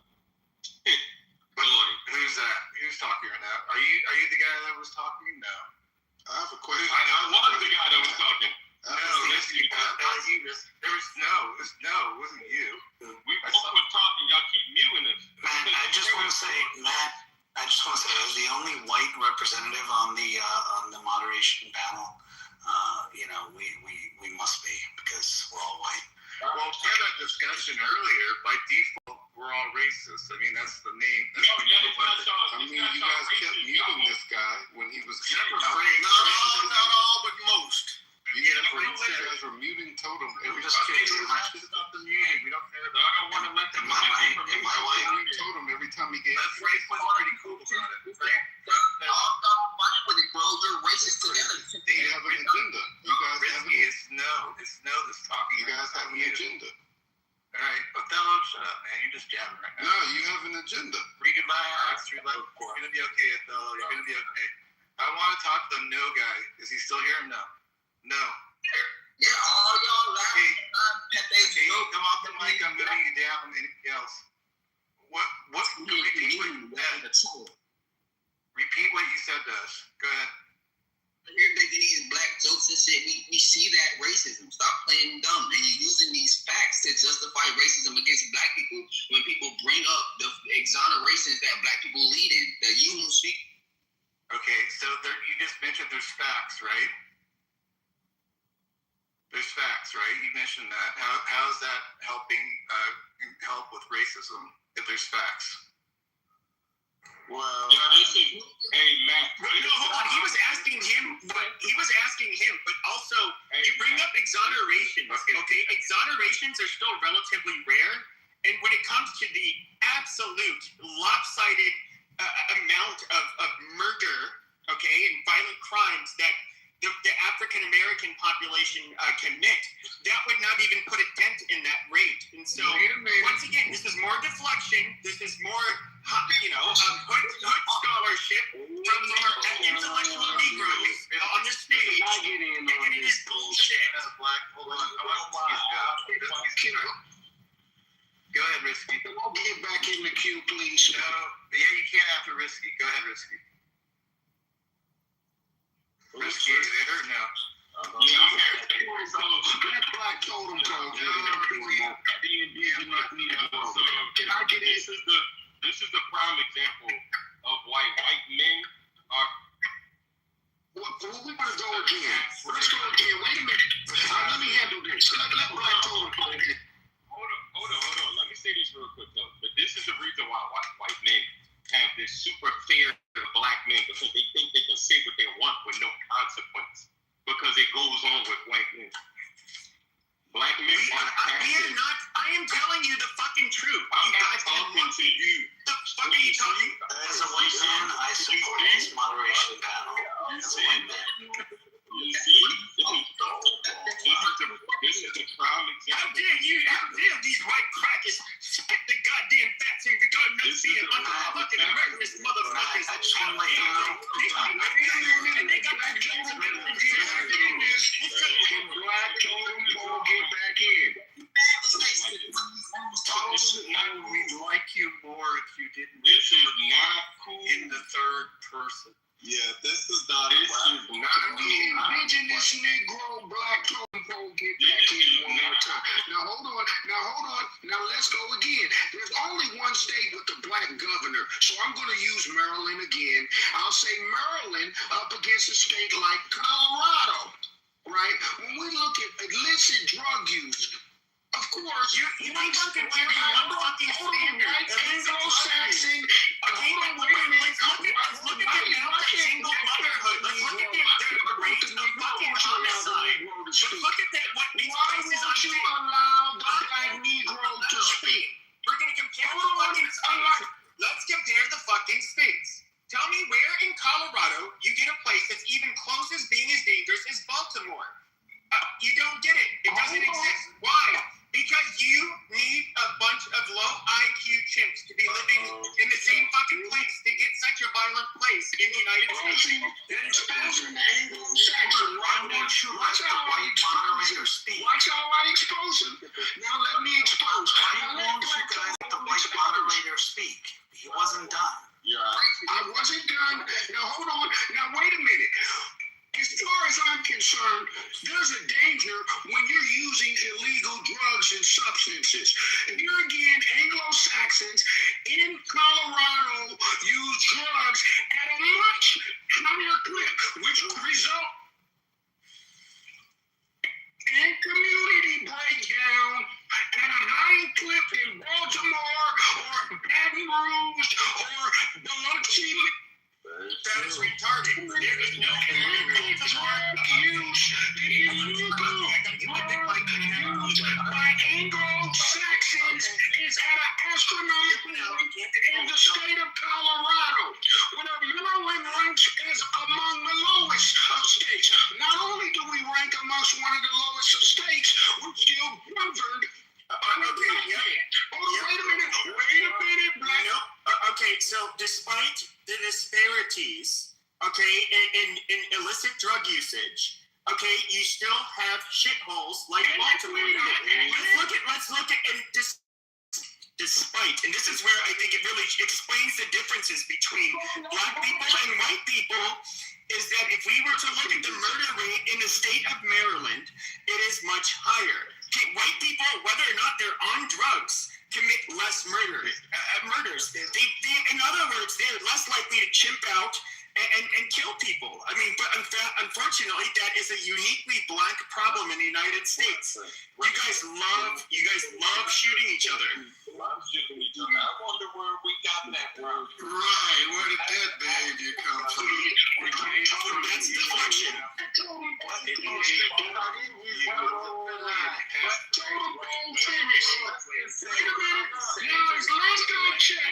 last I checked, there's a place called Charlotte, North Carolina, which is a black city. We can compare Charlotte to Denver, North Carolina. I was just about to say that. Denver. Now, we compare Charlotte to Denver. No, guys, let's not let that comment go. Where did black Denver, Colorado has a much higher murder rate than Charlotte. Okay. Yeah. Charlotte is a black city. Why you keep muting? Because Charlotte, you don't go to totem pole, you with your little tiny pecker. Shut the fuck up.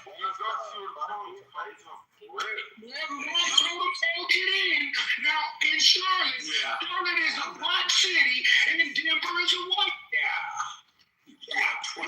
Compared to Charlotte, North Carolina, there's a lower murder rate in Charlotte than there is in Denver. Now, hold on, white Anglo-Saxon.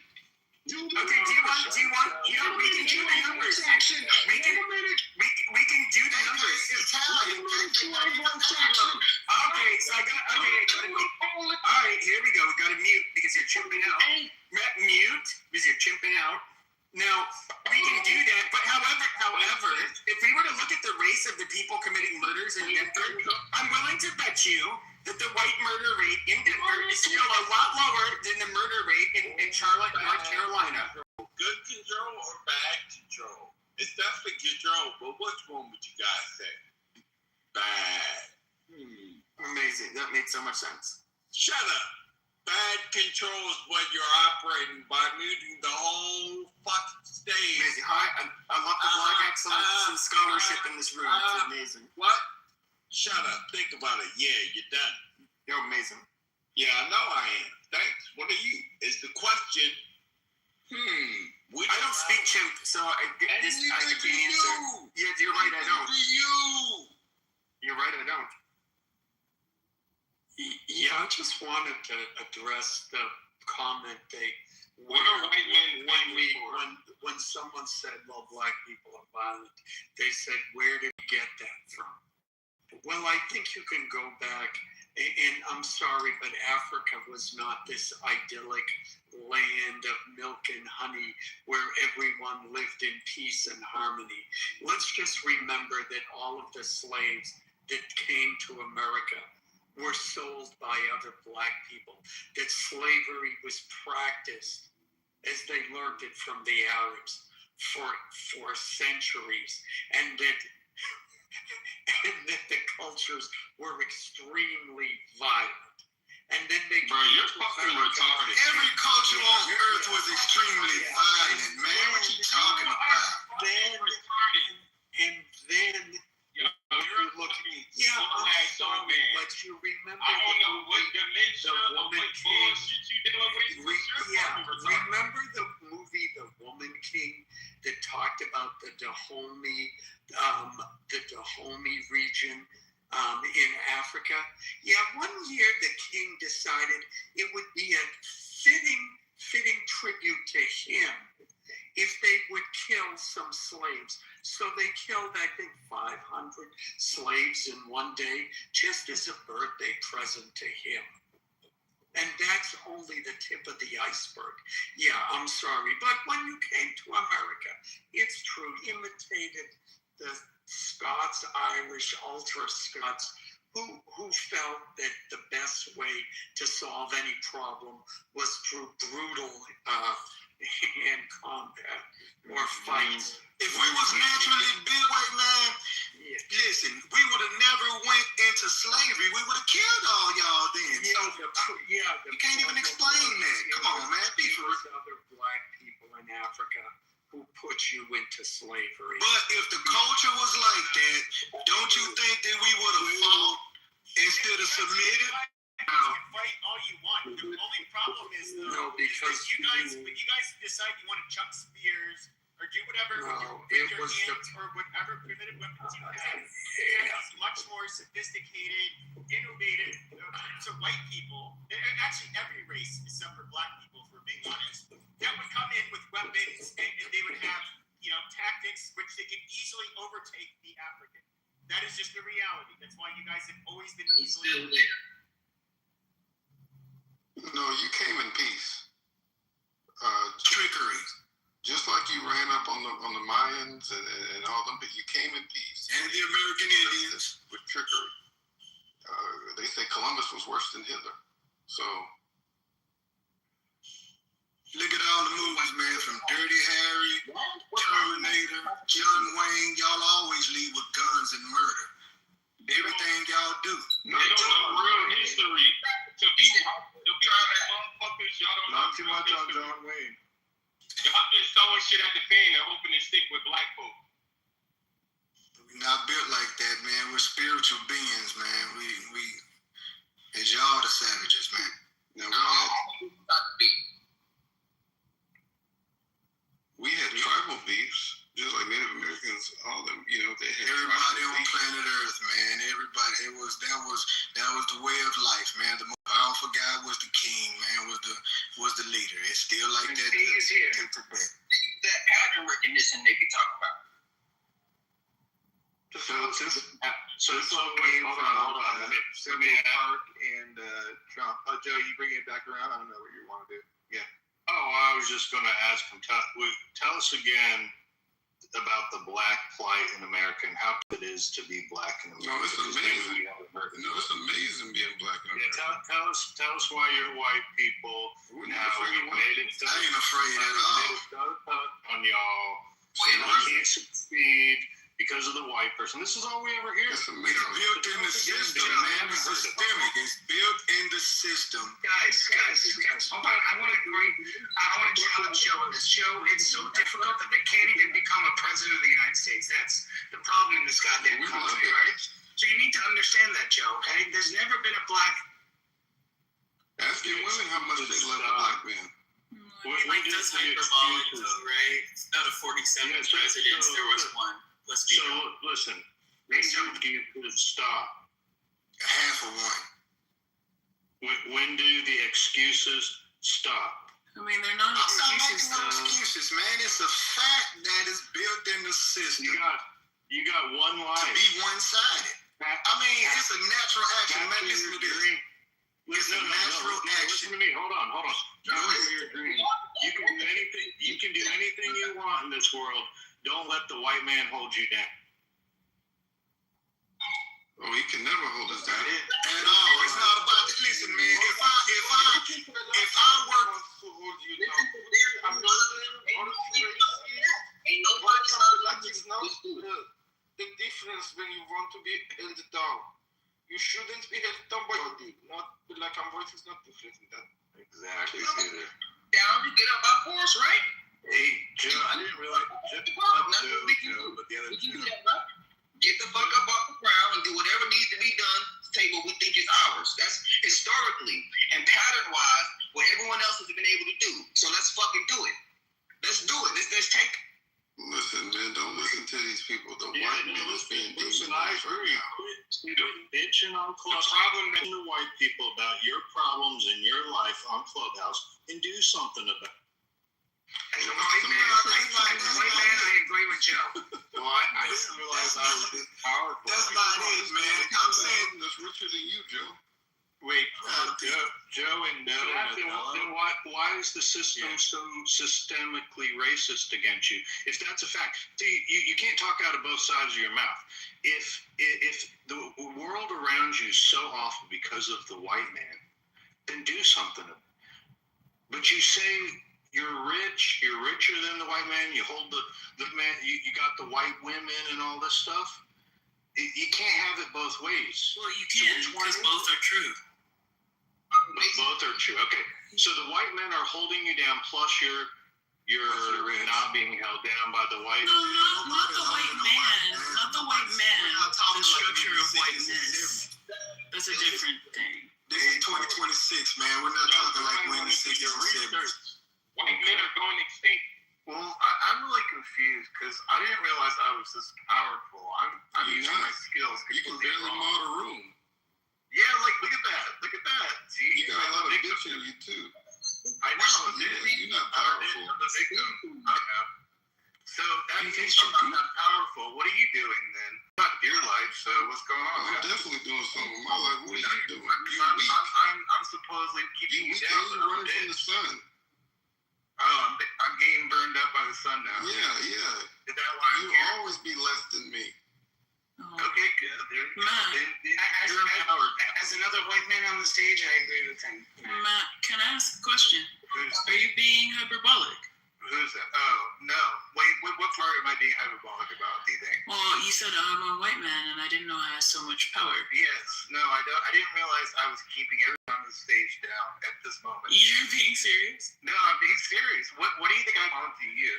So I don't think that these are, I think they can often be personal conversations because there's conflict when we talk about these things, but we're addressing the structure of whiteness and white supremacy in the country. They're not talking about you specifically a lot of the time, right? Wait, I'm part of that, though. You're including me in part You are part of that, and I'm glad you were Hold on, Joe. But wait a minute. If I'm part of this big picture, then how am I not feeling the power and enjoying the glory of all this? Whoever's muting me, stop muting me. I'm trying to answer Matt's question. Where does that show up in my life? Well, I mean, like, there will be aspects of your existence indicate that you would not be subjected to the same efforts by different entities, right? We can agree to that, certainly. Hold on. Let me ask you. Have you ever experienced what it's like being white? No. How would you know? Yeah.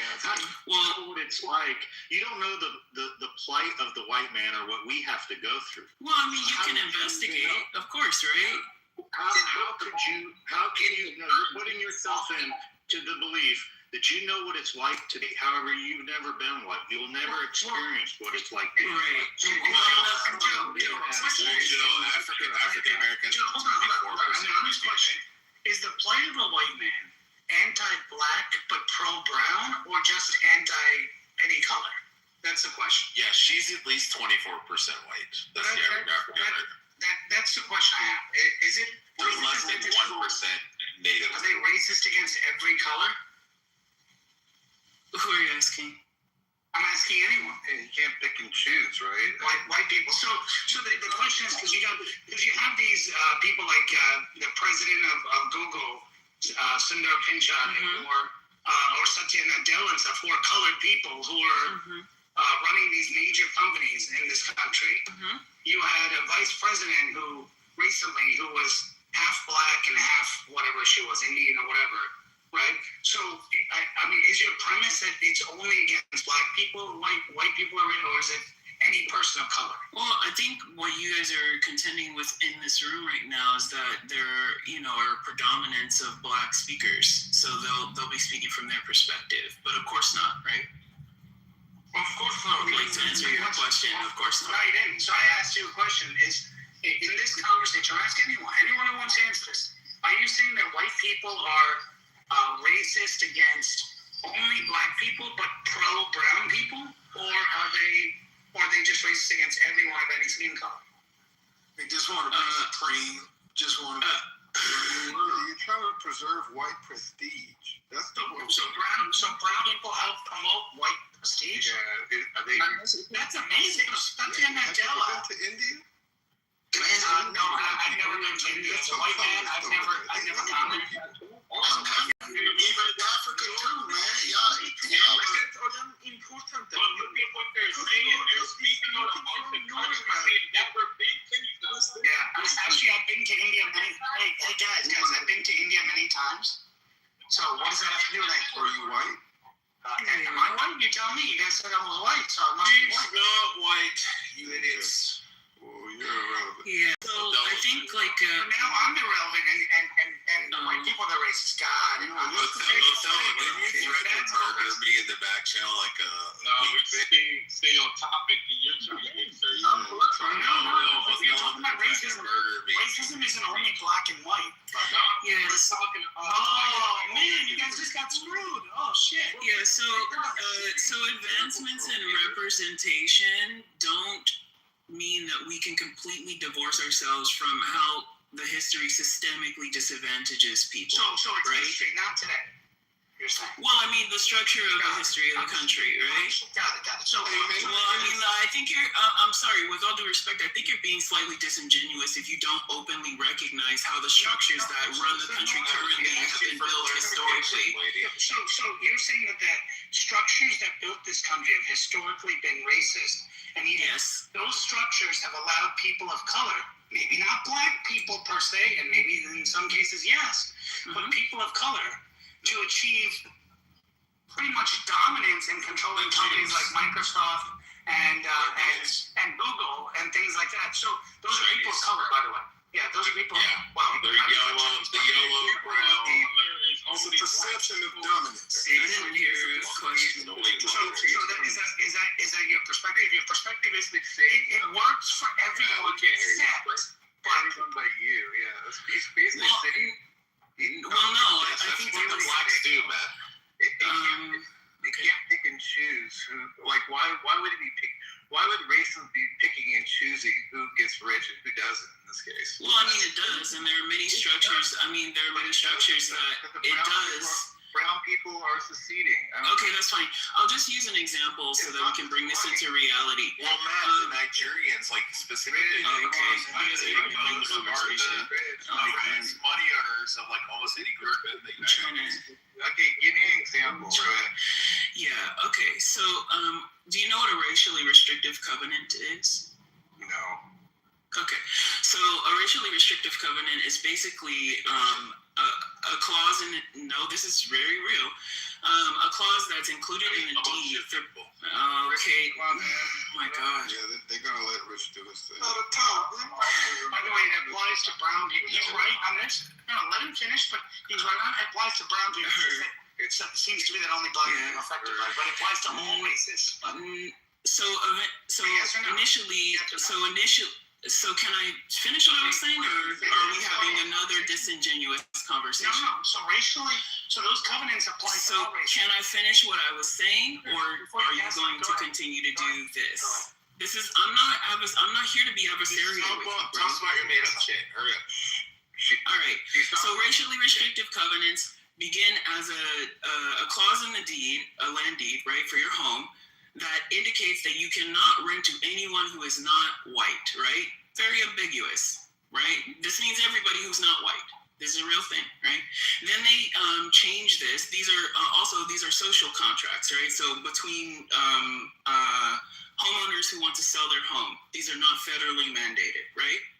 And then they do become federally mandated, right? Am I here still? Yeah, we're listening. Oh, okay. We're waiting for you to make your point. Okay, so inside of racially restrictive covenants, there's a tier. It can be based on geography. It can be based on contracting. It's based on a lot of things. So if you need more Chinese people, obviously advantageous for you to be able to rent to them because they need to be able to get to work. You take them out of the clause, right? If you need more black people, it's not as easy to do this, right? So it's a quota. We get it. People like this. I'm sorry, Peter? Yeah, it's a quota. We get it. This is racist initiative. Okay, yeah. So I'm saying this to say, like, two things can be true. So while the government is on its public face at this time, so the recent 50s, is working toward a space where they're giving more equity in the system to previously marginalized groups, they're also simultaneously working to limit the access to, I guess, a normal American life for those same marginalized groups, right? Really? Okay. Yeah. So, I mean, you're basically talking about quotas like DEI quotas and things like that. You're talking about that essentially our government, and you're absolutely right. They've been making things based on race, based on color, based on an arbitrary system that's actually not government defined by. I just said that, not defined by government. That individuals are using these things, and thankfully those are gone now.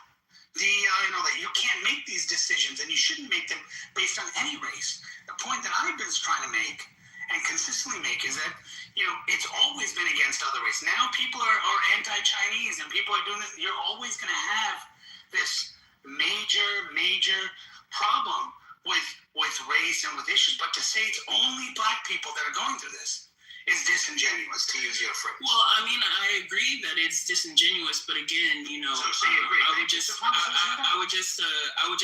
that, like I said at the beginning, you are talking to a specific demographic inside of Clubhouse, so they're going to speak from their perspective, and also to address what you brought up, like.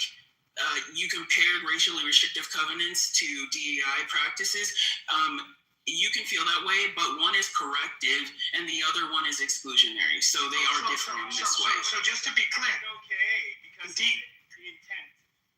well, no, hold on. So just to be clear, when you have things like DEI, affirmative action, all this stuff, you're putting quotas. So actually, if you talk, in many Black people have complained. Look at the lawsuits filed in California against universities like UCLA and all that stuff because a Chinese kid gets in because the quota is met, but a Black kid doesn't get in. Why?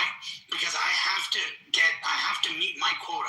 I have to meet my standard. And therefore, I took this kid. And now there's white people complain saying, hey, a Black kid got in because they have to meet the quota, but he wasn't qualified to get in. So the whole point is exactly what I'm saying is when you say I have to bring certain people in based upon a quota system and not based on qualifications, you're actually hurting those people because those people are not actually achieving what needs to be done, and you're actually marginalizing other people. What about the white people? Right. I mean, they don't get bringing unqualified people in, man. You still gotta qualify, because they gotta meet that one requirement. Like, yes, it is, but they not bringing unqualified people in. Do you think that they're gonna hire somebody that can't fly an airplane? Bro, as a company owner, I used to get, until this new administration, I used to get audited saying, how many Black people did you interview? And I'm like, and I had to prove that, I had to ask people's race on the application when they come in and say, how many Black people? Why didn't you hire this guy? I said, well, I didn't hire him because he wasn't qualified. Well, prove he wasn't qualified. Here's what he has. Here's the 3 guys I hired. Here's why this guy's not qualified. Yeah, but why didn't you give him an, and it's like, oh my God, or why didn't you hire this person who's Asian or who's from here and stuff? And it's like, oh my God. That's not right, man, for it to work like that, man. I didn't think it worked like that. I don't think it worked like that. You still got to qualify. They just saying, if you own a company, you can't just hire all white guys because you own it, man. Give somebody else a chance. You know what I'm saying? That's a systemic racism. Giving them a chance, right, saying, is different than saying, oh, well, because you didn't hire them, you're a white racist firm only. Well, what if you actually went through the process of vetting people and they weren't qualified and you didn't hire them? So be it. Well, unfortunately, though, the narrative comes, oh, look at you. You only hire white people. Well, come on. But that's like a little shaky though, because that's not really where that comes from. This comes from nepotism, cronyism, good old boyism. Like, we know where that comes from. For that correction comes from a system that was intentionally exclusionary talking about. Hey, let me ask.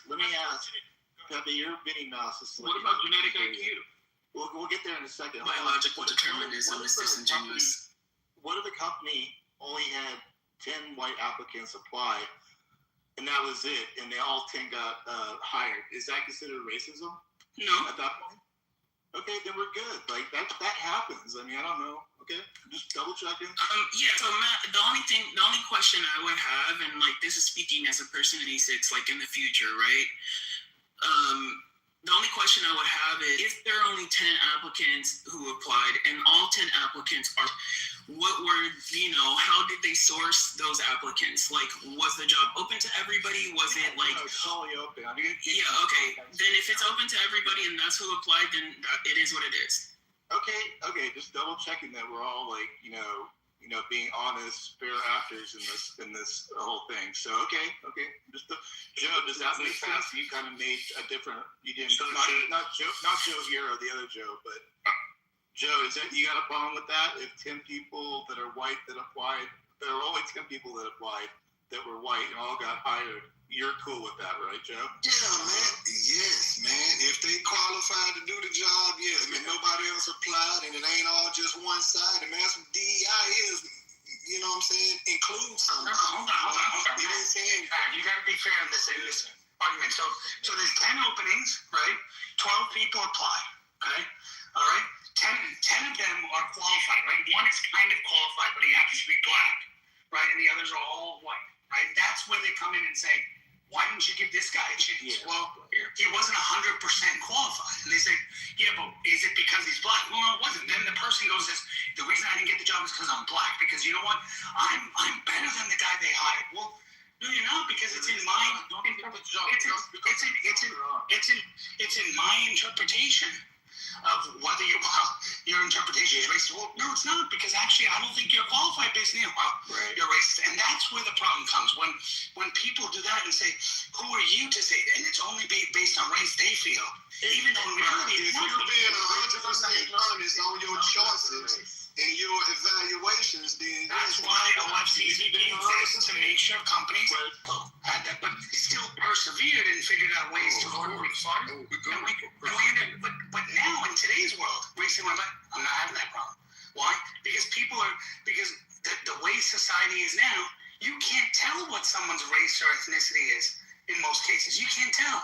Right, so you don't know until the person shows up. That was the thing. When the appraisals were coming, they were seeing the black picture. Understood, but now hold on, and they were subtracting about $400 Bro, you're living in the old days, bro. You're living in today. No. This was just in 2019. No, dude. So if somebody's in for your picture as part of an appraisal, then I would get out of that and not live with that organization. So what it was is it was a sting. How do you see it? It was a sting. So basically, it was a black-owned home, right? And then they brought in a white family to greet the appraiser, right? And then it was a whole different amount. It was plus 400,000. And so when they did the total of how much black people have lost in equity in money, it's 150 billion. Do you have where is 150 billion just hanging around, right? That's a lot of fucking money that was taken from black people, right? How do you look at that with every case? A lot of what you guys are talking to these people about is covert racism, right? You know, but this is more overt because they've actually done stings on this. The New York Times have written on this. There's documentaries on this, right? And so that's where you can look and see where it's... Hold on. I just want to be clear that Othello is right that there are stings that were done, all these things. He's 100% right on this. What he's forgetting to mention, everyone, or I don't know if intentionally or not, is that a lot of these are individual entities, not a system. It's not like a Coldwell Banker Corporation is doing this. It's individual corporate, and that's really important. $50 billion, that's a lot. Hold on. He's talking over the course of 30 years, or actually over the course of 70 years is what they said, which is a little bit different, and it's also an estimate because they have no way of knowing for sure. They're guessing, saying, okay, here's a number. So it's actually racism in a way because New York Times saying, here's the number of black people. Our assumption is that these black people all got screwed, but they didn't investigate. It's true. Look at it. Read it carefully. New York Times. It says, hold on. It says 150 billion is an estimate. However, New York Times has not independently verified each and every source of this, but our estimation based on the number of black people who purchased homes is that if each and every one did go through it, this is what would have happened. Well, just to be clear. Hold on. Will you be honest on that? That they said it was Alan likes data. Tell him go look it up. No, but I'm asking you, will you be honest that they're saying they didn't investigate every single black purchase? How are they going to investigate every? Well, yeah, but they're extrapolating basically based on the small examples they have where there was discrimination. Which could be one or two offs. And the point I'm saying is that there could be one or two offs or three offs that you find. You'll always find those. In every country, every place, you'll find those. The question is to say that it's systematic. You really have to take down Coldwell Banker. You got to take down one of these large firms and say this is what they're doing. But they haven't found that. But they have. What the case is, you talk about not just one bank, multiple banks across the country, and companies are a part of the system of capitalism. I ain't gonna talk. So today you're saying, right? In today's world, not 5 years, not 10 years ago. A few years ago. So which major bank did they take down? Oh my God. I'm watching my. Give me a minute. Okay. I have a question for Othello. Othello, are you actually comfortable? Are you comfortable actually being hired just because the color of your skin is black? That's your qualifier. Okay, Citadel Credit Union, Fairway, the mortgage firm, and there are others. Olsen First Bank, First National Bank of Pennsylvania, Predatory Land Sales, and we'll keep going here. So individual banks in certain regions. Got it. Okay. You said it was systematic. They took down huge networks. They took down like a J, these kinds of big things. But they put in data, no? Individual individual locations and small and community banks. Got it. Okay, understood. So they didn't get any major. So it's not an institution. They're tied up in the Epstein thing, so they have to pay millions to the Epstein people. What are you talking about? You know, that's a whole nother thing. If you want to talk about the J.P. Morgans and the Schwabs. Yeah, how much money did they have to pay to those victims? Yeah. Okay. Well. What was your question? What does that have to do with race? Othello, are you actually comfortable with being hired to a job just because of the color of your skin, that the qualifier is that you're black? No, not in this time, no. But in the 60s, in the 70s, when all of that stuff was started, I could see why they initiated that. But now, in this time, no, I feel like my intellect far surpasses anyone. It went smart back then? It went smart back then? I feel like I've gone around the world twice. You have a passport. Some of y'all have never even left Tuscaloosa, Alabama. Yeah. So I'm not worried about none of that. But Othello, Joe's question was about your skin color, not your qualifications. No, I'm talking about my skin color. I'm actually glad that they got rid of DEI. I don't think we need it anymore. If you want to base it all, I think let's go toe to toe, baby, and none of y'all can beat me in check. I agree with you. Yeah. I don't think you're so here, let me follow up with it, Matt. Look, so do you think we should then hold owners of businesses accountable if they hire only based on qualifications, intellect, experience, things like that? Fuck no. We got the blueprint. We can make money from home. We starting businesses from home. We already got the blueprint. Now let's go continue to do what we do. Because what they're talking about is a very small percentage of black people, right? But they want to, they want to blow it up to make it seem like all of us. Most of us are middle class, actually, when you look at the data. So that's what it is. I have a question for King. Go ahead. Have you ever read this book called The Color of Law? I have a long time ago, but yeah, go ahead. Yeah, and it's also, do you remember any of that book? Probably I do. Go ahead with your question. Right. Well, I'm just, I'm trying to process the things that you were saying about, Citadel and Schwab, and this couldn't possibly be racist. Like, I think if you've read this book, you know that there's like a historical basis for that racism. I've said several times, I don't know if you're listening to me. Historically, you're correct. Okay, I've never disagreed with that. I'm saying today, right? And you guys keep saying, oh yeah, it's happening today. And then I give examples of saying, then how is, and by the way, that book, just to be clear, and let's see if you're honest, that book doesn't talk about only black people, it talks about brown people. It talks about everybody. Correct. But yet, how then, I gave the example, you still haven't answered. If that book is accurate, how did Satya Nadella become president of Microsoft? How did Sundar Pichai get in charge of Google? Google controls so many white people. Holy shit. They have a person of color running that. Holy fucking shit. How did that happen? Well, you won't answer that. Hey, you had I will answer that if you stop talking. Indira Nooyi runs Pepsi, which is one of the largest, Coca-Cola, one of the largest brands, Pepsi Cola, right? She was running that for a long time. You look at some of these people of different color and different race who are running these major things. How is that possible? Because we weren't Let her answer. Yeah, so I was just going to say like something like quite simple, actually, which is that one, both can be true, that inexorable harm is being marginalized groups, and this includes poor white people or middle class, anybody's who can't find things or whatever. But both things can be true, though.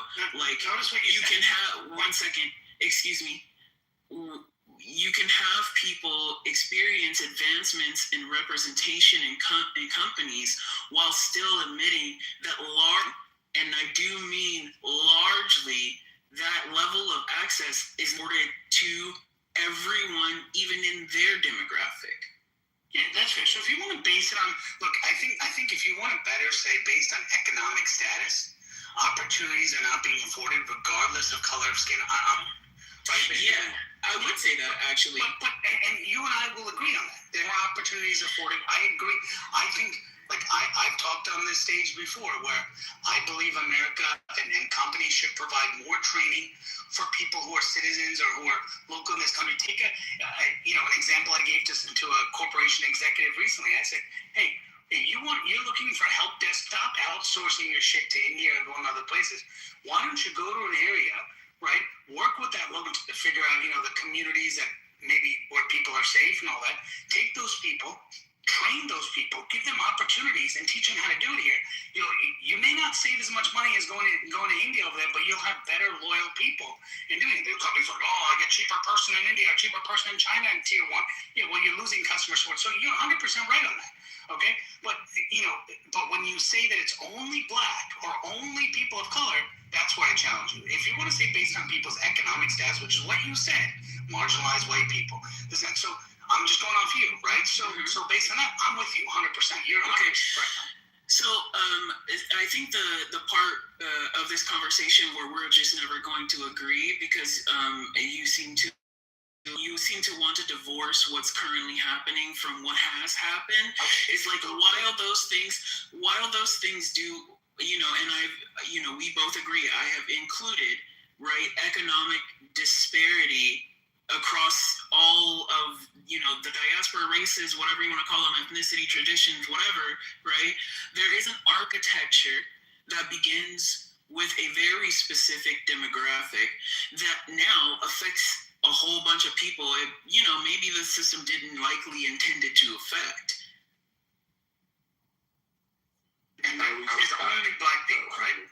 That's what. No, well, I mean, if we're looking at this as a path, right, and we're looking at the start of the path, right, then the skeletal structure of harm begins with black people, and that's why you have so many people on the stage who are black who may be pushing back on the things that you're saying because they have been taught the history of how these things happen.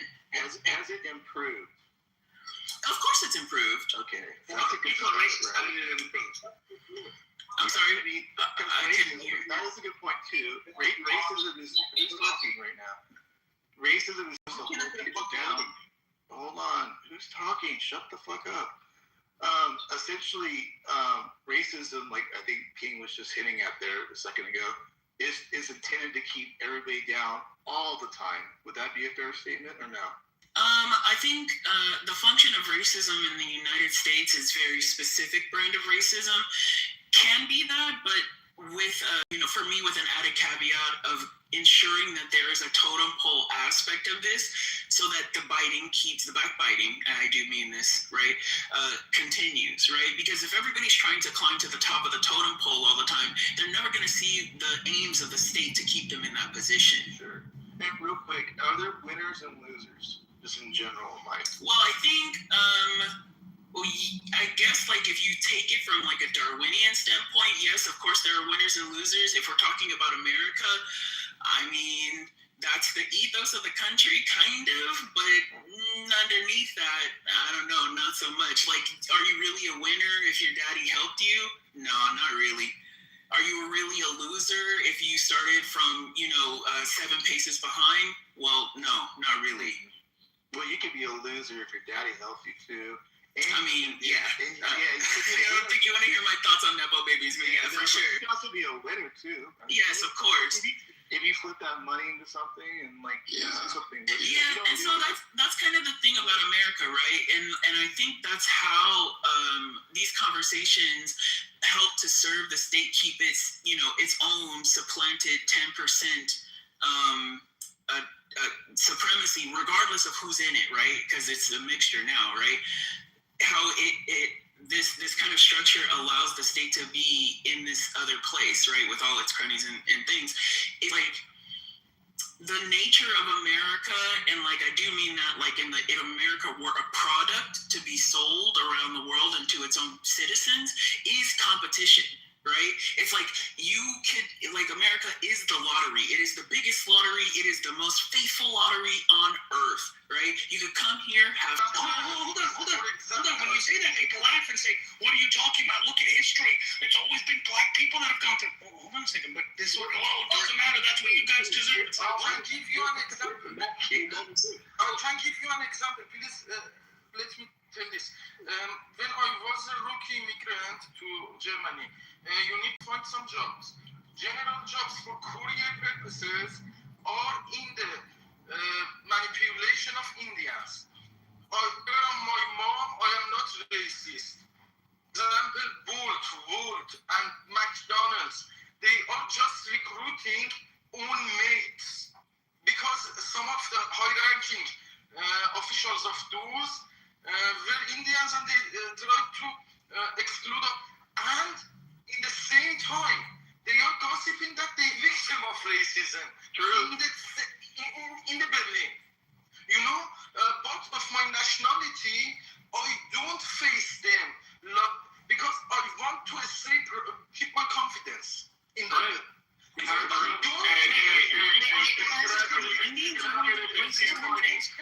a lot of truth to that, actually. Hey, let me say one quick thing, y'all. And the black man, the black man in the back. Mister, hold on, just chill, relax, buddy. You go. Peter, are you done? You good? I think that the main point was talked about me. Thank you. Okay, go ahead, mister. He's gone. When he's can I go ahead? Oh, he got moved. Somebody put him down. Okay, I brought him up. He's coming back up. Yeah, he had to. I gotta wait for those companies are Reminds me of the black totem pole. I wonder if he is. I don't know. You're Hug, aren't you, mister? Yeah, I want to say one quick thing. But like, everybody's opinion is based on what their race is. And what I've noticed is, white people, of course, in a way about America different. We were brought here, we colonized, we built this country, get absolutely no credit for it. A lot of times we bled and died in wars for this country. We still get treated as great citizens. And I understand that all of this shit just comes down to white people trying to preserve their white supremacy. Under the guise of caring about policies and shit that don't exist. Because I don't care if you're Republican, even Tucker Carlson, Green, all these people fought for this man to get elected. We made a mistake. We elected a moron, he collapsed the country, blah, blah, blah. So my point I'm making in this situation, it can't be about policy. It can't be the fact that he's a racist or a rapist or a pedophile, allegedly. This all simply comes down to white and black. You motherfuckers, seen everybody in this room, that's some good white people. Don't get me wrong. But a lot of white people just simply want to roll this shit back to 1776. Y'all motherfuckers want to roll this shit back to cotton fields and slavery. Listen to what I'm saying to y'all. Let me make my point because I think a lot of times when anyone has an opposing viewpoint in this room, y'all shut them down, y'all cut them off, you throw them to goo. All this weird shit. This is coming from a perspective of me. I'm not saying I don't love America. I do love it. You have a right to vote for whoever you want to. I think the acting job, and I think Trump has done the worst job I've ever seen. So it's not about partisan. It's not about what party you're choosing. It's everything to do with decency and morality and being a human being, of which case this man in office is a horrible person. Most people can agree to that, but y'all still support him because he supports rolling it back for black people, taking away rights, removing the civil rights, removing the third right, removing the voting rights, making the 18th Amendment get this man. Is that why? That's why you support him. You can't support him because you can't support him for any other reason. Gas is $5 a gallon. Motherfucking groceries are through the roof. You have an award that nobody fucking wants. There's nothing good that you can say that this man is doing in the economy whatsoever. Your only talking point and your only standing point is he hates niggas, so I'm him. That's how you motherfuckers feel. So, Mister, hold on. I have a question for you. What about brown people? Do you believe same thing? He's against brown people too? I think he's against anybody who's all white. That's what I think. Understood. Okay, makes sense.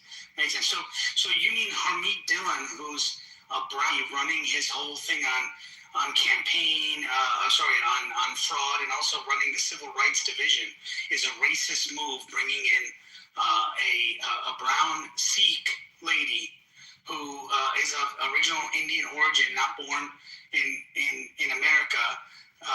She became a citizen later, but you're saying that is a sign of white nationalism. That is incredible, Mr.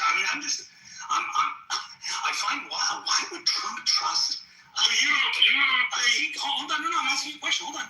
Why would he trust a Sikh brown lady who actually was against him in the primary? Why would he trust a lady like that based on her color? Because he's a white supremacist. Why don't you take a white person to prove election fraud and civil rights and all that kind of stuff? Wouldn't you want to put someone in there? Because that white person will then take down other Indians and take down other brown people and take down all this stuff. Why would you trust a brown? Just explain that to me. Why does he trust a brown lady in that position? I asked you a question. I'm trying to answer it. Yeah, so why is a brown lady in that position? Let me say this. If you look, God damn, you're not gonna let me answer. So I'm talking about crime. Every time I say 3 words, I'm trying to. I'm saying to you this simply point, right? When you look at his administration and you look at who he's appointed in the positions he's appointed in, the only white person he's ever appointed was Hullard, and we know why that was. He needs a token nigga to dismantle the shit. But other than that, there is no Tim Scott. There is none of these group niggas. You didn't answer my question. So you just said bitched and won't take it back from the back. So I asked you. So answer no. Okay, so how does that answer my question? Why did he choose a brown lady who's seeing? It's an easy question. Joe's here. Why did he choose? No, not you. I'm asking Mr. because he's the one who brought the point on it. So why did he choose? Yeah. So Mr.'s not able to answer the question. So he made a premise. He should be able to defend his point of view. Mr. Why is it? So why Trump? Why did he put a brown lady in charge of the Civil Rights Division? Why not put a white person in that position? Where is the brown lady at when we're in the interviews then? Where is the brown lady at? When we're talking about this issue, where is the brown lady in the media? Where do we hear her speak? She's everywhere. Just Google it. Harmeet Jones speaks to media. Why don't you Google it? I'm not going to do you a work because you're not looking. So just Google it. Harmeet Dillon speaks, and you see her interviews. She gives press conferences. You're spinning the goalpost, bro. You were wrong. Just admit, look, I was wrong. Mister, go look it up. I just looked this up, and it might not be true, but it looks like that. I looked it up, and I think Trump actually voted for Barack Obama in 2008. Why would Trump be voting for Barack Obama? Because he likes winners. Because he's the voting rights. Why is he doing that? Who's running the voting rights? Hold on. Who's running the voting rights division of the DOJ? Hold on. Who's running? I still haven't answered this. Who's running the voting rights division of DOJ? It's a colored person. It's a colored person. Take away the voting act. It's a colored person running the DOJ. So we got a racist and take away voting rights. Where's he taking away voting rights? Explain to me. How's he taking it away? Oh, wait. Exactly. Yeah, I'm just going to answer your question, King, because I feel like it's like a super easy question, and I'll go back on mute. Yes. Yeah, go ahead. 1 second. Yeah, okay. Is it Roostard? I don't know how to say your name. Are you there or no? He was trying to get in. I just want to get someone else in, but okay. Yeah. Did you want to say something? Go ahead. I don't know. I'm the kind of person that wants to jump in as soon as I have a thought, or else I forget it. So okay. And Trump did not vote for Obama. Whoever said it's a dumb No. I prefaced it with saying there's a rumor or look, they don't. He didn't even acknowledge him as a citizen of America. He could have been.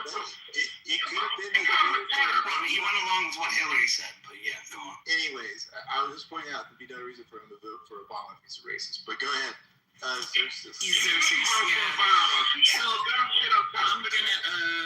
I'm gonna answer this question that you've asked, Mr. King. I think that it's like it should be clear to most people, but maybe some people are not aware of how non-white people can be agents of the efforts of the state. They can be. They can be agents. And I'm not saying agents like they're, like this is some kind of like weird conspiratorial thing. I do mean like agents of the state, like in a full position with the government. They can be agents of the state as long as they're willing to toe the line of what the state desires. Like bringing up somebody's identity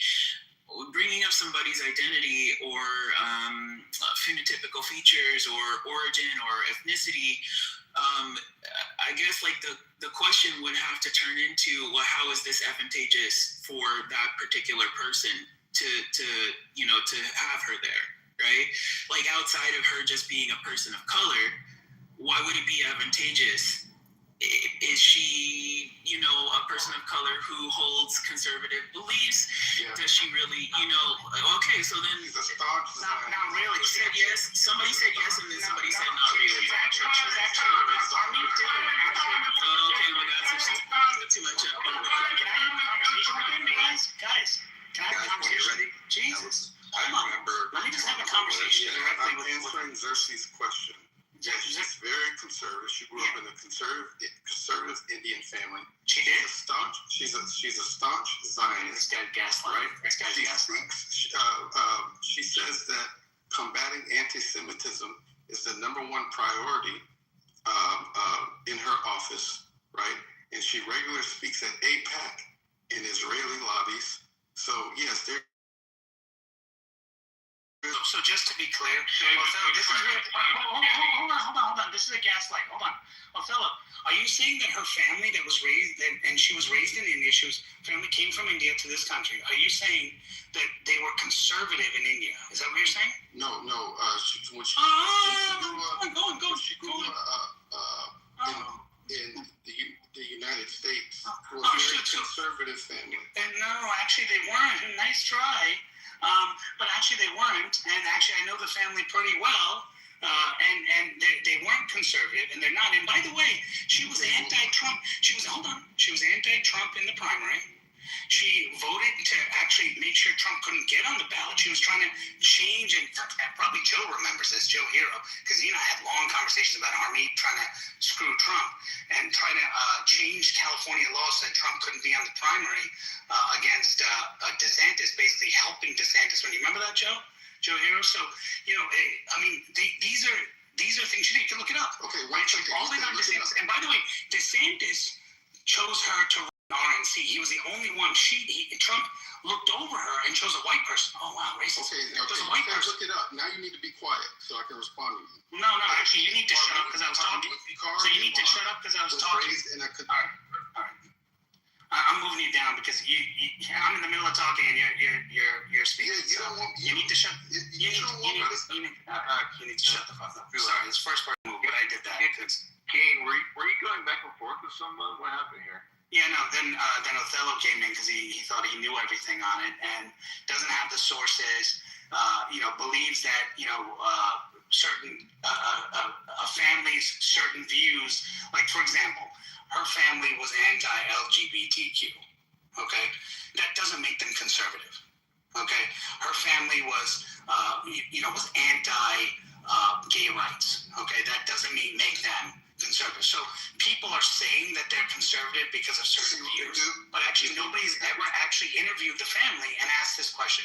Nobody's ever actually checked it. So what happens is he's reading opinion articles where people say this is her background and this is where she came from, but without actually checking to say, hey, where do you know this stuff, or how do you know it? He didn't think that we were going to look it up. That's what happened, and I put it in the comments. Okay, so you copied and pasted from some editorial. Okay, cool. So again, how are her parents conservative? Explain it, since you know it. Exactly. So she's a staunch Zionist, right? And she even called Mamdani anti-Semitic. And so where she is now? Hold on, I'm talking about where she grew up. You said she grew up. Hold on, you said she grew up. So how is her? So notice how, did you see that, Matt, how that happened? When I asked the question how he can't answer that, so then he switches to now. You're right, now, look it up. Should be considered. So you're saying she called Mamdani Zionist before Trump Trump chose her because of that. Amazing, because Mandami wasn't even running at that time. No. So how did her family? So how was her family? So what kind of family? So she was that way, calling people that way before. Oh, by the way, who was also a Zionist? Chuck Schumer. I guess Chuck Schumer is also conservative. Anti-Semitic. No, but hold on. So Chuck Schumer was also calling people anti-Semitic. I guess he's also a conservative. That's amazing. Wow, incredible. So just being, against people, against anti-Semitism makes you, or being a Zionist makes you conservative. Wow, Chuck Schumer should be voting in our favor, man. Well, here it is. Well, let me lay it out for you since you don't know. She grew up in a traditional Sikh household, yet her parents assimilated into the conservative Southern community, even hosting conservative political cookouts. So shut the fuck up. Okay, what's your source? Bitch ass nigga. All right. What's your source? Shut your bitch ass up. You've been lying all night. You don't have anything. So he has an opinion article by some loser who wrote it, and he can't share it. It's not going to be anything credible of the person.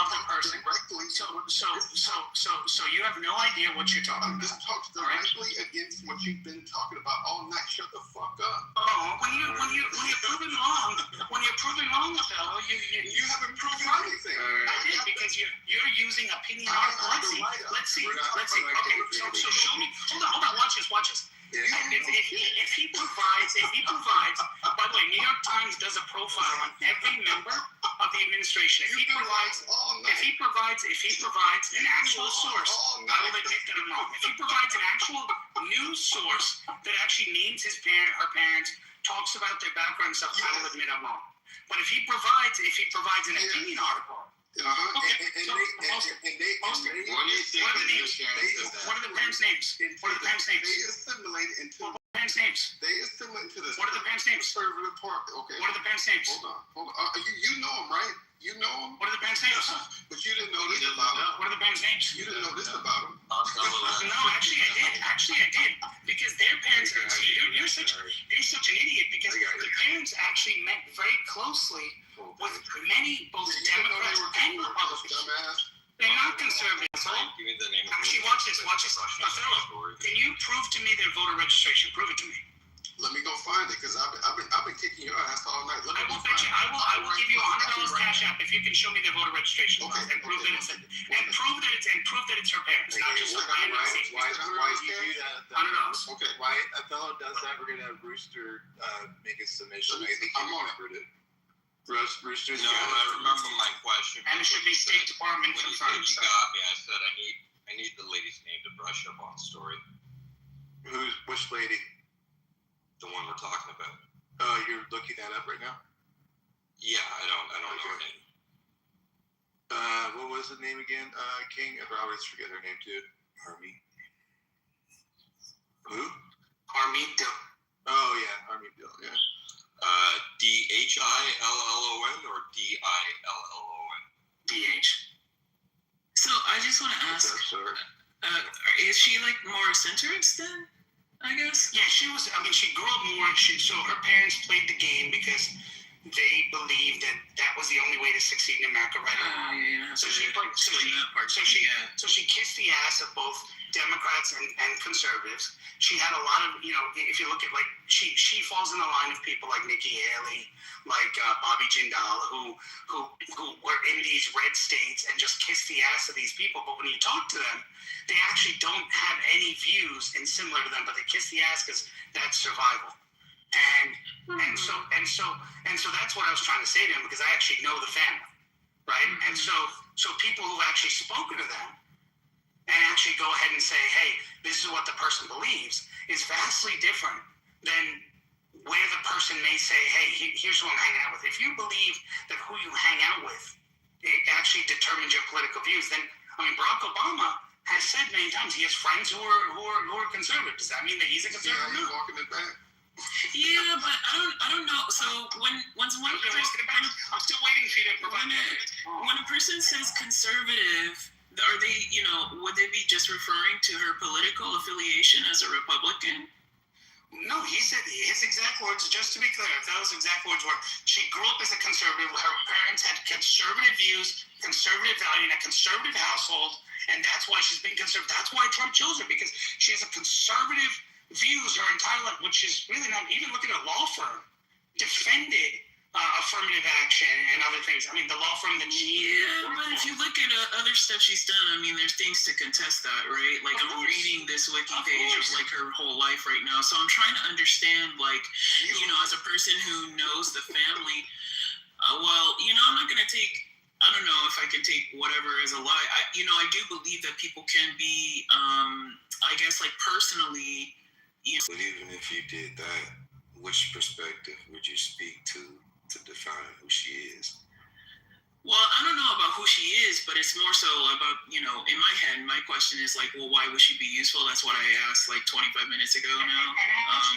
In civil rights, she has zero experience in fighting for civil rights, just to be honest. And actually, if you look at some of her cases, you should also look at her law firm and her law cases. She's actually defended, like, if you look at what conservative influencers said about her when she was chosen, said she's the worst pick. Like Cernovich and other people were like, what the hell is this? I mean, initially they were like, okay, she was supposed to head the RNC.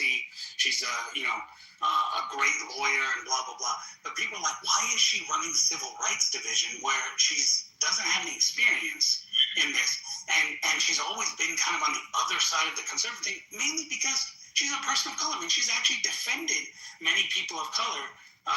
For example, she's defended people who, in the birthright citizenship claim, she'd be in the opposite side of Trump. Like, if you look at it, her law firm and all that, now she disavows all that now and is doing whatever the administration wants because she wants a job or whatever. But a lot of Indian people consider her a grifter in many ways because of the way she's doing. Just to be honest, that's how it is. So the point I'm getting at is Trump put her in there maybe because he thought she would do what he says. And she is right now. And so he put her in. But I'm saying he didn't look at her and say, I can't put her in because she's brown.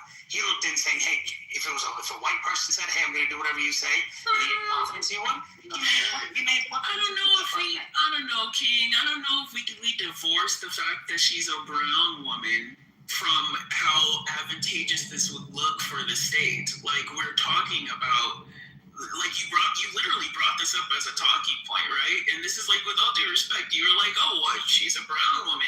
That is a very useful tool to an administration that on its face, I mean, like, maybe he didn't like any of them. Maybe he couldn't find one. Maybe, I don't know why. But what I'm saying is, no. Wait, regardless of the origin of the person, if he decides that, oh yes, I can use this person's identity to evoke a thing which we already know has happened in the course of, his entire campaign, right? We don't have to talk about Vivek, right? Then why is this, I don't know how this is like so much of a talking point. So it's almost like saying, I'm only going to choose someone who's a black woman, right? It's like when he did that, right? Oh, sorry, he didn't do that. But only saying that you're going to choose people simply because of their race. You're okay with that. I'm not okay with that, but I'm saying, what I'm saying is, that's racist. I'm just curious. Is that racist? I'm sure it could be racist. I'm sure it could be. I'm sure. One second. Okay. I don't know how you ask questions and then want people to answer, bro. Really, honestly. Well, because you're not answering it. Well, you're not. All right. So let me ask the question. Let me answer.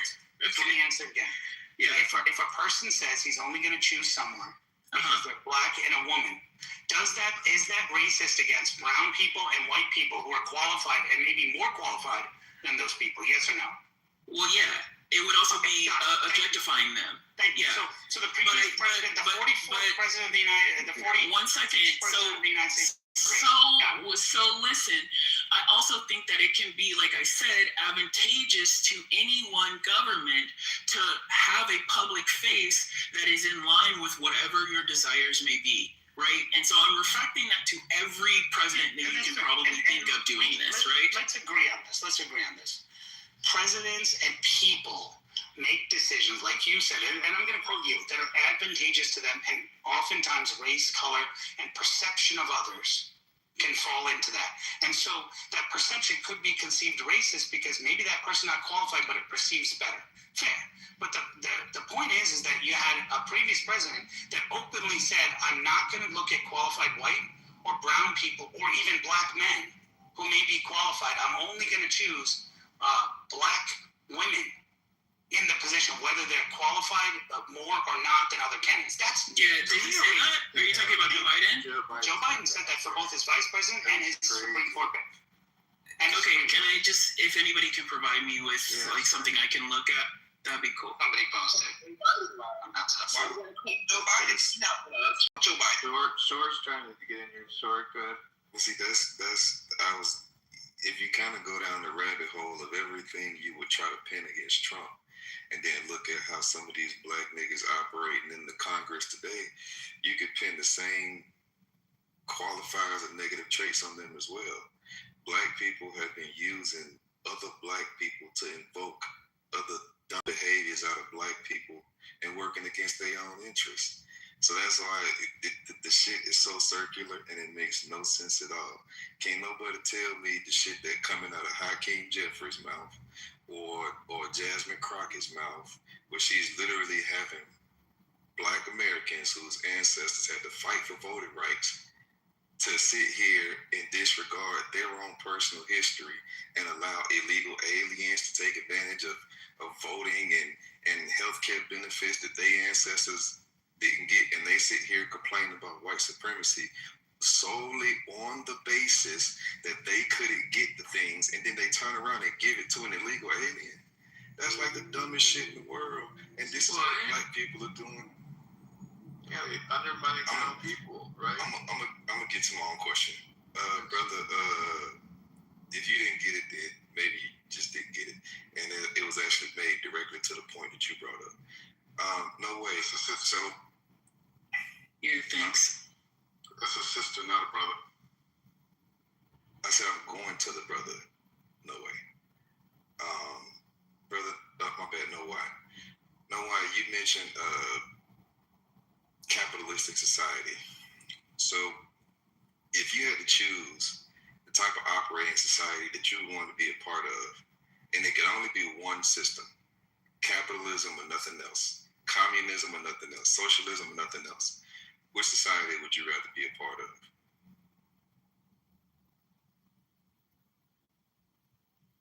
Was that for no down there? Is that who? Yeah, no why. Yeah. We can't hear you now. I don't know. Fitting. I don't know.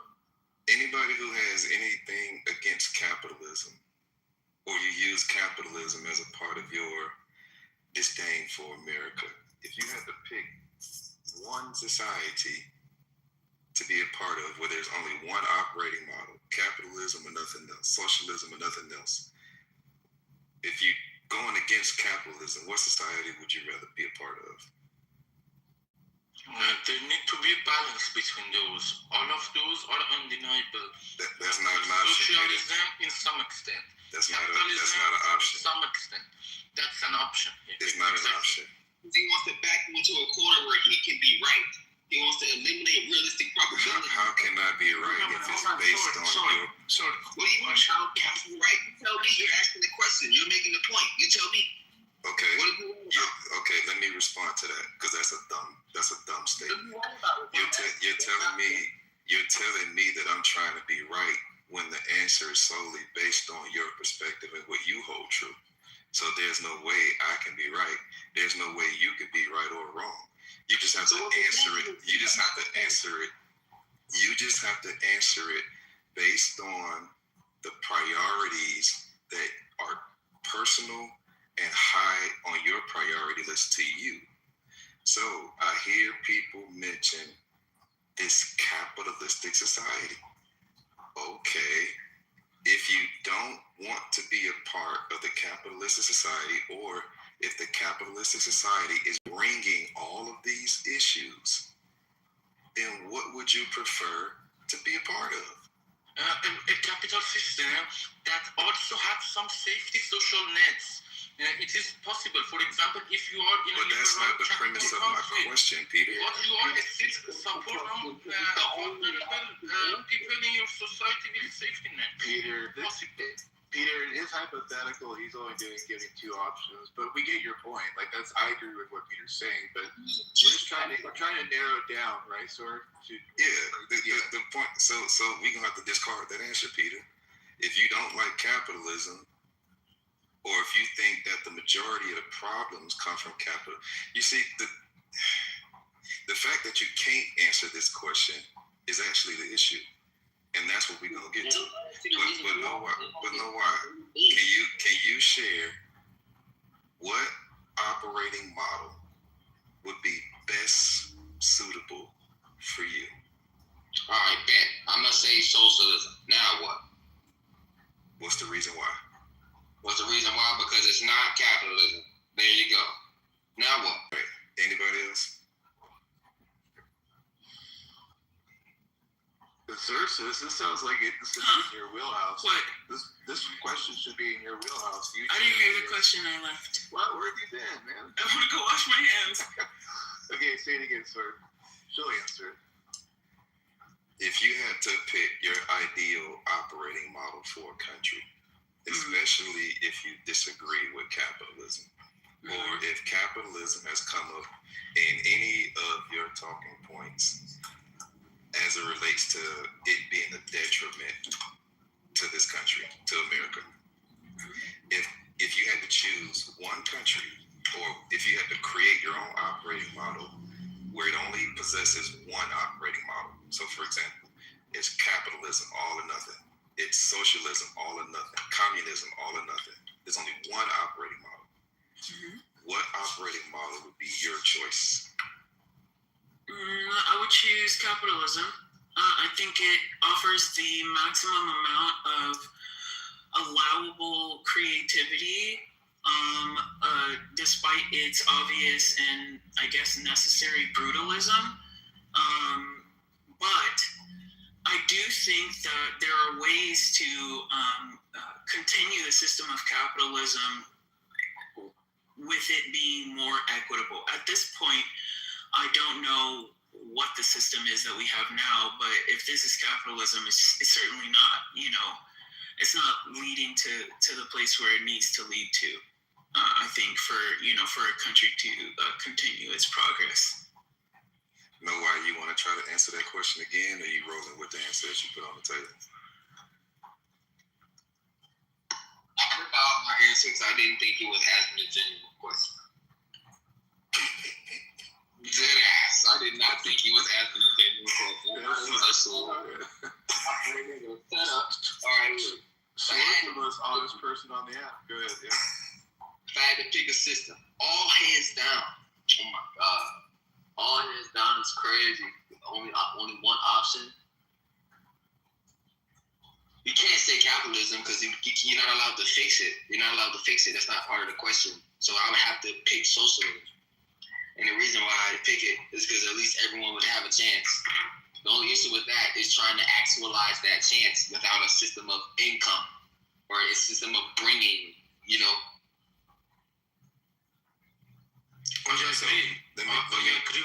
Let me explain why I asked the question. The operating system that you choose tells me who you are and what you believe in. It also tells me if you can't answer the question, then the only way you see lighting is if it's a perfect world.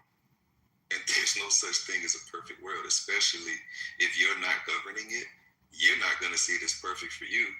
But then if you are governing it, other people are not going to see it's perfect for them. So literally, if you can't answer that question, then that tells me you live in a world where everything needs to be perfect in order for you to achieve whatever it is you want to achieve. If you can answer the question, then that means that you have a real understanding of life and that you understand that there are priorities and trade-offs and you're not going to get everything that you want, but all you want is a chance. It also tells me if you actually understand the operating models or if you just want to degrade the one you think you're in. So that's all. So anytime someone comes up and say, well, it's capitalistic society. Okay, well, if you strip it out and you say you choose one operating model, which one do you want to be a part of? Yeah, but I think you can be critical of a system while not wanting to do away with it completely. Like, that's how things get better, is by, critiquing them. But what if you don't even understand the thing you're critiquing? That's also a thing that could be happening, yeah. And that's one of the ways I figure it out. But if somebody fully understands and still doesn't choose capitalism, they could just desire a system that is more, equitable for the people around them and the things. And two, still honest. But it still doesn't tell me if they understand the systems that they're a part of or the one they'd rather move to. Because if when you choose one, you understand what the trade-offs are. I'm willing to give up this because what I hold true for me are these things. So I'm willing to give up. Are we still talking about Harmeet, guys? There is one criteria that you need to pay attention to. For example, when you are a capitalist country without some kind of basis of socialism, those two rich people, you see them, they are too greedy. For example, when they come to allocating their money for their needs, they put their fifth priority before the first priority of another person's livelihood. For example, when you need a book to study a course in another language, you cannot afford that, and that extremely rich person don't give a shit. He prefers to have caviar with his food, and that is something for me not be able to breathe the same air with them. When they prioritize their caviar over a textbook that you need to learn to increase your information and knowledgeability to help the society, even that rich person would take the benefit of your learning, but he prefers caviar. So how would the socialism balance out the capitalism? I think that in this case we need to have some minimum measures can be provided for the main for the needs of the essential needs of the people of that society. For example, when you are a student, you need to access to your textbooks, and with whatever cost it is, if you can borrow it, if you can buy it, you need to access it. That capitalistic country need to provide that if you cannot afford that, with whatever means. They don't give it to you for yourself, but they need to lend it to you. They need to help you pass that stage. You shouldn't get stuck in that stage for two main reasons. The first thing is that you would lose the opportunity, and the society would lose the opportunity of you learning and helping the society.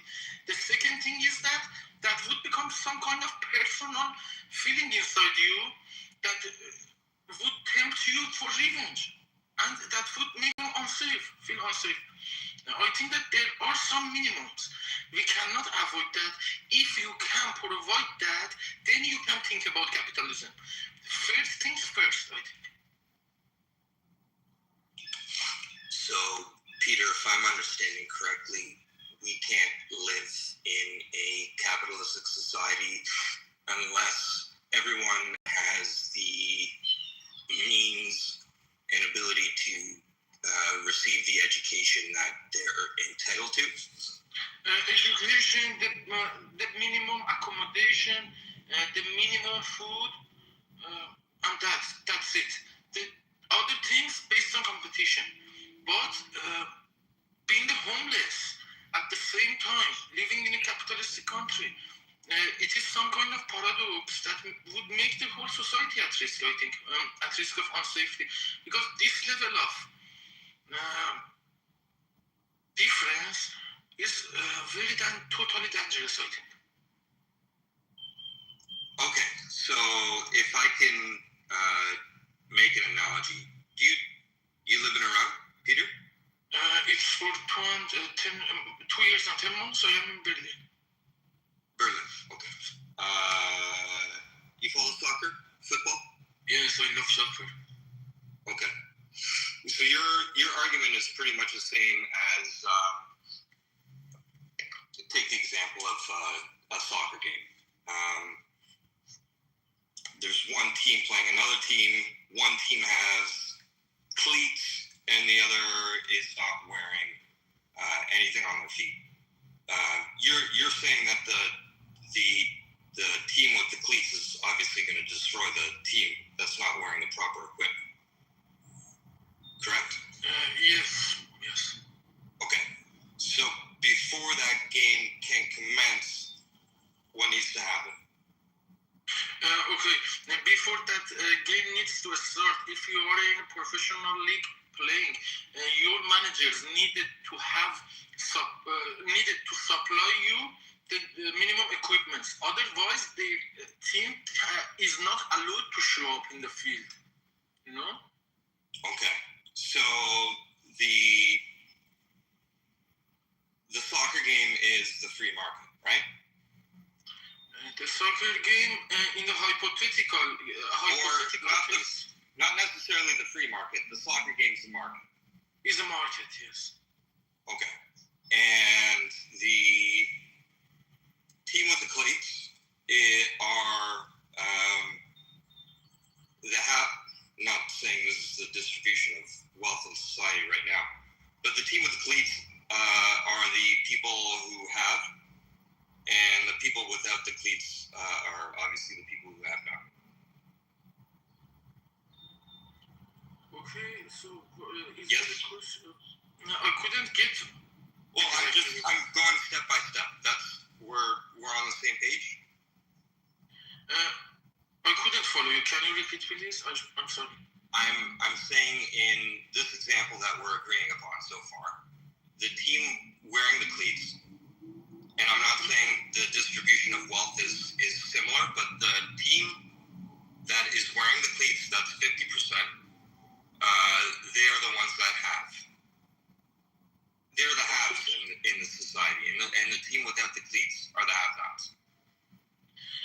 Okay, if they meet the minimum requirement of the starting of the match, then they can start competition. That was what I meant. Yes, but they are not able to get what they need, which is what you're arguing. People in our society are not able to get cleats. Okay, there are a couple of solutions for that. If they are extremely talented, they would have thought about that before, and they would have made that point before starting the match, before the problem rises up in the, when it is not existential, when it is still potential. You have some potential problems and you have talents. You needed to contact it and communicate it with the correct authorizations. If you didn't know, this was on you. If you had some needs and you did not communicate properly, you cannot start the match. But if you communicated and your talents are proven and you still cannot find allowance to start the match, that is another case. It is more excusable, I think. And it is still a problem, but excusable in comparison to not feeling responsible about that. You must have felt that responsibility if you were in the need. In this case, I think that that depends on the case. That is fully depends on the case. I'm so disappointed in you, Peter. You would choose socialism over capitalism? I'm not over that. Peter, I say that those capitalist people needs to be human. If they are not, they don't deserve the system of capitalism. Okay, I see. Would you, Peter, would you argue that more and more people are getting cleats or less? I think that with them, if they have communicated before, and they were fully in the competition. Not when, but as it stands now. As society progresses, are more people getting cleats or are less? What kind of cleats? You talking about the metal cleats or the plastic cleats that are either? Doesn't matter. Whatever your preference is. That depends on the case, and most of the cases they need to meet the minimum requirement. I'm just saying it's not the competition.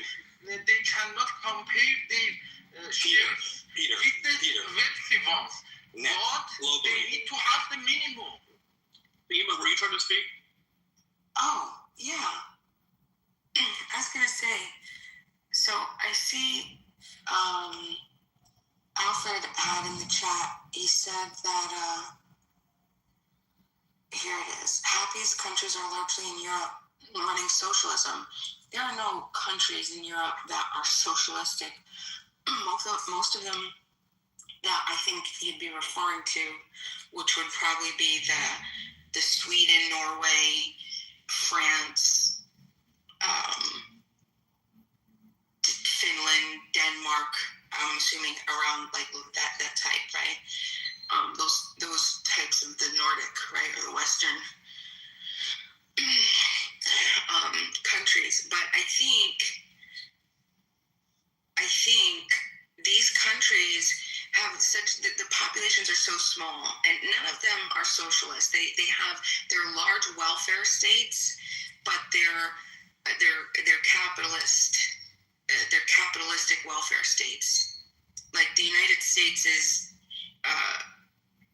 in economics referred to as a mixed economy because we have a little bit of both. But the problem is and I think that this is the biggest contention that comes up in the United States is we have two political parties that want to go completely different ways.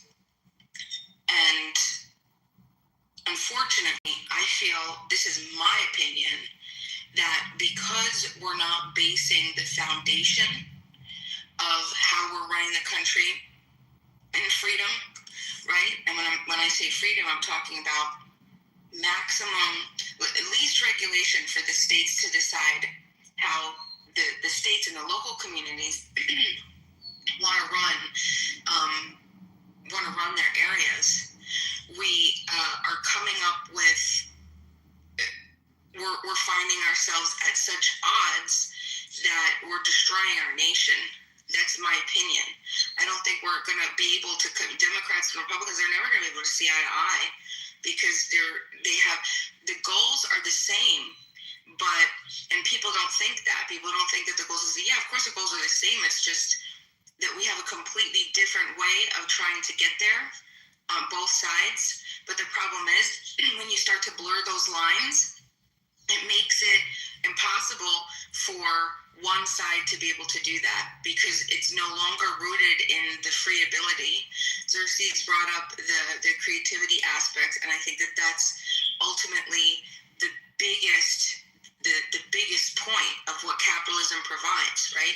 When you go through the questions that you ask yourself over the different types of society, whether overall you want a capitalist society, do you want a socialist society, or do you want a communist society economically, right? You got to ask yourself, who do you think, base it in a nation that can protect its citizens, right, while also allowing the citizens to make their choices as freely as possible and to freely associate versus regulate them and make it impossible for us to do what we're doing.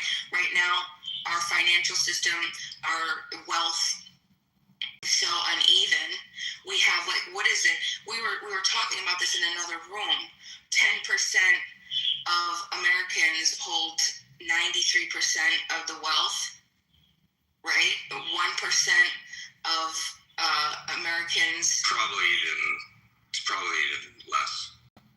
Right, and that's a big gap, and that's going to continue. That gap is going to continue to get bigger if we don't reduce the competition barriers or eliminate them and allow everybody to compete fairly.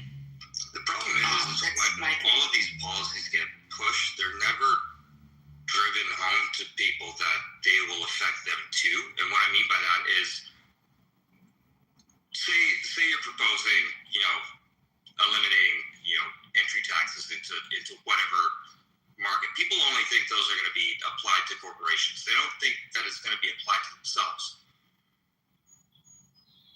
Like if you want to start a business and you only have, say, $50,000 in capital, wouldn't it be better if it was cheaper to get something started? Yeah, and I don't even think that taxation is the biggest. I mean, the regulation, sure, licensing and all that. It's partly that, but we're in such a particularly technological. Our technology is. We're at that point where you could start a business online, you know what I mean, with no capital, and you are making $10,000 a month in 6 months. You know what I mean? 10,000. Try 100,000 now. Yeah, sure. That's the scale that we're working with. Like, people were starting businesses like that with the advent of social media. You were able to start a company. Right, and I see that too. Yeah, if you're consistent with it, sure. I've seen we see these kids, these 20-year-olds running around. You don't even have to be consistent anymore. Like, right. We are at the point where we can be so lazy and still make hundreds of thousands of dollars a month, and that sounds like a fantasy, but it's not, because with these generative like AI agents, you can effectively be the CEO, COO, and CIO of your corporation. And you can employ these AI agents to head every single department and report back to you. Right, exactly. But one of the bigger things too is what I was trying to get to is that the licensing and all this other startup that could be. What I'm more concerned is the regulation around creating actual product is actual versus just moving it around. Right, like what value are you actually doing if you're doing like a drop shipping? You're doing just like a resale, like this. I don't want to say it's trash. I want it because I want to, obviously I have a feeling about it, but it's there's a place for everybody, and yeah, sure, you want to move this to this, but we're talking mostly other people are producing, manufacturers. What about the creativity of building a product yourself? That's what I think America needs to get to. We need to be able to build for ourselves, and I talk about this a lot. I think we're getting there already, Eva. We are there now. I think, what do you think about intellectual property? Because I think, honestly, the patent system is one of the biggest problems in the United States structure right now, keeping us out of keeping us from our ability to truly create and build as individuals, build products and build solutions and build cures and create versus just push around drop shipping shit from other countries. In what way? Like, in what way is it not serving us? The patent system? Yeah. Before you jump in, regulations. Yeah, but specifically, what specifically is keeping people from? Yeah, we have the patent systems that build up, like basically patent arsenals that keep the actual definition. What a patent is to stop competition. That should be enough. Enough said. Of course. If it's So I think that and you're there was a time right now with the current patent system as it stands. Yeah, absolutely. Well, can you give a specific case? Like, I would really like to make it tangible. But that's not the only thing that's stopping what she's saying. If you look at the two words, intellectual property. If you're looking for somebody to take care of you, then that stifles your intellectual. You're literally looking for someone to solve your problems. That's the point. What do you mean? So, okay, Bima mentioned that we need to get back to intellectual property, the art of being creative and things of that nature. If you're looking for somebody to take care of you, aka socialism, communism, where someone creates your standard of living, and that is how you survive as an adult, by what somebody created for you, and that is what you hold, not you specifically, but just through and through, then it stifles your ability to be creative. Therefore, it stifles your ability to be intellectual. So all of these people, because you're pacified. correct. Well, wait, well, how would that be true though? If you have more time to, discover your intellectual desires, then how could that be true? Serious. I didn't have Because if somebody didn't have to work for shit growing up. If somebody takes care of you, it turned me into a monster. What you're looking for is somebody to take care of you. It doesn't engage your mind because you're looking for somebody to, like, we can see this today. We can see it in the people. Wait, I mean, you can also see the opposite. Right. But And that's the reason. I gave you a very personal, Xerxes. Xerxes, sorry. I gave you a personal, like, tangible example. That doesn't work. And I've seen it work the same way for dozens of other people. Well, I mean, like, with all due respect, your individual experience wouldn't be reflective of the thing I'm looking for. But that's what you just did, though. I'm talking about. No, I didn't. I didn't speak about myself at all. But the only thing you did was brought up an example to counterbalance mine. When you look at, for example, if you look at black people across the board, the more black people that look for someone to take care of them, and they just dress it up with words like socialism or communism, the more you see their ability to think go down. I don't know how you can make this statement when there are no current historical socialist or communist models within the United States that have affected black people. Because they're looking child support. Not child support, sorry. Fuck. What am I thinking of? You're talking about the welfare system? Yeah, support. Well, government child support, pretty much. You know what I mean? Yeah, but that's not endemic to just black people. That support isn't endemic to just black people, nor did it start for just black people. Single fatherhood skyrocketed. Welfare was not for black people at first, but if you just look at and it shows how people that's given unlimited resources, like at least organisms that's given unlimited resources, tend to deteriorate.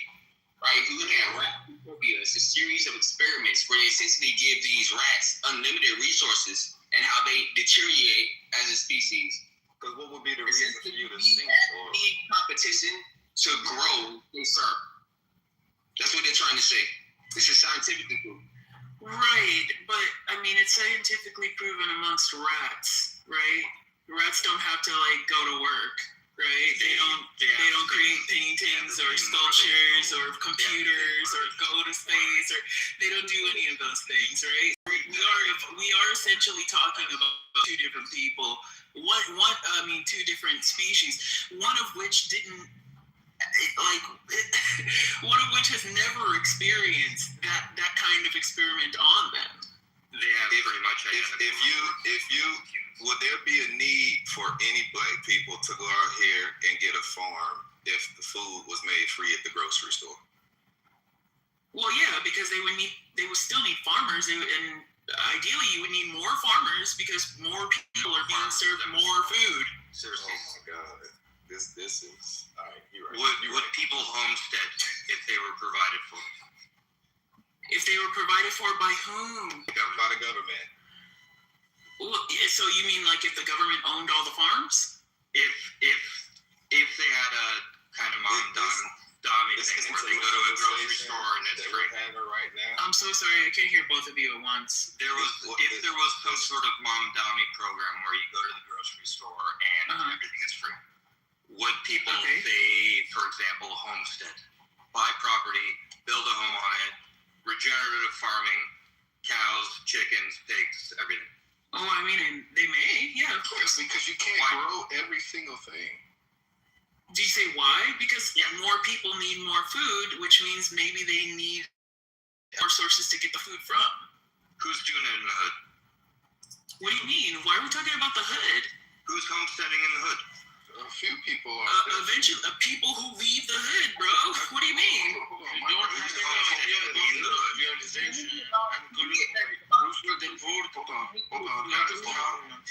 Hold on. Listen, all right. So, when people are talking about people working under socialism, I've tried to solve that problem myself. Here's my presentation. If you don't do the work. My question wasn't answered. In socialism, you will be kicked out of the system of socialism. Meaning, if you don't want to work in the farm, you won't get the free food. Do you understand that? Okay, Rooster. The hood is not just like the projects or whatever you think it is. Like there's different types of hoods with different types of landmass and different things going on. Parks, so my grandparents, for example, campgrounds, whatever. My grandparents, for example, live in the hood, but at the same time, it's like the country, right? So they have a homestead exemption on their house, and they're able to grow. They have to have like a certain amount of chickens and, all that other stuff. So it is happening. You just, you only see what you see through like movies, like Boys in the Hood and shit like that. You think it's all that, but there's a lot more. Yeah, I got it. You don't know what informed my assumption. Where have you been? Where? To any hood. Yeah. Okay, you want to go buy some weed? My grandmother's house, does that count as growing stuff? No, friends. I just wanted to add that there are like I live right next to a hood. Yeah, one hood. I don't know about. And I've been to multiple, so. I was trying to speak, bro. Oh, thanks. I wanted to say there are people that live in countries where we have social housing or even like a basic standard income from the government, but they still choose to homestead because it's much cheaper and they like it. Actually, they enjoy it. It's a hobby.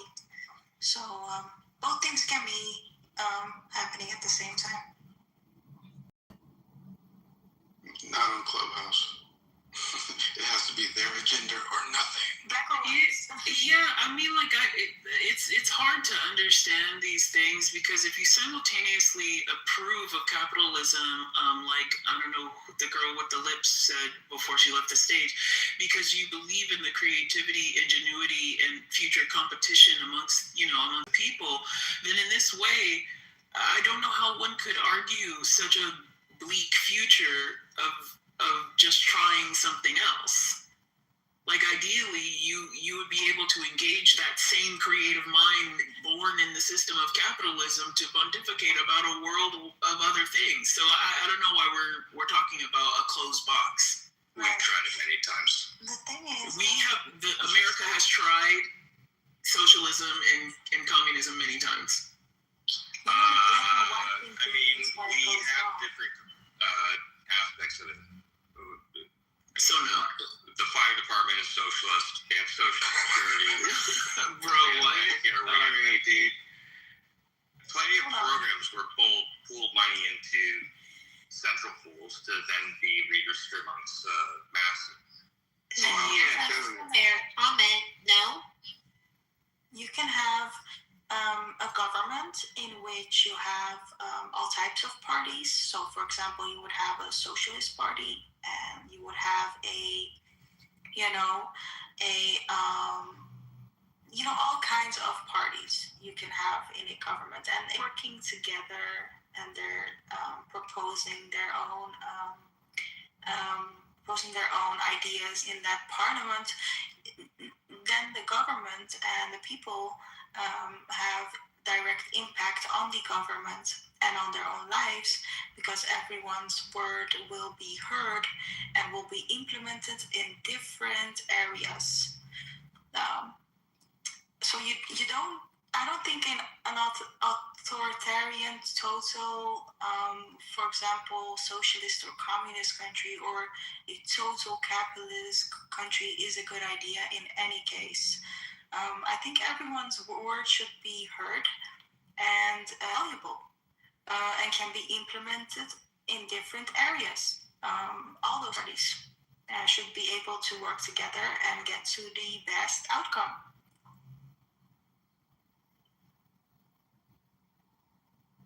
Social programs account for 50% of the national debt. So the thing that you're championing might eventually bring us down if it's left unchecked, by the way. Sorry, question mean? Can you repeat that? I was talking to Syracuse. What did you say? Sorry. I said the social entitlement programs account for 50% of the national debt. So the thing that you're championing might eventually bring us down very soon. Are you? I mean, but a large part of those social programs is supporting a community that can't work. AKA the old people. Right. No, the elderly. Right. And disabled. Hold on. I have a clarifying question for Restart. Do anything. I'm sorry. Could he just finish the rest of his statement? Wait a minute. I have a clarifying question for Xerxes. I just wanted to hear. I just wanted to hear the rest of what he said, bro. 50% of our spending that goes to entitlement programs, do that include grants? Does that include? Do you expect that to go down now that the fraud has been exposed, or can you put the spelling of that in the chat so I can? Okay. I was saying 50% of the $39 billion.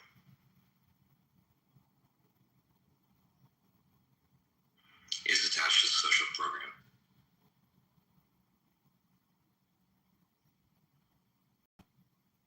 The 50%.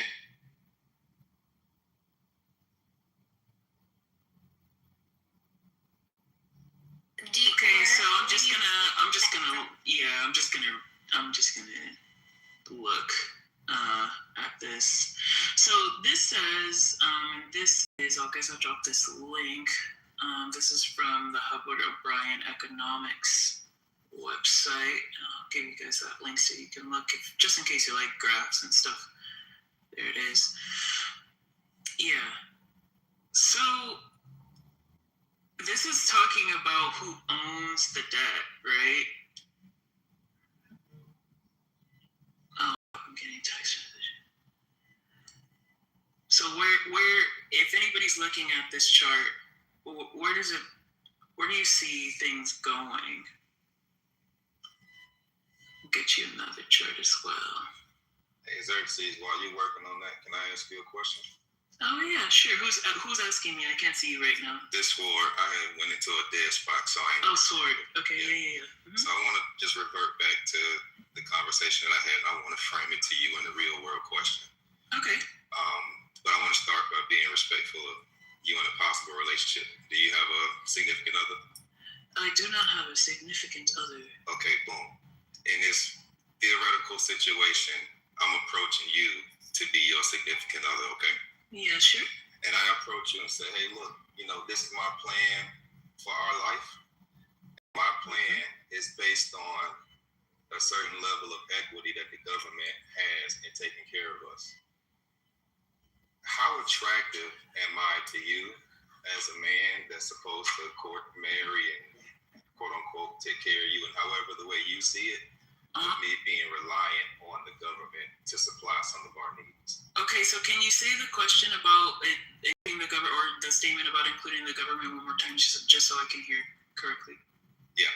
So I approach you with the intent to date and marry you. Mm-hmm. And as I walk through my plan of how we're gonna walk into a bliss, it includes the government taking care of us to whatever degree you choose. And you can choose that. Would I be attractive to you, assuming that I meet other qualifications like appearance and physique or whatever else you hold true physically?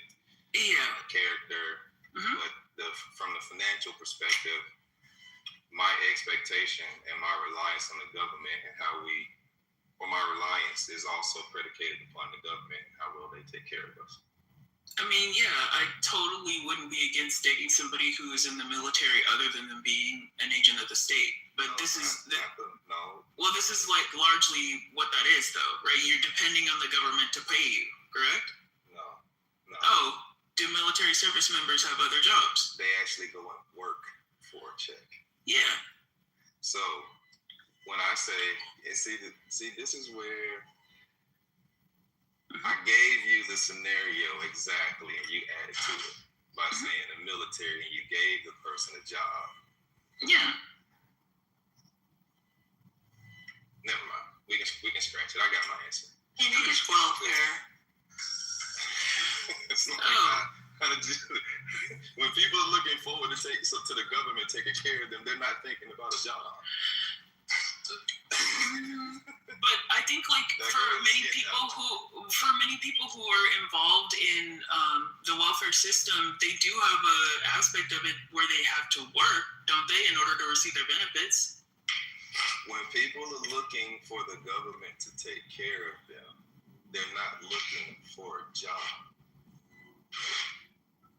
Okay, sure.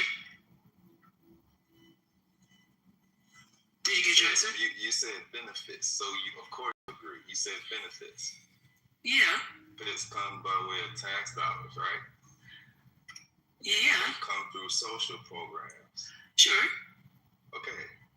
Mm-hmm. So when people talk about socialism and they talk about, well, it creates a baseline for people's existence, things like groceries, in order for you to use benefits to go and get groceries, did you work for it?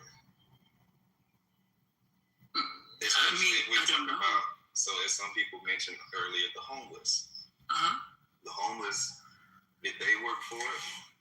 I'm not critiquing whether it's right or whether it's wrong. I'm just speaking to the ecology of it. The majority of women will not choose a man that showed up to the table and a part of their financial success was relying on the government to take care of them, not work, to take care of them. To be very honest, I wouldn't. If I work and I make a living and I have a house and I pay my bills, I wouldn't be able to feel attracted to a man that does not work or does not make a living, doesn't have a house. That is true for me. Or let's say, for example, he showed up to the table and he said, "Hey, I make." Let's take the average man. What makes 40, 50K? Let's say if he said, "I make 30K, but my expectation for the rest of my life is for the government to supply the other 10. So I would like for you to accept me as if I'm making 50K." What would you think about that man's logic? Are you taking me still? Yeah. I have a link in the chat I'd like Restart to look at while you. Go ahead. I don't know that I can answer yet. Because that dude definitely not attractive. Well, I mean, like, I think, like, I think there's a certain realistic point where people, judge somebody's ability to access means, right? But, like, I don't know if I'm the person who does that more often than not. You know what I mean? Like, I'm not going after, like, investment bankers and, like, fintech bros, because they're, like, super secure and attractive, right? I'm also not, like, a person who hasn't lived life and understands that, people experience different chapters, but to not, like, comprise the whole book of just that one chapter. So maybe I'm, like, not the right person for that question. Well, I have a question. Well, a chapter was, I'm talking about the whole book, chapter after chapter. The expectation for that brother is this is a part of his success plan. He plans to make what he makes, but then there's an expectation of him from the government to supply those needs for the rest of his life. Well, that's not a chapter. That's a lifetime. Well, I don't know that that's like realistic. I've never experienced somebody solely relying on the government as their whole income. Disability check? Yeah, I've never dated a veteran. Okay, so even if it's a disability check, is that person attractive? Show me him. Let him talk to me. I don't know, bro. I don't know what you want me to fucking say, dude. Alright, so this is like.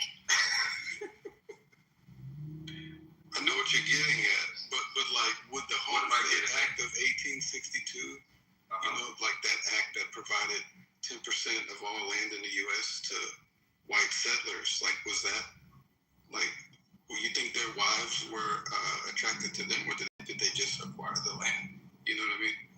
Tell more of the history. Don't just start there. Tell more of the history. Right program used historically to provide white heads of households. What year was that? Like for example, in Virginia, where they had the head right program. program, and when they got the land, they still had to come and work, right? Oh yeah, they had to build up their own land. They had to sell their own products, and they had to work. Yeah.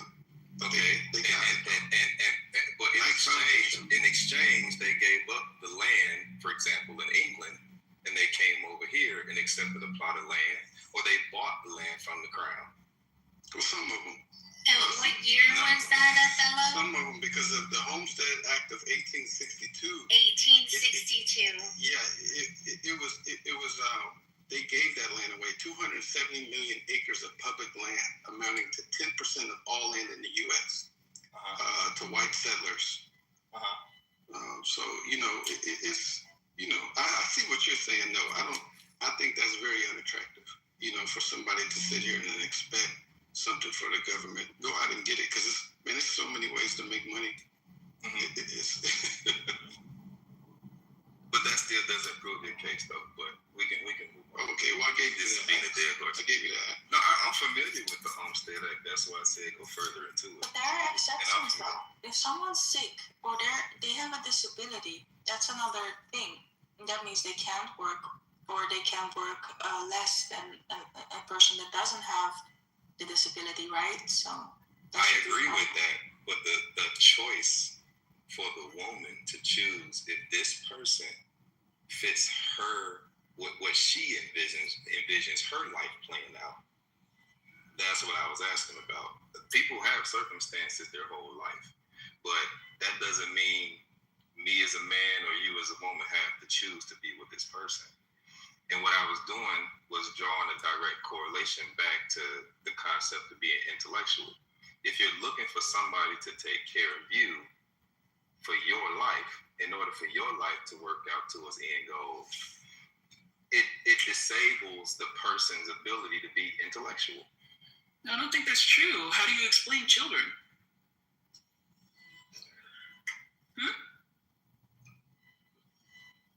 I'm not drawing a connection. Well, largely children are looking toward their parents or whoever is raising them for their safety and welfare, correct? And that environment encourages and stimulates innovation, competition, creativity in them. Othello, look at the link in the chat. You misrepresented the Homestead Act. No, I didn't. It's in the chat. Go read what I put. Go read what I put. Okay, you read mine first. You read mine next. You read mine now. Okay.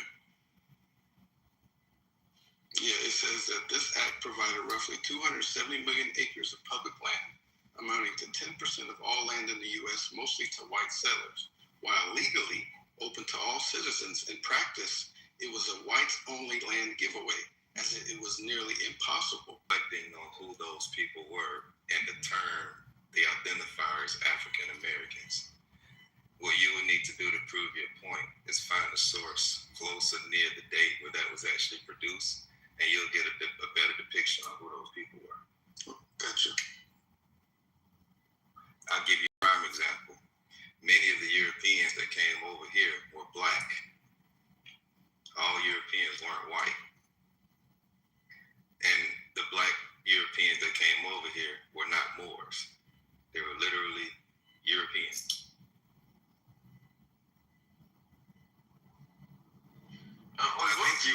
Europeans play a significant role in the whole world. They don't see, I was not thinking that these are different people with Americans.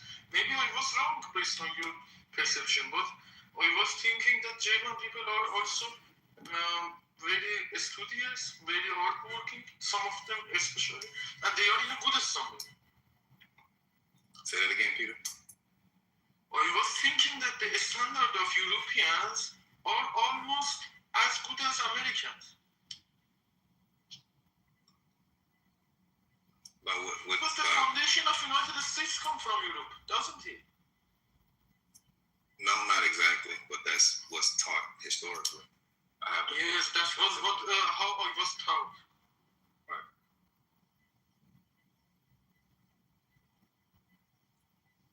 Well, a lot of these Europeans were also in other countries, in countries where they there were also living Black people. So you could say that it is well known that there were Black people among them, working with them as well. So they've been there for a long time. Yeah. And that's what there's a clash of systems. Because if someone is... Go ahead. Sorry. No, go ahead, Peter. Because a lot of Europeans, as I saw, they see United States as a better country to live. They are some kind of logical minds. They have some kind of logical minds, I think. And it is not biased in general. But maybe their countries are playing the diplomacy with lower hands. And that is some kind of understandable situation.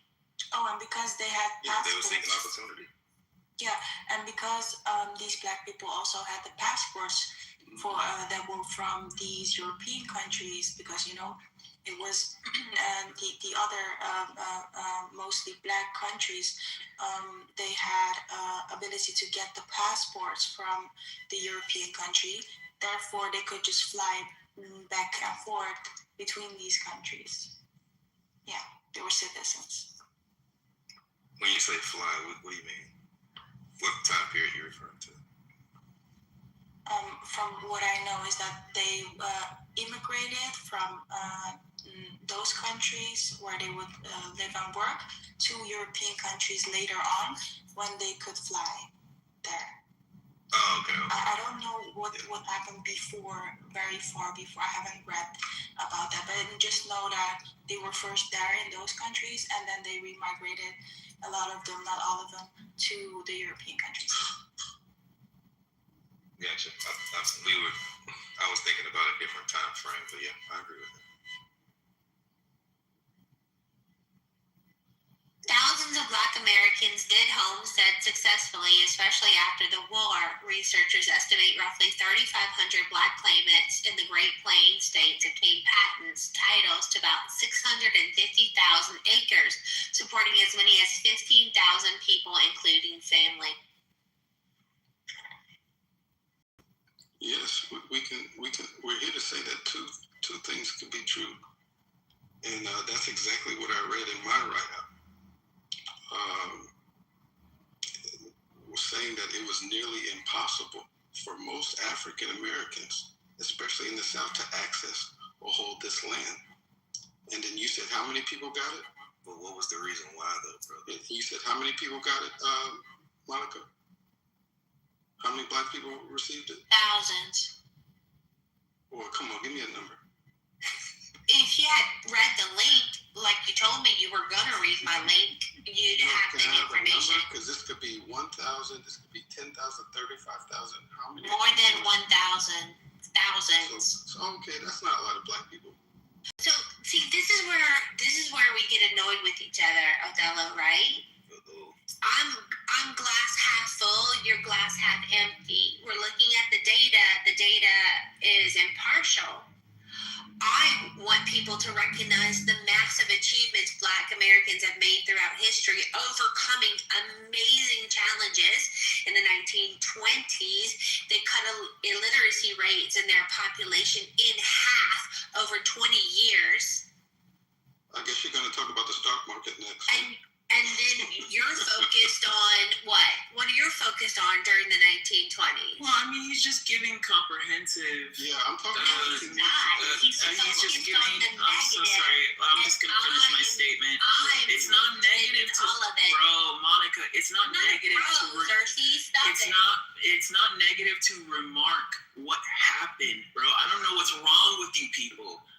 Saying the real events of history should not provoke you. People is you calling us you people. That was crazy. I mean, you people, the inhabitants of Clubhouse. Yeah, I mean, you people, the inhabitants of Clubhouse, bro. Whatever, bro. You people are narrow-minded. You people are bigoted. No, man.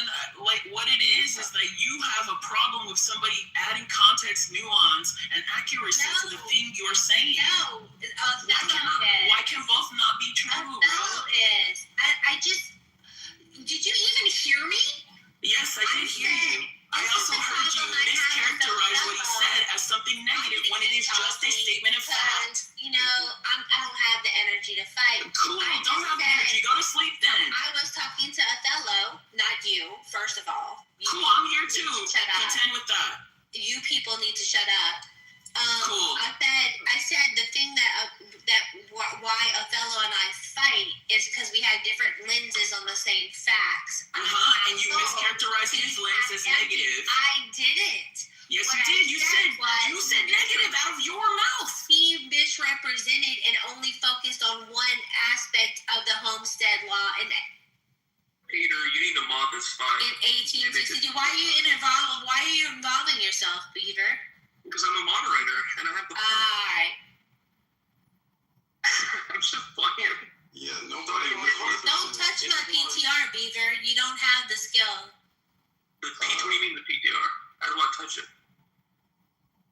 So this is the thing. It was not misrepresented. What I wrote in the chat is that it was nearly impossible for most African Americans, especially in the South, to access or hold this land. So are 1,000 Black people most African Americans? Thank you.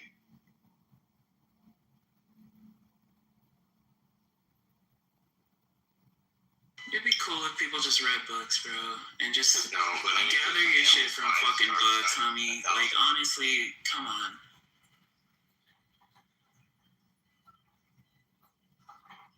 Any national poll starts at 1,000 people. Anyone worth its weight. Okay, cool. Rooster, so when you brought up your stat, are you saying that to say, like, the percentage that the government spends on 39 is 60 to 65? Yeah, are you saying that? Yeah, are you saying that to say that that's a bad thing? Yes. Really? So, you know, inside of that, they're not providing, like, free education. They're not providing free food, really. I know. What these things are access to probably really integral care methods for older people and people who need access to, like, hospitals. You're saying that's bad? No, I'm saying that it's bad that percent of the national debt is associated to those. Well, I mean, I don't know if you read the thing that you were reading fully. It says 60 to 65% actually, and it includes like interest. Well, so that's even worse. Unless you have an actual breakdown of which programs equate to what, you still couldn't really make this argument. But then again, like it's not so like but more so than this. Yeah, but more so than this, though, the conversation we were having was about able-bodied people relying on the government, right? Not 65, 67, 85-year-old invalids relying on the government, correct? Correct. Right. So then your qualms with the percentage of the national debt that's spent on social care programs actually doesn't really matter. It's inconsequential to the thing we were talking about. Why is it? Because the demographic who uses those things are not the focus of your argument. Who is? Able-bodied people who expect a handout from the government. And do you agree or disagree with that? What? Do you agree or disagree with that?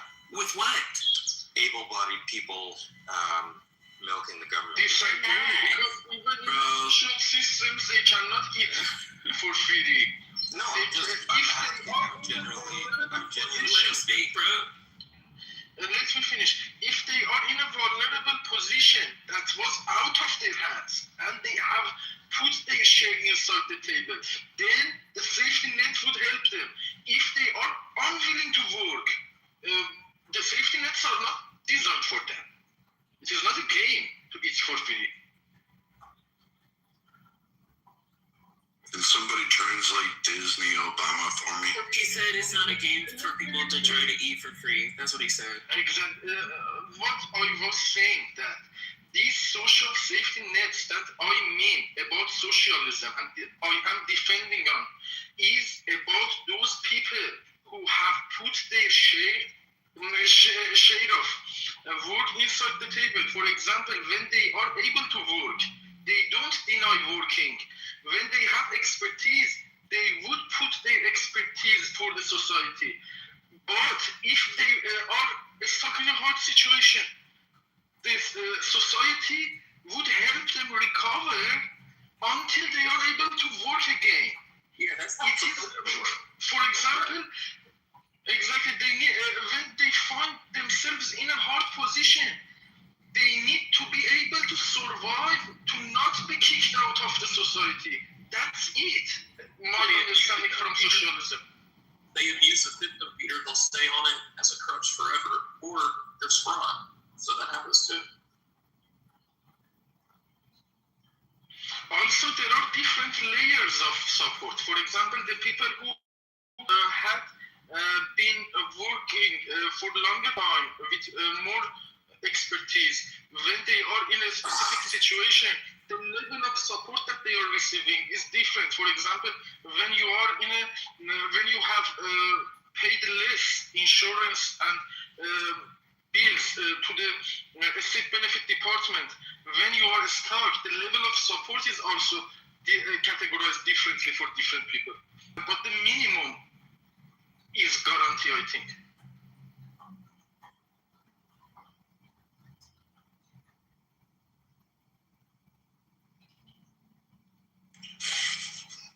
Yes, I agree with Peter. So it's based upon how many years you have worked, your experience, how much you have paid in insurance, and then you will be categorized into, a certain type of support. So it's very based individually. They will look at individual cases. I think that's the best way to approach. I'm still trying to figure out why mine and Xerxes' views were in conflict with one another. I didn't see the link. Did you post a link to your statement that 50% of our debt is due to entitlement programs? Because I didn't find that. I did see Kurt's I'm happy to share it, but I don't know how to share a conversation with AI. I use Grok. It's much easier. It's just a link download for Grok. What AI are you using? I was just using Gemini. I just hopped on Google. And does it give you an opportunity to copy paste up there? Maybe it does. Let me just see.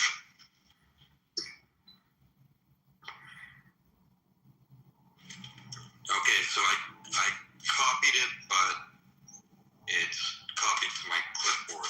Oh, there's a share icon.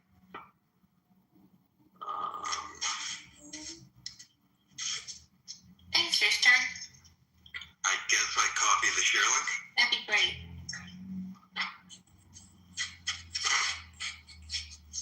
And you're going to have to scroll down a little bit and it's going to be weird at the top because my first prompt was just Jews guarding the camps because I was trying to make a counterpoint about where people were coming from comparing Harmeet Dillon or finding problem with her as a sort of racial shield.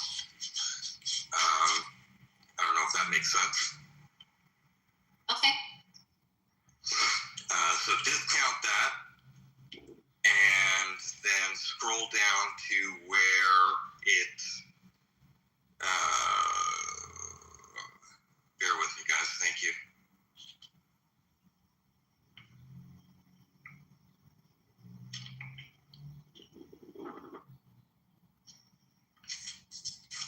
No, I didn't have a conversation with Gemini, I might have been with Grok. Okay, I'm going to go off mic. Just give me a second, okay? All right, that's fine. So, Othello, based on the 1860 census, the last before 1862, there were approximately 4.4 to 4.5 million Black American, well, not Americans yet, Black people in our country, right? That's what you shared in the chat? Yes. So were only free people eligible for the 1962 land grab Homestead Act? 1862. And let's do a deep dive on it. So they couldn't take advantage of it until they were freed, right? Well, let's see how many people were free. Slaves? That's crazy. In 1862, only the people in the North were free. I believe. No, I think they still had. I think they still had some slaves in the North in 1862. All right, it was a grok conversation. I got a link. Thanks. Yeah, can't post it though. Unless you guys want it in the chat. Yeah. If you want it in the nest, you gotta mod me. No. Chat is fine. You don't need. You don't need it in the nest or the jumbotron. That's because this is Monica's room and house, and she can see, determine what goes on. That's right. Thanks for recognizing my awesomeness. The only thing awesome about you is your overweight and the fact that you suck up EBT. Oh my wow. What I didn't see that coming. What's she thing to say? He's relevant. I'd like to invite people to the Divided Irrelevant. Actually, you don't even know what you're talking about. The only reason you came on stage was to actually sit there and go, I heard the word black man and I want to fucking comment on it because that's the only thing that's the only thing you care about. Like, you can just sit down. Like, you think you ever to go and say, hey, you know what's great? I want to know what Monica's racial demographics have breakdowns in 1862. He just wants to fight. That's pretty much it. Yeah, that's what it is, Monica. Everybody wants to hear that squeaky fucking Twinkie filled ho-ho gelatinous fucking blob on your head. What an ass. You're right. They'd rather hear from Pagan Blood. They probably would. Moderators in the room here. Do we have DP? There are moderators up here. Down trees just from a nasty look. It's Mountain Man Pride. Yeah, there you go. But again, you got like you, Monica. All you care about is fucking your little racist, and then you got your little root crew that sits there and fucking goes ahead and does it. So have fun. And it's disgusting. Really, it's disgusting. You ever hear Monica? She ever talk about anything else other than fucking race? Oh, and Jordan fucking Peterson quotes. The two fucking categories that all she can do on fucking Clubhouse, but yet she goes, I'm a nice person, but I want to talk about how black people in 1862 sucked up welfare. That cunt's never fucking gonna get off welfare. Thank God she's a low-tier voter. The only thing she can affect is probably the fucking person who's running for dog catcher.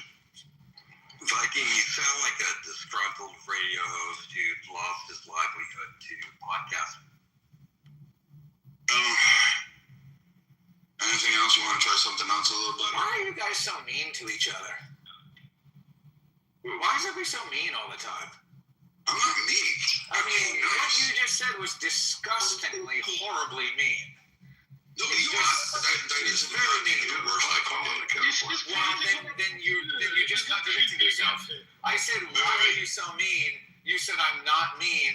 I'm not mean. You just interrupted me. David, was that mean for me today? You're interrupting me. No, I think that you can speak as mean as you want because this is political atmosphere. It is not. You can speak as mean as you want? Well, kill yourself, nigger. You guys should all kill yourselves today. You're a bunch of fucking losers. I said something to you. Brad, you've done nothing in this life. You haven't had a family. You haven't had a wife. You haven't produced anything creative. Wait. You want to fucking go on there, little fucking guy. I'm not the one that fucking went around Clubhouse for a year talking about my fucking experience. You, motherfucker, bragged about your experience wanting to be a fucking school shooter. No, then you wanted to fucking go on and talk about how you wanted to go up your school. Then you said, hey, you know what? I'm a fucking cultural reject because you fucked a trend. And you're in some Airbnb for a night, and then you're going back for more and hooked up with it. So again, you're a fucking piece of shit. And you want to talk about my late wife? You can go ahead and fucking do that. You want to talk about my kids? Let's go ahead. Call me a nigger. He ain't going to happen. Oh, fuck. He can say whatever he wants to. Yeah, trash bag, don't mention anybody's family. I don't know why you think he said.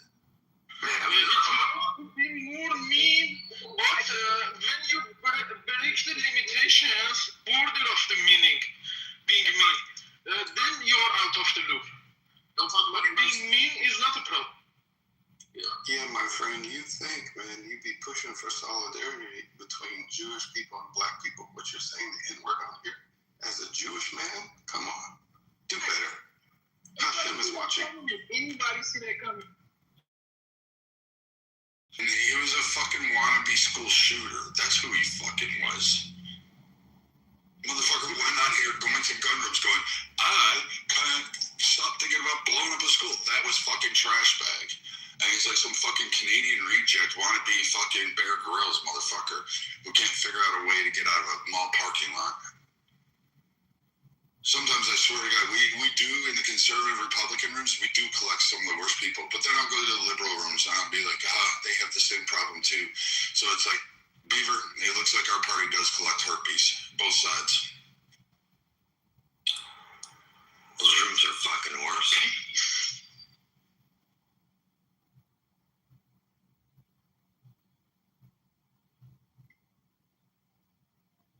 Can't have the underwear of humanity without a few stains. For the peace, we need to kick Mullah out of the politic of the world.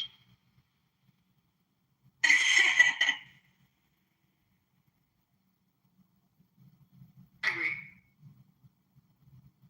Thank you. You're welcome. Hey, Viking, no hard feelings. I was just busting balls. You don't seem entirely stupid.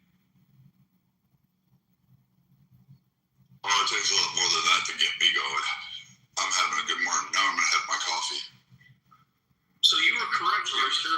It is up to 60% of our debt is entitlements from what I'm saying. So that's like about, what, 20 million per billion? Yep.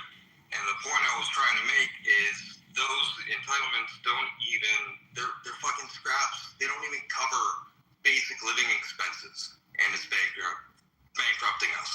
So yes, it would be great if everything could be provided for.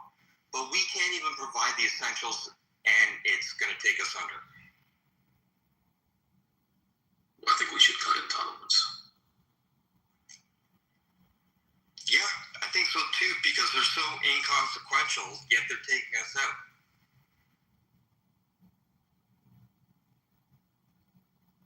Like this whole liberal bullshit. It's fucking shit. They don't give a fuck about anyone. They just make a tournament where they have to fight on TV like UFC for your entitlements.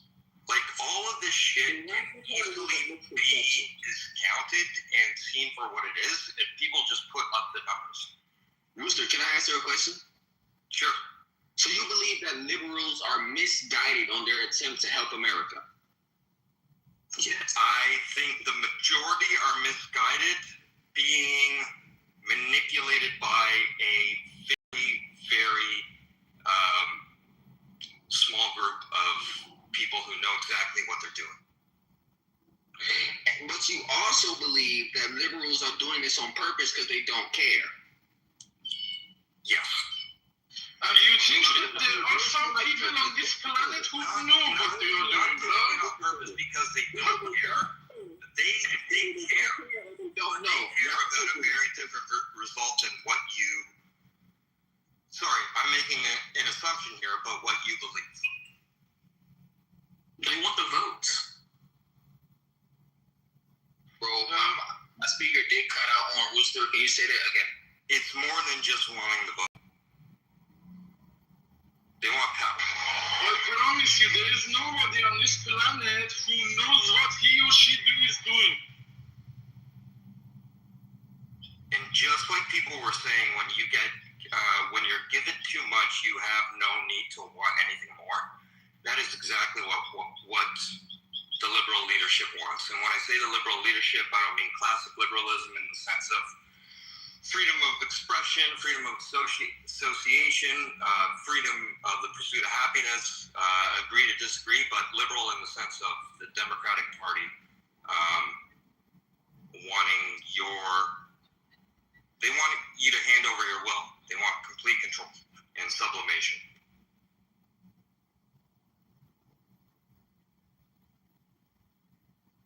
They don't give a fuck about you. Down to. If it is it is not up to one person to take over the world. If it was like that, Mullah was the king of the world by now. They had the means, they had the willingness, but the other people also have some strength. Would you underestimate others, Robert? There's no such thing as an individually motivated person leading a group of people. It's the motivation. The motivation is the motivation. Like, it's an attractor field that has a gravity well that pulls people of like mind and motivation into its orbit, and it just collects whatever's around it. Hey, good morning. The problem with the Democrats, they're so naive and so blindsided that recently, just last night, this report came out of California. The Chinese once pleaded guilty for working with the Chinese government. Like, she was a spy for the Chinese government and pushed pro-Chinese propaganda. She's being charged right now.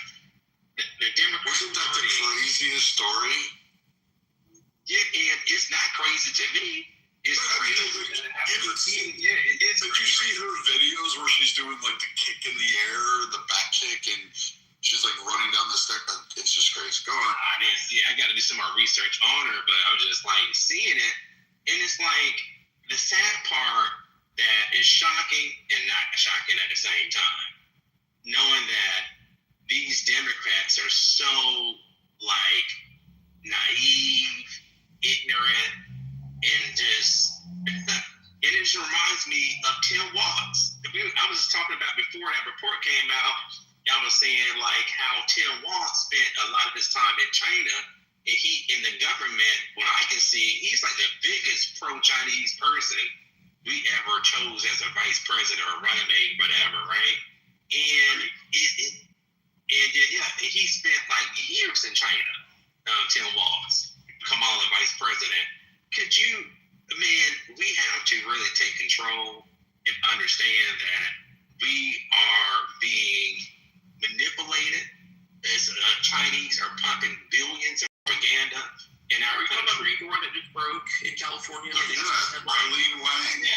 Wang Chung. Yeah, she's not the first. I remember Newsom 2 years ago going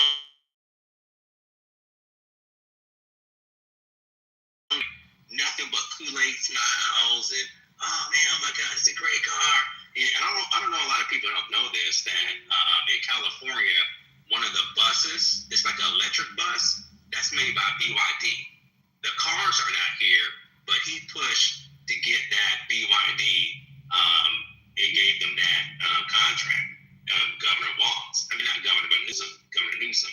So they are sellouts. Well, they might before cared a little bit, but right now they are beholden with so many different elements outside this country. They care more about non-Americans than Americans at this point, and want open borders. And I'm like, about 2 years ago, or maybe 2.5 years ago, maybe 3, I would never even consider, man, that's a conspiracy theory. People just talking shit about a Democrat, blah, blah, blah. But no, it's real, right? It is a real serious issue. They're out here saying, I want a fucking open border. I don't care if a billion people come up in here.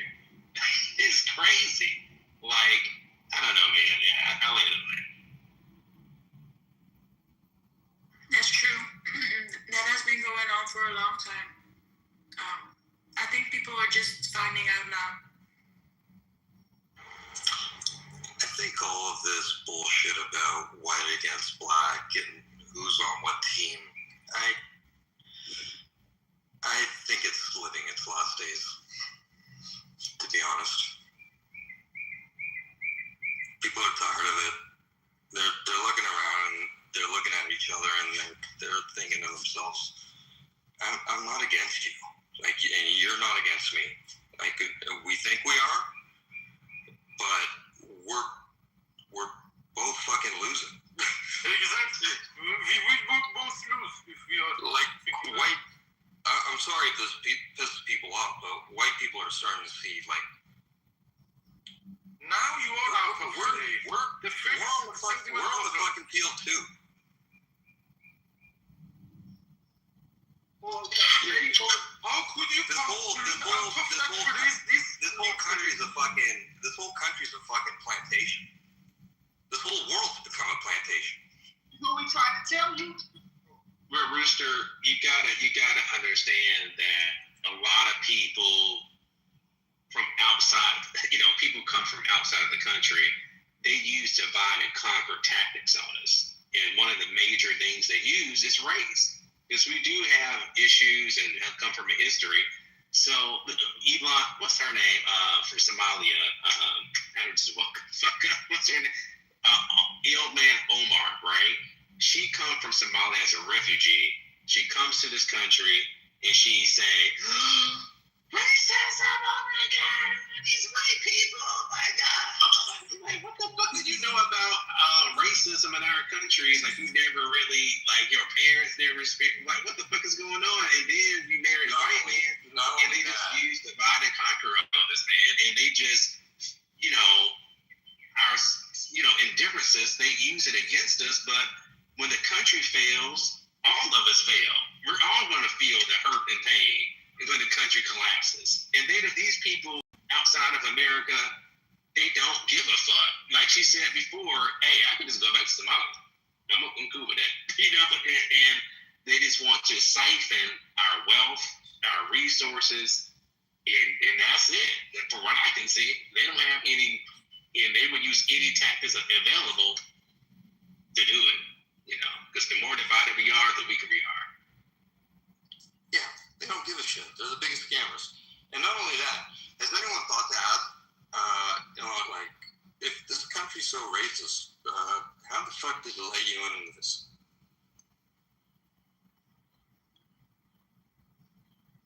It's really they stole a shit ton of money, organized a big web of a scheme, and married her brother, and then went into a smaller community after 100,000 people were flocked into it. I was going to say that too, with your inbred ass marrying your brother. Now, I understand it was probably a logistical thing to get him into the country. Any red flags in the immigration process? How did she get into the country? It needs to be a revamp. Somalis they tend to get in through as asylum seekers. I think that the people would change their behavior when their status changes. For example, when she wanted to enter the country, she was defending that rights of that moment. When she sees her rights against them, they won't react like human anymore. For example, if they were the people who were their own officers to accept or reject them inside the United States, they would have rejected themselves, because they would have seen the other person on the table against their willingness and against their direct rights. They did not believe in the short pain and long-term gain, and that is the longest story. They need to be guided by the system. They cannot plan a system.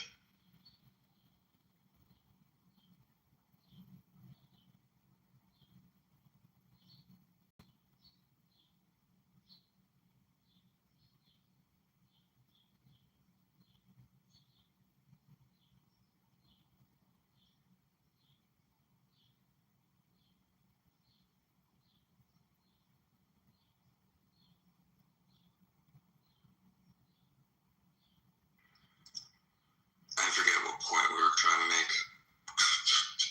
Does anybody think that Creed was a good band? I mean, they were talented as musicians. I think they good, yeah. Yeah, I think they were grossly underrated. Now that I look back. I won't go that far. That's because you're getting old. What about Nickelback? You're not fucking American. I'm just kidding. I like cranberries.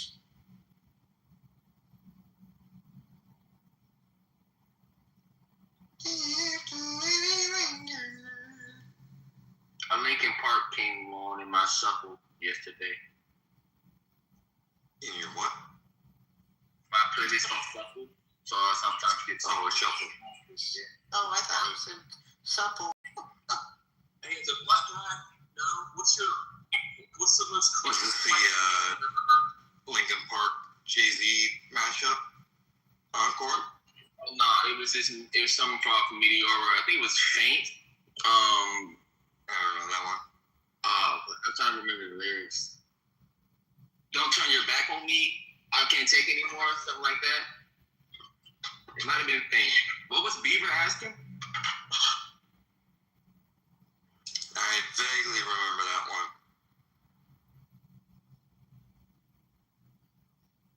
Could have sworn Bieber had a good question. Could have sworn.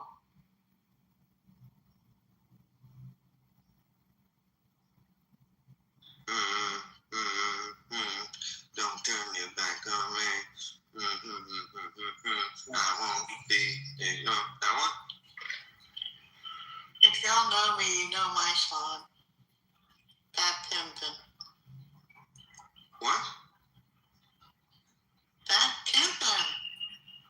That Pimpin'? That. F-A-T. That. That Pimpin'. Mm-hmm. I don't know that one. He's making fun of my list. I know Big Pimpin'. You confusing that? Same song. Sorry. Is that literally the song you're... Yeah, Big Pimpin'. Fat Pimpin'. I call it Fat Pimpin'. My family knows. That was the Notorious B.I.G., not Jay-Z.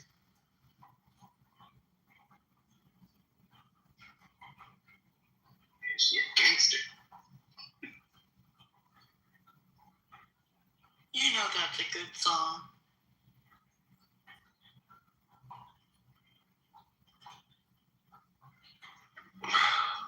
Do you guys think music is worse now than ever, or I think you kind of, sort of.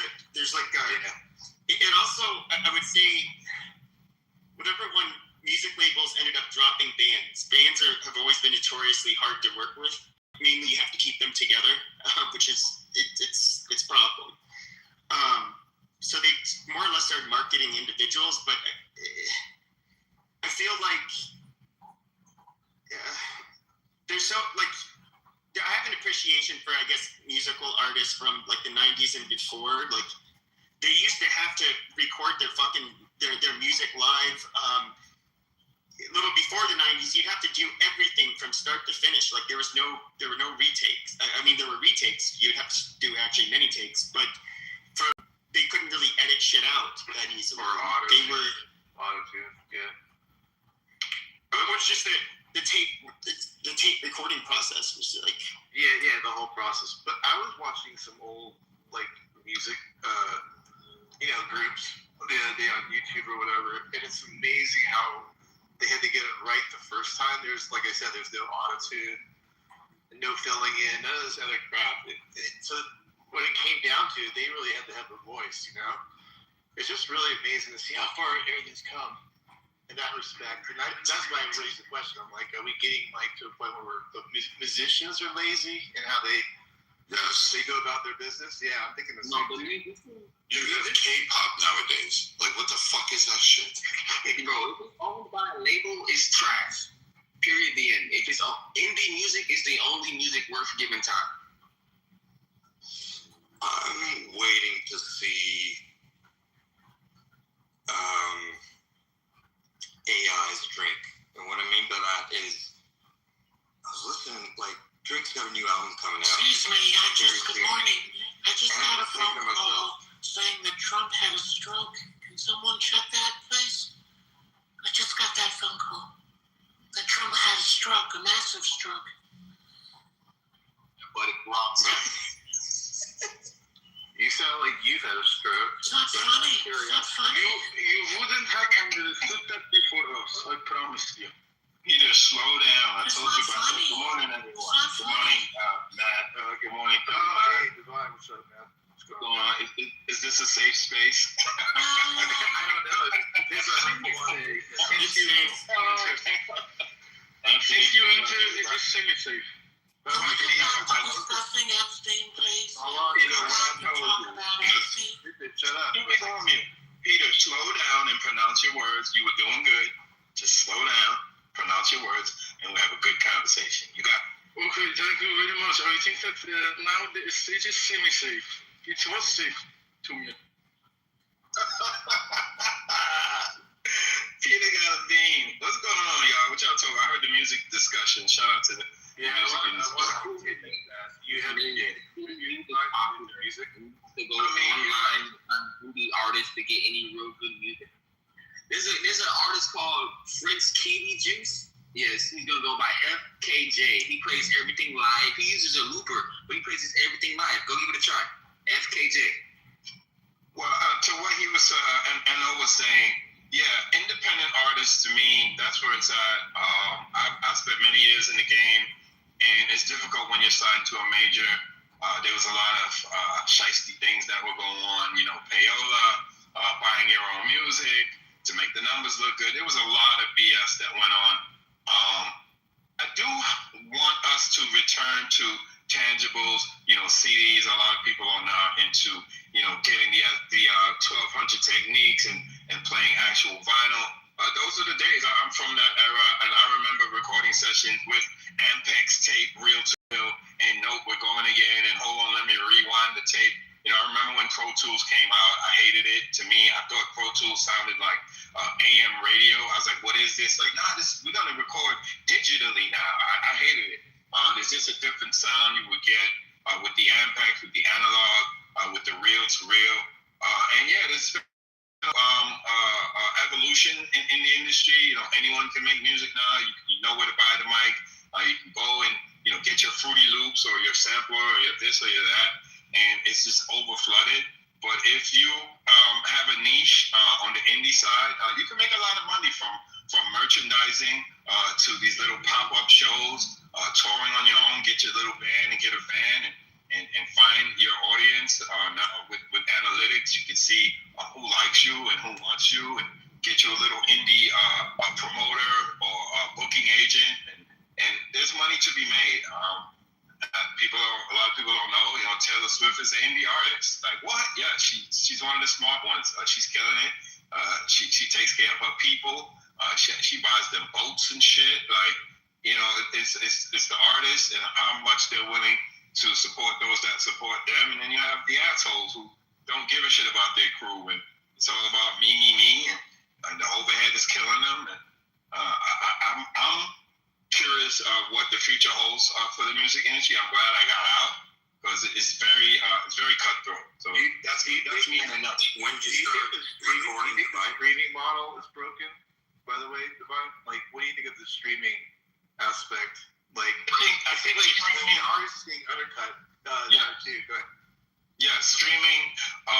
The song "Happy" by Pharrell streamed more than 1 billion times, and he made something like $300,000, which ain't shit. You know, if you look at the splits on how they, and Anthony and I had this back and forth a while ago. You know, my numbers were off. I admitted it, but the way they count streams as to a song going, to me, that shit is trash.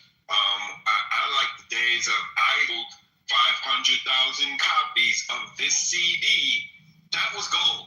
I get it. People are like, no, but the streaming is different. But financially, what the artist gets per stream compared to what an indie might get off of actual tangible sale, is way different now. That's why these guys are out here hurting. When did you start producing, Divine? Didn't produce. I was a tour manager, so I moved artists. Throughout the United States, Europe, Southeast Asia, Australia. I've been to Africa a bunch of times. It was great, and I toured from like 97 to like 2000 and I don't know, maybe 2016, 17. That's when I stopped. And then I got a few gigs here and there, but I moved on to another career. But once in a while, I get that call. I miss it. I loved it. But it's hot stress. And it was a model of no show, no dough. So when the tour ended, you know, I wasn't on anyone's payroll. So at the end of the tour, that was it. I had to go find go find another one. But the money was great. What do you was the money getting better the further you were into your career? Like, yeah, definitely got better because I started as a roadie. I was a bad boy, and I eventually worked my way up. You know, there's room for growth. I worked my way up to tour manager / production manager, and I could charge what I want. I would always aim high. I would always overcharge, and if they said, "Okay, we'll pay that," I'd be like, "Yes, got it." You know, it was like that. And just generally, was money flowing more to your side of things as the industry got bigger? Definitely, because I called touring Final Frontier. Again, sales wasn't the thing that made artists, in my opinion, make the money. It was hitting the road, selling out those arenas or selling out those stadiums, and touring like all of through Europe, and you know, artists charging $500,000 to $1 million per show. And that's when I would see the budget. I'm like, this is what I want. You want me to go leave my family for X amount of days? This is what I want per week. And yeah, I definitely think towards the end of my career, I was making a good amount of money. But you know, again, I decided to change. I'm glad I pivoted because COVID hit and everybody was screwed. There was nobody was touring. It was doing no shows, and that industry got hit hard, in my opinion. It seems to be a resurgence now. Like if you were in it right now, it seems like there'd be more like money than ever. Well, it depends on who you're with. You know, you gotta strike gold. You gotta get with. A lot of times now, in my opinion, these artists, they'll take their friends instead of somebody like me that knows the road, knows budgeting, and knows what it takes. A lot of these guys are kind of learning on the fly, and a lot of times, you know, the big boys, the booking agent, who just got in trouble? What's this guy? Live Nation. Live Nation will send someone, you know, so they kind of cut me out because they know the road, they know the venues. Hey, we got you. We got a guy here that knows the road. He'll be your tour manager instead of somebody like me, and that should really piss me off. So, you know, it is what it is. I'm waiting for the artist that takes the Drake route in the sense that Drake and his team leverage social media to dominate the industry for over, what is it? He's got to be now and counting. Someone's going to do the same with AI, and they're not going to need a team. They're going to be themselves.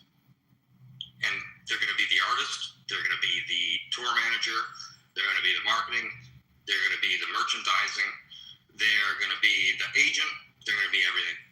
And I think that's going to happen. I think the mathematics of it is such that there's so many artists out there. They're using AI. One of them is going to be business-minded, like a Drake, say for instance, and they're just going to they're probably going to own the market for not 20 years or 30, but 40. You get an 18-year-old that dominates the industry. I mean, Jay-Z's still rapping, and he's what, 55, 60? So you get someone that starts at like 18 years old, they can be an artist if they're consistent, and if they're like a generational voice, 40 years. Like, I really think that could happen.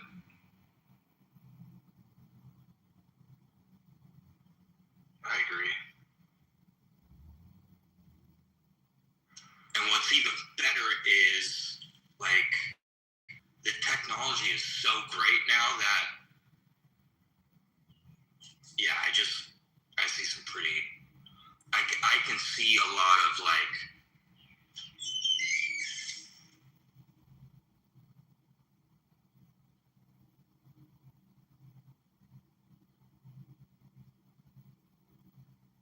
what's your picture? Rolling Loud. You white people are something else, all right? No, you think so. I think that you are racist. I'm sorry, Peter. You're right.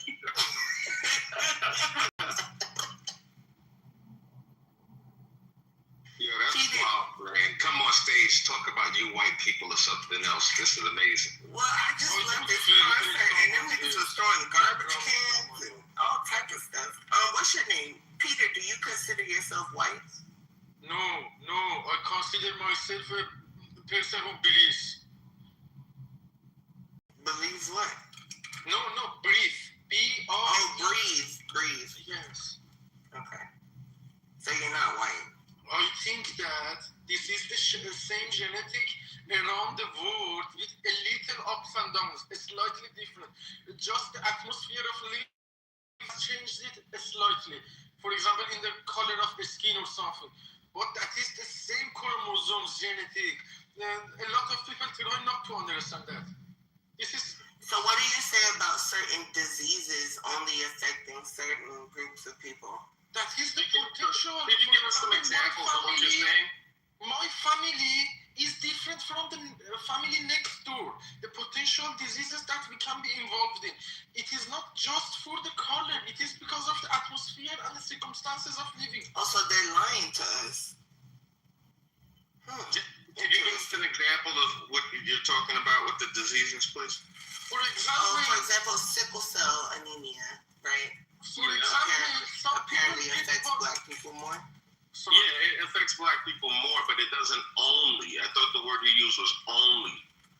I didn't say only. I said that affects groups of people. It only affects certain groups of people. Only. Yeah. That you use the word only. Yes. Yeah, because there are some. Right. I'm not going to use a fringe case of 0.02%. I'm going to use the 68%. Right. And I don't know what you're trying to say right now, because I misspoke and used the word only and made it very exclusive, right? But maybe I misspoke and I should have said diseases that affect groups of people largely, right? That has something to do with something. It could be environmental, because genetics is not all hereditary.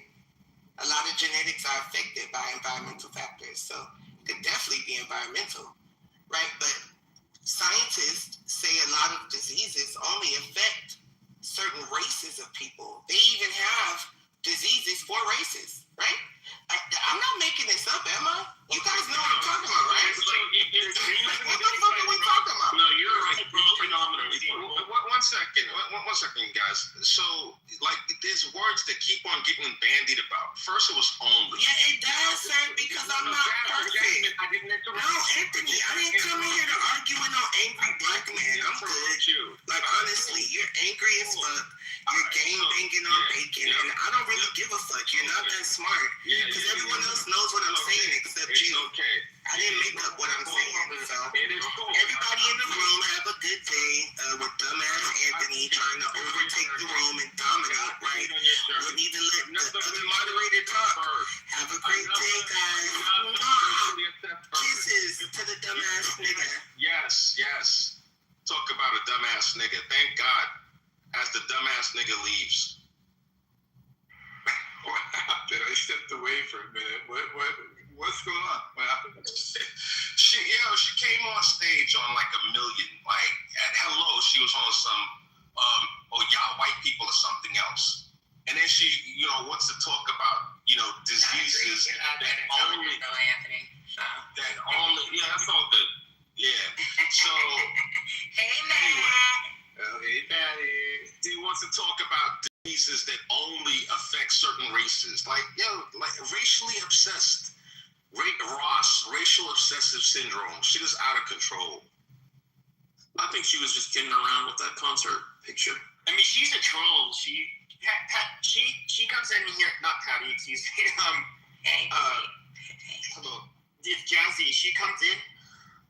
She'll tag in us to talk shit to everybody. I mean, that's the thing that we've known for years. That's what she does. Yeah, but I actually think she wasn't trolling though. That's the irony of it all. Like, she actually came in seriously for the first time in a long time, and like that's how it goes down. It's kind of funny. I don't know. Like, I came in on that. I'm like, Jazzy's already gone. That's Jazzy for you right there. I just said, what's with your picture, Jazzy? And she said, oh, you white people. And to me, she was just kidding around. Just really. But the sickle cell. That actor was big. I thought she was the sickle cell for is serious about, though, right? That whole me and Jazzy still go way back. I have a special nickname for her and everything. I mean, if you trace the sickle cell trait far back enough, it's gonna lead to one child in West Africa. Literally. Well, this disease, I think like cystic fibrosis is one that people of European descent almost exclusively get. I mean, there's weird things that, like Jews get Tay-Sachs, so do the fuck are those Cajuns. I mean, there is a genetic component that comes from certain people, certain regions. Yeah, like sickle cell. Yeah. I agree with that 100%. But the term, she said only, and then she's like, a lot of diseases. Like, these are nebulous terms. How many diseases are a lot of diseases? Exactly. Very small fraction of diseases. And it was the amount of patients. Not only involvement. Some people have bad habits. For example, my other cousin have different potentials. We are from the same family, not just the same race. Well, I love Jessie, but I wonder about her motives most of the time. I wonder.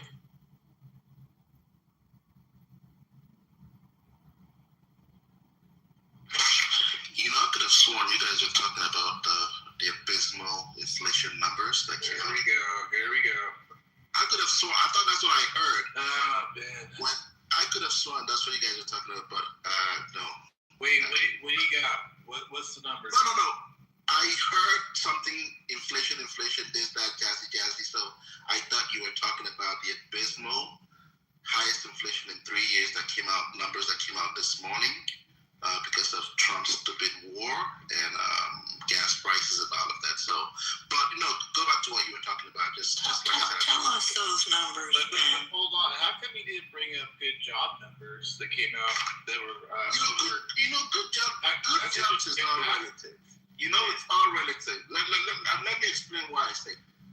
What numbers now? Was it 114 or 140? What was it? 114? 165 or 160? Oh, please. And they said 65. That's way over. No. But it was 114 that came out, right? No, 160 or 165. It was higher than 114, man. It was higher than 114. You know what's crazy, though, is you came up on stage and said the highest inflation numbers in 3 years, meaning the final year of Biden, and then you wanted to put 2 years of Trump in. And it's the way that we frame this as like, yeah, it's higher now than it is in 3 years. By what, half a point or something like that? But is this the highest? But wait, hold on. But why didn't you just go, hey, in 6 years? You know why? Do you know why you didn't say that? Why would I say that? Because it would be more relevant instead of picking 1 year out of a presidential term and just making an arbitrary race on 3 years. Because I chided Republicans when they did that, at times. But you did the same thing and then cried about it when it was done to your candidate or the candidate you support. But then you're going to cherry pick the year set to be able to get those numbers to make some arbitrary point. I find hypocritical, very, very hypocritical amongst some of the folks here is that during the Biden years when inflation, I think was it up to 9%, but coming down gradually ended at 2.9%. Some of you folks on stage here were raving and ranting, Biden is fucking up the economy. Things are so expensive. Gas prices are so expensive. However, the tables have now turned. Inflation is at 3.8%. Gas has hit the highest it's been. You just did a comparison. 9% to 3. Guys, buckle up. You guys better start hoarding eggs. You know what? Go to the farms, get chickens. You start planting cucumbers and pots. Boil water and store it in jars. And the Iran war is the best thing that Trump is ever doing. No one said no one ever. He's saving America from nuclear annihilation. Short-term pain for long-term gain. This is all bullshit. Wait, I'm glad you said that because isn't that what was said during the Biden administration? I know you'll be shocked. Wait. Wasn't that said during the Biden administration to the American people? Well, 9%. And the reason why people got mad at that The reason I got upset at that is because dipshits like you said, oh, well, it's coming down, but it's okay. We have large spikes in crime. We have large spikes in murder, basically really hostile crime. We had massive things around the world. And no, Biden wasn't solely blamed for the economy. What was actually blamed was fucking libtard policies that fucking went into the lockdown, cherry-picked which winners and losers were going to be in the pandemic, 63% of small businesses, then hiking up taxes, then telling us we're going to more. That pretty much is a quick summation of it, which is why you got pushback. But now you're going to try to figure out and go, hey, in 3 years, the highest inflation in 3 years. Trump's been in office too, and you're going to go back one more year just to tap on the tail end of Biden. So it's kind of weird. And then you're going to go hyperbolic because it's 3%. Sit down. We'll get to you, little boy, in a little bit. We'll figure it out and we'll move on. 3.8%. I didn't mean to derail the conversation. I apologize. Experts. What was the number, Ben? What was the core inflation number? The what? Core inflation number. Core. I don't know. I haven't checked. That. Okay. Interesting. So what was it?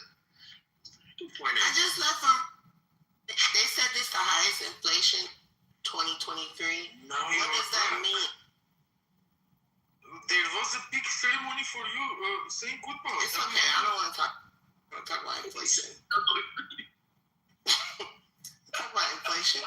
No, Jesse, what they did is they wrote an article because it went up, and so they spanned it 3 years, and they said, oh my God, it's the highest inflation.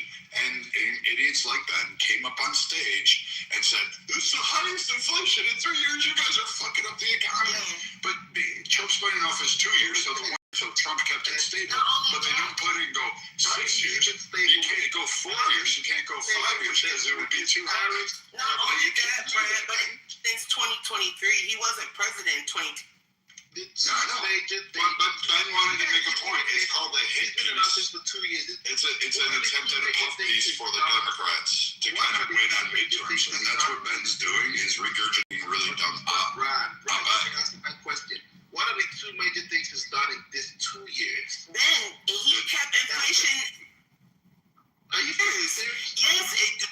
What do you guys drink? What kind of Kool-Aid do you guys drink? And what the fuck are you drinking? Like, is that cum so tasteful out of Joe Biden's fucking cock that you're just like swallowing it and you can't get enough of it? Hold on, brother. Let me. You drink. So what you just said was the visual. I didn't need that visual. Right. What did he say? I didn't hear what he said. He rants a lot. I didn't hear what he said. Oh, wait. Rant a lot. Motherfucker, you came on stage, the highest inflation ever. You keep licking the ball sack of the Democrat Party. Shut down. Because I would put you in the shut the fuck up section today. I don't give a what you said was it's the highest inflation in 3 years. Motherfucker, you don't know what the inflation numbers are. You don't know exactly what it is. You read an op-ed piece on TikTok, and then somehow or another come up on stage and think you're smart, when in reality, you're the reason, and I want to thank you for actually winning us the blue fucking wall. I mean, we're going to see probably more red this time than we did last time, and you guys are going to be crying. We're so smart. You're losing fucking globally. You haven't fucking won shit. Your big woke place, England, fucking went fucking right. Went MAGA. You lost. 1,600 seats. You lost. Can I ask a question though? My question. Is it me or does she keep cutting in and out? I don't know what's going on. He's coming back a bit. But I mean, even still, you want to talk about the inflation, you bring on an arbitrary stat. Like, if you're going to compare inflation, well, between presidencies and try to cherry pick a section of Biden that had a relatively peaceful period, okay.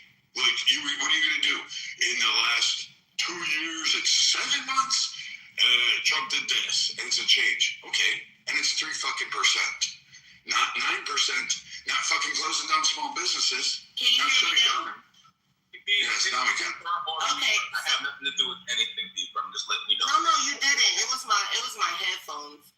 But quick question for Ben, because I mean, I'm just a simple person, and you're saying this is the highest inflation since 2023.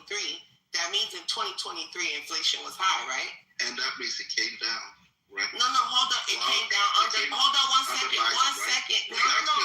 No, I'm not done. I'm not done talking. I wasn't finished. You motherfucker. So, long story short, I guess this is a rhetorical question because I don't want to answer it. I'm trying to tell you something. If Trump got in office in 2024, right, and inflation went down, that means that he was the cause of it, no?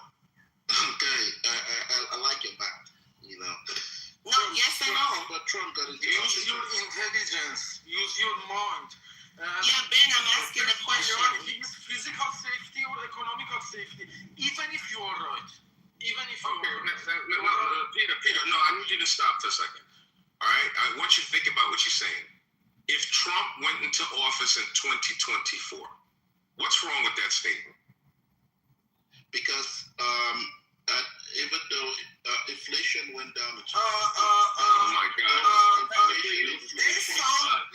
They're so dumb, bro. Exactly. They're so dumb.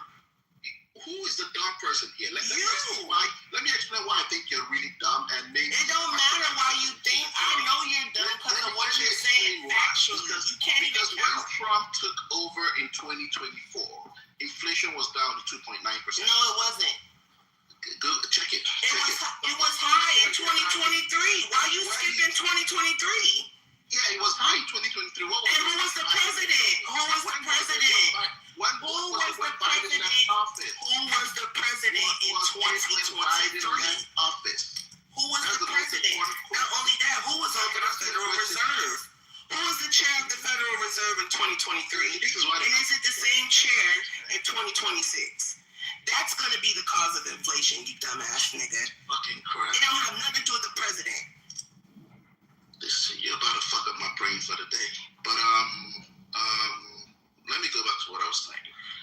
When Biden left office in 2024, inflation was at 2.9%. And if you know how to do math, Jazzy, 3.8 is higher than 2.9%. I would think you know that, right? Now, Trump got into office January 20th, 2024, right? Oh, would you look at that? We had the same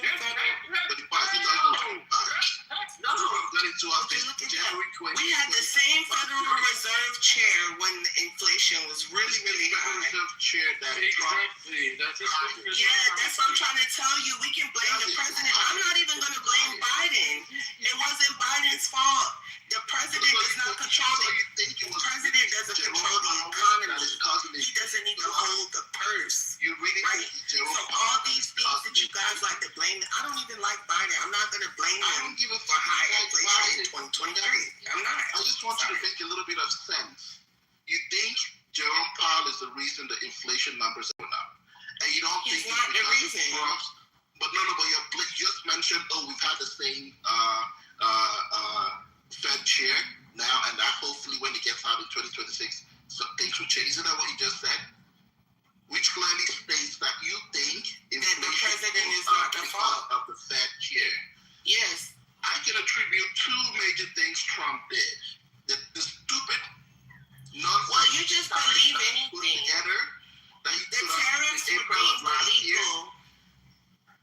And if you still support a company that makes billions of dollars, the board of directors and the CEO, and they're going to put a measly tariff on your ass as a consumer, I don't support companies like that. I stopped shopping at Walmart years ago, right? Walmart can afford to pay the tariffs. Trump said you can eat those tariffs for dinner. Literally, it will be nothing for Christy Walton to pay a tariff, right?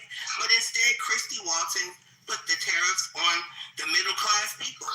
And then start some protests on Trump's birthday for dumbass people to go out there and help her, right? All you guys do is suck corporate dick.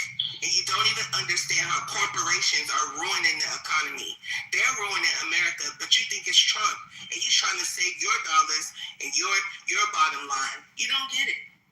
I think that you don't understand the meaning of the money. Just because they are rich, you want to take their money, it has some kind of consequences. Actions are reactions. I don't want to take their money. I want to pay people a living wage. You're not letting me explain.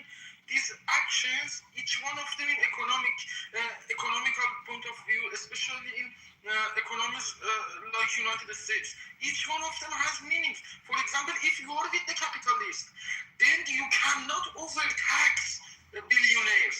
You can support the people who are. And this is the problem. Niggas like you are the problem. Niggas like you